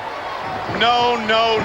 He couldn't think without me or Yeah, right. Flair. Yeah, sure. You think he's doing this all on his own? Yeah. No, someone got to him. Did you see that look on the face of Tatanka? Spicoli may be in trouble already. Brother, my, with authority. Spicoli to the rope. Tatanka trying to set him up. Yes. Tatanka on a tear off the rope and a chop right into the proboscis. The cabasa. The proboscis. Snazzola to you. Beak. No question that Tatanka is in phenomenal condition as a result of those ABC workouts. A proponent of ICAPRO, and certainly Tatanka knows all about the fast twitch, slow twitch, the red and the white muscle fiber. Perfect's going to be twitching. The right kind of supplementation, right kind of rest, nutrition. This man has it all together. What are you talking about? The guy's on red fiber, green fiber. He's twitching, he's hipping, he's dipping, he's ducking, he's dodging. What are you talking about? Look, I think maybe you could pick up a little ICAPRO yourself. Maybe the thermic force kit would be exactly what you need, Bobby the Brain Heenan. It comes in a thermos? No, forget it. I got my mind geared in another direction. Yes, you do. And only in one direction. And you know, when you get something on your mind, Bobby Heenan, you just can't seem to get it off. I'm not going to rest. Yeah. It isn't Mr. long. Perfect. It isn't long until Christmas. Whoa! And you know what I want for Christmas? What? I want perfect under my tree. Perfect under your tree. Right now, up across the back. Whoa! And the hooking the leg, the cover in the 3 count. Tatanka wants his undefeated streak to continue. That's what he wants for a Christmas present. And he could very well get it. Welcome back, you folks in Worcester and the surrounding areas. I know many of you are going to have friends and family over for the holidays. Why not make their holiday truly spectacular? Join the World Wrestling Federation at the Worcester Centrum when it all takes place Sunday night, December 27th. Now, some of the superstars who will be set for combat include the Bushwhackers, Luke and Butch, Money Incorporated, the tag team champions, and the Macho Man, Randy Savage. But if you just can't wait for live action, make the drive to the Garden to see it live tonight when it starts at 8 p.m. Hacksaw Jim Duggan, he tangles with nails. Hacksaw Jim Duggan, you're one of the toughest men in the WWF, but you're not as tough as nails. Let me tell you something, Duggan. You bring that 2x4, and I'll bring my stick, and we'll beat each other up all over the building. It's not gonna be a wrestling match. It's gonna be a street fight. And when we leave the building, it's gonna be thumbs down for you, Duggan. Nails taking the time to do the crime. Tonight he faces Hacksaw Jim Duggan at the Boston Garden. Shawn Michaels defends the Intercontinental belt against Marty Jannetty. Well, we have a new Intercontinental champion, Shawn Michaels. And you know, I understand you're in the gym, hitting the gym real hard now, pumping the weights, running the Stairmaster, dieting real nice and hard, doing everything you can to stay in the best athletic condition you can possibly be in. But you know what? When you step in the ring with Marty Jannetty, all that's going to do you no good, because this isn't a contest to see who can look the best. This is going to be a fight to see who can survive. And you know as well as I do that you cannot beat me. I'm coming there for one reason and one reason only, and that is to kick your butt, to return the favor for what you did for me. And in return, the little present I'll get on top of it is I will become Intercontinental Champion. That's rock. Well, Marty Jannetty's reasons for stepping into the ring twofold. Not only could he become the new Intercontinental Champion, he also has the chance to get even with his former tag team partner. I do believe that is his #1 priority when he challenges Shawn Michaels tonight. Also, the natural disasters, earthquake and typhoon. They will dare to step into the ring with the bizarre newcomers, the Head Shrinkers. It is Marty Jannetty who will challenge Shawn Michaels for the Intercontinental Championship. That is one very tense matchup. Hacksaw Jim Duggan has a tough evening ahead. He will collide with the ex-convict Nails. And Ric Flair is determined to once again become the champion of the World Wrestling Federation. He will take on the reigning title holder, Bret the Hitman Hart. And the gold will be on the line. Don't miss your chance to catch all the exciting action when it starts at 8 p.m. tonight at the Boston Garden.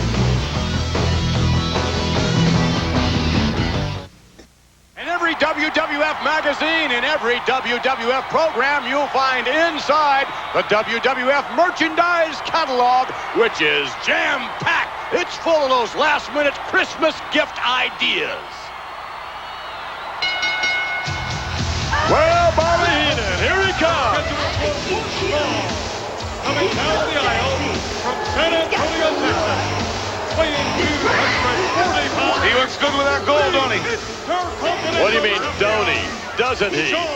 Your grammar is just about as bad as your advice these days to Ric Flair and the Razor Ramon. When you're talking to humanoids, you talk their language. And who? Well, who were you speaking to? You. Now I understand.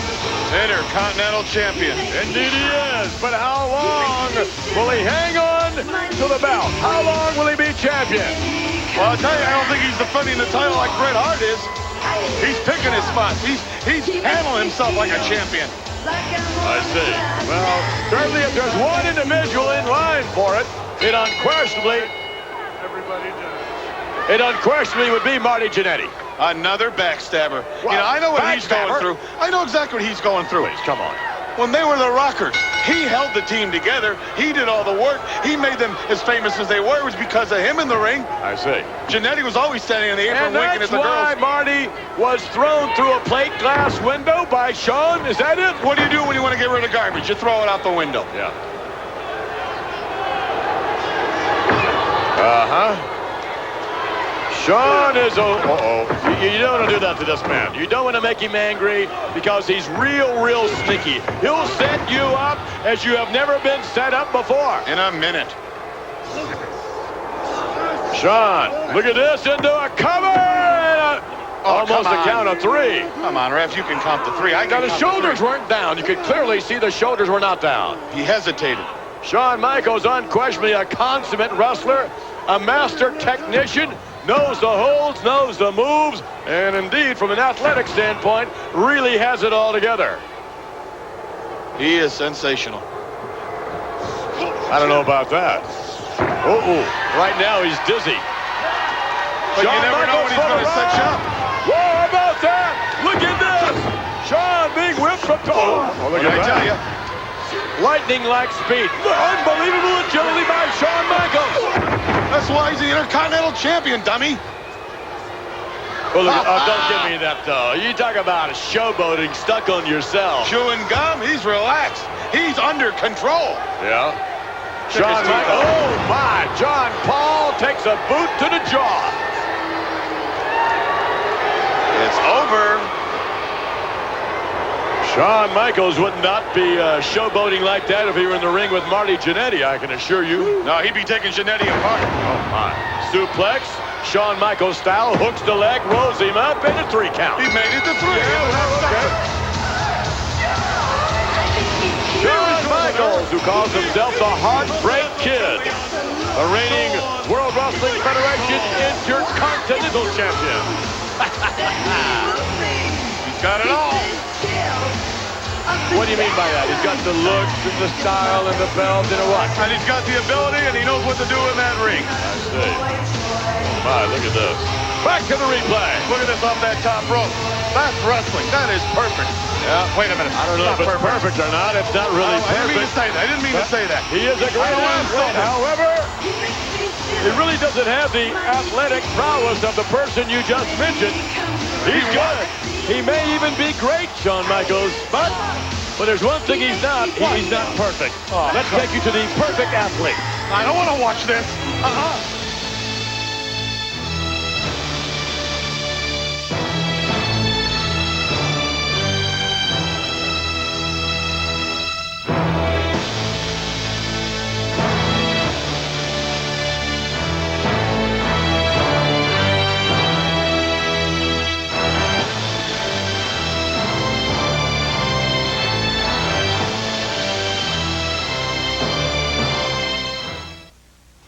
Next week, right here on WWF Superstars, get you to join us. He may not be perfect, but what an extraordinary athlete, referring to Marty Jannetty. And the human fireball will be here. Bam, Bam Bigelow. Maybe he'll be interested in picking up a few dollars, if you know what I mean. And speaking of picking up, joining us as well, The Undertaker, in addition to a very special interview with the reigning World Wrestling Federation champion, the Hitman, Bret Hart. He won't be champion long. Oh, really? And next week, we will announce the main event at the Royal Rumble.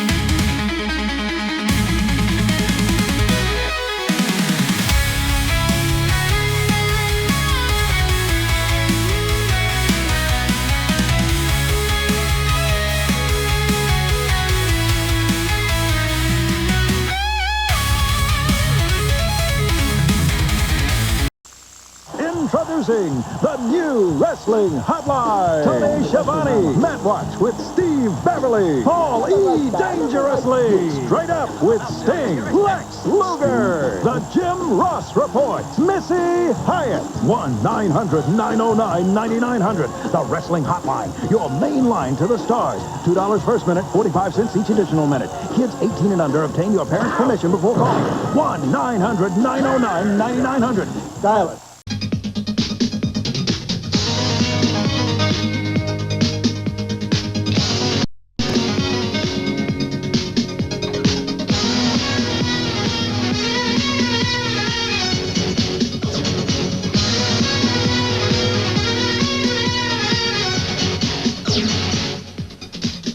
Hello, everybody, and welcome to World Championship Wrestling. On behalf of WTBS, it's a pleasure to welcome the World Wrestling Federation. Exciting new matches, great competitors from all over the world. And here's the man to tell you all about it. Here's Vince McMahon. Vince? Thank you very much, Freddie. Welcome aboard. Thank you. It is indeed a pleasure to be associated with WTBS, and we promise to bring you the greatest in professional wrestling entertainment in the world today. We will have this week, as a matter of fact, exclusive footage on a matchup involving the Iron Sheik, who hails from Tehran, Iran. Also on hand, Adrian Adonis and his tag team partner, Dick Murdoch, the reigning World Wrestling Federation tag team champions, will be with us. And then from there, a man who claims to have the most impressive physique in all of professional wrestling, Jesse the Body Ventura. And then from there, speaking of impressive, we shall have all 6 feet 10 inches of giant-like Big John Studd, who tips the scales very close to the 364-pound mark. Plus, special interviews on Mr. Wonderful Paul Orndorff and a great deal more. So we'll be right back as we will open up with our very first matchup involving the tag team champions in a moment. Tag team action will be headed your way, involving no less than the World Wrestling Federation tag team champions Adrian Adonis and Dick Murdoch. Their opponents on this occasion shall be Special Delivery Jones, hailing from Philadelphia, Pennsylvania, and his tag team partner, Nick DiCarlo. DiCarlo and Jones teaming up for the very first time. They're going to have their work cut out for them for the great tag team combination of Adonis and Murdoch. So let's take you now to the tag team matchup involving the World Wrestling Federation tag team champions. Ladies and gentlemen, this bout, a tag team match, one fall with a 10-minute time limit. Introducing first, from Italy, weighing 245 pounds, Nick DiCarlo. His partner, from Philadelphia, weighing 237 pounds, SD Special Delivery Jones. Now introducing their opponents, the World Wrestling Federation Tag Team Champions. First, from New York City, weighing 255 pounds, Adrian Adonis. His partner, from Waxahachie, Texas, weighing 275 pounds, Dick Murdoch. Dick Murdoch and Adrian Adonis getting something less than a rousing round of applause. I'm sure you'd agree, Tony Gurria. Yes, definitely, Vince. There's a couple of seasoned wrestlers in Dick Murdoch and Adrian Adonis, and it's going to be a fine match here. A couple of good opponents in SD Jones and Nick DiCarlo. It's going to be a real fine tag match. DiCarlo and SD have not had a great amount of experience teaming up together, functioning as a unit. Certainly not nearly as much of experience as Adonis and Murdoch is now. SD now locks up with Dick Murdoch, and SD backs him to the corner and threats to let him have it. Referee getting in the middle of these two. SD knowing full well that Dick Murdoch capable of delivering all kinds of punishment. SD taking no chances. Locked back up now, the powerful SD with Dick Murdoch in the corner, and he threatens to let Murdoch have it. Dick Murdoch wants none of SD. You can tell that right off the bat.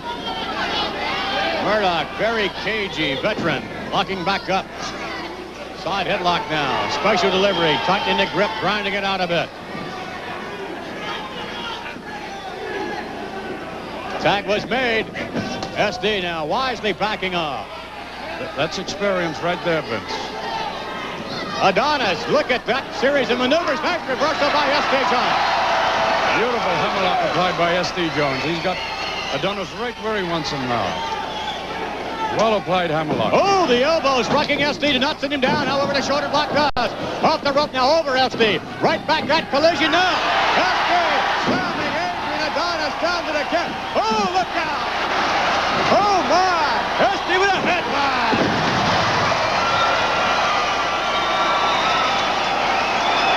Tag is made. Adonis wisely tagging his partner, Dick Murdoch. That crowd really going crazy now, Vince. They love that SD Jones, and he's up. He's up for it. The adrenaline is running. Murdoch appearing to be a bit reluctant to tie up with special delivery. Now they go at it. Jones better really watch himself. In the corner now. Murdoch with an elbow that misses. Hey, Murdoch's got to learn to stay away from SD's headbutt. It's a brutal one. SD, thus far, a one-man gang really holding his own. We have not seen, however, the functioning of a unit with Jones and DiCarlo. Definitely not, Vince. And you notice how Adonis and Murdoch, they are making the tags. They've made about 3 tags already, and SD is still in the ring. This is a weakness. This is weakening the team of SD and Murdoch. Oh, there's the tag. Nicely done, too, I might add. DiCarlo in to work on the arm. Winding up Adrian Adonis. Driving with the forearm, now with the arm bar. Nick DiCarlo. Back to the corner. Adonis hooks the elbow. Look at that, though. Nice maneuver by Nick DiCarlo. And he has that arm bar. Has it on well. DiCarlo snatched down to the canvas by yank to the hair, and again we see the frequent tag. Back takedown. Beautifully applied by Nick DiCarlo. Back up now DiCarlo. Oh, hammered with a right hand. Dick Murdoch, another right hand, and DiCarlo in the corner.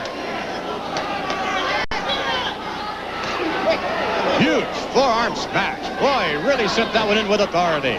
DiCarlo whipped into the on-waiting. Adrian Adonis through the ropes now. Tag was made. Double elbow drop. Boy, there's a 500-pound down on Nick DiCarlo's chest there. Finally, Dick Murdoch on the out. Adrian Adonis with an elbow. That could very well spell the end. Could do. Two? No, not quite. Adonis thought for sure he had the victory there. There's the abdominal stretch. Yes. There it is. This looks like... SD coming in now. SD with a headbutt. Dick Murdoch. No. Takes DiCarlo right down. Very quickly gets behind him. Drives the knee to the back. In again. Ooh, downstairs goes Dick Murdoch. Again. Elbow into the back of the head, and Nick DiCarlo. Oh, nice back kick. Forearm had something on it.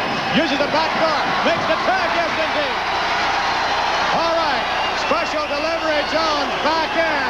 SD goes to work. Ooh, to the buckle. Never got the headbutt again.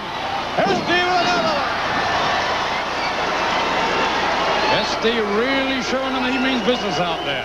He's not taking nothing from anybody. Oh, right in the back. Adonis drove his knee into the kidney area of special delivery. Jones, at that juncture, all four men were in the ring at the same time.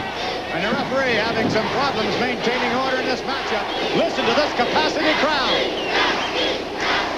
They are behind SD 100%. And believe me, Vince, this is going to help SD. This certainly is going to help him come out of this. A tag is made there to Adonis. Yes, and SD, it's been a one-man gang pretty much. Uh-oh. To the rope now, coming up. Double elbow butt. Adonis and Murdoch seem to be taking control now of the situation. Blocked. SD with a headbutt. Tag is made. And however, Adonis able to tag Murdoch as well. DiCarlo with a series of haymakers having something behind it. To the buckle. Oh, how about that? Murdoch using his momentum to his advantage now. Uh-oh. Oh, no. Oh, the tag was made. Look at that. All the way down. Oh, my goodness. It's a wonder they didn't break his neck. Two. A count of three. I don't believe. I never seen him move like that, Vince.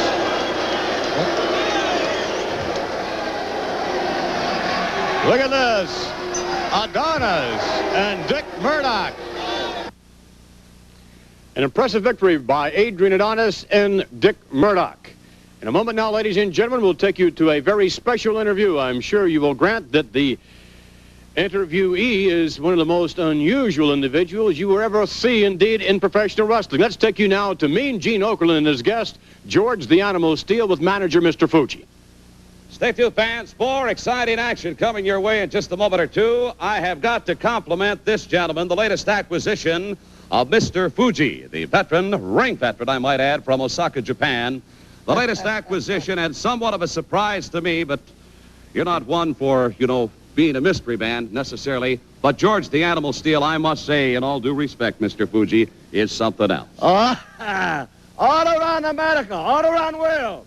Word of mouth travel very, very fast. You are listening, listening about animal. George the Animal. I've got to compliment you. You look just fantastic in beautiful attire. Resplendent, I think, is the word. Domo arigato, ne. Animal, please come in. Sure, all American. Hey! What? Wait, hey, hold it just a second here. George the Animal Steele, 288-pounder, Detroit, Michigan. Why you stop talking? Please continue talking. Is there a possibility that I can communicate with your man here, the Animal Steel? Just a minute. It is only me, Mr. Fuji, that can communicate with animal. Why? I wouldn't doubt it. Because of mind to mind. And he look in my eyes. That he's looking. Yeah? You see, huh? He see. Greatness. Is there a chance that I can get him to say something? Please, Mr. Fuji, I'd like to, if at all. Not a minute, just a minute. Not right now. Not right now. I must also talk about my man. How great he is. But now, animal, please say something to people. I would like that. Please. Get. Okay, apparently, we're going to get him to say something. What? Talk. Oh, my. Look. Whoa. Can he say something, please? Sabio. Yanio. Talk. Say something. Oh, yeah.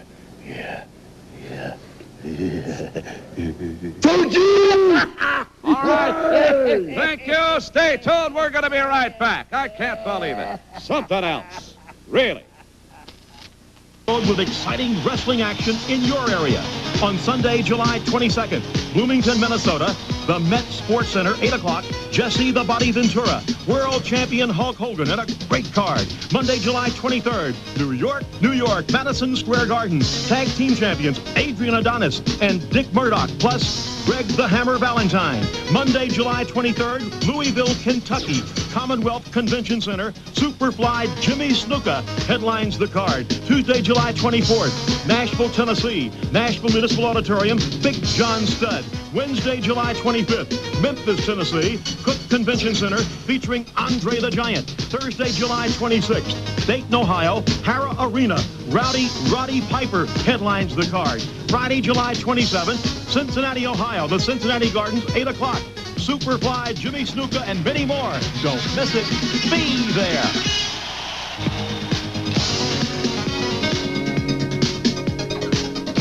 A jam-packed capacity Met Center in the Twin Cities of Minneapolis, St. Paul, in a matchup that involves an individual who claims to have, as we stated earlier, the most impressive physique in all of pro wrestling, and he backs that up with impressive action in the squared circle. With that in mind, let's take you now to Minneapolis and Jesse the Body Ventura. Your next match of the evening. One fall, 20-minute time limit. Introducing from Norman, Oklahoma, 231 pounds, Chris Curtis. All right. His opponent, now making his way to the ring from San Diego, California, 275 pounds, Jesse the Body Ventura.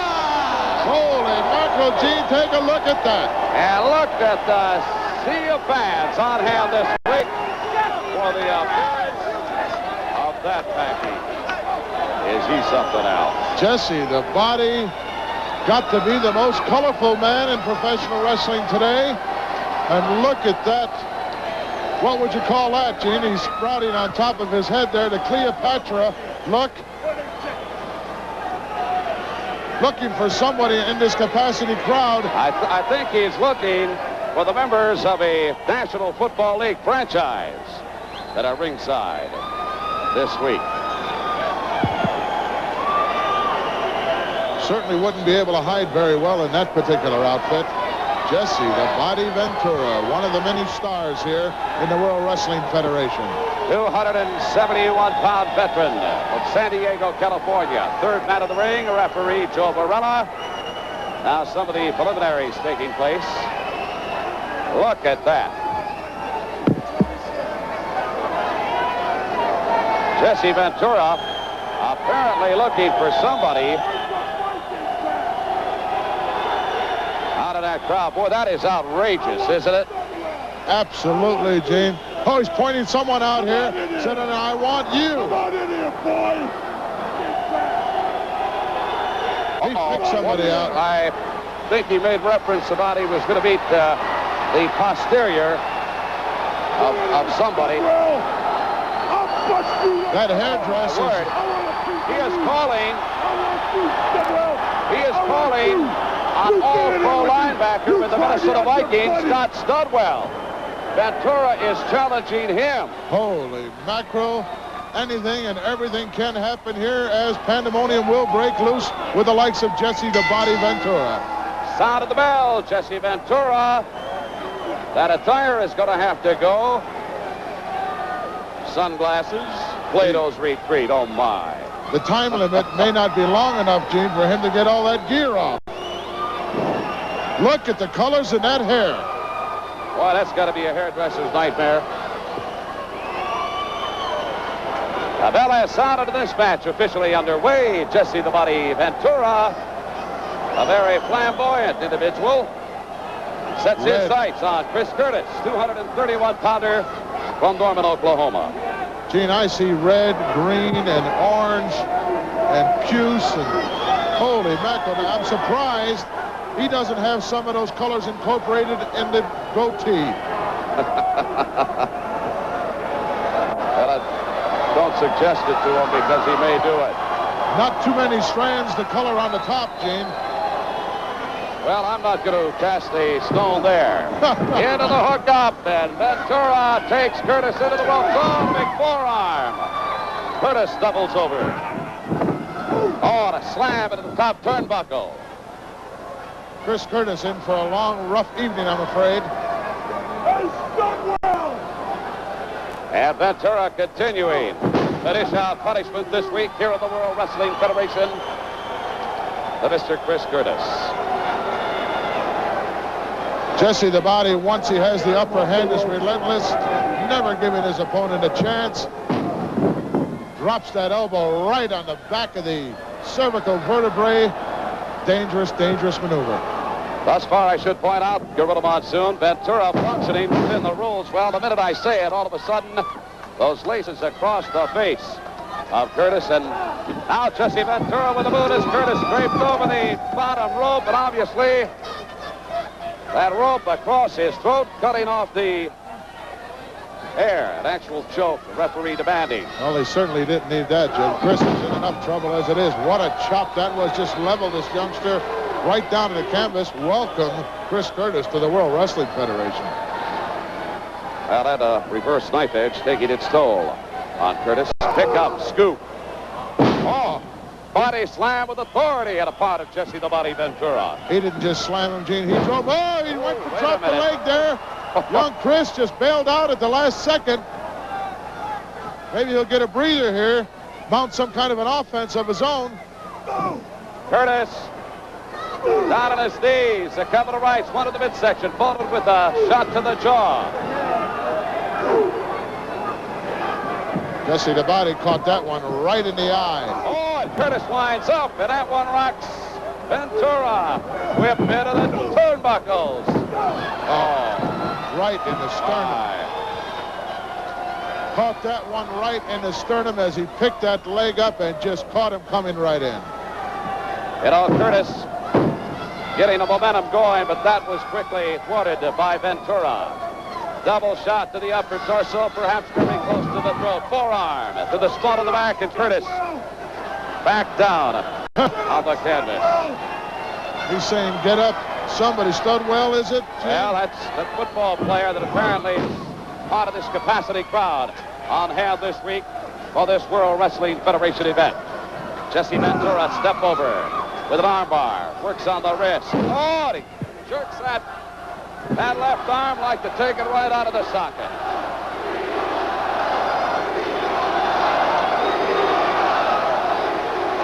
Well, a little chant being taken up by this crowd here this week. Ventura. A couple of very vicious kidney blows there, Gene. Take the starch right out, and another one. And that takes Curtis down to the canvas. Curtis out of it. Wait a minute. Inverted body of ice. The backbreaker. Submission hold. And that's all she wrote. Let go of him. All right, I like a law and order referee. That submission hold, obviously, too much for the young Chris Curtis. And there is your winner, Jesse the Body Ventura, not to the Viking of this crowd. Jesse the Body victorious. Let's get the official word. Here it is. The winner of the match, Jesse the Body Ventura. All right, let's very quickly go back in time and see how Jesse Ventura got the submission out of Chris Curtis. Curtis actually not in it at all. Gorilla Monsoon, that backbreaker, that inverted body vice, had to be the coup de grace. Scoops him right up, and that pain is just too much to take as Jesse the Body Ventura victorious once again here in the World Wrestling Federation. Stay with us, wrestling fans. Very impressive victory by Jesse the Body Ventura. Moments from now, and indeed standing by at this moment, is Mr. Gene Okerlund. As Gene Okerlund will interview his guests, Alexei Smirnov and B. Brian Blair. So we'll take you from action to Minnesota to standing by at this moment, Mean Gene Okerlund and his guests.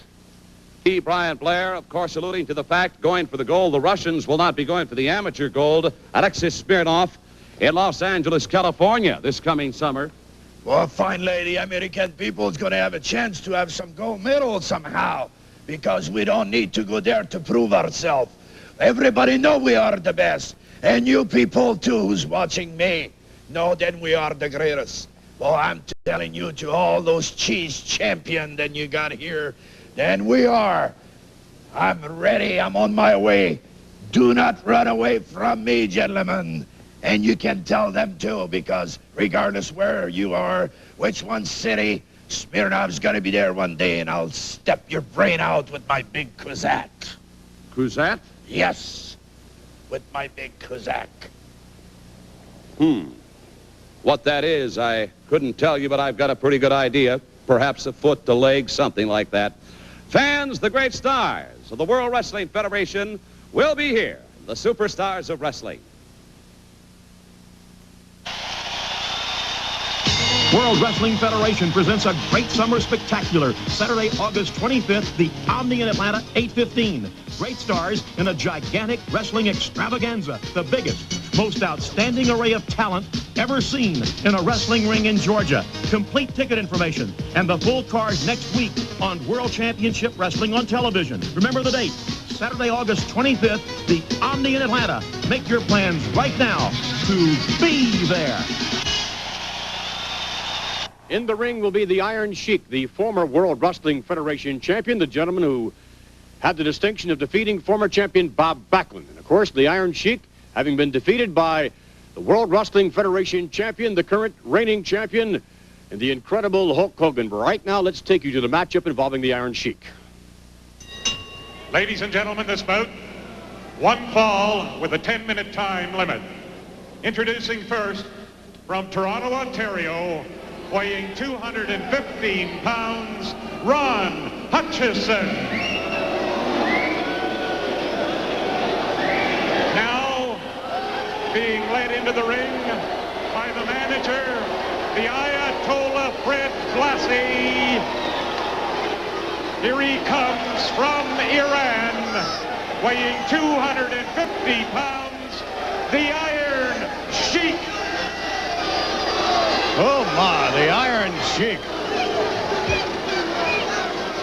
Former World Wrestling Federation champion. You may not like this man's tactics. You may not like what he represents. But you have to give credit to the Iron Sheik.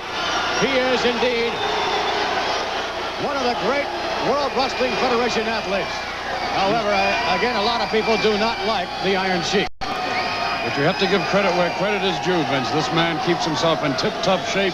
He's a former Olympic wrestler, former amateur wrestler from Iran, and he has won almost every medal there is to win in the amateur wrestling ranks.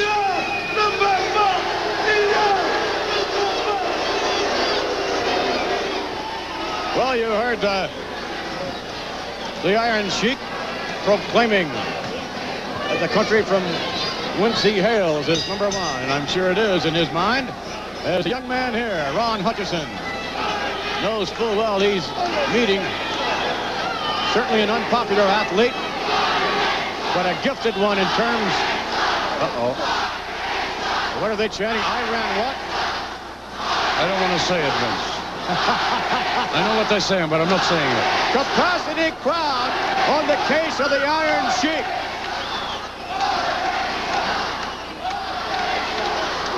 Now that won't bother the Iron Sheik. There's no doubt of that. Parliamentary takedown. Basic maneuver so easily done by the Sheik. Hutchison now. Whip to the buckle head first. The Iron Sheik showing no mercy whatsoever. Hutchison off the rope. Ooh, high. Body drop as the Sheik really sent Hutchison flying up into the air. Freddie Blassie likes what he sees thus far. Look at this. Looks like he's going to come down on his knee with his belly, Vince. Looks like it to me. There it goes. Pins him up double, does he? Hutchinson is finished from this point on, Vince. I hate to say it, but I can't see how he's going to come back after that.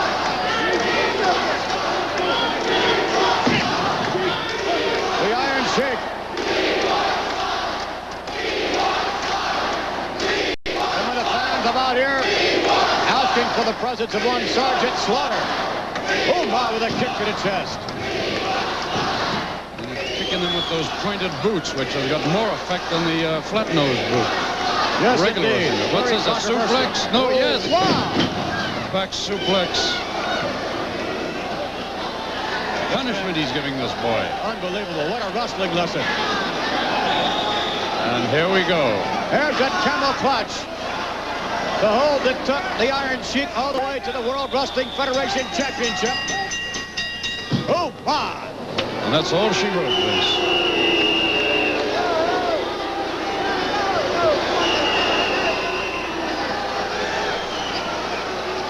The Iron Sheik, along with the Ayatollah Fred Blassie, victorious as we get the official announcement. The winner of the match, the Iron Sheik.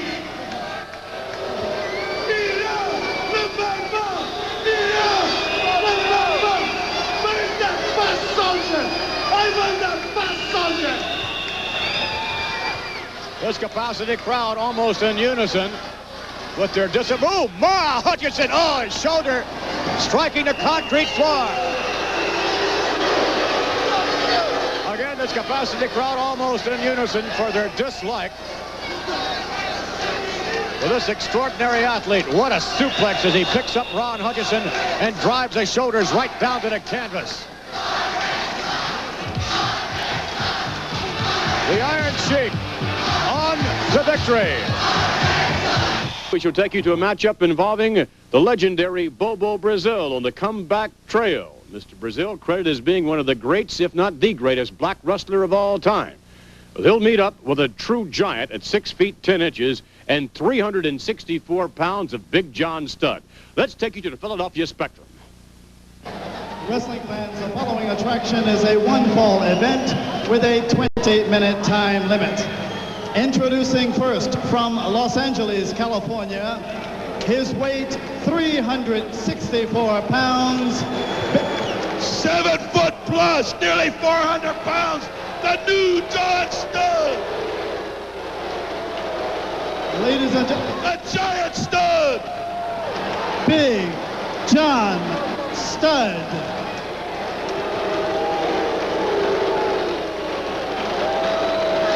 And ladies and gentlemen, from Benton Harbor, Michigan, his weight 287 pounds, the legendary Bobo Brazil.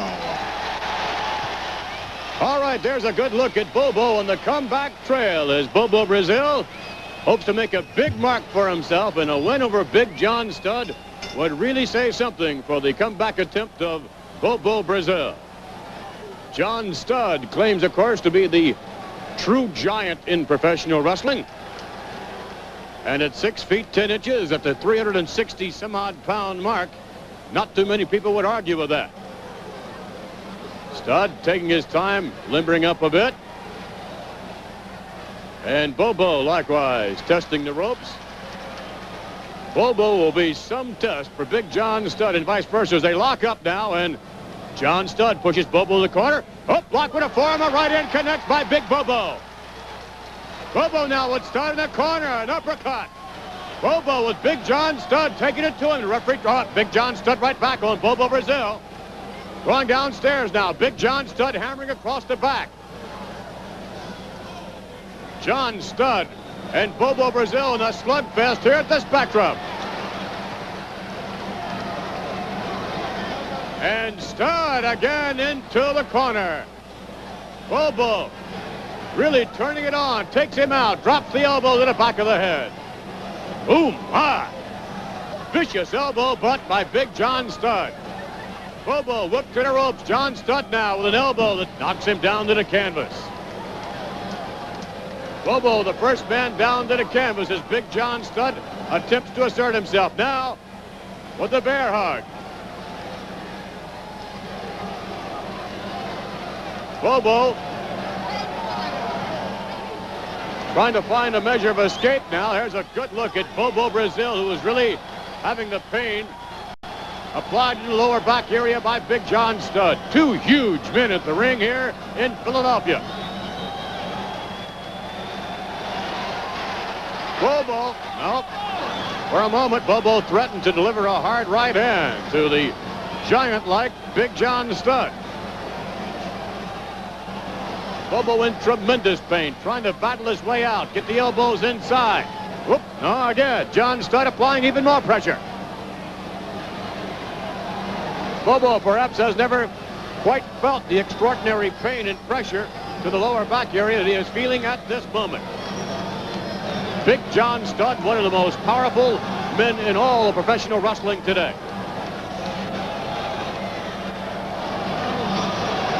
And Bobo has to be, wait a minute now, Bobo reversing things, and it's Bobo with the bear hug on Big John Studd.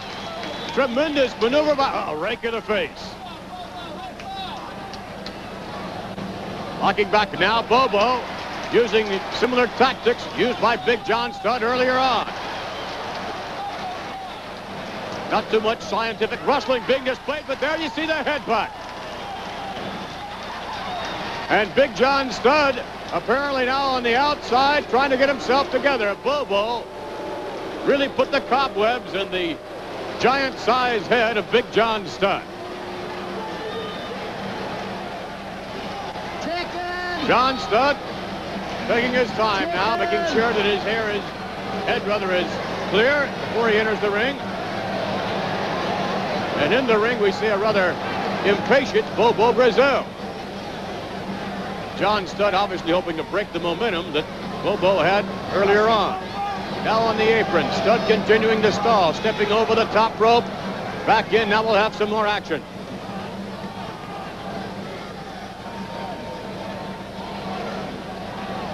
Oh, tremendous blow. Another forearm by Big John Studd. Blatant chokehold by Studd. The referee comes over. Studd almost disqualified. Big John now with Bobo Brazil. Whips him to the ropes, trying to set him up. Oh, yes, indeed, a shoulder block, and Bobo down to the canvas.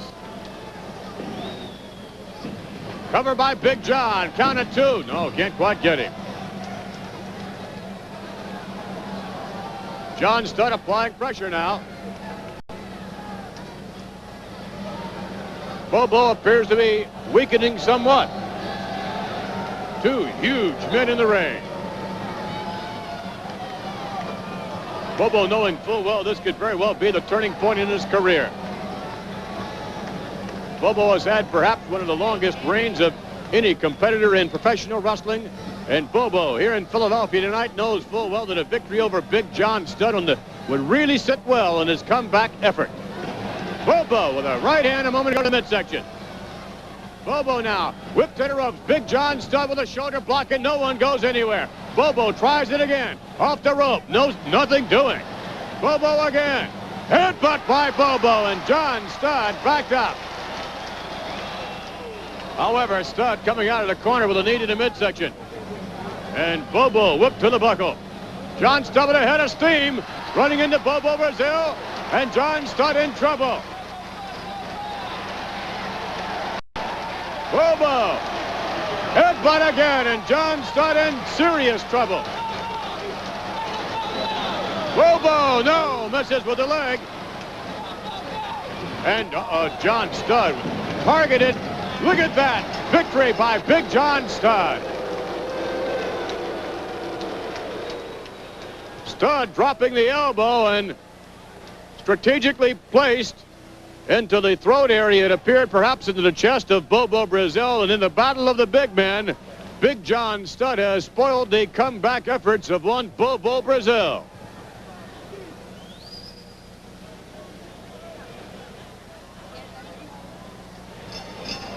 Ladies and gentlemen, the winner of this contest, Big John Studd. The Giant Studd!